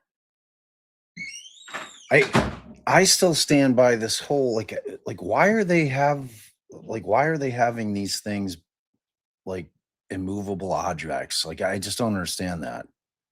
Like why are the channel markers like these concrete immovable metal poles that like it seems like there's a way that you could do something that can indicate, look, here's where the channel is, and it's not something that if somebody hits it, it can end up like this. It's like you were saying, like a buoy. Like buoys move. It's like you can probably make it with a tight enough chain to where it's going to only have so much of a radius to which way it can float, but it's not immovable. You know what I'm Yeah, it has saying? some It's like, slack to make the physics less dangerous. and beyond that, I think that Howard made a very good point. Like if there are these statistics that exist about the number of channel markers that have been struck, why isn't there a speed limit in there? Like just put it in there, stick it in there. I don't get that. If it's an issue, if they're concerned about people's speed and it's a known hazard, then why aren't you posting some kind of speed limit? you know It's that's strange to me. that they haven't done that. Can you 'Cause talk it's an about ongoing problem. the importance of voir dire and things that would make somebody, not a candidate for sitting on a jury, things that would get somebody stricken for cause? Well, let's Well, use the example of it's a domestic violence case. oh, Could I somebody mean, who lost somebody to a domestic violence incident, would they likely make it on a jury, or could they be stricken for cause? well, they should be stricken for cause if they're honest. I mean, those are the questions that usually are if we know what kind of case it is when they send out the jury questionnaires. And in Illinois, our jury questionnaires are pretty basic. And we're certainly always going to be allowed to discuss without indoctrinating the jury in terms of what the facts of the specific case is. We can always ask what the charge is, if that's going to be something that they're not going to be able to put aside their bias, because either it's something that they've had affect them personally, or somebody that they care about personally, or a family member, whatever the case may be. um Voir dire, picking your jury, is the most important aspect of the entire trial. It's more important than anything else, And it's not a including strategy, it's part of it. the system. It's built in to be that way. Right. And it's like it's so important that it takes higher precedent to me than jury instructions, which are the second most important thing. It's everything revolves around that jury. Everything. Like we're doing our very best as attorneys trying to figure out who these people are a little bit, the best that we can. It's like it got easier for us in Illinois with the advent of social media, like because we don't get a list ahead of time. It's like there is no, oh, I can go ahead and do research for 3, 4 days leading into voir dire from who the pool is. Like we don't get a list of names to where I'm going on everybody's socials and looking and seeing what makes them tick. Are they parents? Do they have are they gainfully employed? What their education level is? Depending on the type of case it is, do I care if they're conservative or liberal?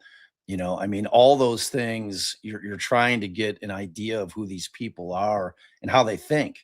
And our most important question to them is always, at least in my estimation, and I think Allie would probably agree, is if you get back in that room, are you going to be able to stand your ground if it's 11 versus 1 or 5 versus 1 and you're the one? Or are you going to cave, to the will of the others? Because you want people that are going to be able to stand their ground, that are not going to, which you kind of saw with the Karen Reed shit, like when they were writing those notes, and those notes when they came back to the judge were pretty clear that people had their opinions and they were not budging on them. Period. End of conversation. It didn't matter how long they were going to stay back there. They were never ever going to move on their position, which is what you want. It's if you feel a certain way as a juror, then you feel a certain way. But back to your question, so yeah, voir dire is the most important aspect. And in terms of if you have somebody who admits to their bias, that it's going to affect their ability to be able to sit on that jury and put that bias aside and not have that affect their ability to be able to be a fair and impartial juror, then you're absolutely going for cause. And it's a judge by judge thing as to whether or not, because it's that rehabilitation thing that the judge does, where the judge will call the juror up, And ask them and to say, like, yeah, can you hear all the evidence and then weigh the evidence and making your yeah, decision? and can you follow the law?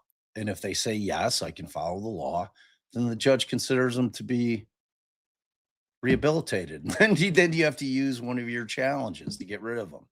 When it's clear that that person's never going to not be biased. Like it's such a legal fiction, that rehabilitation of jurors. It's such a load of shit. I cannot stand it. And it's so unfair, Well, especially, I and here mean, we it have a will, discharge of the alternates. So if someone's back there right now saying, like, I know my belief has been, and it's always been, that he was guilty, implying like a preconceived notion, which is something that you're not supposed to do. It's not how you're supposed to approach a trial, let alone deliberations. The judge has already discharged the alternates. Mm. Yeah. So, Yeah. which I think is risky, because you don't know if somebody's going to get back there and refuse to take part in deliberations. Hello says, oh, and Bob, I'm Western Kentucky, right over the Ohio River. I would never visit Chicago. Sorry, but not sorry. I hate big city life. Yeah, that's kind of judging a book by its cover a little bit. A little bit. I think Chicago is probably the most spectacular big city that there is in the entire country. It's very livable. It's an amazing architectural city. You're kind of missing out a little bit. There's nothing to be afraid of. There's nothing to be afraid of. I mean, all big cities have crime in certain areas. I mean, you're never going to be, able to escape that in total. But in terms of the culture, the food, the architecture, it's a spectacular city. It really is, especially in the summer. It's just beautiful. It's a beautiful city. It's worth it. If you come in, I'll bring you on a guided tour. You just hit me up. I'll keep you safe. I'll keep you safe. You'll change your mind. It's a great, great city. Really is. But, some people just don't like the big city. There's definite charm to small towns. I love There you both. go. Look how Yeah. deliberations work. Thank you. Hello. See, I love that. I love that. Yeah. So did you do that? Did I do what? Did you do the Folio? Mavka says the Folio judge went off on how violent Chicago is today. That's right when my internet died. Oh, so you didn't get to So do I got to see the allocutions from the defendants. Well, pretty much there were like 3 allocutions, and then one of the defendants just stayed in his chair when they asked him to speak and said, "I just want to say I love everybody," I think is what he said, or something to that effect. So he didn't really do an allocution. And then my internet cut out, like right as the state started making their arguments for like what they wanted to see. And again, the minimum they were facing is life without parole, and the maximum they were facing was life without parole. So as far as sentencing, not really that interesting. And I didn't get to hear her statements, so I have to watch those later. Yeah, So I mean, as far as like most big cities, there's areas that are where most of the violent crime takes place, and Chicago's no exception. It's like you have the Austin neighborhood, which is on the far west side of the city. That's right on the border of the town that I grew up in, like literally the street, Austin Boulevard. I have Oak Park where I grew up, which was a very urban suburb. And then right across the street, you got Austin. So I grew up over there, like going to liquor stores when I was 18, getting booze for parties, for house parties, because they would sell to us, and then you got like parts of the South Side. That's kind of where most of the violence is. Like you're not getting it. And that's not to say that there's not like marauding bands of, criminals sometimes in the areas where, people are out and about enjoying a nice evening dining or shopping. There's been some crime in those areas recently, but it's a I can't very wait to safe, watch clean this. town. What? So Mafka Which thing? added more context, saying a witness said Jacksonville was like little Chicago, and then the judge started citing Chicago gang violence stats, like 100 plus homicides last year. So that's how it came up during the sentencing. It was a hell of a lot more. It's like a hell of a lot more Wait, than 100. they did kind of get into this when one of the Sean Gathright, one of the defendants' mothers, was speaking, but did she come back to it and go off more? Because it was kind of quick, the first part, before I lost internet, before the allocutions. Interesting. I've also got hello saying, I'll drive through, but with my man by my side, I'm antisocial. You know what I think? Living in a city is a lot more appealing to me now that I wouldn't be a commuter for work. Like, What? I'd rather live in a city or live far away. I wouldn't want to be a commuter that has to drive and get stuck in the traffic leaving to and from the city. That's my gripe about like populated areas. The worst. Just the- It's Getting the stuck in worst. traffic. I hate it. Oh my God. It's the worst. It's like we moved whatever 38 miles west of the city. Like we're pretty rural out here. We're like past Naperville, past Aurora, which are western suburbs, like due west as the crow flies. And it's like living out here. There's parts that I hate, because I would have rather my kids grown up in a more kind of urban area, because I just feel like kids that grow up in not necessarily in the city, but especially in the city are just a little more street savvy than kids, like, because there's just nothing to do out here, which is good. It's safe. It's safe, but the traffic, girl, oh my God. It's like whenever I drive back into Oak Park, I'm in hell. Hell, it takes like hours to get from like the expressway to like the north side of the city. Like if we're going to visit my uncle and I'm taking like Harlem, which is kind of the main thoroughfare through Oak Park, and it goes all the way up to the northwest side of the city. And it's like, I just can't. It's so miserable. When I first moved back from Philly, when Allie and I were practicing out there, and I was commuting when we bought out here for the first year and a half. I was commuting to my father's office. We lost Kat, her internet, and it took 2 hours no matter what. If I took the train down, it was an hour train ride with all the stops, and then getting to the train and getting from the train station to wherever I was going. If I was walking to the Daily Center or whatever courthouse I was going to, it was 2 hours. And then it was 2 hours in the car. So it was 4 hours a day, because it's 2 hours each way, of just commuting. And it was just miserable. I mean, I did listen to, and this is like before podcasts. So it was like sports talk radio was like my big friend. That was what kept me occupied for all those hours. Peoria is little Chicago. Peoria doesn't have the highlights that Chicago has. That's the problem with it. Or are you talking about like crime rates? It's Peoria is definitely not Chicago. Let's see. I can't throw the comments up because those are under Kat's control. But Chantel Simmons says if Lucy was sober, she was, quote, stuck under the boat. How was she stuck? Couldn't she swim up, or would you think it's suicidal? I don't know.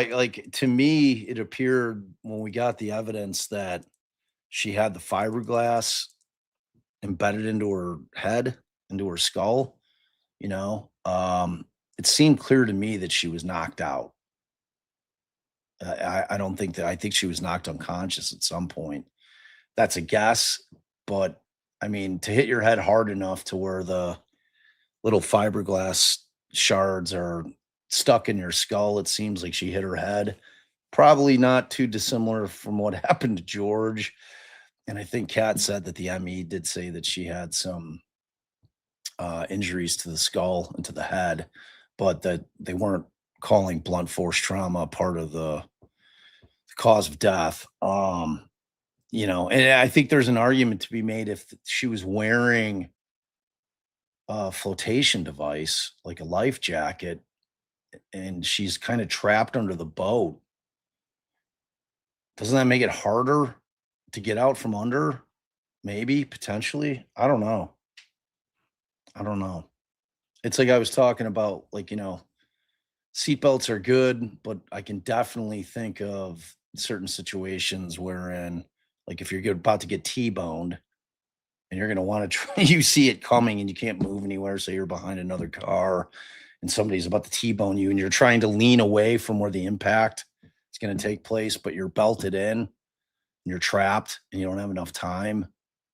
I mean, that's a situation where seatbelt's probably not optimal. What's the question? Yeah, we're close to Elburn. We're very, very close to Elburn. That's the last stop on the metro. That is the last stop on the metro. Oh. Are we even live anymore? Wait, hold on. Tracy's calling me. Hey, what's up? Verdict? Oh my God. There's a verdict. Cat, if you're back there, there's a verdict.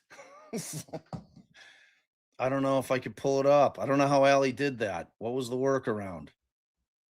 Cat, where are you? Oh my God.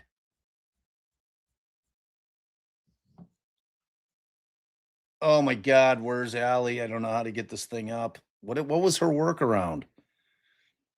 Oh my God, I got to call Cat. Her internet's down. It's like always, it's the worst possible timing for.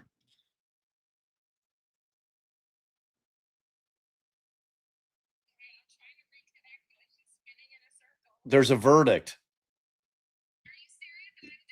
Yes, there's a verdict. How did Allie get the thing up? What did she do? No. Yes. All right. Wait, she's back. Get up there. Get down there and pull it up. Cat's off. Yes, we need you right now. That was super fast. It's super, super fast. All right, but can Allie, if she's going to be on her computer, she's here. She's running down there now. She just got back. That is all right. Try to get back on. Try to get back on. All right, there she is. All right, bye.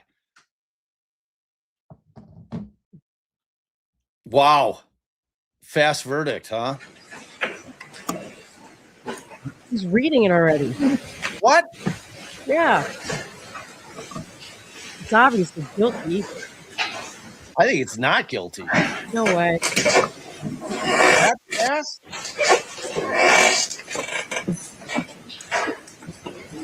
I mean, it's easy to predict guilty. Guilty. He's guilty. We're leaving this stream up. It's over.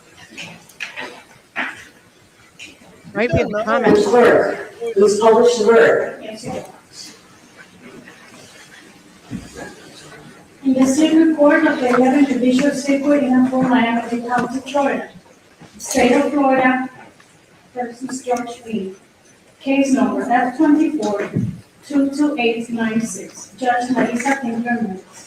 Verdict. We, the jury, find unanimously as follows. As to count one of the information, manslaughter of Lucy Fernandez, the defendant is not guilty. Wow. So say we all on this 22nd day, June 2026, signed by the foreperson, C.F. In the Circuit Court of the 11th Judicial Circuit in Miami-Dade County, Florida, State of Florida versus George Pino. Case number F24-22896. Judge Marisa Tinkerman. Verdict. We, the jury, find as follows. As to count two of the information, vessel homicide of Luciana Cristina Fernandez, the defendant is not guilty. Oh my God! 22nd day of June 2026, signed by the foreperson, C.F. I Does cannot. counsel for either the state or the defense wish for the jury to be polled? Yes, Your Honor. Madam Clerk, That is please poll the jury with initials. Yes. Ladies and gentlemen of this jury, you heard me please the verdict. As I call your name, if this is your verdict, please answer yes. If this is not your verdict, please answer no. I can't believe it. Mr. A.L. Initials A.L. Yes, sir. Yes. More, y'all. Initials C.F. Exhausting. C.S. Yes. L.M. Yes. J.M. Yes. and C.K. Yes. C.A. No, I'm a, yes. Judge Oh, good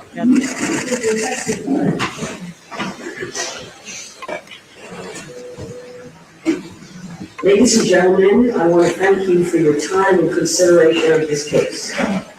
I also wish to advise you of some very special privileges that are enjoyed by jurors. No juror can ever be required to talk about the discussions that occurred in the jury room except by court order.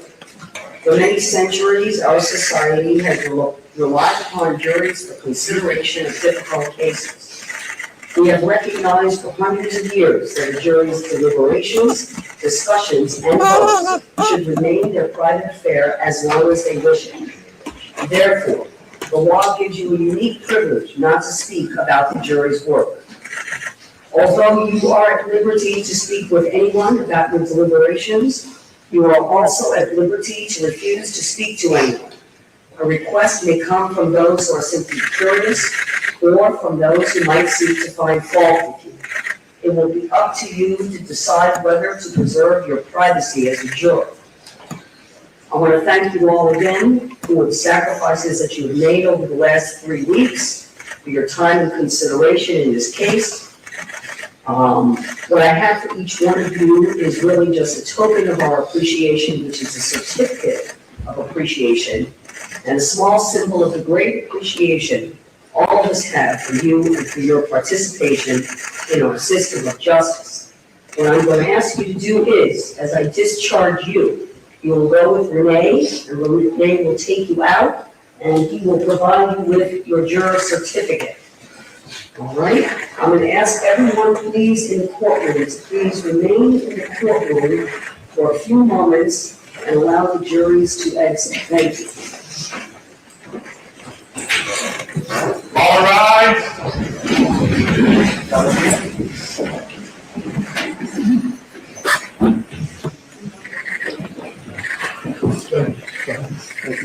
All right, I gotta go. I'm glad that I was able to be here for this. And every time a jury does something like this, it restores my faith in the system. Well done, jury. Well done.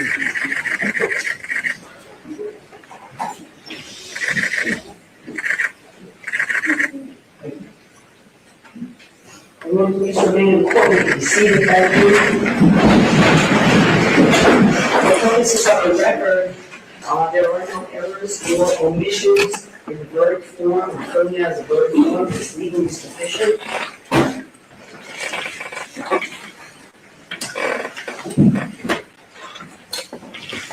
Mr. Pino, the jury was found not guilty as to both counts of the information in this case. Are there any other matters involving Mr. Pino Not for the state. for this court to address? Not for the state. Anything else? All right, there are no holes in Mr. Pino, is that correct? Correct. All right, ladies and gentlemen, if we would give the jury a few moments, please, to exit exiting the courtroom in the courthouse. And I want to thank everyone again for your respect for this court. We'll take a moment now, and I have no further matters for me to address, and at this time, we are in recess. Thank you.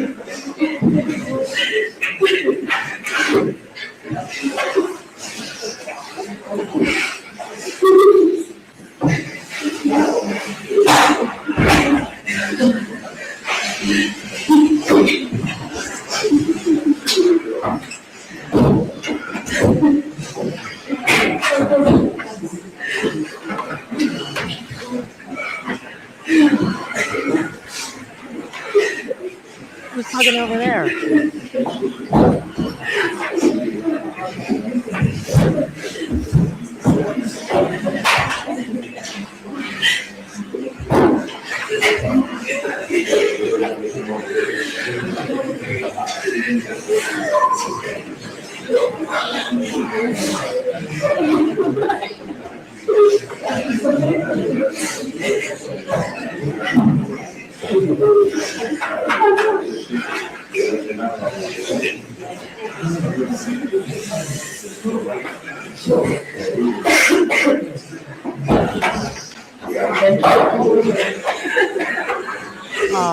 That's it.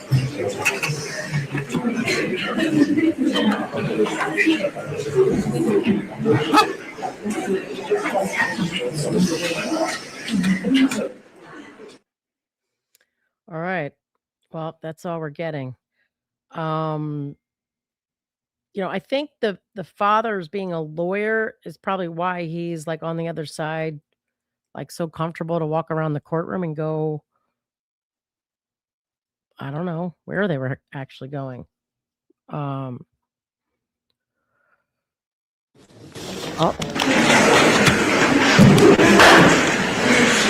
They're like, "Oh, people want to know what's going on in the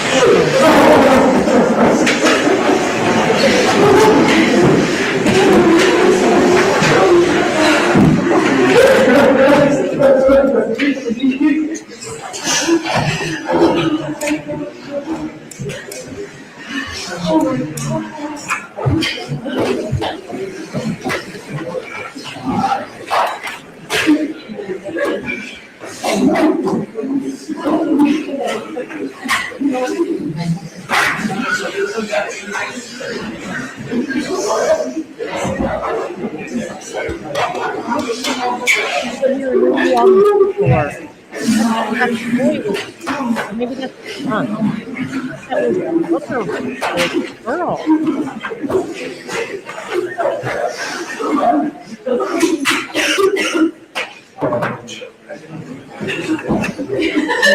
I was over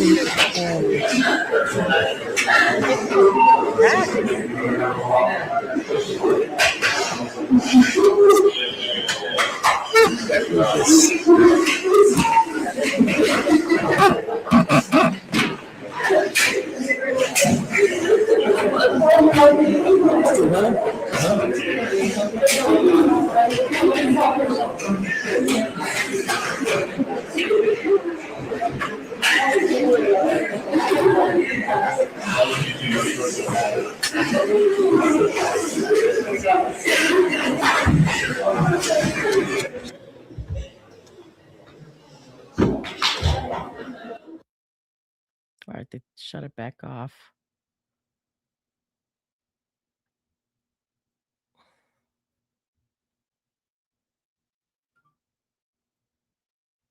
All right, let's see what you guys are saying.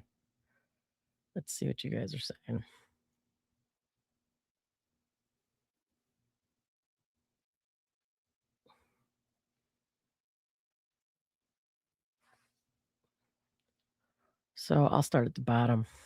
At for Dread says, it wouldn't have been no celebration if Laura Adams didn't make him out to be to be a scumbag narcissist. I mean, it's like, look, when the jury comes back in an hour 45, clearly I was still thinking it was going to be guilty, even on vessel homicide. And, I was certain they were going to be like kicking themselves for not requesting lesser included, any lesser includeds. So that's crazy too. I'm gonna leave this up in case, I don't know, there's some kind of, the state hates to give press conferences after they lose.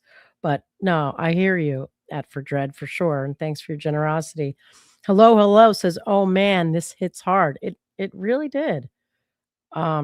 Ad for Dreaded the first time said, I just cried for George. Nothing he's done is fake, popular to contrary belief. Faith is restored.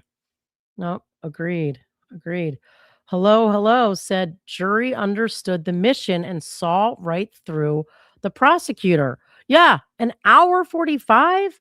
I mean, that is like insane. I just, I guess maybe sometimes 6 jurors works for you, you know, because that was really fast. I can't even believe it. Adford Dredd came back again. He said justice was served. Blame Laura Adams' stank ass, rude, condescending ways.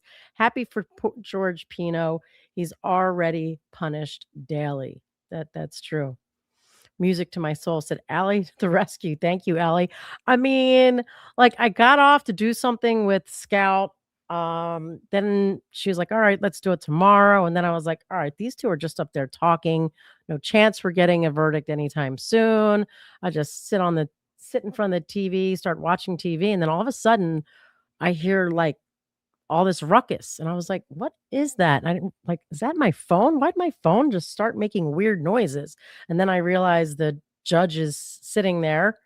So that was like literally, I mean, obviously you guys were there. Like we almost missed it. We almost missed it. And Kat, I think you're still in the chat. Jeannie says, thanks for all the great content, Kat. So a member for 1 month. Happy cat anniversary. Pokemon, member for 29 months, was like verdict. So that was 540. Yeah. So like less than an hour and 40. It was like an hour and 40 minutes. I mean, like, what? Maybe Megan said the same thing. Maybe Megan, not, maybe not. And I'm just surprised I didn't hear him call down to me. I think he thought I was gone, that I had left. So they were probably like freaking out. I was just staying quiet downstairs.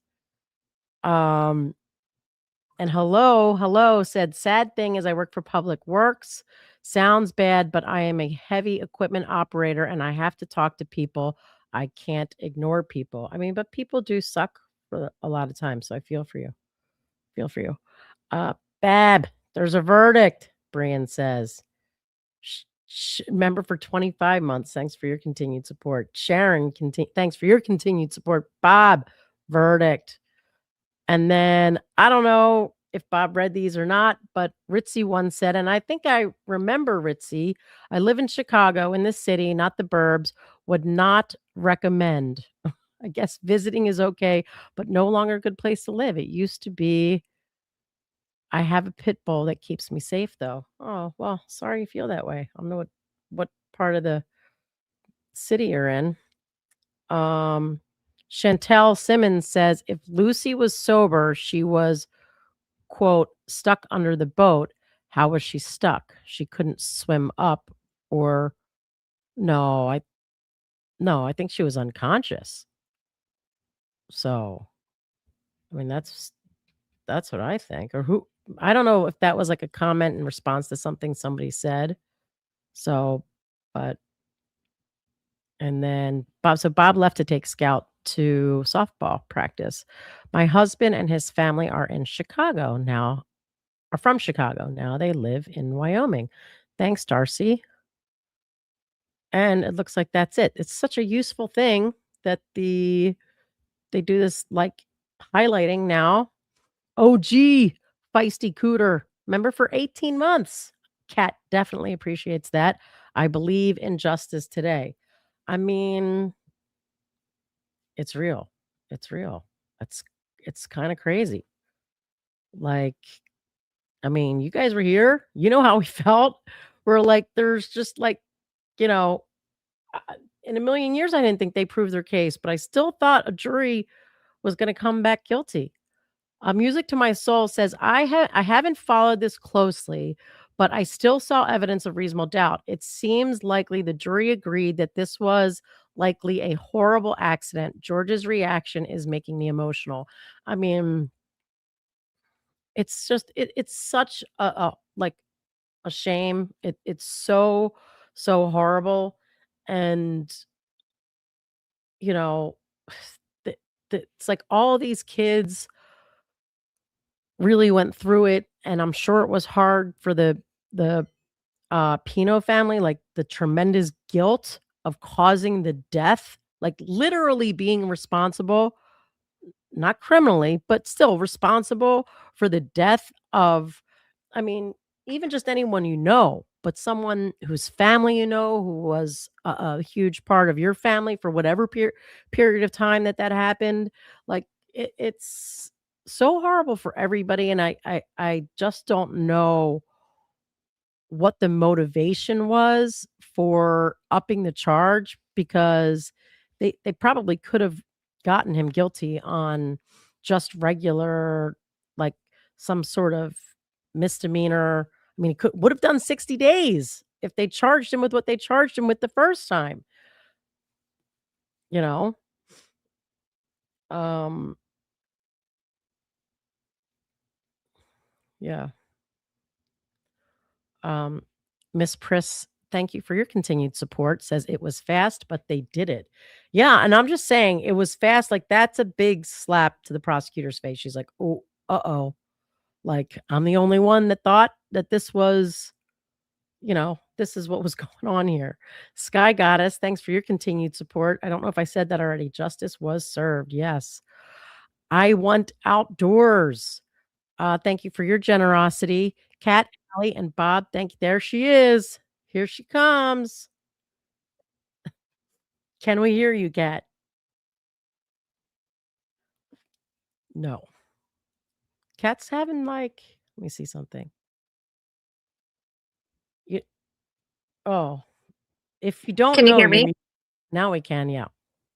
Okay, sorry, I have to have you on speaker because the headphones that would plug into my phone apparently don't want to work. I am so excited that I think the jury got it right. All right, so let's go back and watch it because Mavhawk, and it was quick, says, Allie, can we rewatch the verdict with you? We were in a panic frenzied state the first time. Yeah, I'd like to see how the judge.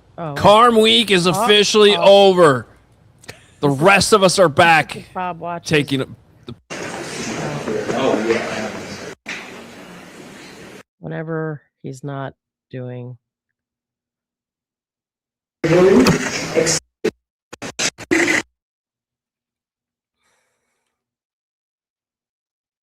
Whenever he's got his. All right, let me just pause it. And I can just go back to when the judge first comes in, because I wanted to see her face, like when she read it, if they showed it, like to herself.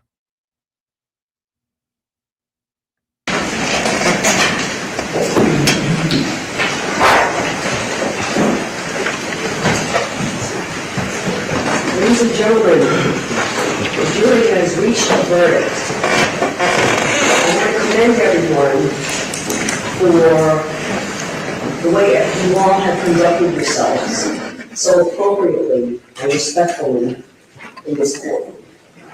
And I've respected that this is a court of law, and I'm going to ask you all to please, while this is going to be very difficult moments, to please dig down deep inside and please continue to maintain your composure to the best of your ability and to continue to honor and respect our justice system and this court.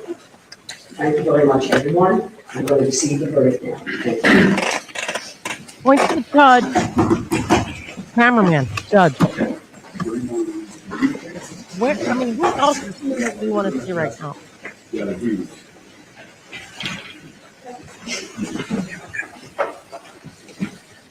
All right.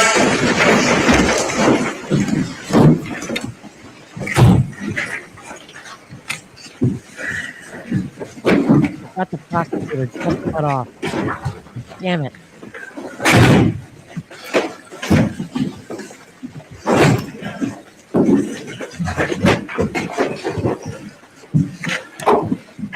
Please be seated, thank you.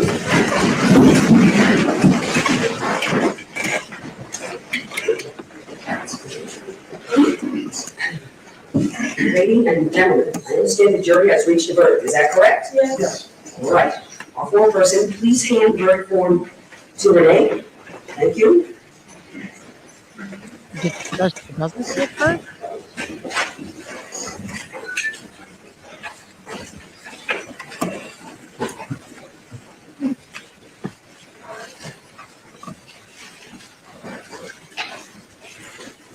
Come on.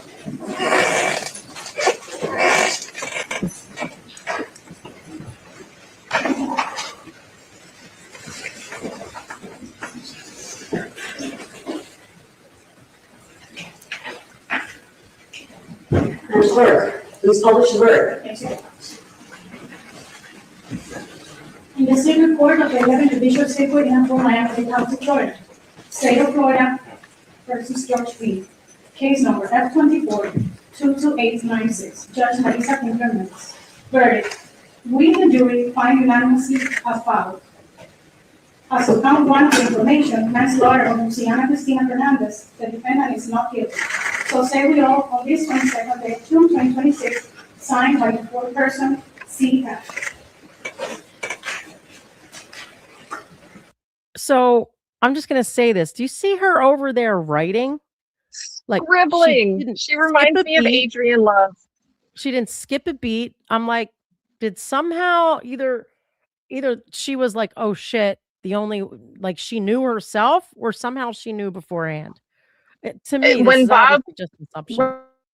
When Bob called and said there was a verdict, I don't know if you heard me at speaker, but I'm like, it could be an acquittal. I think it was too fast to be a guilty verdict.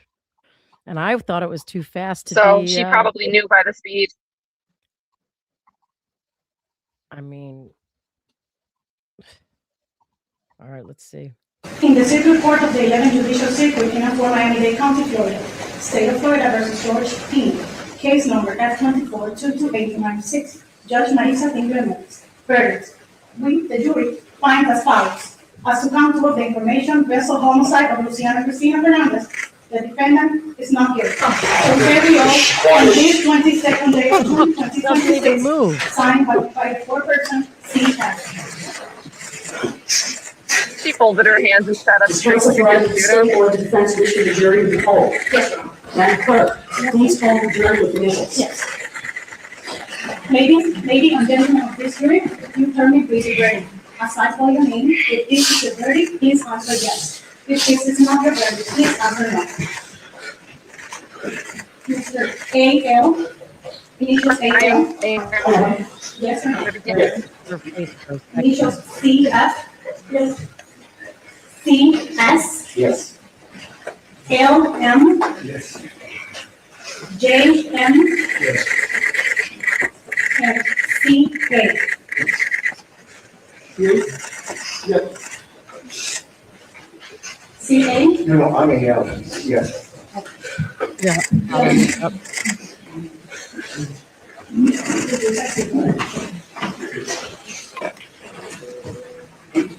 Ladies and gentlemen, I want to thank you for your time and consideration of this case. I also wish to advise you of some very special privileges that are enjoyed by jurors. No juror can ever be required to talk about the discussions that occurred in the jury room, except by court order. All right. Kat, you gone? Oh, she's muted again. There you go, Mavhawk.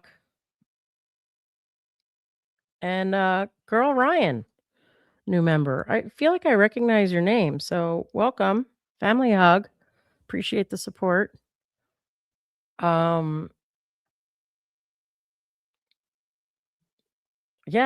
it was weird. She was just like writing the whole time. I don't know. You want me to? Do you guys want to keep watching? Oh.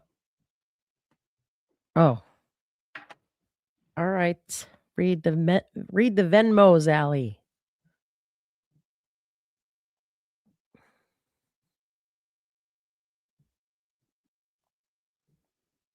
read it. Oh, I opened up YouTube by accident.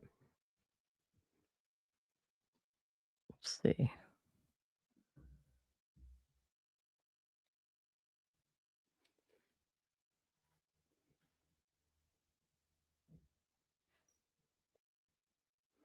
Is Kat back?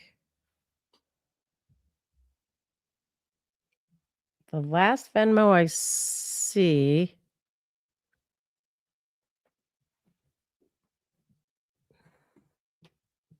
is 5:45. In rebuttal, oh, and I think we read that one already. Maybe. I don't see anything.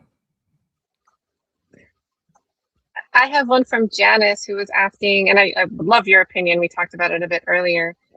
Why would the judge discharge the jurors before they even began deliberating? I mean, I thought it was crazy. We said, I think you and I talked about it when she first released them. Like, what if there was an issue? I'm keeping a lookout, Sarah. I'm just not seeing anything. And thank you, Janice. And that must just be the procedure in Florida, I would assume. Now, you said it happened again, another in that same courtroom where they did that. So maybe that's what they do. And then like once deliberations start, I don't know. Maybe it's just all on the Sarah, put it in the regular chat, whatever your question is. I'm watching. Oh, they were during closings. What? I thought that Bob got all those. Let me see.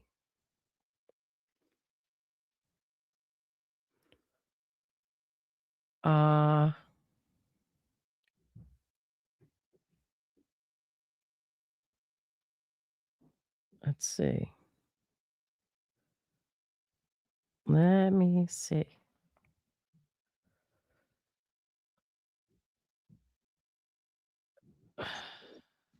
Oh, I do see. Okay, there might have been more. Objection, fuckface.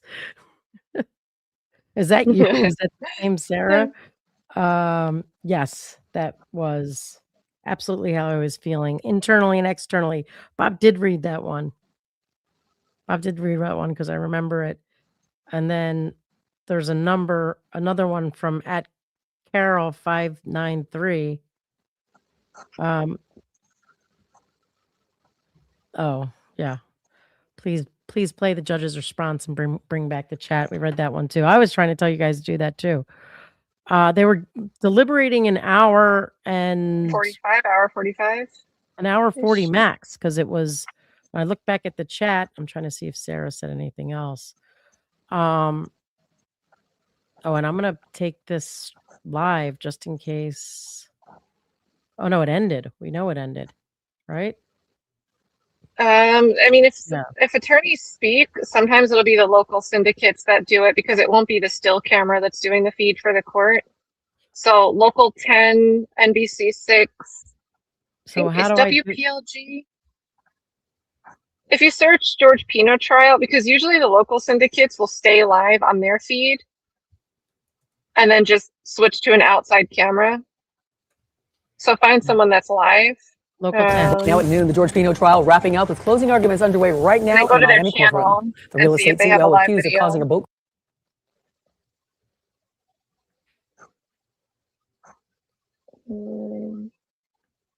Yeah, they might just be doing a recap. Weather. Some Milums. When you want the very best. And I was going to say Publix, not Publix. I'll check to see if I see anything else. Wow. So there's. All right, guys. What do you think? What do you think the prosecution office that handles misdemeanors might be thinking about right now? I mean, too late now. We told you. Yeah. Oh, wait, now this one says, is it live? Oh, wait. Oh, no. But this is the one we're watching, right? Wait, share this tab instead. Yeah, local 10. Huh. So I don't know. I don't see anybody that's actually like got anything outside the courthouse sitting there anyway. Still have closing arguments are underway. George Pino verdict. I'll try that. How much do you think this case costs? Like with like the reenactments that the state did and I mean, probably a lot. Probably. I couldn't even guess. I couldn't even guess. All right. Well, they just have like none of this stuff is live. yeah, they might not be doing any. And it's also late. You know, people might have wanted to run home. Yeah.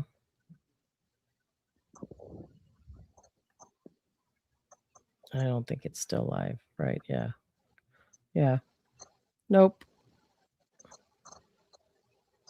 I think if I were in George's shoes, it would be very difficult for me to speak without just wanting to. I mean, I guess I would have like this bellowing feeling of like being grateful that the jury came back with an acquittal. But I think it'd be very hard for me not to complain about these charges being brought. And maybe he doesn't want to be that type of person that just goes out there and speaks badly on somebody else after he gets an acquittal. Right. They're interviewing everybody but George Pino. How do you know? Oh. What makes you say that? What do you mean? Oh, because what's on the screen? You still have the screen share up. Oh. Yeah. Okay. Nothing. Yeah, they're interviewing a bunch of people that aren't related to this case. Yeah. Well, oh, I see over here. I was like, I thought you could see what I was doing. Oh, no. I'll just leave that there until, because I was looking elsewhere. See what you guys are saying.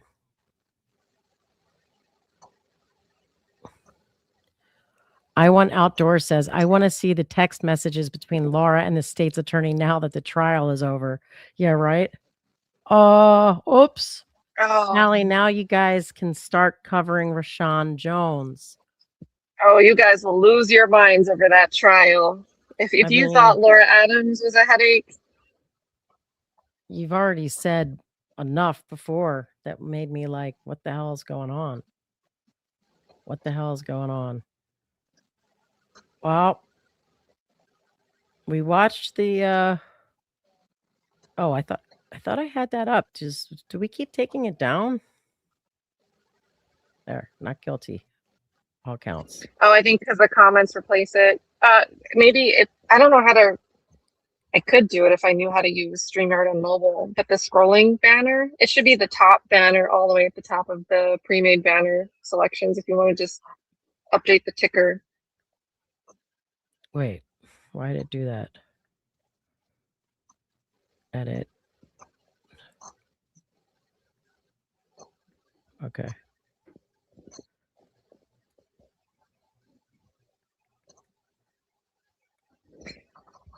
And think about like all the girls had to come down for this trial, and what if Uptown Girls was a fond memory, but now they associate like a fond memory of a last moment with a loved and cherished friend, but now Uptown Girls reminds you of Laura Adams at the courthouse. Right. I mean, probably. Yeah. I'm surprised that we don't have like a camera that's outside of the courthouse. That is strange. It's bizarre.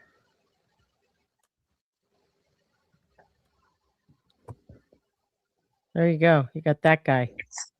Oh, it's Vinny. It's Vinny.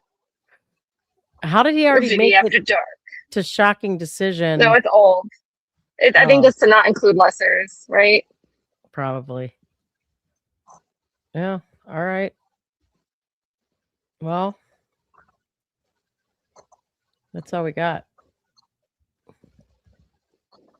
Yeah, sorry So- I'm useless with the research right now, but I appreciate you being like the hands-on solving all the problems today.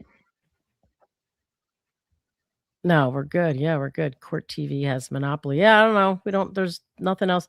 Right. So Waller says, I wish these were Rick Allen's jurors. Yeah, I'm with you. For sure. Miami Dottie says, Kat, love you, but no.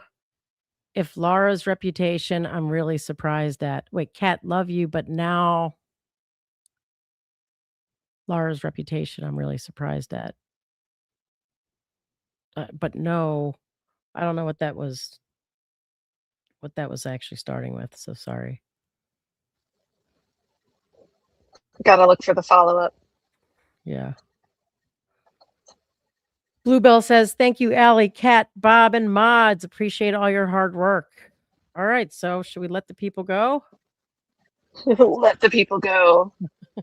We need one more Bob. We who labor here. We who labor here. Seek only the truth. Well, they sought the truth.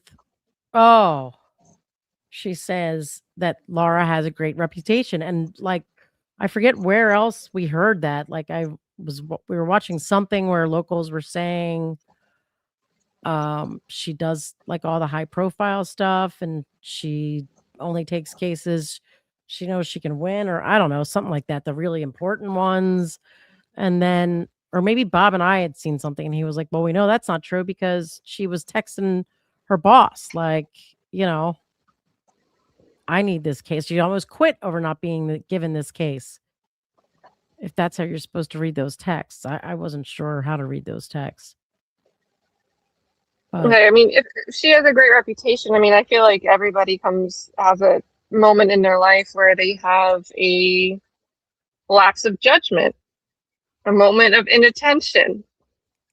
And, they don't see things the way maybe they should see them. I see what you did there, Kat. Yeah. But, I don't think being an attorney on either side of the aisle is an easy job. I think it might be a little bit more difficult to be a prosecutor that wants to do things the right way, and the victims, rightfully so, understandably so, might not understand how the process is supposed to play out and why prosecutors, police, investigators might not be able to just tell them everything, or, not something I would be good at. Yeah. Ooh La La says, thanks, Kat, for putting this on my radar. All right. Oh, well, thanks for hanging out for it.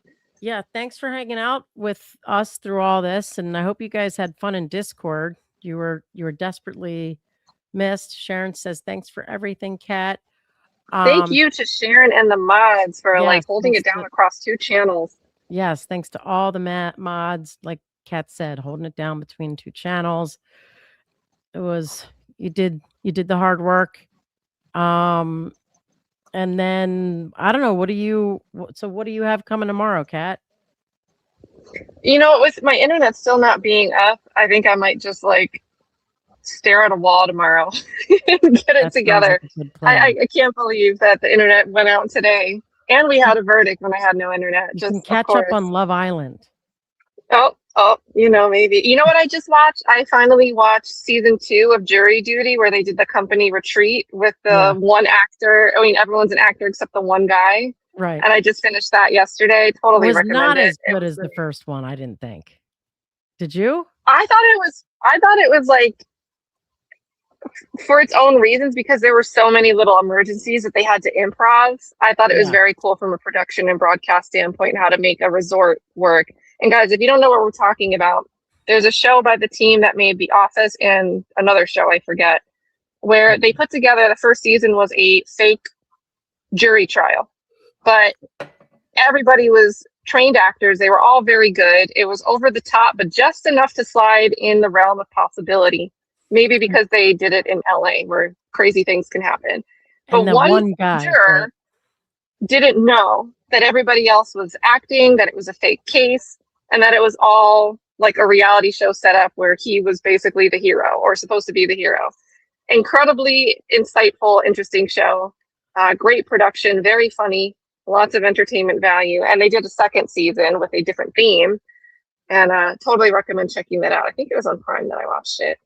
I can't remember. I watched it when it came out. I don't think Bob was home when I watched it. But I can't remember what it was on. But yeah, that was definitely good. All right, so Kat's gonna have some time off tomorrow to catch up on whatever she wants to. And I don't know what we're doing yet. So I guess you'll have to just keep an eye out. But thank you guys all for being here with us. Kat, is there anything else you want to say? No, looking forward to hanging out with you guys in the future on whatever you want to collab on with a live chat. Yes, for sure. All right, guys. Thanks again. We'll see you tomorrow. And then if I hit end stream, will it play your music or do your outro or? It should just end it for both of us. Okay. I don't think there's an outro set. Well, let me make sure I didn't miss a super. Nope, we're good. All right. Bye, guys. See you guys.